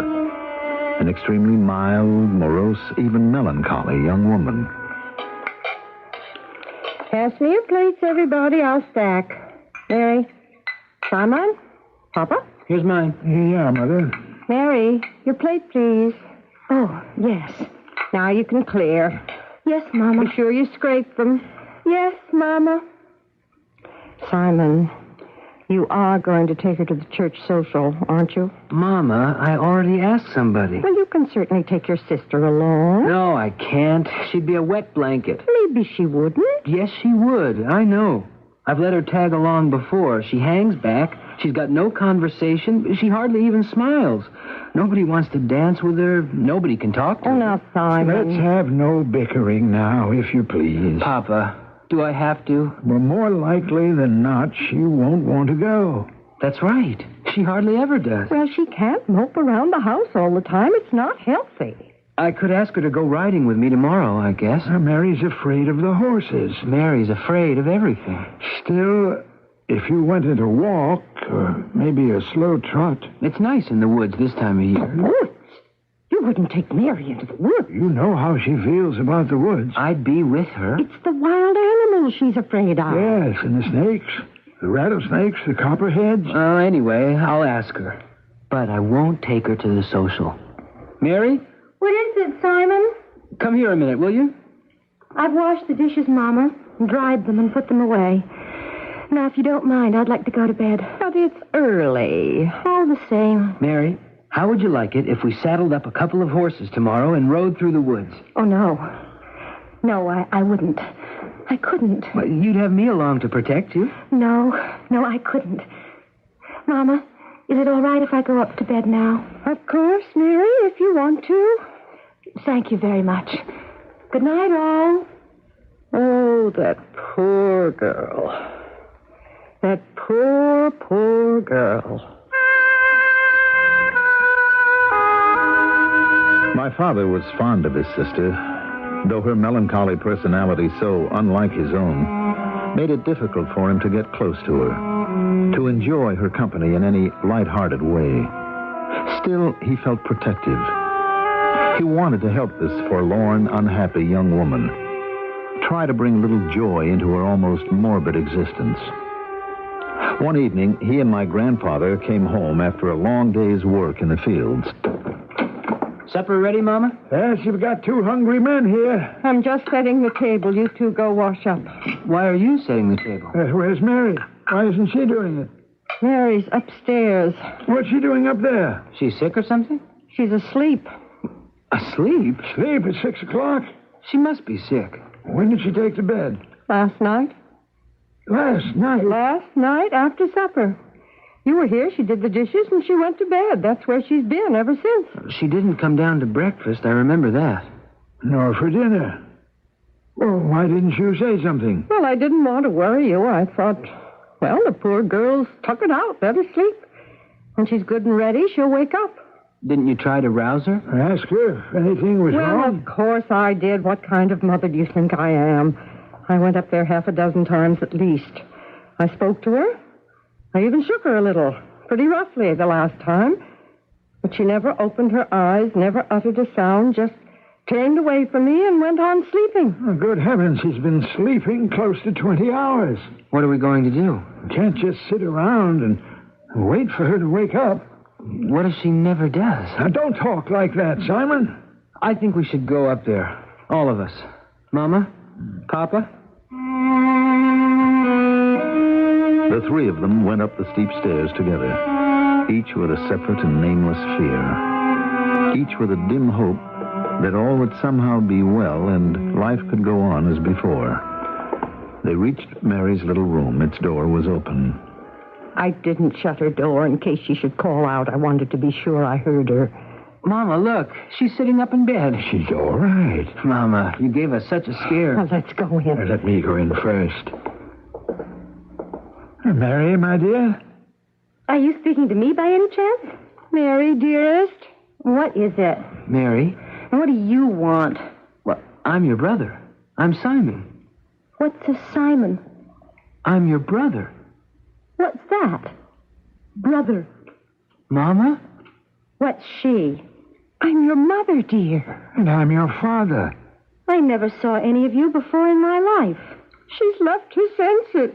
Gone clean out of her mind. Could it be the long sleep that's done it? Well, she doesn't look any the worse for it. Oh, she looks almost pretty. Happy-like. Mary, wouldn't you like to get up out of bed? What's that you said? About what was it? A bed? This. What you're lying on. This is a bed. Your bed. Bed. A bed. Your bed. Your bed. Mary's bed. What's a Mary's? Mary is you, dear. You are Mary. It's your name. Mary Reynolds. What's name? Tell me. Are you making fun of me? Oh, no. I think you are. I think you don't like me much. Oh, Mary. Maybe not at all. Mama, Papa, both of you go downstairs. Leave me alone with her. You think we should? We're not doing much good here. Well, call us if you need us, Simon. I will. I like you, you know. I always have. Since when? Since always. Why? No reason. I just always have. You don't know me. Oh, yes, I do. I know you very well. I don't know you. How's that? Well, it's all right, I guess. Give me your hand, will you? This? Yes, that's your hand. Give it to me. Let me hold it and help you get out of bed. That's it. Yes, like that. And we'll walk over to the window and look out, and you'll see what you shall see. I shall see what I shall see. That's right. Now let me pull the curtain.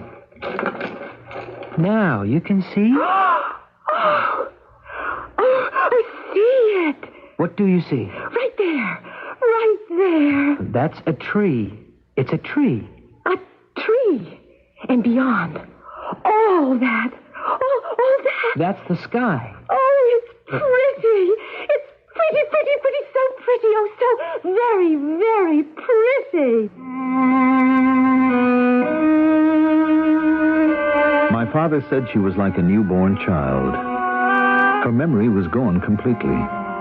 The world and everything in it was altogether new to her. Her father, her mother, her brother, friends, and relatives who came to see her all went unrecognized. It was as though she had never seen them before, never known them, was not aware that such persons had ever existed. To the scenes which surrounded her, she was a perfect stranger. The house, the fields, the forests, the hills, the streams, all were novelties. She had not the slightest consciousness that she had ever existed previous to the moment she awoke from that mysterious slumber.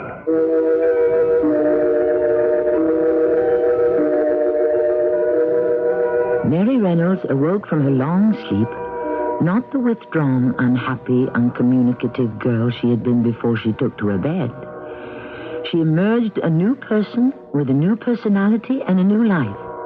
The old one vanished along with her memory of it. In a way, she was reborn, yet born in a state of maturity, with a capacity for relishing the rich, the sublime, the luxuriant wonders of creation. I'll be back shortly with Act Two.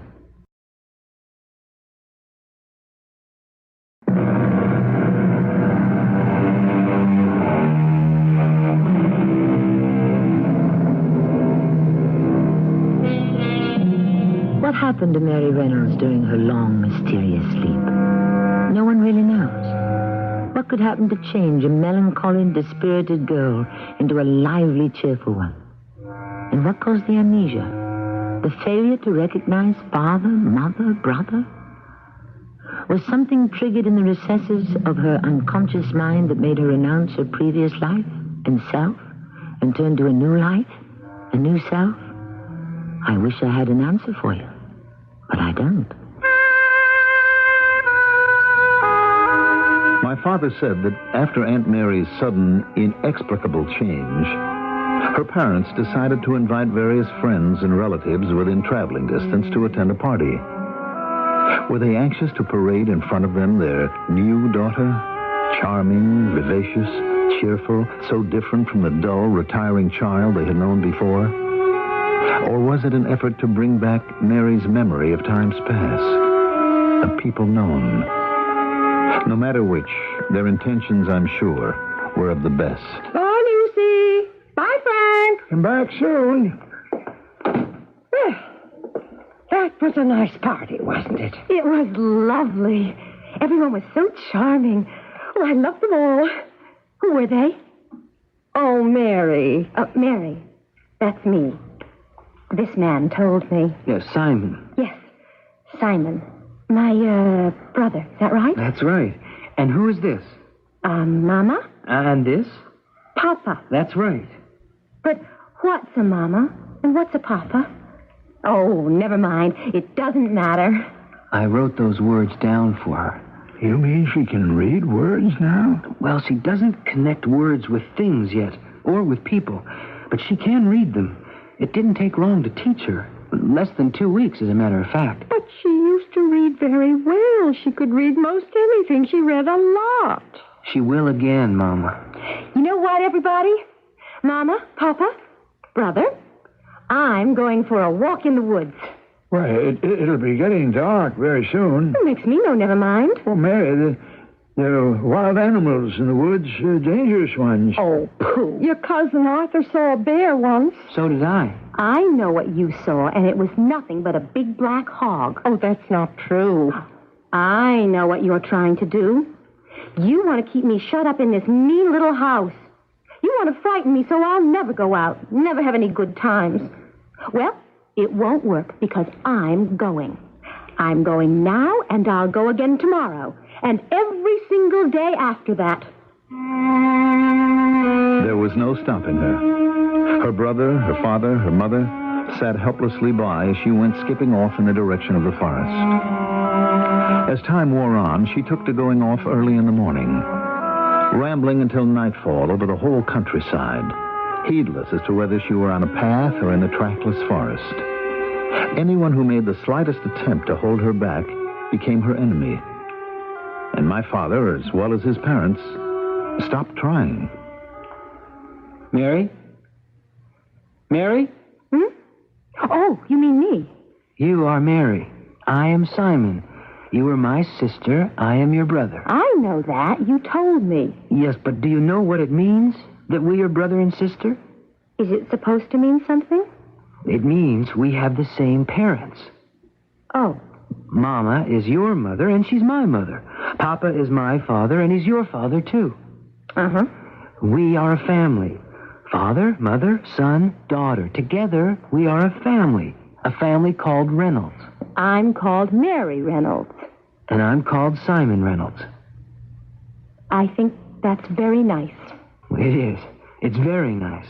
A family is a very nice thing to be a part of. Look, Mary, I'm going to write it down for you. We are a family. You see? We are a family. Now, do you think that you could write that? But do you want me to? Yes, I do.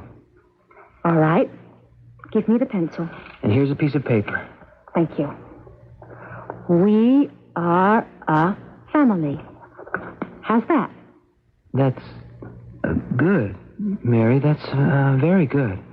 I thought you'd like it. Mary, did you notice when I wrote the sentence, I started on the left-hand side of the paper and wrote toward the right? Did you? Uh-huh. But you wrote from right to left. Did I? Would you have any idea why you did that, Mary? No. That's just the way I did it. Now I'm going for a walk in the woods.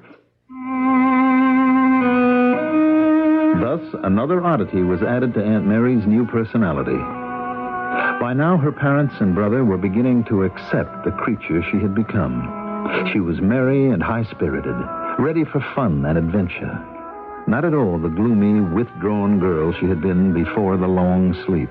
Mama, Brother Simon, when are we going to give another party? You want to have a party, Mary? The way we did before. All those people, all that good food, the elderberry wine, the dancing and laughing and talking. You really enjoyed that party, didn't you, Mary? Oh, yes, I loved it. That pretty girl with the black curly hair. That was your cousin, Nellie. She and her husband, Arthur, they live in Sudley. Arthur couldn't come that day because he was down with a fever. Do you remember Nellie and Arthur? I remember Nellie from the party. If she was the one with the black curly hair. But not Arthur. I mean from before the party. We all went to their wedding. Did we? You got a new dress for it, the blue-flowered one? Where is it? Well, I think it's up in the attic. You never wore it again. Oh, get it down from the attic. I'll wear it to the party. Who else will come? Well, there's Aunt Helen and Uncle Charlie and Betsy Higgins, my best friend, your godmother, and the Halseys. They have the farm next to ours. Ask them all. Ask everybody. We'll have the best time anybody ever had. We'll sing and dance and laugh and talk and have a wonderful time. Well, go on, ask them. All right, I'll start writing to them. Good. You do that. Oh, and get my flowered blue dress down from the attic. I'll wear it to the party. It'll take a little time, Mary. Oh, hurry it up, will you? I'm restless. I think I'll go for a walk in the woods. Mary, let me go with you this time. What for? Why do you want to go? I'd just like to. Well, at least you're not trying to stop me. Like some people I know. I tell you what, Mary. Why don't we go together on horseback? How would that be? Well, that would be all right. Any way is all right. Father isn't using Captain and Ginger in the fields today. Why don't I throw a couple of saddles across them and we'll set out together? If you want to. I do want to. Wait for me. I'll bring the horses around. Mary and Simon set off on the backs of the two Percherons, which were ordinarily used for farm work. The sun was filtering through the tall pines. Cardinals and finches were singing. The air was cool and crisp. Hear the birds, Simon. Beautiful, Mary. Oh, I love them all. Each and every one. I'm glad. Oh, look. What's that in that tree? I think that's an oriole's nest, Mary. Really?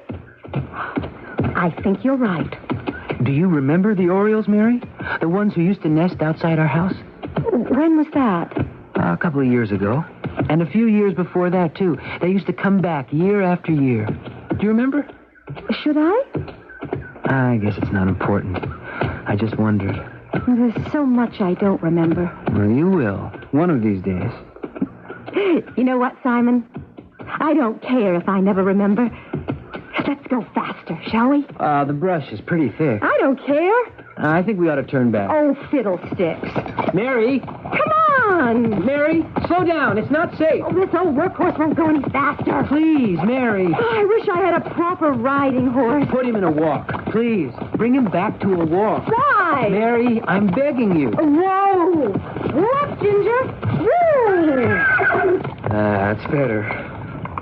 What are you doing, Mary? I need a whip. No, you don't. Mary, you don't need that. Yes, I do. This branch will do the trick. Mary, please. This'll wake him up. Mary, let's turn back. Let's go home. Come on! Oh, Mary, up ahead. That's a bear. Nonsense. It is. Pull up. Mary, that is a bear standing there. Now turn around, and we'll go back before he gets angry and attacks. Get up, Ginger. Get up there. The horse won't move. Of course he won't. He's got more sense. Simon, hold his reins. Why? What for? Mary, don't. What do you think you're doing? I'm going to get rid of that ugly thing. Mary, it's a bear. It's an ugly black hog. That's what it is. I've seen them before. Mary, don't. You impudent thing. Get out of here. Oh, stop grinning at me and get back where you came from. You hear me? Mary, he's standing on his hind legs. He's getting ready to attack. I'm taking my stick to him. Mary, for the love of heaven. Get out, you ugly black hog. Get out. Get out. I have my father's word that it happened in just that way. He told me the story many times when I was a boy, and I must tell you that I stood in considerable awe of my Aunt Mary. So I think did her parents when my father told them about the encounter in the woods. The horse wouldn't move, Mother, though she dug her heels into his sides and gave him some strong cuts with the stick that she'd broken from a tree. So she handed the reins to me, dismounted, and walked straight up to this enormous bear. It stood up on its hind feet and gnashed its teeth. Mary kept calling it an ugly black hog, but believe me, it was no hog. It was a bear. Merciful heavens. She shouted at the bear to get out of the way, to go back to where he came from. But the bear didn't move. Then, cool as a cucumber, she said, "Well, if you won't leave for words, I'll try blows." And with that, she walked straight up to it and started beating at it with this puny little branch she'd broken from a tree. And then what? Well, you won't believe me, but I saw it with my own eyes. That monstrous bear got down on all fours and walked away. That's hard to believe. I told you it would be. She came back to where I was, got back on her horse, and we finished our ride. I didn't have much to say. I'm not sure I said anything at all, but Mary chattered all the way back about this and that, just as though nothing had happened at all. Such was the character of Aunt Mary's second self, as they came to call her new, apparently contradictory personality. Her daring, her extreme cheerfulness, her buoyancy and sociability made her an admirable companion, a welcome occupant of the house, a joy to be with. If certain eccentricities accompanied this new self, well, they were only something to be tolerated and accepted.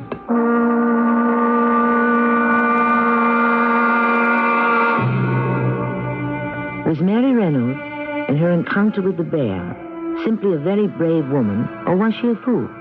Was she mad? Such questions are still asked about people who cross the ocean in a sailboat, who climb mountains, who race cars, who perform incredible feats of all kinds. We commonly consider them to be fearless, but it's possible they are scared to death and trying to deny it. I'll be back shortly with our concluding act.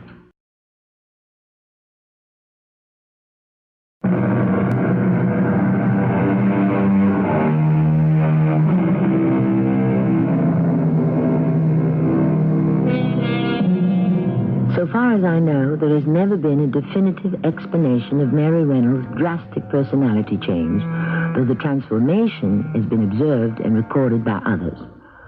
The most facile and admittedly superficial description is, quote, the removal of inhibition, unquote, enabling Mary to, in a manner of speaking, set herself free. But why this should have occurred when it did, after a prolonged slumber, at the age of 18, no one seems to know, least of all myself. Aunt Mary's giddy existence went on for quite a while. Household chores were forgotten. Conventional behavior seemed unknown.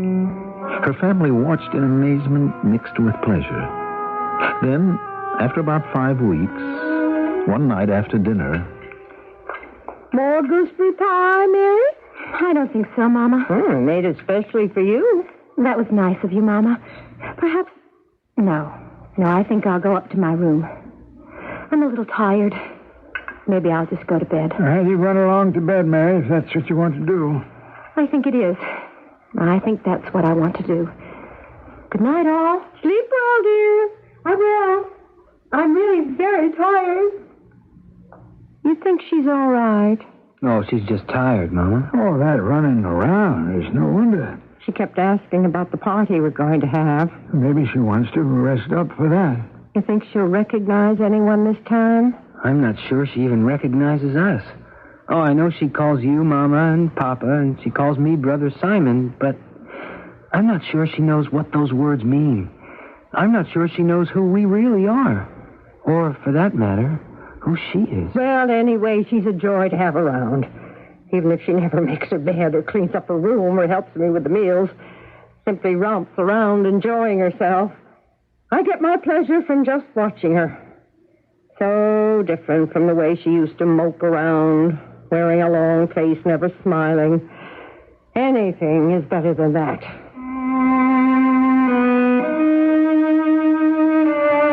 Everyone agreed that the wild, unpredictable Mary was preferable to the depressed girl they had known. If she seemed to care for no one, not even to know them in any intimate way, still she was a merry companion, a ray of sunshine in the house, and they were content to leave her so. Not that anyone could have changed her.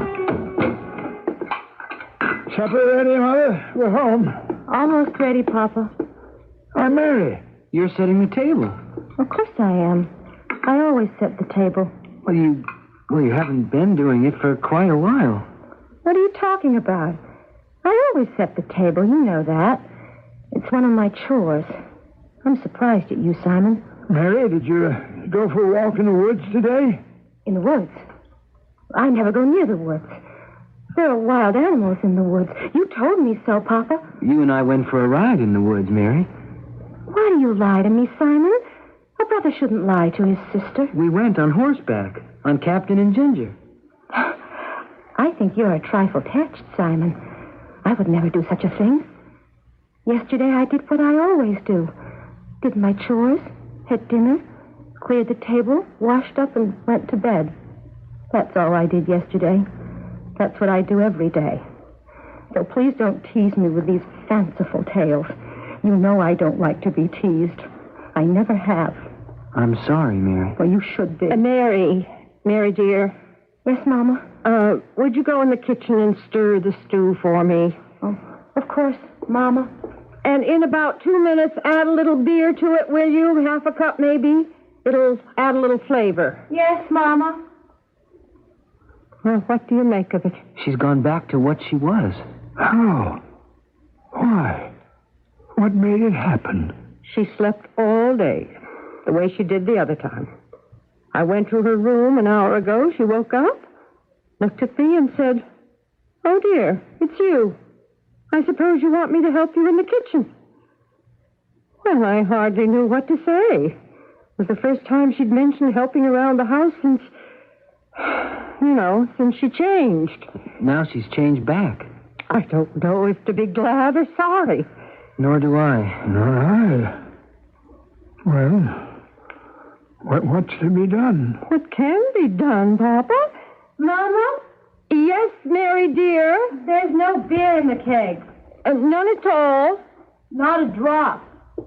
And I don't understand it because yesterday the keg was full. Well, we probably drank it all up at the party. What party? We had so many people here, everybody drank quite a lot. What party are you talking about? Well, when all the friends and relatives were here, we all had such a good time, and you had the best time of anybody. You don't remember it, do you, Mary? A party? And I had a good time? At a party? Who was here? Your cousin Nellie was here. Oh, her. With the kinky black hair. You remember Nellie? Oh, she's my cousin. I've never liked her, though. Oh, Mary, you liked her at the party and you thought her hair was beautiful. Oh, that's not possible. She married Arthur, didn't she? I could never see what he saw in her. She's not even pretty. Do you remember their wedding? Of course I do. You brought me a blue dress. I hate blue. It's my least favorite color. Was Arthur at this party you're talking about? No, dear, just Nellie. And then there was your Aunt Helen and Uncle Charlie and the Halseys, Betsy Higgins. My godmother. You do remember her? My closest friend, Betsy Higgins? Well, of course I remember her. But I don't remember any party. Still, if you say so, there must have been, I guess. Mary, do you remember the day I saddled up Captain and Ginger and you and I went for a ride in the woods? Now you're lying to me. I would never go in the woods. There are wild animals in the woods. Well, that's true, but we went. And in the deep part of the woods, we came across a bear. A bear? But you weren't the least bit frightened. You said it was nothing but an ugly black hog. And you broke a branch off a tree, and you went at that bear. You yelled at him to get out, go away, and then you started beating him over the snout with your little stick. I did that? And you were as cool as a cucumber. What happened? That big bear put his head down and slunk away. Do you remember any of that, Mary? If you say it happened, then it must have happened. Aunt Mary remained in what her family by now had come to call her first state. Dull, depressed, even melancholy, as contrasted with her euphoric second state, for several weeks, until, after another prolonged slumber, she awoke. Mother! Father! Simon, where is everybody? Yes, Mary, yes, what is it, dear? You said there was going to be a party, Mother. You promised me another party. What party? Well, you know the one you promised me, like the other one. But you didn't seem to want a party. Not want a party? Why wouldn't I want a party? I like good times just like anybody else, you know. But you said that you... I know what I said. I said, let's have another party just like the one before. I told you that yesterday.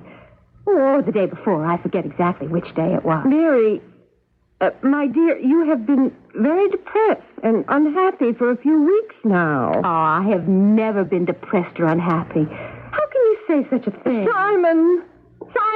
Yes, Mama? Come up here right away. Where are you? In Mary's room. Simon, she's changed again. What? What did you say? Mary's changed again. It's the second state. She's back in it again. Mary? Has anybody looked out the window? Such a beautiful day. How are you feeling, Mary? I feel wonderful. Well, that's good. I'm glad. Well, of course it's good. What else should it be? It's not the way you felt yesterday. Oh, of course it is. That's the way I've always felt. I felt like this all my life. No, you haven't. Of course I have. No, most of your life you've been a very unhappy girl. Oh, that's ridiculous. Absolutely ridiculous. No, it's not. It's true. You just don't remember. Is that it? That I don't remember? Well, that's part of it anyway. What's the rest of it? I don't know. I just don't know. I wish I could remember being unhappy. At least I think I wish I could. I'm not sure. Maybe it would help. I could try, I suppose. Maybe you should. Now? Whenever you feel like it. Well, I don't feel like it now. All right, then don't. But maybe later. Yes, later. Sometime. Not now. And you know why? Why? No, you tell me why. Because I feel so absolutely marvelous. Why should I spoil it? No reason, I guess. You know what I'd like to do right now, this minute? I'd like to go saddle up a horse and go for a ride in the woods. Will you come with me, Simon? If you want me to. Oh, I do. I want you to. Remember the last time when we ran into that ugly black hog and you said it was a bear? But I knew better, didn't I? And I beat that old black hog. I beat him off with a stick, didn't I, Simon? And he ran away. Dirty old black hog.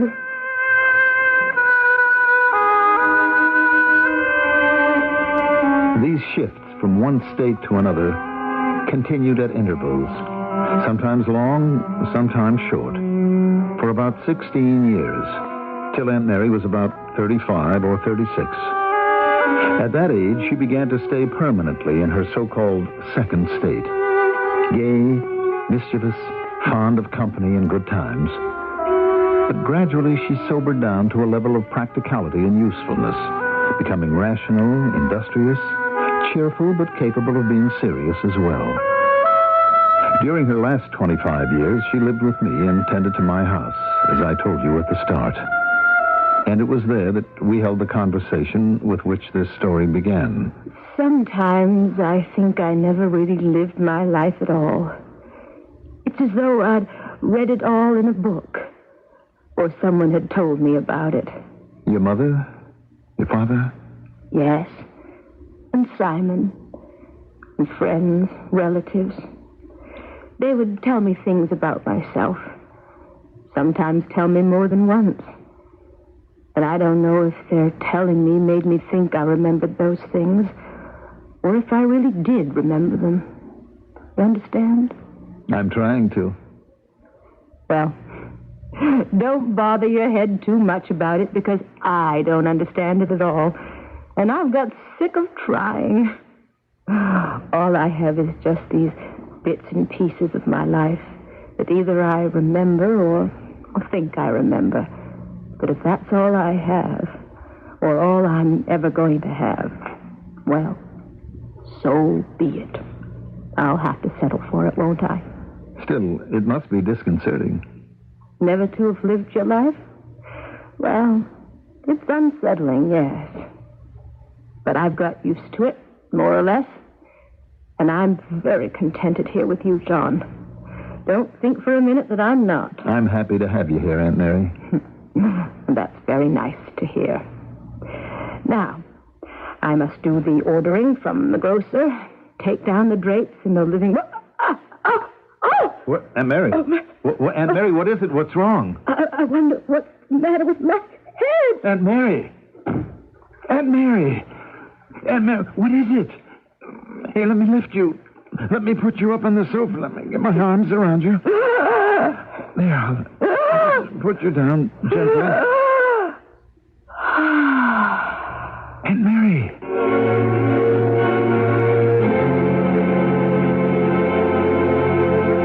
She gasped twice there on my sofa. Then a long, deep sigh. And she was dead. I have written all this to Dr. Silas Weir Mitchell. I wish I could tell him more. That I could offer reasonable explanations for the strange events that befell my Aunt Mary. But I am a simple minister in a small Pennsylvania town. My vocation is to comfort troubled souls, not to dissect troubled minds.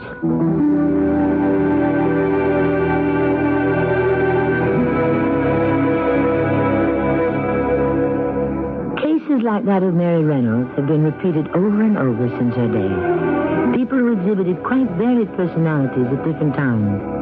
The malaise has been called double consciousness, multiple personality, spontaneous character change. But giving an ailment a name does very little to effect a cure. I'll be back shortly.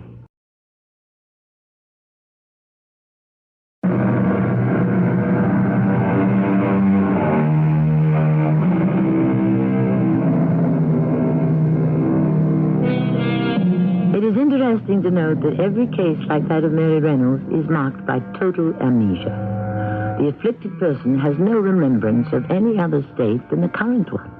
They call this an amnesic split.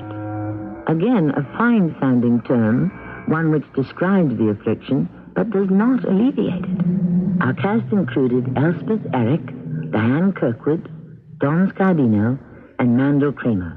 The entire production was under the direction of Hyman Brown.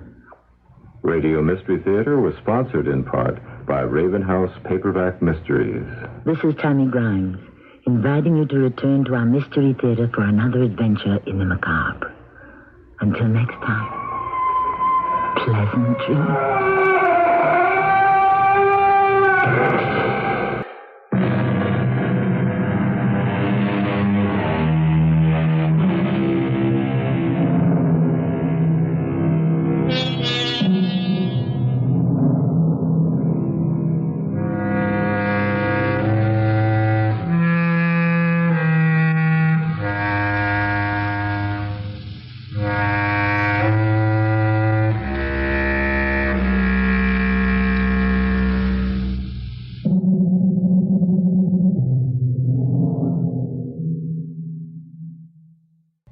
This is what happened to Larry, another reader, or is it victim, of Raven House Mysteries. I was at the bus stop reading the latest Raven House paperback when a lady walked by. She seemed familiar, like I knew her from somewhere. I followed her. She started to run, and I lost her in the crowd. The next day, I saw her again in the supermarket. Our eyes met over the lettuce. I said, "Sarah, you're supposed to be dead." Raven House Mysteries are so engrossing, you can't help but let the mystery take over your life. It was a little embarrassing. I had her confused with the character in my Raven House mystery. Raven House publishes new mysteries every month. Which one will claim you as its victim? If you're clever enough, you'll find Raven House Mysteries wherever paperbacks are sold.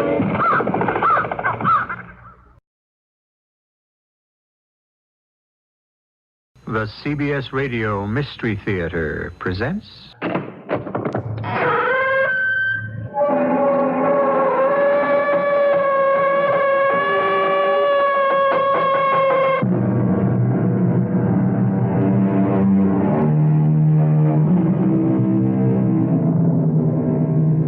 Come in.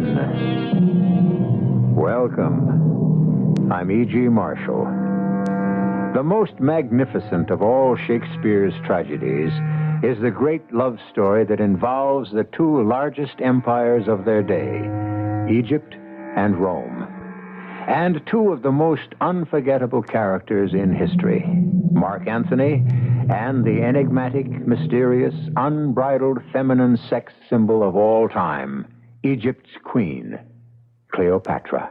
Antony, forgive my fearful sails. I never thought that you would follow. Cleopatra, you know full well my heart was to your rudder tied, and by its strings you would tow me after you. Now all is lost, and it is you who have betrayed me. Triple-tongued deceiver, my heart from now on only wars with you.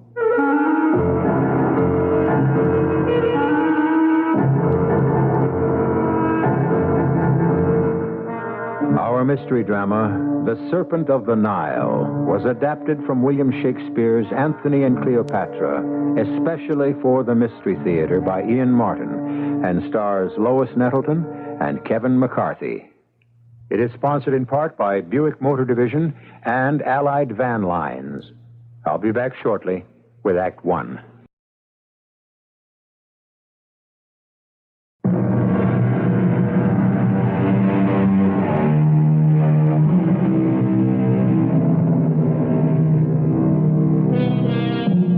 With the death of Julius Caesar, the Roman Empire was ruled by a triumvirate. Caesar's nephew, Octavian, a soldier-statesman named Lepidus, and the famous Mark Antony. It was a time of turmoil for Rome, with the triumvirate threatened by Pompey, a former ruler, And it was at this climactic time that Anthony, just as his hero Caesar some years earlier had, met and fell completely under the spell of the dusky, seductive, immortal queen of Egypt, Cleopatra. While the empire of Rome tottered, Mark Antony stayed on in Alexandria, bewitched, counting the world well lost for love. Well, Anthony, if it is love, tell me how much. Oh, it's a poor love that has to be counted coin by coin. I'll set a price on me. See if it adds up to that. Then you will have to dream on a treasure not yet found under heaven. What now, Enobarbus? News, my lord, from Rome. Not now.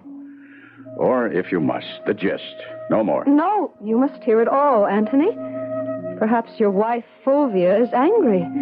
Or that boy of 20 who shares your throne has issued some imperial command that you must needs obey. What's that, love? Maybe you are ordered home by him. Ordered? Octavian is a Caesar, and your blood is in homage bound to that last name. And you know, when shrill-tongued Fulvia crooks her finger like a schoolboy, you blush and run to obey. The news... A moment. Now, hear me, Cleopatra. Let Rome fall and drown in the Tiber, and the empire tumble after. Here is my space. Kingdoms are clay. The nobleness of life is to do thus. Come here. To hold each other thus, when two such as us have met, I bind my promise. I will stand against the world with you, not as Antony, but as us.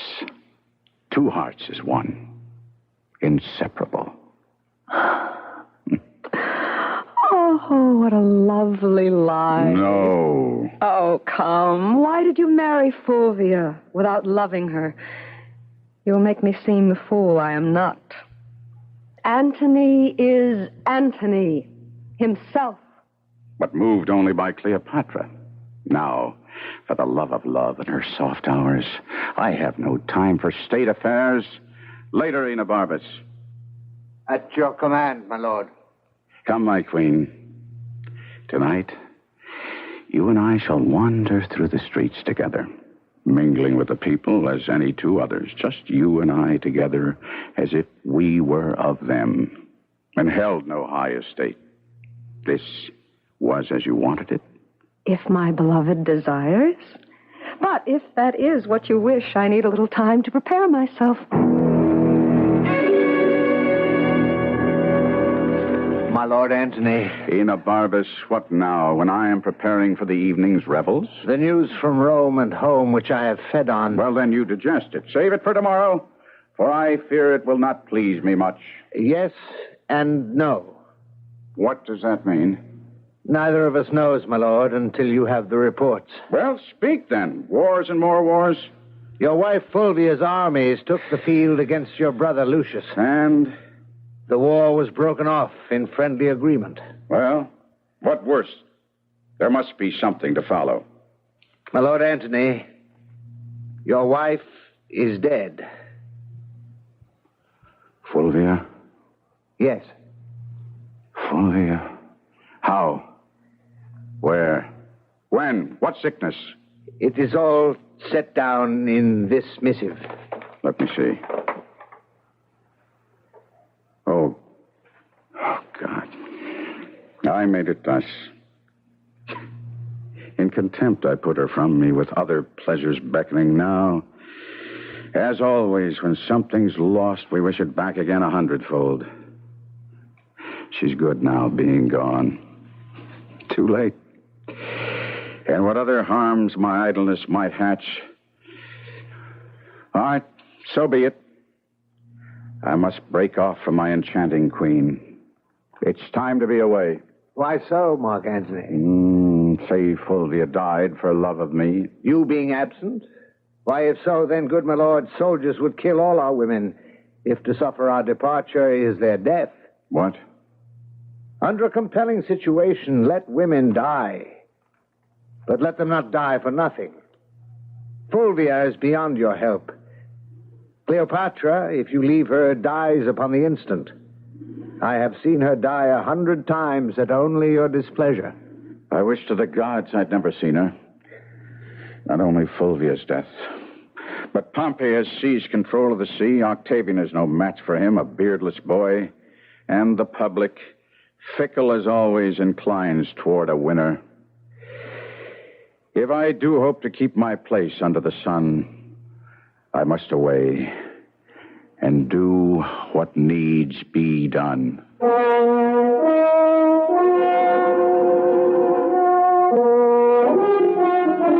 Charmian, have you seen my lord? No, madam. I thought he was with you. Some time ago. We were together, and he was much disposed to mirth. But on the sudden, a Roman thought struck him. A Roman thought? This is his other self, stern, unrelenting. Then I must be a woman and win him back by my own magic of opposites. See where he is, who's with him, what he does. Yes, madam. But remember, I did not send you. I will remember. If you find him sad, say I am dancing. If in mirth, report that I have suddenly taken sick. Most beloved mistress and queen. What now? Forgive your loving servant, but... Well, go on. Well, since you love him so dearly, is yours the best method to beg his love in return? What would you have me do? Well, give him his way in everything. Cross him in nothing. Oh, silly Charmian. You teach like a fool. That's the way to lose him. Don't tempt him too far, please, little mistress. Oh, but here comes your master, light and gay. Then I am sick and sullen. My dearest Cleopatra, I must have a few words with you alone. Your pardon, sire. Charmian. Yes, madam. Help me away. I am faint enough to fall. So sudden and so violent. I cannot listen now. My beloved queen. Please, not too near me. What's the matter, my sweet? I know, by the look in your eye, there is news from your wife. Well, you may go. I only wish she had never let you come. How could I have hoped to have you for my own, when in swearing love for me, Fulvia could claim you false to your Roman gods and name them angry? So, farewell, Antony. When you first wooed and won my love, that was the time for words. No thought of leaving then. Eternity was in our lips and our eyes. It still lies there, or should, unless the greatest soldier in the world has turned the greatest liar. Cleopatra, listen. Italy is rent by civil war. Pompey is at the gates of Rome, and in my absence has won the people's hearts from Octavian and Lepidus, with whom I share the rule. My country calls for my service, which I have never denied her, and what is more, and which should assure you in your heart of me, my wife is dead. Though age from folly could not give me freedom, it does from childishness. Fulvia dead? You may read in these letters where and when, and let us quarrel no more. Let me tell you what I intend to do, if you agree. For by the fire that burns eternal in that lamp above the Nile, I go forth from you, my heart's ease, only as your soldier and your servant, making peace or war at your command. Now, lover, turn aside and weep for Fulvia. Then say goodbye to me, and say the tears belong to Egypt.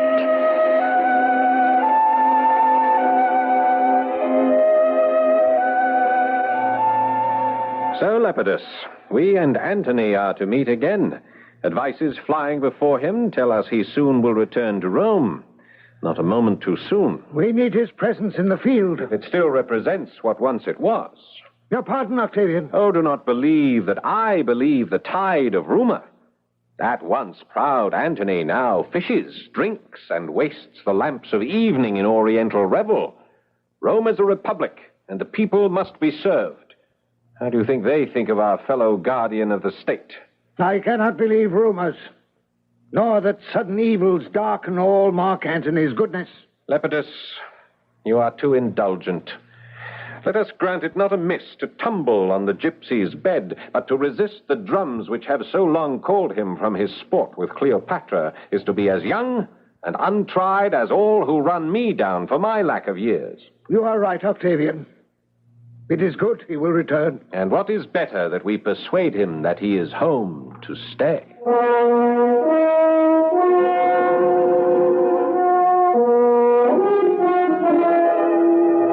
Charmian? Yes, mistress. Bring me a potion of mandragora or poppy. Why?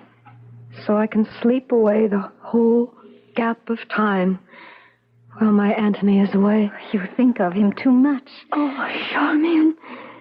Where do you think he is now? Standing or sitting? Walking or on his horse? Oh, happy horse to bear his weight. Or murmuring, where is my serpent of the Nile? His name for me. How goes it with my brave Mark Antony? What can I say? He is on the seas. His letters will come. So I shall hope. But now I swear, whoever is born on any day I fail to send my messages to my love will die a beggar. Did I, my Charmian, ever love my Caesar so? Brave Caesar, valiant Caesar. Be choked if you can speak of him so fondly. Say brave Antony, valiant Antony. Oh, forgive me, I was just remembering. My salad days, when I was green in judgment, cold in blood. Get me ink and paper. Antony shall have each and every day a special letter, or I'll unpeople Egypt.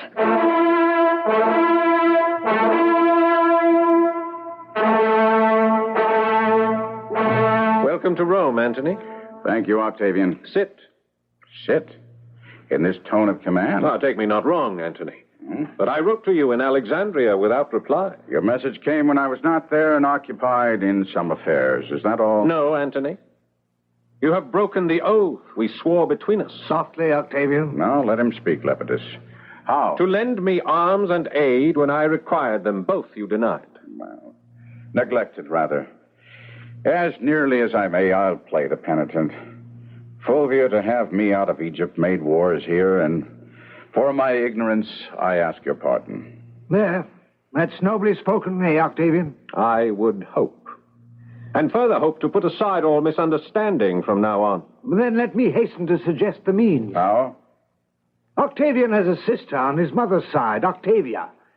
Since you are now a widower, to hold you brothers, Antony, why not take Octavia for your wife? Let me have your hand, Octavian. And from this hour, let us rule together, true brothers. Here is my hand.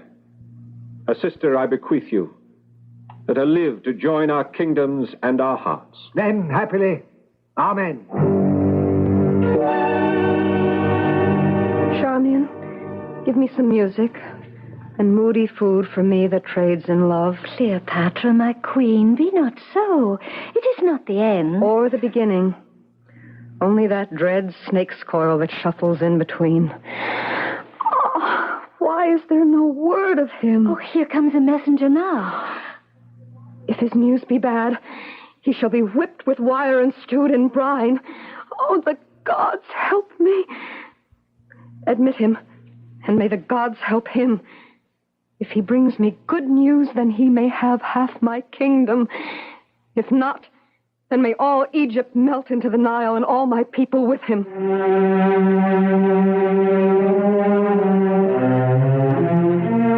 A soldier and a conqueror who is a lamb within the arms of one woman. A woman who is a tiger burning bright, but melts before the presence of the man she loves. Two empires in their hands, rocked to and fro by the tempestuous love and their realization of their trusts.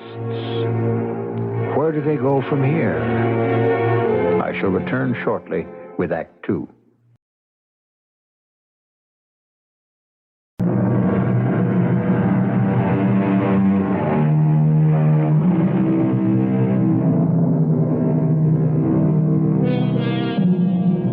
Cleopatra waits in Alexandria, eager for and yet afraid of the news the messenger brings of her Antony. Here's the messenger from Rome, Your Majesty. Antony is dead. If you say so, villain, you kill your mistress. But if you tell me he is well and free, there is gold and my hand to kiss, this blue-veined hand that kings have taken and trembling kissed. First, Madam, he is well. Oh, and here is gold and more gold. But if that isn't true, I'll have each gold coin melted and poured molten down your lying throat. Good Madam, hear me. He is well. Well said. And Octavian and he are greater friends than ever. You'll have a fortune from me. But yet... I do not like, but yet. Speak out, man. All the good and bad together. You say he's friends with Octavian. You say he's free. I did not say free, Madam. You said he was not a slave. Well, not slave to him, but to his sister, Octavia. How? What does that mean? It means that he's married to Octavia. May the pestilence strike you down as I do. Patience, Madam. I'll have your eyes out, unhair your head, unless you say it is not so. And you may have a province, half my kingdom. My royal queen, I would that I could, but he is married. Rogue! You have lived too long. Madam, put aside the dagger. The man is innocent, Majesty. Some innocents are caught when lightning strikes. Come here, sir. Though it be honest, it is never good to bring bad news. I tried to do my duty. And so you have. You say he's married. Come, I cannot hate you more than I do if you say yes again. He is married. The gods confound you. To Octavia? Yes. The merchandise you have brought me is too dear for me. Get out of my sight. Out before I have you boiled in oil. Your Majesty, patience. In praising Antony, Charmian, I have many times dispraised Octavian. Many times. I am bitterly paid for it now. Go to the fellow, Charmian. Ask about Octavia, her looks, her age, what she is like. And let him not leave out the color of her hair. And wait, how tall she is. Pity me, Charmian. And first, lead me to my chamber where a queen can weep alone.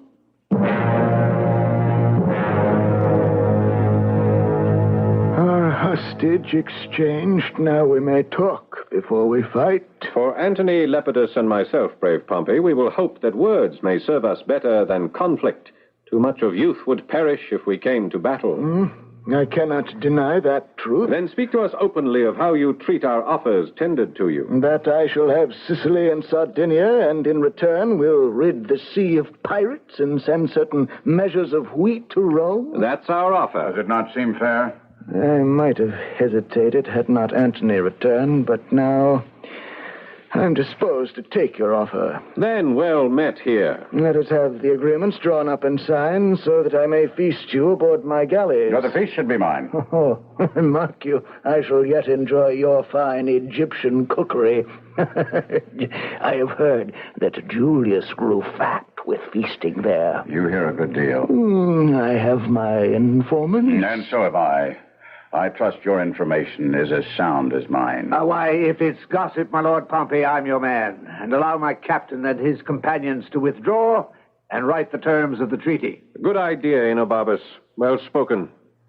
Antony, Lepidus, shall we go apart for this purpose? I know you now. How are you, soldier? Well? I hadn't thought of you as politician, Enobarbus. Say rather, peacemaker. My Captain Antony is sensitive in some areas. The Egyptian. But I thought that passed. Is he not married now to Octavia? Yes. Well, then he is firmly knit to her brother Octavian. Cleopatra is only a memory. I will be blunt, sir, for many reasons. I am a soldier and must face the odds. I doubt that knot can hold. Oh, For what reason? Mark Antony will be off to his Egyptian dish again, and I would be the last to blame him. And I would hazard a guess, this time will she let him go so easily.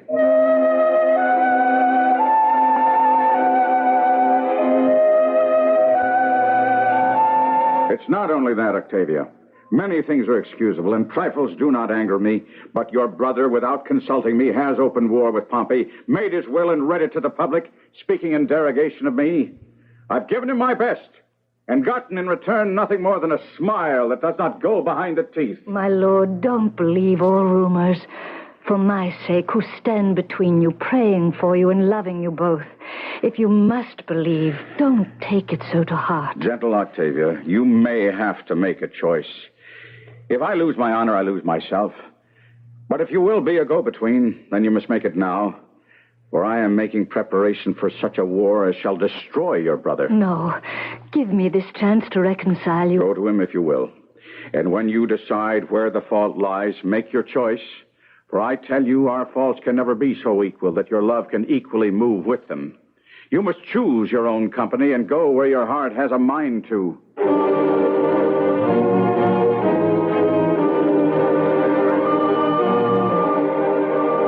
Here, then, Lepidus, is the latest news of Antony.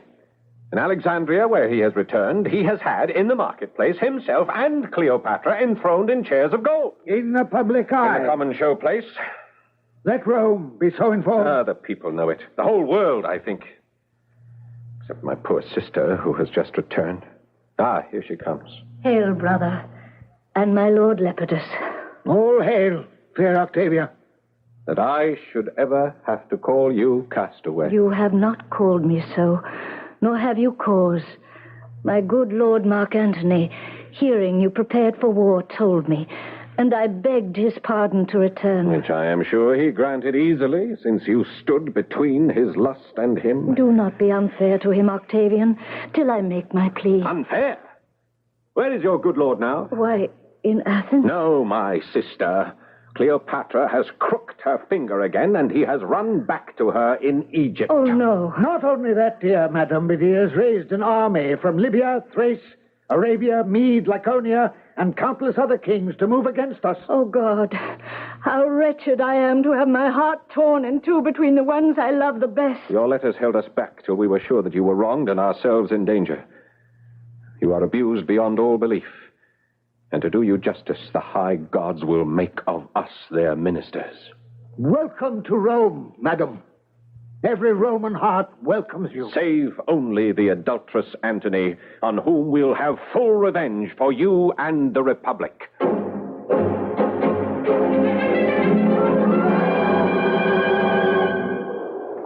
Enobarbus, why do you object to my presence at the camp? I think only of Antony. If you thought upon my lord alone, you would not be here to take from his heart, take from his brain. He is already traduced in Rome, where it is said that Cleopatra and her maids manage this war. Sink Rome. May the tongues of those who speak against us rot to the roots. I bear a charge in this war. As leader of my kingdom, though I am not a man, I will not be left behind. There now, I'll say no more. Here comes the emperor. How in the gods could Octavian have cut the Ionian Sea so fast, Anabarbus? Have you heard of this, my sweet? Quickness is never more admired than by the negligent. A good rebuke, my love. So, I will take your advice and meet him by sea. Why? Because he dares us to it. So have you dared him to single combat. What does not suit his advantage, he shakes off, as you should. I have 60 ships to help by sea. But our ships are poorly manned by muleteers, reapers, anything we could impress for crews. We'll fight by sea. You throw away the advantage we have by land. Don't risk your battle-tested troops to rotten planks and foreign shells. We'll fight at sea, and then if we fail, we can do it by land. Lepidus? Yes, Octavian. Remember, do not strike by land. Hold your positions and do not provoke battle till we have done at sea. You know our plan. Our fortune lies upon this jump.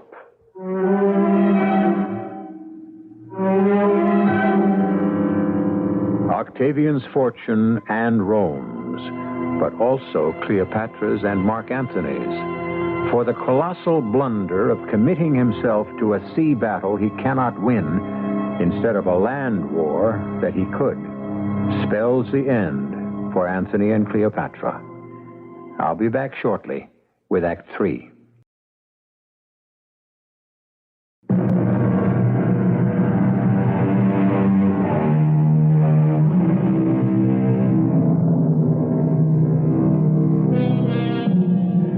From the shore, with the rear guard of the once great land army that Antony might have led in a triumphant march on Rome, Enobarbus watches in dismay as his worst fears are more than realized.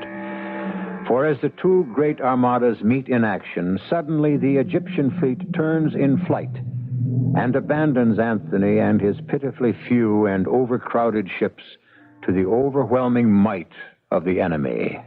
Oh, gods, I can look at it no longer. All 60 of the Egyptian ships turned rudder and in flight. What happened, messenger? Cleopatra, in the midst of the fight, before the tide of battle was yet known, had her admiral hoist her sails and take flight. I saw that. But the rest? When once the queen's ship turned, the others followed. Then Antony, like a doting mallard, claps on his sea wings to follow. Breaking off action at the height of battle, for shame. Manhood and honor violated. 6 kings and their legions are already left to yield to Octavian. As well they might. But I'll still follow the cause of wounded Antony, though reason sits with the wind against it. Sweet Antony, forgive my fearful sails. I little thought you would have followed. Egypt, you know full well my heart was to your rudder tied, and by its strings would you tow me after you. Now all is lost, and it is you who have betrayed me, sold me to this novice, triple-tongued deceiver. My heart from now on only wars with you, and when I am revenged upon your charm, then all is over.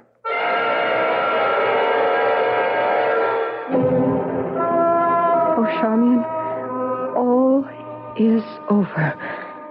I have lost my love. Antony still lives. But Cleopatra does not. No longer in his heart. And in his shame and rage, his may be the hand that slays me rather than Octavian's conquering sword. For all is gone. My country, my hope, my love. Oh, help me, Charmian, help me. Your Lord would never do you hurt. And if he did, he never would forgive himself. I must flee, Charmian. But where? The tomb. The tomb? The monument and sepulchre that long ago was built to house you on your royal journey out of this world. Sad is the day that it must come so soon. You're right. I'll go to the monument this minute, where you will join me. But first, go to him and tell him I have slain myself.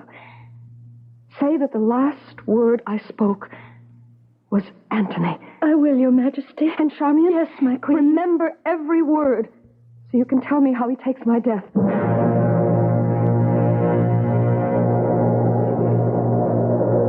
My captain, the wind is heavy. I wish my heart were not. I made these wars for Egypt, and the queen whose heart I thought I had, for she had mine. But she cut cards with Octavian and false played all my glory into an enemy's triumph. No, Enobarbus, no, it's not worth tears. All that is left me is to end myself. My Lord Antony. What, her serving woman? Away, mistress. Your vile queen has robbed me of my sword. No, my lord. My mistress loved you, and all her fortunes were wrapped up in you. Away, I said, away. She's betrayed me and shall die for it. Death can be bought only once, and already by her own hand she has paid for it. The last she said was, Antony, most noble Antony. Dead. Cleopatra dead.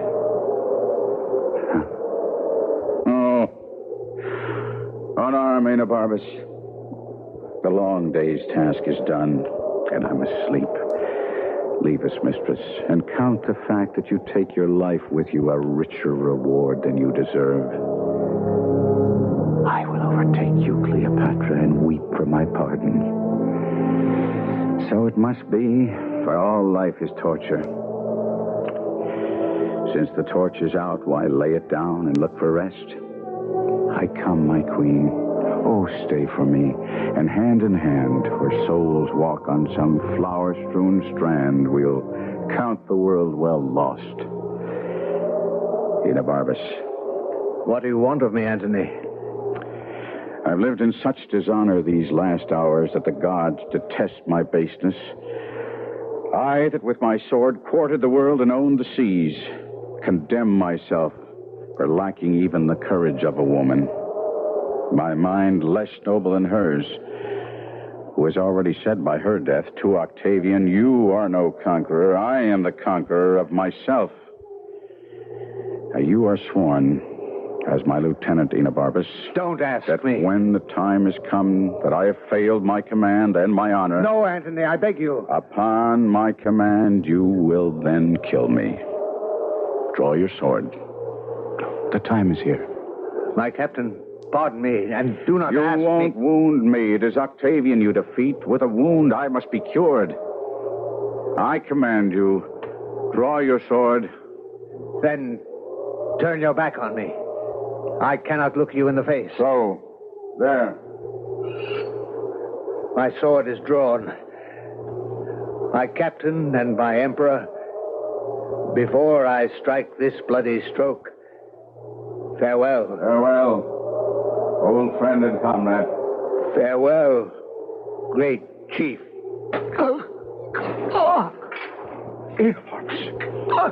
Oh, no. Falling on your own sword. So, did I escape the sorrow of Antony's death?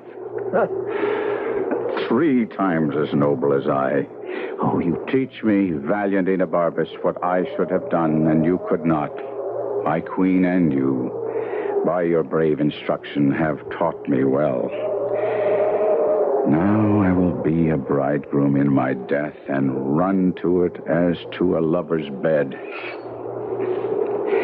Enobarbus, your master dies your pupil, as I learned from...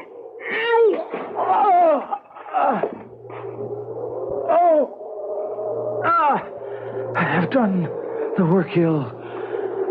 Guard! Guard! Oh! Lord Antony! What has happened? I pray you, make an end of what I have begun. What, my lord? Have you a sword? Then draw it and strike me till I die. Oh, most absolute lord, I cannot. My mistress Cleopatra sent me to you. Cleopatra sent you? When? Oh, this moment, lord. Who are you? Oh, yes, Diomed. The messenger who always passed between us.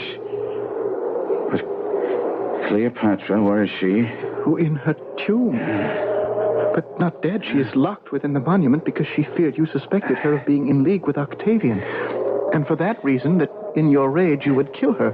And so I would have. Well, of a sudden, the queen realized that her death might in turn cause yours and sent me post-haste to bring you the truth. And now I've arrived too late. Too late.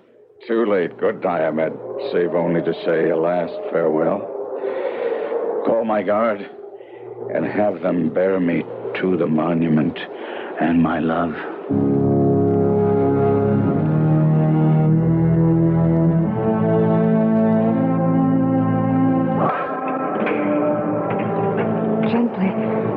Gently put him down. Oh, Antony. Peace, love. Now leave us. All. Save you, Charmian. Stand aside a little. Yes, Your Majesty. Yes, Your Majesty. Do not mourn me. It is not Octavian's valor that's defeated me, but Antony's which has triumphed over itself. And so it should be. That none but Antony should conquer Antony. I'm dying, Egypt. Dying.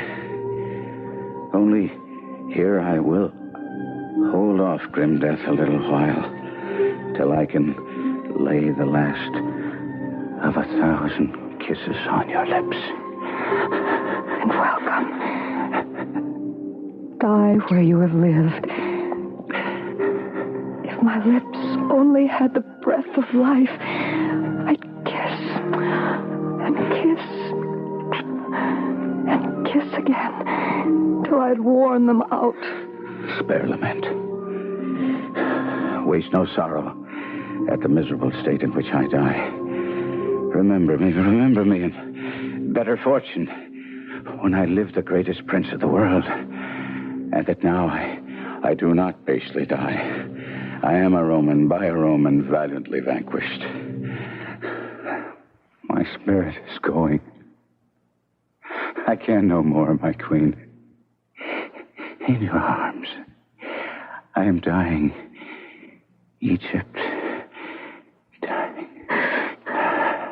Oh, noblest of men, how can you die? Have you no care or thought of me? How can I live in this dull world without your sun to make it bright? No. Oh, look. Charmian. The crown of the earth has melted. The garland of war is withered. And the soldier's sword is fallen.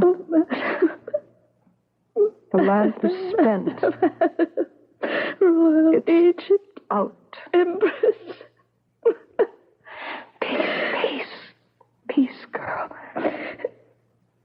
We'll bury him, and then I'll do what's brave and make death proud to take me too. His spirit is now cold. I have no friend but resolution and the briefest end.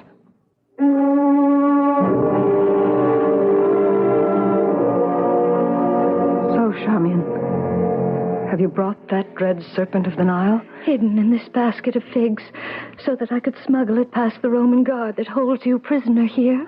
Have a care with that pretty worm. He pains not, but his bite is death. Hand him to me. Your Majesty. Hush. Now, give me my robe. Put on my crown. I have immortal longings in me. I seem to hear Antony call. I see him rouse himself to praise my noble act. Husband, I come. My courage will prove title to that name. I am fire and air. My other elements I leave to baser life. So, have you done? My queen is all attired. Come then. Take the last warmth of my lips.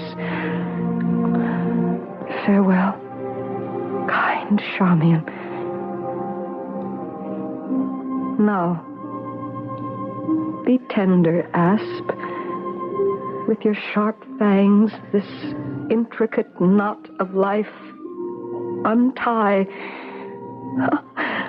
Poor, venomous fool. Be angry and be quick. Dissolve thick clouds and rain, that I may say the gods themselves are weeping. Hush. Hush. Do you not see the baby at my breast that suckles the nurse to sleep? As sweet as balm, as soft as air, as gentle. Oh, Antony, I am come home.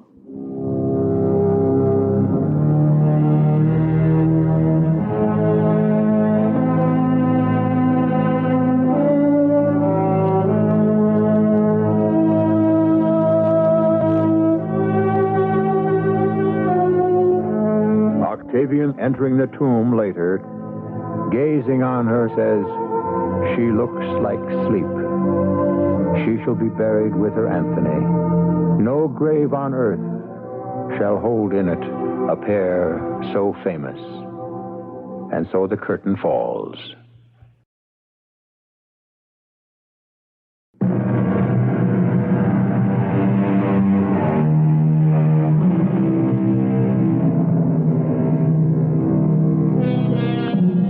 This completes our week's cycle of Shakespearean tragedies. I hope you've enjoyed them. He was a master storyteller as well as a great poet. William Shakespeare is someone entitled to the profoundest respect, but he also has the right to be listened to with understanding and enjoyment. All liberties taken with the original scripts were merely to illuminate the characters and clarify the plots. After all, this week was the 412th anniversary of his birthday, and manners, language, and the way of the world have changed quite a bit. But beneath the veneer, men and women haven't. I hope Mr. William Shakespeare has had full chance to make himself understood. Our cast included Kevin McCarthy, Lois Nettleton, Carol Teitel, Robert Dryden, Russell Horton, and Paul Hecht. The entire production was under the direction of Hyman Brown. And now, a preview of our next tale. What about the police? Yeah, the police. They said they didn't know what I was talking about. Well? Frank, that's what's funny. I'm not allowed to talk to the cashier, and nobody else in the bank, including the security guard, would even speak to me. And the police, they just smiled and told me to run along. What goes on out there? It's a tight little community, that's what goes on. And no hard-nosed reporter's going to loosen it up. I don't believe it. I'll find somebody who'll spill the beans. Yeah, in your face. Why do you keep saying things like that?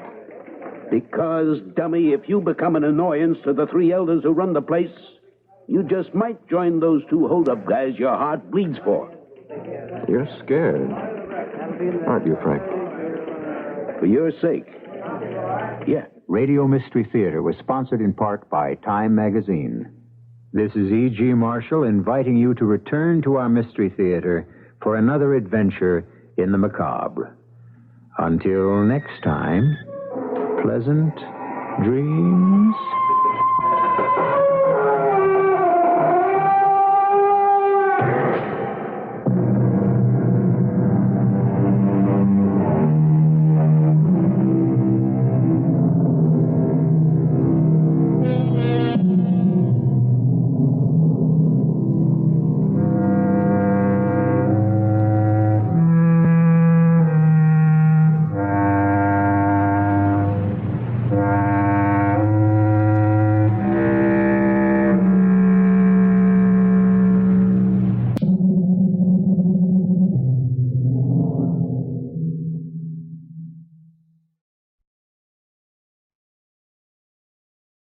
The CBS Radio Mystery Theater presents...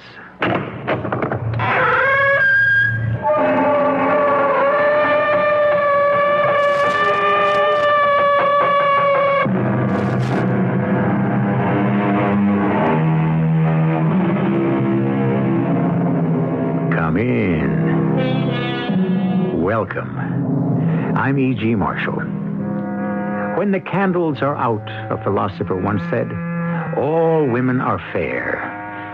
And if this wisdom were more often taken to heart, much of the trouble we must suffer in this world might be averted. However, the sun does shine for half of each 24 hours, and despite what you may think, it's during the light and not the night that the most serious mischief of women is committed. The fact is, you lied to me. Technically, that's true. Technically? Certain questions must be answered with a lie. Therefore, if you don't want to be lied to, don't ask that type of question. Don't force me to lie. No one is forced to lie. Everyone is forced to lie. To ease the aches and pains of life with some soothing, relaxing falsehoods. You may object to my telling a lie occasionally, but you couldn't live with me if I told you the truth constantly.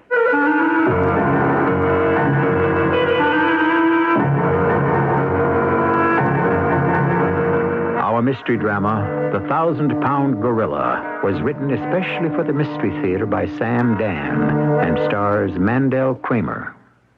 I'll be back shortly with Act One.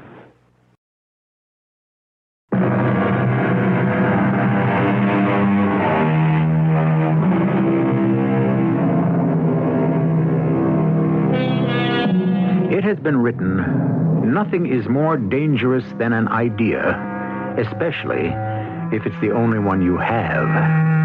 Ideas, therefore, should be like amoebas, constantly churning about inside, splitting up and multiplying themselves. Otherwise, let us consider a man named Franklin G. Wilkinson. Mr. Wilkinson is 40 years of age, in the prime of life, in the best of health, and perhaps a rarity on this troubled planet of ours. A truly happy, contented, and fulfilled human being.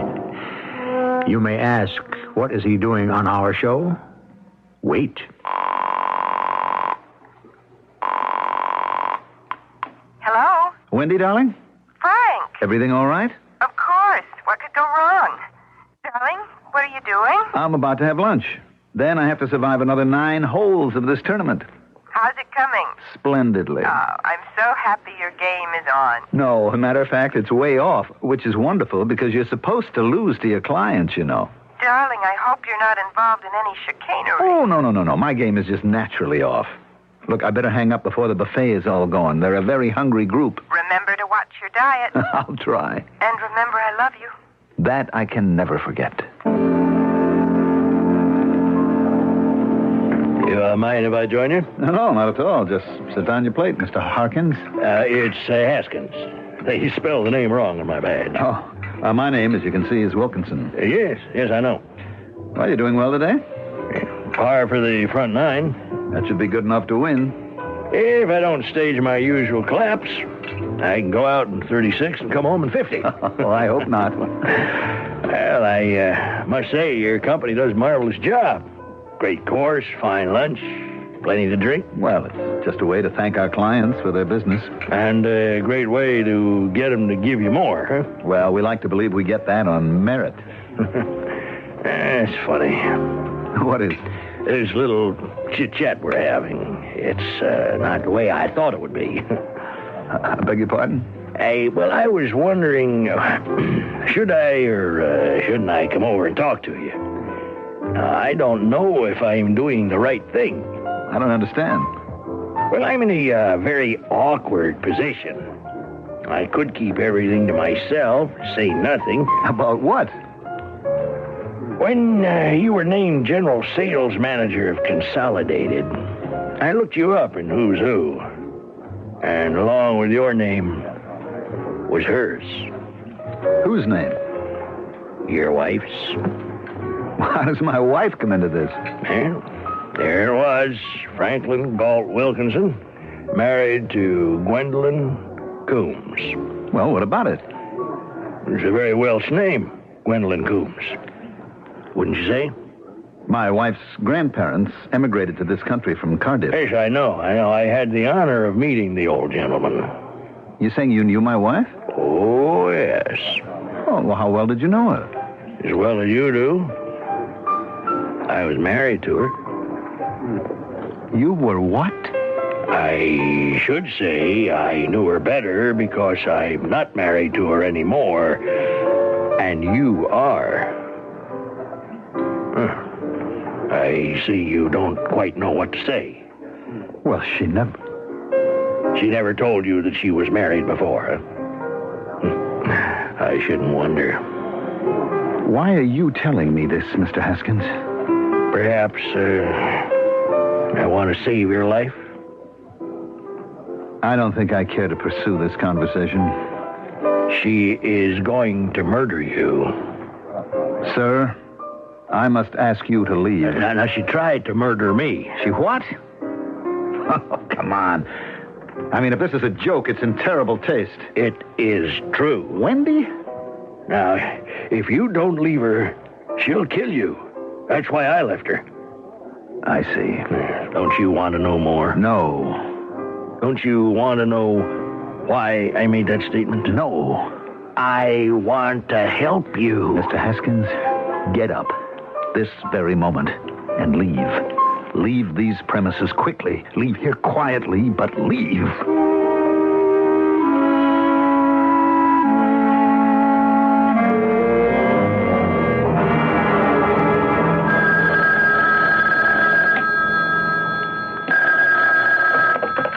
Hello?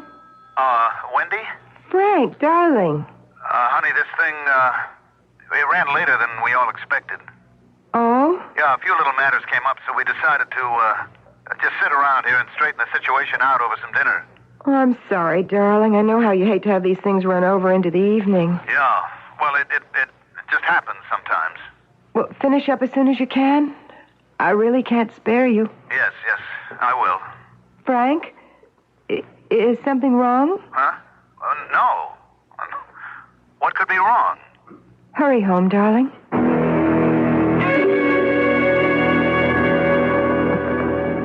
Well, here's something you don't see every night. Oh, hello, Dick. The much-married Franklin G. Wilkinson, all by himself, drinking alone. The luxurious Franklin G. Wilkinson. Oh, come on, cut it out. Luxurious. You know, that's a rather unpleasant-sounding word, and yet it describes the happiest of situations.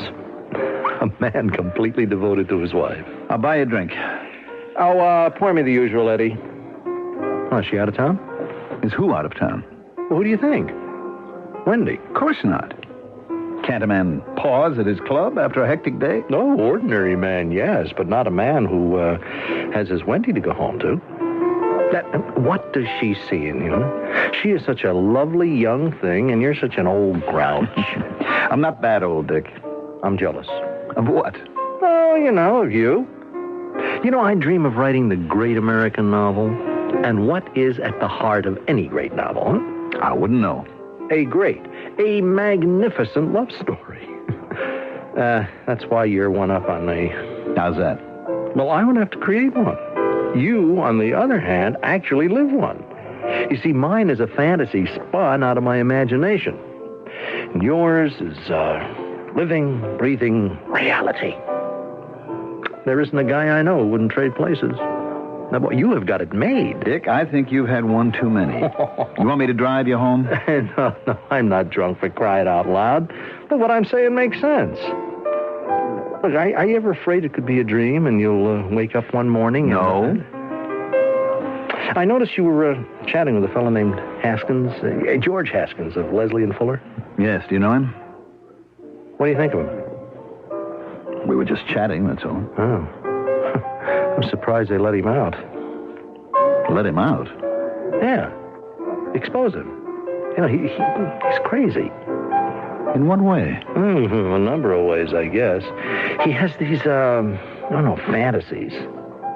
You could ask me why Leslie and Fuller keep him, you know. I do ask you. Well, it's the old gag. Where does a 1,000-pound gorilla sleep, huh? Anywhere he wants to. Well, what does this have to do with Haskins?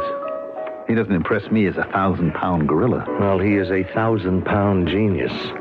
He came up with a process that cut their production costs 20% last year. And you know what that did for them. Yes, I know. Well, for some reason, I guess he just wanted to come to this tournament. They couldn't say no to him. But I guess Haskins seemed to behave himself. Well, what would Haskins do if he weren't behaving himself? Who knows? Probably corner some guy and, make up some fantastic story. You would? About what? I don't know about anything at all. But what sort of story? Well, something that could cause a lot of trouble. In what way? Well, all right. Something like this. In your case, for example, he would find out that you had this wonderful relationship with your wife, so he'd make up a yarn to the effect that she's actually a foreign agent. Oh, come on. Yeah, it's true. Well, I mean, how could he ever expect me to believe it? Well, he has got this very earnest manner about him.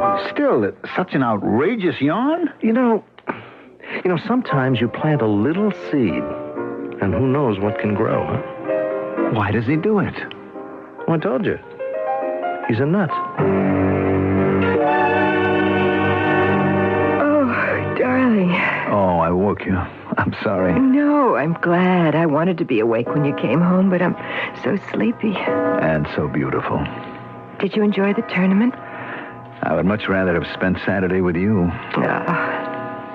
Did you meet any interesting people? The usual crowd.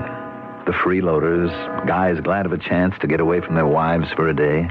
And the expected quota of characters, you know. As a matter of fact, there was one fella. He was just fantastic. Oh, what way? Almost every way. He was a fabulist. I looked that up.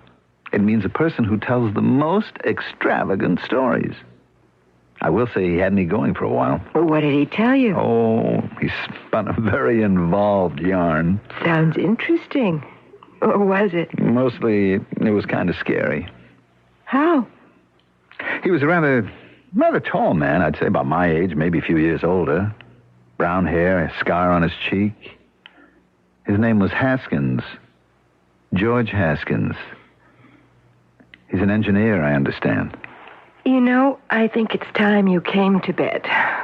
George Haskins. A rather unique person. Darling, do you suppose you could turn off the light? I tell you, I won't forget him in a hurry. Oh, good night, Angel.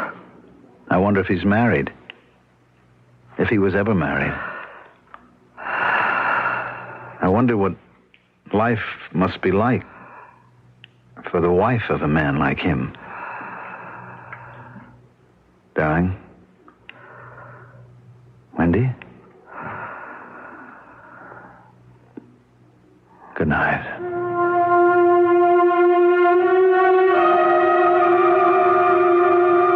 Good night. Yes, good night with the question unanswered. Although who says it's a question? True, he gave her a chance to answer, but suppose she is completely unaware of what he's talking about. Then again, suppose Mr. George Haskins is on the level. You must wear tough knee-length boots and carry a stout stick, for we shall have to walk through a nest of vipers. I'll be back with Act 2 shortly.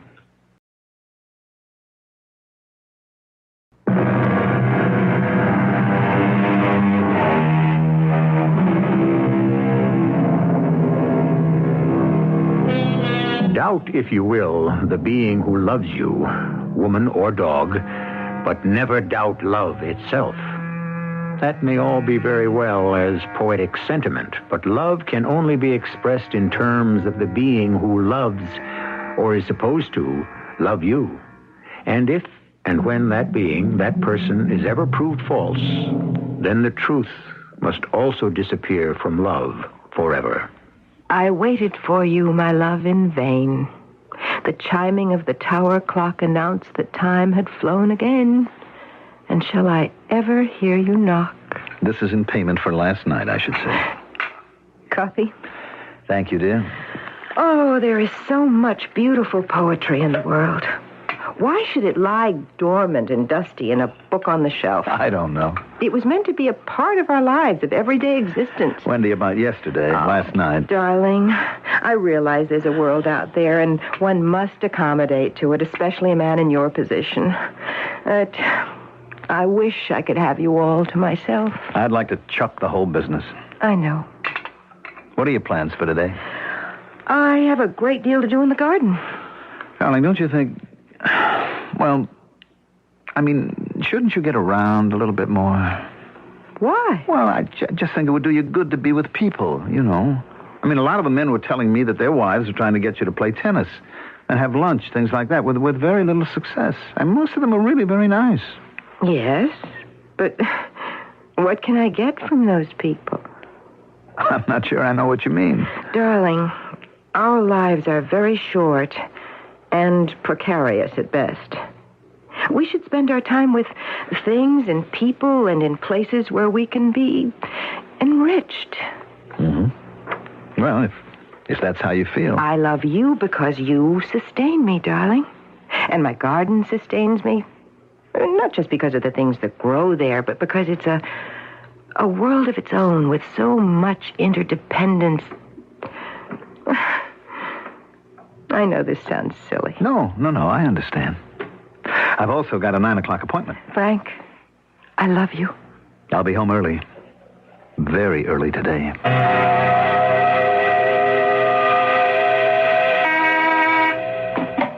Yes, Miss O'Reilly? A call from a Mr. Haskins. Haskins? He's from Leslie and Fuller. Miss O'Reilly, tell him I'm out. Then come in here. Close the door, please. What is it? Miss O'Reilly, I do not wish at any time, under any circumstances, ever to see or speak with Mr. George Haskins of Leslie and Fuller. I'll make a note of it. Do more than that. Make a career of it. This is going to require all your skill, experience, tact, and finesse. It's your number one priority.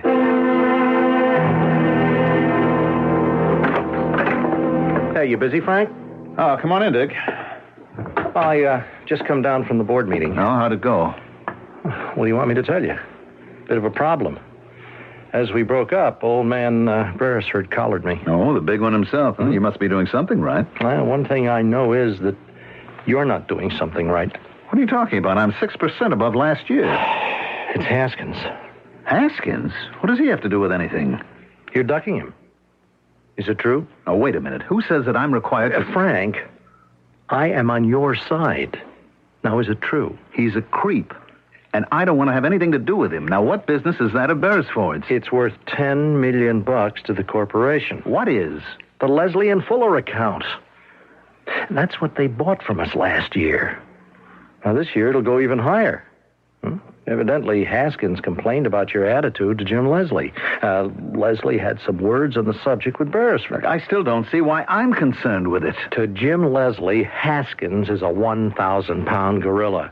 To old man Beresford, Fuller is a 1,000-pound gorilla. And to you, Beresford All right, but why has it become a corporate matter? Because they use so much of our number 7 compound. Now, Haskins wants to know about our marketing strategy. Why? Because he thinks it should be coordinated with theirs. He's an engineer. What does he have to do with marketing? He is the 1,000-pound gorilla who sleeps wherever he likes. Frank, I know he's a completely unlikable fella, but he never did anything to you. Anyhow, pass the word to Miss O'Reilly. The Iron Curtain has to come down. Mr. Haskins on the telephone.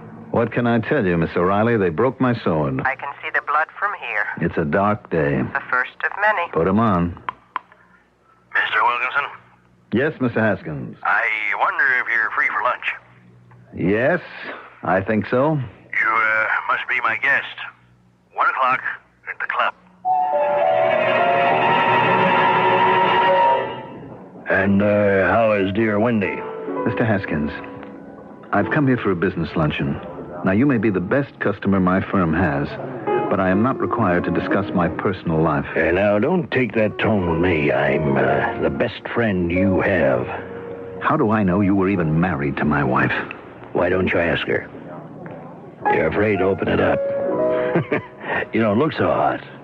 What do you mean I don't look so hot? You appear to be a bit peaked. The tired look comes first. Mr. Haskins, what's your game? It's a commentary in the world we live in. Every action has to have an ulterior motive. We simply cannot conceive of an act that's performed without hope of gain or profit. What's the angle? Where's the gimmick? What's this guy trying to put over? All right, what? You tell me. I just want to help you. Why? For the best of all reasons. You're a fellow human being. All right, I'll go along. Assume she was once your wife. Assume she wants to kill me. Why? For the same reason she wanted to kill me. And what's that reason? Part of her nature. What nature? You know, there's a poem by Coleridge, Samuel Taylor Coleridge. Her lips were red, her looks were free, her locks were yellow as gold. The nightmare of life in death is she who thicks men's blood with cold. Now, do you understand? No. Well, you will. And it really isn't her fault. I don't even think she's aware of what she's doing. Perhaps some ancient, malevolent spirit has taken possession of her. What you're saying doesn't get better, more believable, more possible. Believability, possibility, what do these things have to do with the truth? Mr. Haskins. Just tell me one thing. Has she mentioned the word sustenance yet? Sustenance? Yes, as she said to you, I love you because you sustain me. I can't recall. Oh, yes, you can. It's beginning. Mr. Haskins, I wish you'd leave me alone. If you saw a man drowning, would you walk away? Or would you try to save him? Ask her. Ask her if she wasn't my wife. Ask her why I left her. Now, yes, you can check the records. We were married in a little town in Northern California. Stewart's Landing. Mr. Haskins, I just wish... Leave her. Now. Before it's too late. Get out while you can. We should set up separate rate schedules for... read that back to me, will you? We should set up separate rate schedules for... Now, let me think. Chief, we've been on this one thing for the last 20 minutes. Are you okay? Oh, I don't feel too good, no. I thought so. Why don't you go to a doctor? Would you want to put me on a flight to California? When? Tonight. Sacramento. Don't you have a meeting with the board tomorrow? Well, my report isn't quite ready. We can postpone it. But the report is ready. I just typed it. Well, it's incomplete. We have a problem in the Sacramento office. I think I better get right on it. Whatever you say. Yes, sir. Help you out? They said you keep the records here for the town of Stewart's Landing. I need to verify a marriage. It would be at least 10, maybe 15 years ago. Betwixt who and whom? Mr. George Haskins and a Miss Gwendolyn Coombs. Will you come with me? We'll look it up. It should be in this cabinet here.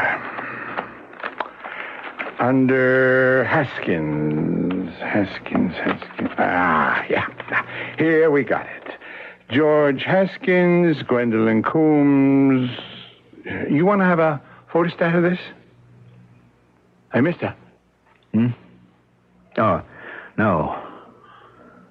No, thank you, no.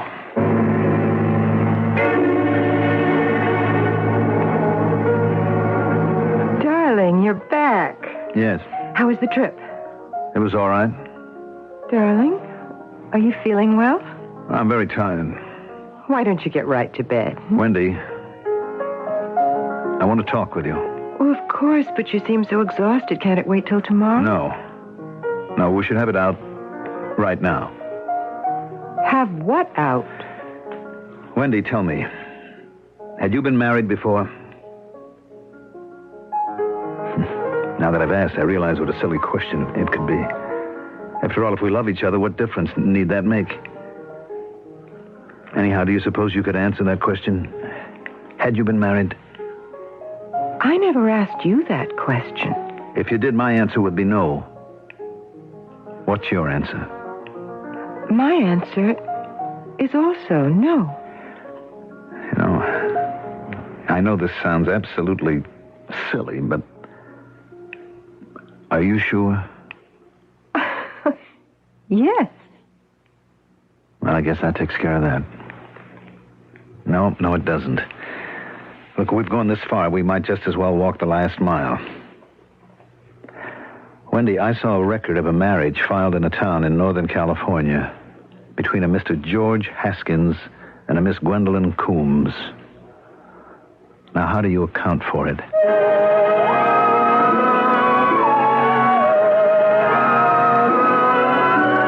How do you account for it? That's not a bad question. On the one hand, we have her spoken word, which says no. On the other hand, we have the written word, which says yes. Can these opposites be reconciled?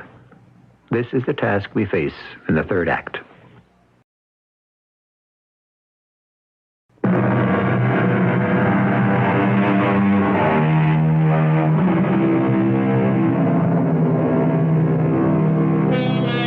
Was it Archimedes or Plato or possibly Euclid who said, you cannot be in two places at the same time? It would seem to be true on the face of it. Although in this story, don't bet on anything. For example, we have a person who contends that at a certain time of her life, she was in a state of single blessing, and another who insists that she was enjoying wedded bliss. We continue. Did you say you went to Stewart's Landing in California? Yes, Why?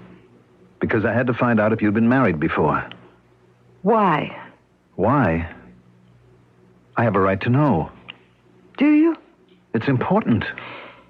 If it were a matter of importance, why didn't you ask me before you proposed to me? In all the time we've been married?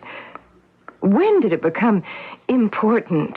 Well, the fact is, you lied to me. Technically, that's true. Technically? Oh, Frank. Certain questions must be answered with lies. They just must be. But it's wrong to lie. That's right. And that's why, if you love someone, you should never deliberately place them in a position where they are forced to tell a lie. No one is ever forced to tell a lie. Oh, don't say that. The lie is the cornerstone of our civilization. Wendy. How can people live with each other if they don't relax the strains and tensions with constant soothing little falsehoods? Look, Wendy, I don't care to have a philosophical discussion. I asked you a simple question. Were you married before? You said no. You lied to me. All right. Ask me the question again. Go ahead. Had you been married before? Yes. Well, I told you the truth. Has it made you happier? Well, why did you feel you had to deny it? Because it never happened. Wendy, there's an official document in a town hall. I don't care about the piece of paper, and I don't care about a foolish little adolescent girl named Gwendolyn Coombs, a 17-year-old girl who stupidly eloped with her high school physics teacher. It was a mistake. A dreadful, dismal mistake. He was crazy. But still, a terrible kind of crazy man. He is a genius. And there's no living with that kind of a human being. If he's a human being. Wendy. You met him. You spoke to him. And he said, she's going to murder you. She tried to murder me. Leave her. He did say that, didn't he? Yes. Oh, Frank. Why did you have to bring this all back to me? Isn't this something better forgotten out of my life? Why does he say these things? Why do you believe him? I don't say I believe him. The morning after we were married, I realized my mistake. I tried to stick it out. My pride was involved. I mean, how could I admit to the world that I'd been wrong? I tried to make the marriage work, but he was impossible. And so I left him. But I still don't understand why he should say what he does. Because he is crazy. But there must be a reason. There is. His vanity. He was twice my age. Afterward, he had to face all sorts of snickering comments, all sorts of knowing remarks about how he was really too old to satisfy a young girl. Even so. And it was true. Where are you going? I'm going to kill him. What for? What right does he have to say and do? Frank, do you want to make it worse? Do you want to let him destroy us? I don't care. You know, this isn't you talking. That's an angry stranger who is temporarily in command of your body. A man like George Haskins doesn't deserve to live. A man like George Haskins is like so many people in this world. That's why I hate to go out into it. That's why I prefer my own little universe. Oh, Frank, please. Stay with me. Stay here. For just a little while. Please.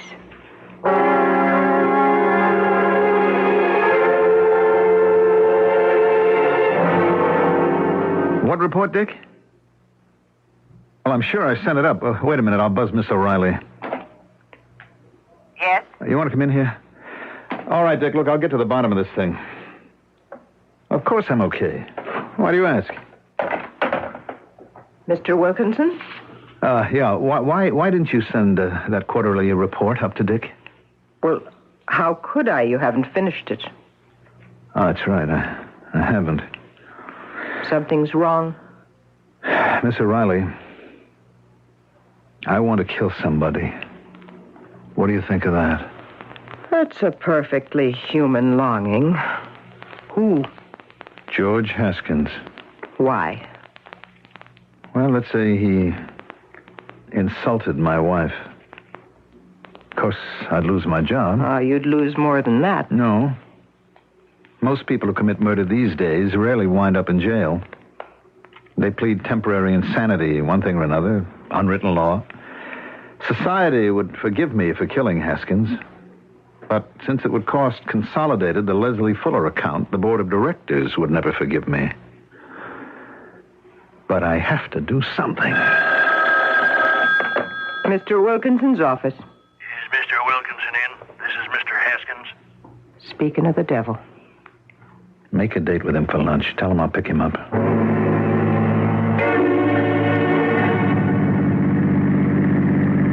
Where are we headed? Where? Or, have you forgotten? You suggested we have lunch in the country, and then we could drive up to inspect your new processing plant. That's right. You're on schedule. What schedule? You're becoming forgetful, aren't you? It's part of it. Part of a malaise, a symptom of your growing weakness. That's enough. Enough? You're only at the beginning of things. I ought to... You ought to what? I know what you're thinking. You want to kill me. Or at least beat the daylights out of me. But, no, you couldn't do it.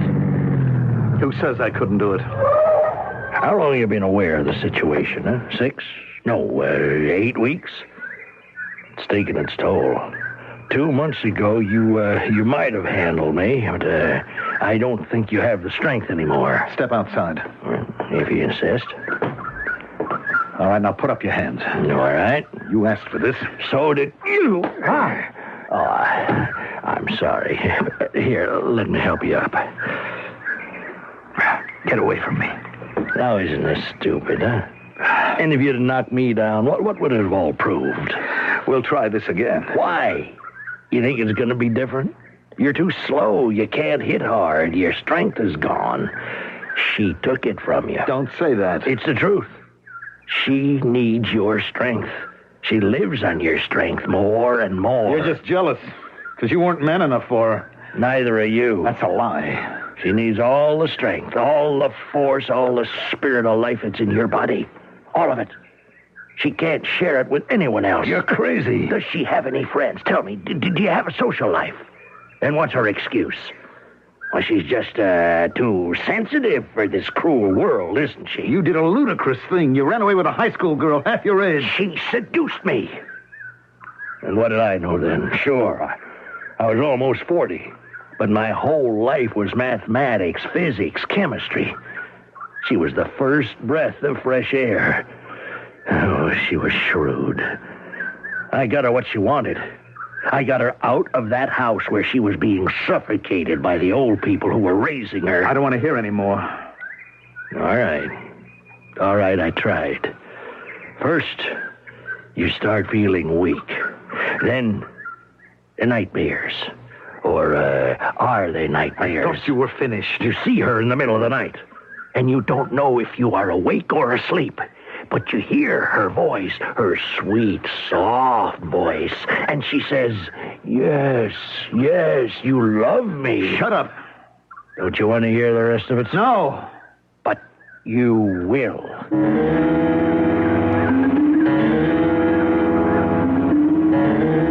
Frank?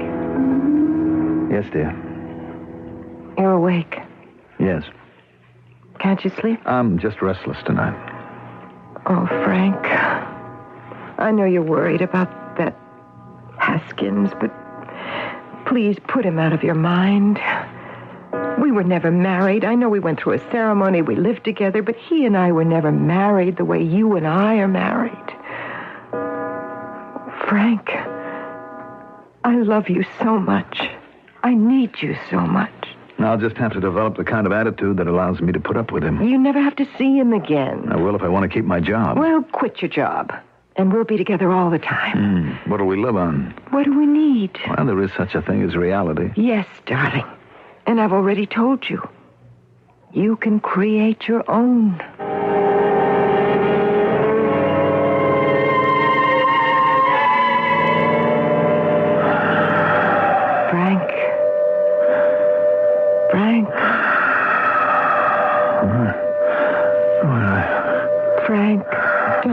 worry about anything. Just stay with me. I need your strength. I need more of it every day. I'll die without it. I live on your strength. I have something inside me, some force, something. It commands me. Wendy, what are you saying? Am I dreaming? I can't help myself, Frank. I can't. Am I dreaming?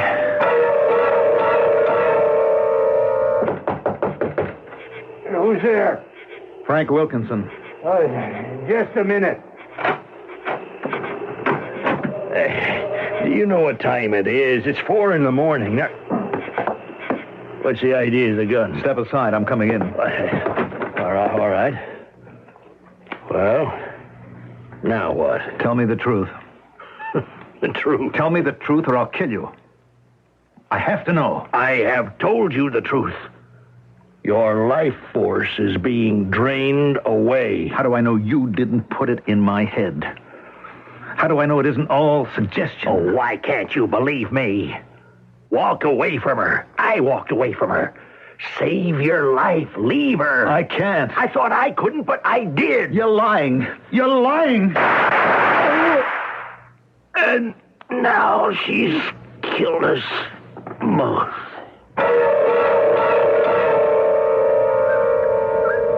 Frank? Frank? Who is it? It's me. It's Dick. Oh. Yeah, Wendy said today was visiting day, so I thought... Was she here? Who? Wendy. Wendy? Oh, she must be in the cafeteria. What time is it? It's just 1:30. Well, they'll be coming for me for treatment. But it won't help. I'm dying, Dick. Oh, that is nonsense. Don't talk, Dick. Just listen. She's killing me, Dick. She's draining me. How? You want to save my life? Well, of course. Then we have to get rid of her. Somehow. Frank, what are you saying? Look, I didn't listen to him. But you listen to me. Get rid of her. Before she drains all the life out of me. Please, Dick. Sure.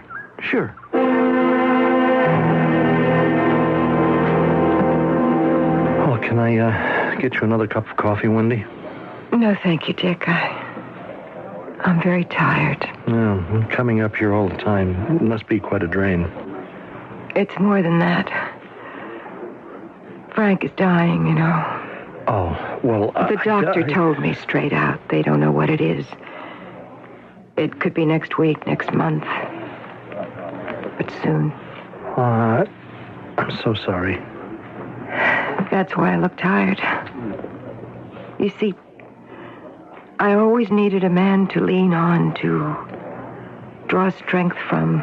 Yeah. Well, you know, surely a smart girl like you... No. I don't know what it is. For some reason, I can't live alone without someone. A beautiful girl like you shouldn't have any trouble. Well, it's not that easy, Dick. I need someone mature, kind, patient, who wants to be with me all the time. Yeah. Well, that is... It's late. They'll be throwing us out of here. Hey, how'd you come up here? By train. Well, let me give you a lift home, Wendy. Not if it's too much trouble. Oh, no. You look all worn out. Nice, easy ride downstate and a relaxed dinner. Should work wonders. What do you say?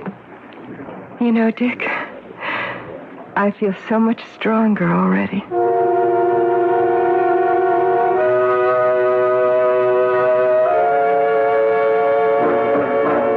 And here we go again. Or do we? Shall Dick be victim number 3? Who knows?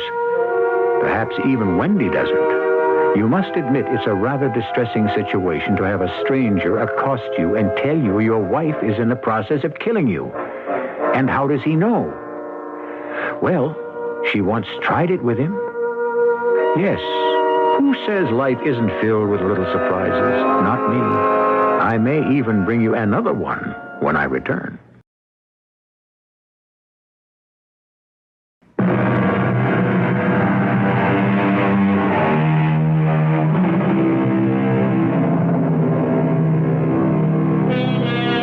From the actual records of a divorce trial. They had been married for 35 years, almost a complete lifetime. And now he was suing her for divorce. And when the judge asked him why, he replied, "Your Honor, I really don't know this woman. For 35 years they had shared the same bed and board, and one day it occurred to him that he didn't know who she was. And since she did not contest the divorce, it stands to reason that she didn't know who he was either." The larger question, how well do we really know anyone? Our cast included Mandel Kramer, Terry Keane, and Earl Hammond. The entire production was under the direction of Hyman Brown. And now, a preview of our next tale. Then what did you do? I said to her, "Are you okay?" And she didn't answer. So without meaning anything, I put my hand on her, on her body, to rouse her gently. And she just fell across the seat. And then I saw the blood. And that's how it got on my sleeve. Then what'd you do? I ran down the road. I saw this police car and... well, that's it. Did you see anyone else in the park? Oh, no, sir. Now, you didn't see or hear anything that could help us? No, sir. And that's your story? Yes, sir. Why'd you kill her? What? What did you say? Why did you kill her? This is E.G. Marshall inviting you to return to our Mystery Theater for another adventure in the macabre.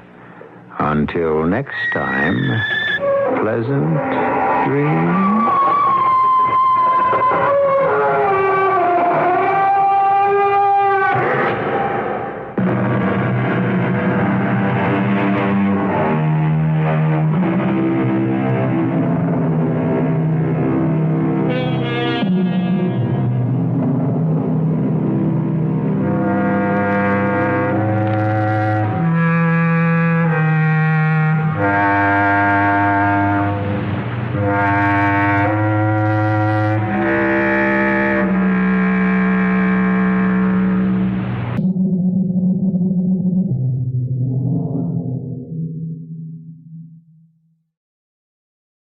The CBS Radio Mystery Theater presents...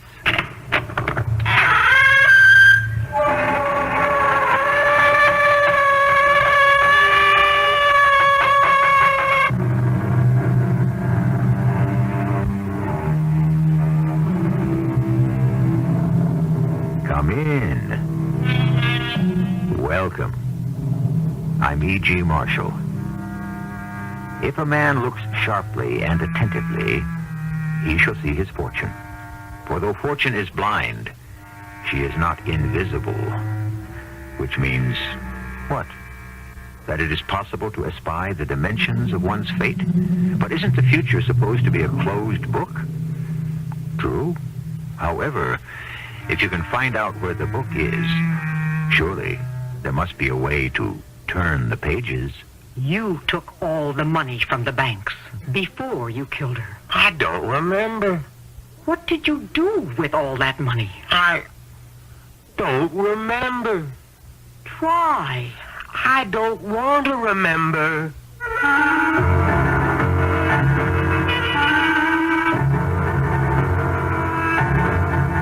Our mystery drama, To Be a Rose, was written especially for the Mystery Theater by Sam Dan and stars Leon Janney.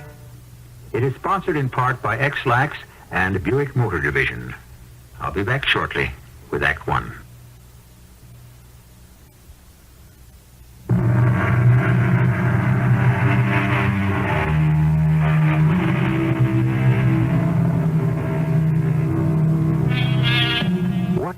she see in him? What does he see in her? These are questions that have enlivened countless discussions since, I suppose, men and women first discovered each other. The whole problem has to do with love. The fact is, we really do not know what love is. Is it mystery? Is the whole business an illusion? There are those who have given their very lives for it. Would you like to meet Curly Quentin? If only we could meet Curly Quentin. I'm afraid Mr. Quentin will be unable to see you now. Visiting hours are from 2 to 4. We enforce this rule strictly. We make no exceptions for anybody.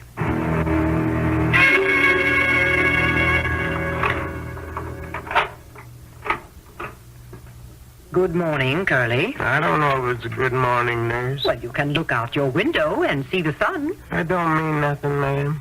It doesn't? No. Seeing the sun's one thing.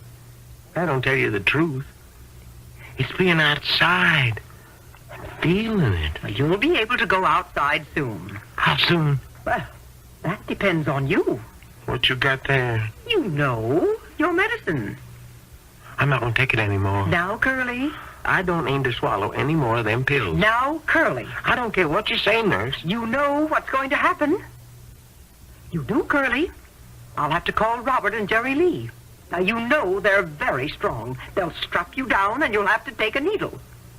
Now, you don't like that, do you? No, ma'am. Not a bit. Well, then just swallow these pills. No, ma'am. Curly! You see, if I just meekly take them pills, it means I agree that you're right and I'm wrong. Curly, why don't you just save everybody a lot of trouble? No, I have to fight you. All right, you asked for it. Robert, get Jerry Lee and come in here, will you please? They come into the room. Robert and Jerry Lee. They are big and strong. Now, Curly, one more chance to see reason. But the minute they walk inside, I just sock Jerry Lee in the jaw. It means nothing to him. You might just as well hit an elephant with a fly swatter. They both grab me, and they wrestle me down on the bed. Oh, Miss Hill, it's like being jammed into a monstrous vice. I can't move a muscle. Then there's the sharp, stinging pain of the needle. That's good. And then... That's fine, boys. And then everything goes numb. I just lay there thinking, trying to think. But everything gets blurry. It goes blank. And I fall off.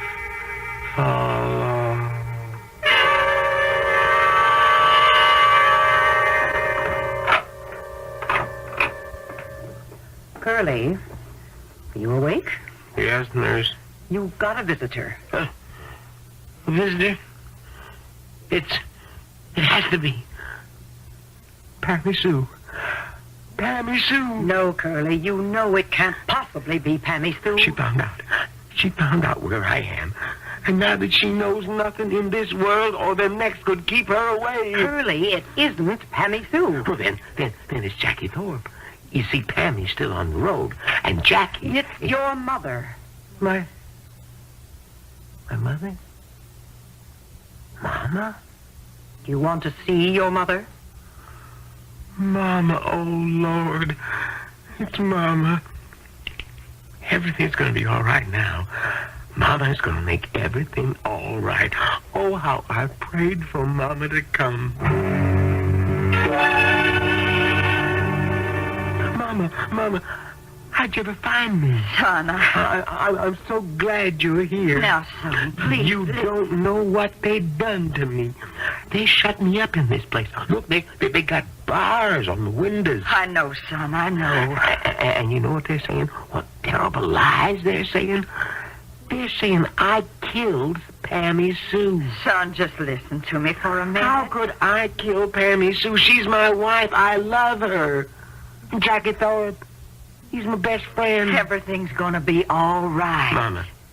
Mama, you must help me to get out of here. They took away my clothes. But you bring some in.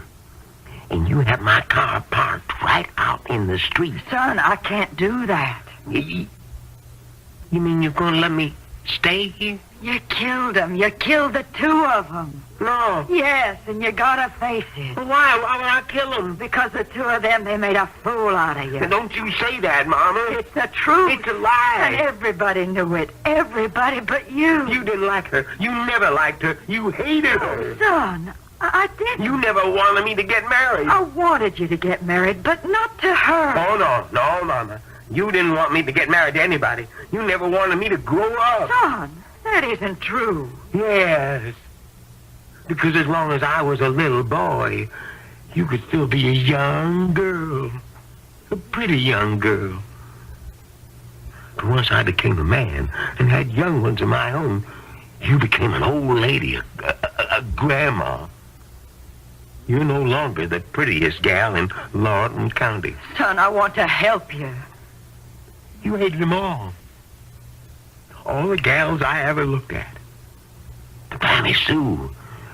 She's the one you hated the most. I didn't hate Pammy Sue. Then why'd you say I mustn't marry her? Because I could foresee a day like this one. Because I knew a thing like this would happen. Oh, son, you must face it. Everybody knows what they both done to you. Oh, Mama, have I lost you, too? Doesn't anybody believe I'm innocent? Please believe me. Help me. I want to help you, son. The only way I can, the right way. Let's kneel together and pray together and ask for forgiveness and mercy. My name is Elwood Quentin, but everybody calls me Curly. It's because I got no more hair on my head than a billiard ball. Ever since I can remember, I like poetry. I mean, I love to make up poems. I see something and off I go. Bright and early every morn, the sparrow comes and steals my corn. And I stand by and let it be. For God is feeding him through me. I guess it's the poems that brought me and Pammy Sue together. One day while I was plowing the bottom acres, I saw this little old car pull off the road and onto the edge of the field. Hi. Are you Elwood Quentin? Yeah. I'm Pammy Sue Puckett. I know. Do you? Everyone knows who Pammy Sue Puckett is. Really? Who is she? The prettiest girl in town. Well, I suppose that's true. But then again, it's not much of a town. Can I do something for you? Recite some of your poetry. What do you mean? You do write poetry, don't you? Who told you? I'm the new editor of the Lawrence Courier and Blade. I know everything. Why would you want to hear my poetry? Because I'm told it's very good. We're trying to introduce a little culture in the Courier, and we'll pay you $5 for each poem. I don't think a person should be paid anything at all for writing a poem. You don't? No. Why not? It's a gift. It surely is. A poem is a song, and the Lord puts it into your heart so that you can sing it and make everyone happy. Do birds get paid to sing? No, not yet. But one day someone will come around and start to organize them. You want to put my poems in the paper? If they're as good as people tell me.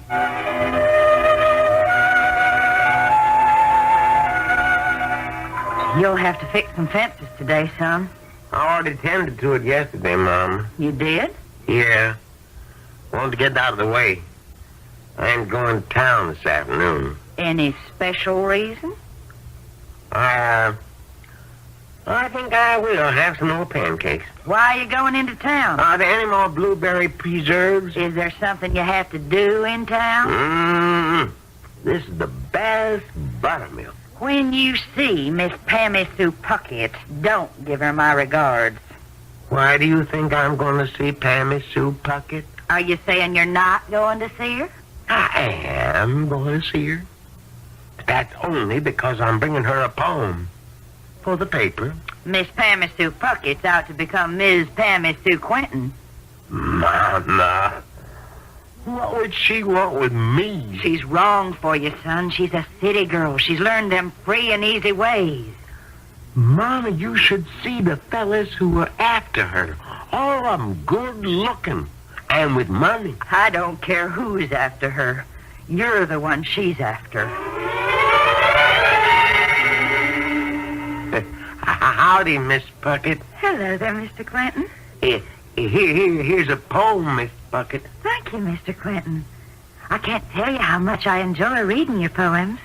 Oh, thank you. Mr. Hawk, our publisher, he enjoys them too. Matter of fact, he says we should pay $10 apiece for them from now on. Well, that's really very nice of him. Do you know something, Mr. Clinton? What's that, Miss Puckett? I love you. Why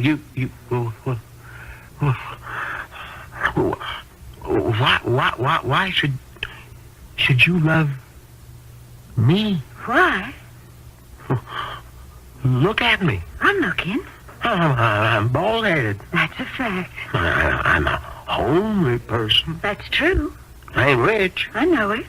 Well, then, how could you be in love with me? You know something? I've been asking myself that very question. You have? Yes. Well, have you come up with the answer? Yes, I believe so. I love you, Elwood Quentin, because you have a beautiful soul. I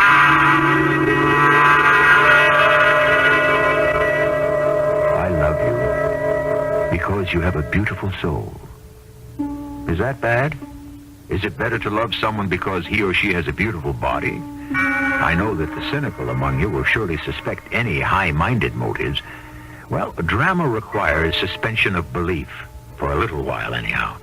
Maybe for the short space of time that must elapse between now and Act 2.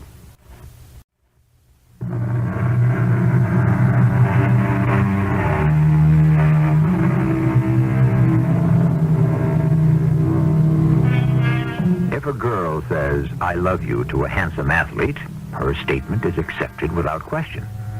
However, eyebrows do get raised when she says, I love you to a homely poet. What does this tell us about the cultural level of our society? Don't ask me. All I do is tell stories. And this is the story of Pammy Sue Puckett and Elwood Curly Quentin. Beauty and the Beast. Good morning, Curly. Yes, ma'am. I've got your medications here. I see, ma'am.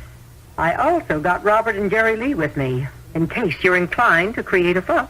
Yes, ma'am. So, what'll it be? The easy way or the hard way? I refuse to take my medicine, ma'am. All right, boys. You heard him. This is the way it goes every morning. The way it has to go. I have to fight them. I can't give an inch. They're trying to make me believe that I killed Pammy Sue and Jackie Thorpe. And so Robert and Jerry Lee have to beat me down and hold me still till she jabs the needle home. He'll be all right now, boys. I just lie there. And it seems to me she talks to me. The nurse talks to me. Sometimes it's a nurse. Sometimes it's Pammy Sue or Jackie Thorpe or Mama. Curly? I think it's the nurse this time. Curly? I ain't gonna answer. They can't make me answer. No power on earth can make me answer. Curly, I want to help you. You don't want to help me. You killed her and him. Now, why don't you confess it? It's best to say nothing. This woman simply won't understand. You'll stay here for the rest of your life. You'll never again breathe the sweet air of freedom. Remember that, Curly? The sweet air of freedom? It's from that poem you wrote. The sweet air of freedom that blows in the hills. No, I didn't kill him. Curly, you're talking to me. You can fool the police, you can fool the doctors, but I know it's an act. No. Why do you think she married you? For your look? Please. For your money? You've been talking to Mama. Well, who knows better than Mama? The poems, Curly. The poems. Yes, she loved the poems. And the poems are part of me, a part of my soul. She loved the poems because she knew they would make money. Money? Oh, you're crazy. No, you're crazy. That's why you're in here. I want to help you get out. Money? I would only write one or two, never more than 3 a month. What'd I get? $10 apiece. When I began, it wasn't more than $7.50. That's money? What'd I own? 350 acres that I had to share with Mama and my 4 brothers. Money? Now relax, Curly. You're fighting the medication. Relax. Don't tell lies about Pammy Sue. Don't you dare tell lies. It's all been in the papers. The papers lie. Is Jenny Thorpe lying? Jackie's wife? Jenny? It ain't true. It's the story she told the reporters. I don't care. Here. It's in the paper. I'll read it to you. I don't want to hear it. Listen. One afternoon, my husband came home. It's a lie. Jackie, I saw you in Bellucci's this afternoon. Oh, really, Johnny? Why don't you come over? Well, you were having such a delightful tete-a-tete with this ravishing blonde. It was strictly business. Nice. A little corn-fed. You know what I mean. It's an old college friend. Oh, hey, did she go to college? Yep, graduated summa cum laude. Okay, I'll play straight man. Tell me what she majored in. The romantic poets. No comment. No, she's editor of a backwoods newspaper somewhere, and well, she needs an agent. Okay, Jackie. No, not for herself. For her husband. Oh, what does friend husband do? His poet. I didn't know you represent poets. I'll try anything once. Yes. Well, she left me some of his poems. Here, read. No, I'd rather not. Read, and tell me if I'm crazy. You're crazy as it is. Well, just read. Well, what do I know about poetry? Read. All right, I'll read. He's 6 feet 5 inches tall. Well, why don't you sell him to a basketball team? No, he's too small. Well, you just keep reading. He's thin as a rail. He's bald as a baby's backside. He's got an Adam's apple on him that looks like half a watermelon stuck in his throat. But aside from that, he's very good looking, I'll bet. Well, just read. Oh, I can see it. I can see thousands of kids crowding into college gyms, filling all kinds of stadiums. This is a poet of the people. Jackie, wait a minute. You know something? Some of this isn't really bad. Yeah, and there's something in the way he reads it. Now, here, she left me a cassette. Yeah, I want you to listen. Bright and early every morn, the sparrow comes and steals my corn. And I stand by and let it be. For God is feeding him through me. Well? You know, I think you've got something, Jackie. Properly packaged, properly promoted. This is $1 million property. I don't believe it. I don't believe it. Look, the date of the newspaper. When did it happen? In March. A month before you married Pammy Sue. Pammy Sue was making sure Pammy Sue wasn't going to trust her own judgment. I wish they'd let me alone.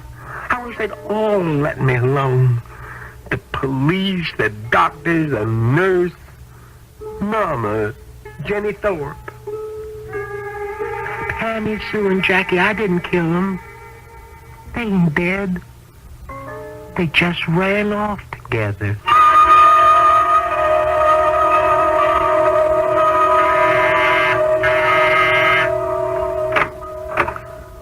Mama. Surprised to see me. Come in. You're too busy to visit your mama, so I figured I'd better come up to New York myself. Fella downstairs dressed like a general wasn't going to let me come in. He's a doorman. Where's Pammy Sue? Oh, she's on the road. Meaning what? Well, I give these readings, you know. Yeah? Well, somebody's got to go out ahead. You know, make the arrangements for the hall and the tickets and the publicity and so forth. Why ain't this Jackie Thorpe taking care of that? Oh, he needs all the help he can get. I see. So, instead of staying home and having a baby and keeping house and cooking meals for her husband like a decent, God-fearing wife, she's splitting all around the countryside with Mr. Jackie Thorpe. Mama, that's a kind of extreme attitude. It's all we got in this world, son. Good on the one extreme and evil on the other. And there really ain't nothing worth talking about in between. How does Mrs. Jackie Thorpe take to all this? Oh, she's one of them liberated women. And how do you look upon it? Pammy Sue's my wife and Jackie Thorpe's my friend. Been writing any poems lately? Lately? Well, no. Ain't you feeling good? Back home, the only time you wouldn't be writing is if you were sick. Well, Mama, Pammy Sue and Jackie, they say that the objective is to maximize the existing product. I don't know what that means, but I sure don't agree with it. Oh, excuse me, Mama. Hello? Hello, Curly. Oh, yeah. Hello, Jenny. Remember you have this date at 4. Oh, I clean forgot. Yes, I figured you would. I'll be by to pick you up. Yeah, but I don't know what all to say on the TV. I'll tell you what to say. But listen. Now, wear a checkered shirt and denim pants. Why? Because it looks, well, you know, the farmery. But I'm not going out on a tractor. You should always look as if you just got off a tractor and have that big red bandana kerchief. Now, I'll be by in 15 minutes. I see. What do you see? Pammy Sue goes on the road to take care of Jackie Thorpe, and Jenny Thorpe stays home to take care of you. It isn't that way at all. Why don't you come home? Oh, now, Mama, you got to excuse me. I have got to get ready for this TV show. You don't know what this appearance is going to do for my career. Why don't you come home? I can. Why not, Elwood? Why not? I wouldn't care if you was happy, but you're not. Admit it. You're not. All right, I'm not. Then come home. Come home. I ain't written a new poem in a year. Then come home. I can't. I've been corrupted, Mama. My heart used to beat faster after I'd write a poem. But now I'll be on that TV program and the host will say, our special guest is the poet of the people. He has come down from the mountains to give us a breath of the sweet air of freedom. Rejoice with Curly Quentin and feel at one with nature and the harmony of the universe. And just what does all that mean? It don't matter. I can feel the people reaching out to me, and a chill goes down my spine. And the applause, oh, Mama, there can't be sweeter music even in heaven. Come home, son, before it's too late. I can't, Mama. I can't.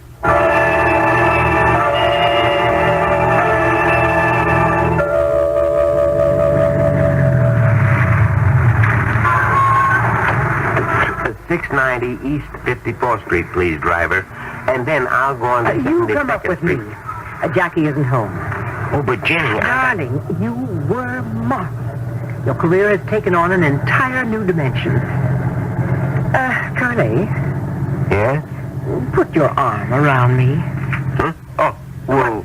What's the matter? Don't you want to? Why? Because it's the first step. Oh, Jenny, You know something, Curly. You and I, we're overdue. Overdue?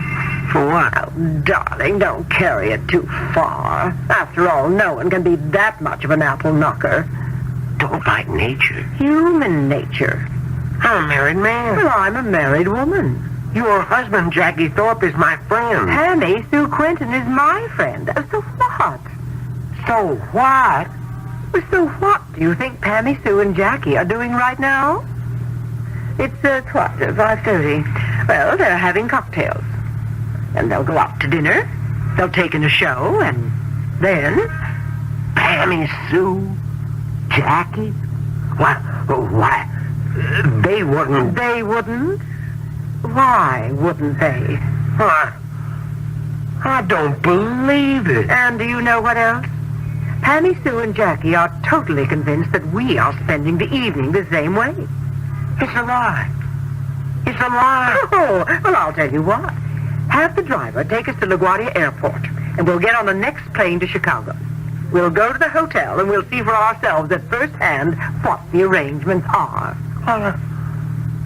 I can't believe that. Obviously, you have to learn things the hard way. Tap on the glass and tell the driver to take us to the airport. Well, I'm waiting.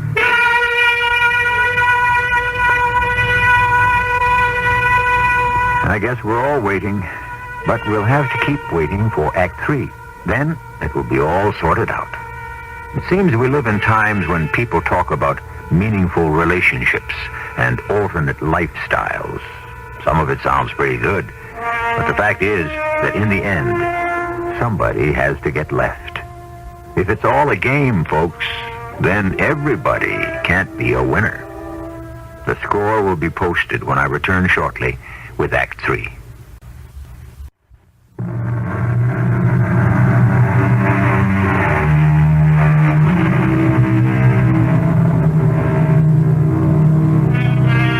There are many writers and artists and composers who were born and bred in the big cities, but a great number are country boys.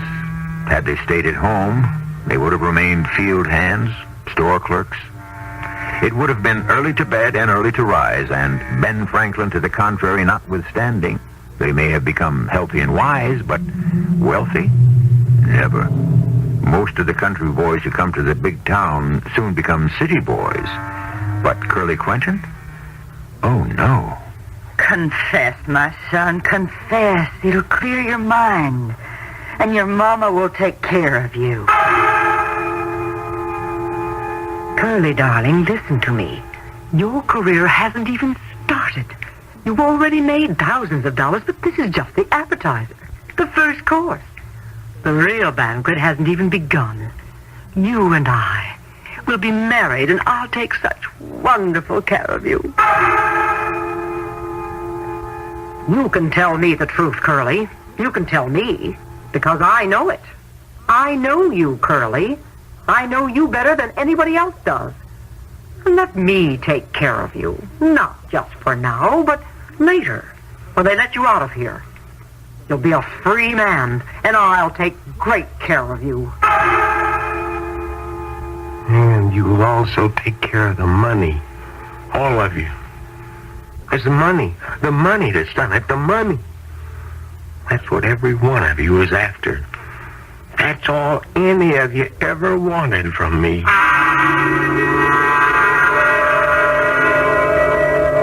What did you do with all the money, Curly? The, money? Now, Curly, the day before you did it, you went to all the banks and withdrew all the money.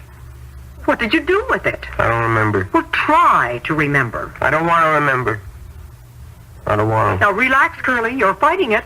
You're fighting the medication. Now, just breathe deeply. Relax. Now, Curly, you want to breathe the sweet air of freedom. Listen, the sweet air of freedom that blows in the hills. The sweet air of freedom. Now, confess. Say, yes, I did it. I had to do it. I'm a man of flesh and blood. She betrayed me. No. Not Pammy Sue. You don't know how much she loved me. You don't know. That girl was so filled with love. No, that she was. But it was love for the almighty dollar. Don't listen to Mama. That's all Mama could say. You should have listened to Mama. Listen to me, son. No, I won't hear a word against her. You don't know Pammy Sue like I do. She has a heart of gold. She surely does. It's all gold. Hard, cold gold. And that's all she can ever think about. Gold. That's all she can love. No, Mama. She loves me. Is that a fact? Look in the mirror. Go ahead and look. Answer me. How could she love you? Your mama's right, Curly. That's why Pammy Sue married you. For fame and fortune. You don't know. How can you know, any of you? How could you know what it was like when Pammy Sue and me were alone? Only I know. Only I know.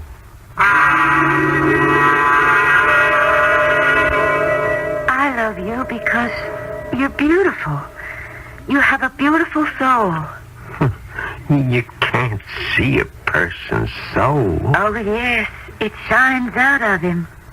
But you are really beautiful. I know, but I'm beautiful where it can't last. Don't say that. You'll be beautiful till the day you die. So will you, Pammy Sue. So will you. No, long before that time it'll all have gone. All the beauty. Remember what you wrote? It was the poem that upped your rate from $7.50 to $10. Mr. Hawk liked it that much.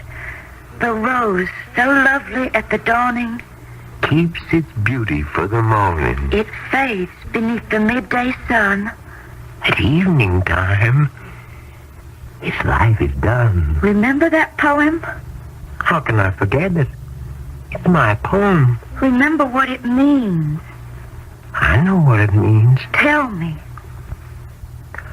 The life of a rose is very short. Beauty dies quickly. Yes. Yes, I guess so. And because a rose cannot live long, it... What? It gives its pollen freely. I'm not sure I understand. What are you saying? Nothing. I just want you to know I love you.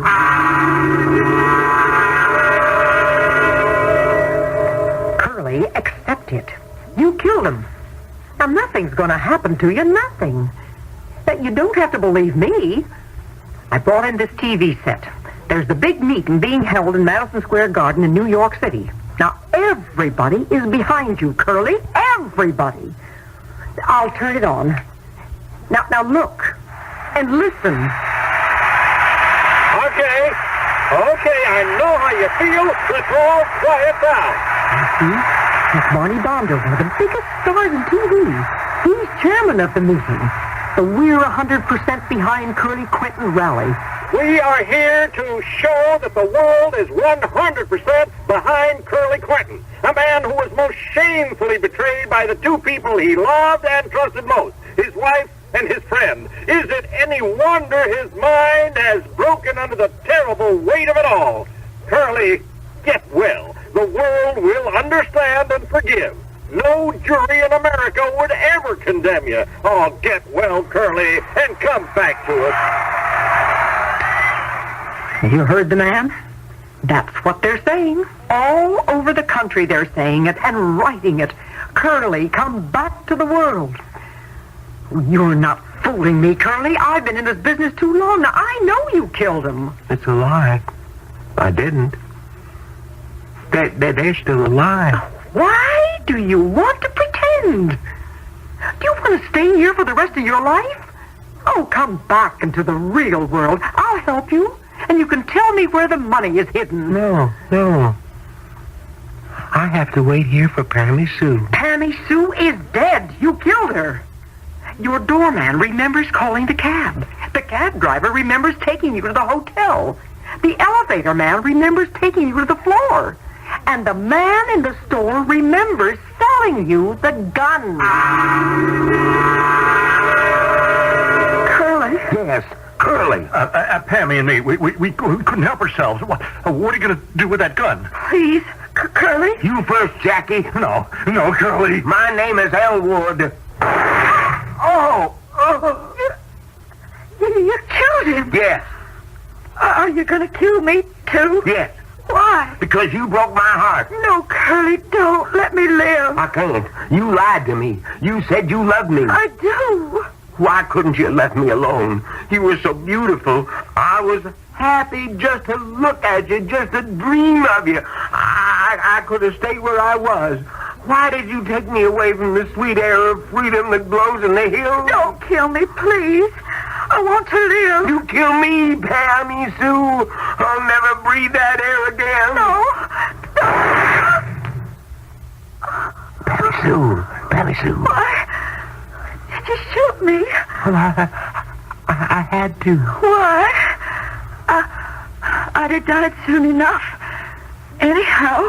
I'm sorry. I'd have died soon enough. You wrote that poem. It was about me. The poem?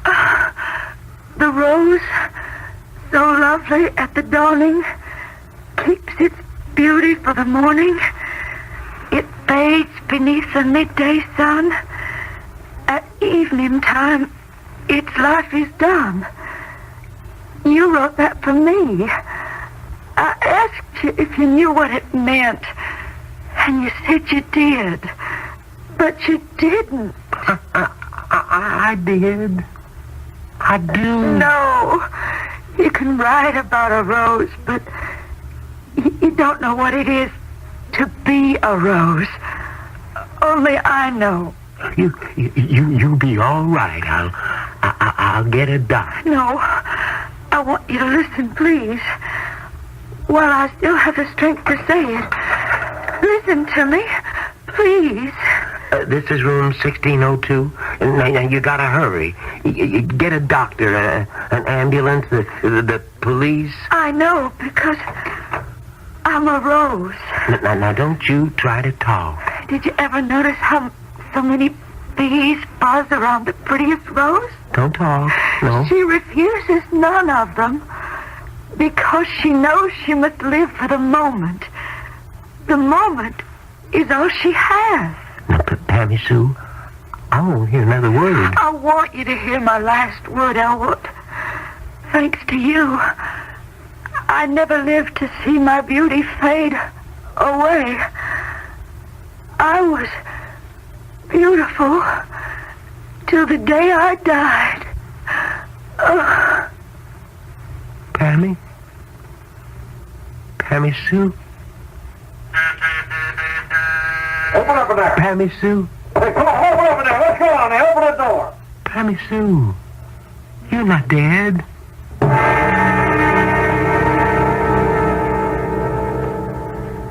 She's dead, and you have to face it.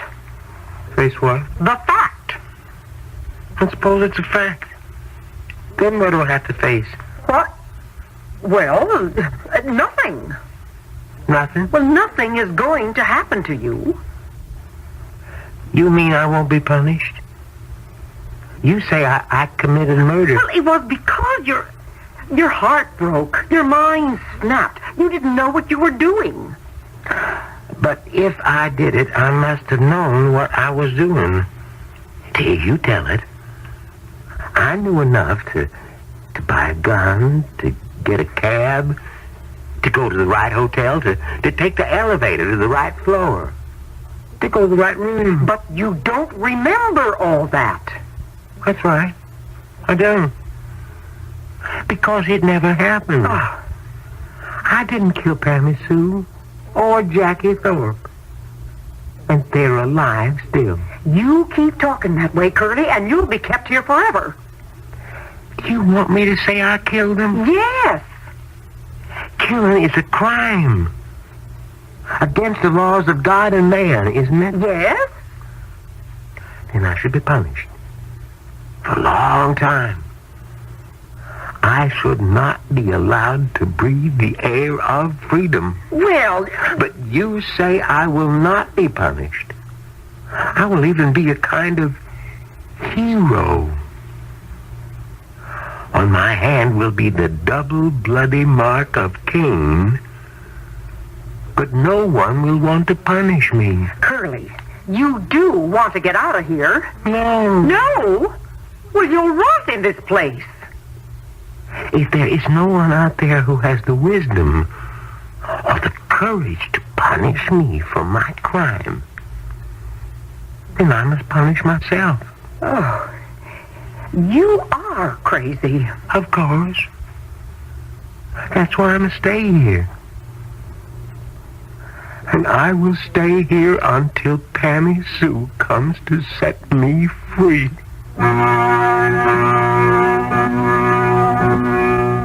That may be a long, long time, but in the final analysis, who's crazy? Curly's basic folly is that he happens to be a completely honest man. Who was it that went searching the streets with a lantern to find an honest man? Diogenes? Whatever would he do with one if he found him? Well, you'll find me right back here very soon.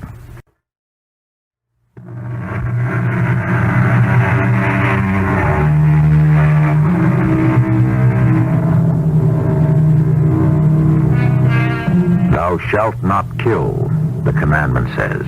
And it's clear and concise. It's absolutely to the point. Thou shalt not kill. It stands alone, unadorned. No ifs, buts, or maybes. No qualifying phrases, no escape clauses. This being so, why do so many spend so much time trying to figure ways around it? They don't exist. Our cast included Leon Janney, Catherine Byard, Joan Shea, and Earl Hammond. The entire production was under the direction of Hyman Brown. And now, a preview of our next tale. Everybody knows it's called the Star of Delhi. It's the most famous pearl in the whole world. It was given by an Indian Raja to his favorite wife, and she was murdered by a man named Bahadur Khan. Oh, well, then you do know the story. No, I don't. I really don't. Well, Mrs. Tottenham sat down with me one night and told me how this thief, Bahadur Khan, and a Confederate stole into the Raja's harem, murdered the wife. And then Bahadur Khan knifed his pal. Say, who's telling this? As I was saying, old Bahadur Khan then sells it to some English soldier of fortune who pays him by shooting him. Then this Englishman gets himself strangled and, well, before you know it, that pearl is leaving a trail of blood around the world and back. Radio Mystery Theater was sponsored in part by Contact, the 12-hour allergy capsule. This is E.G. Marshall inviting you to return to our Mystery Theater for another adventure in the macabre. Until next time, pleasant dreams.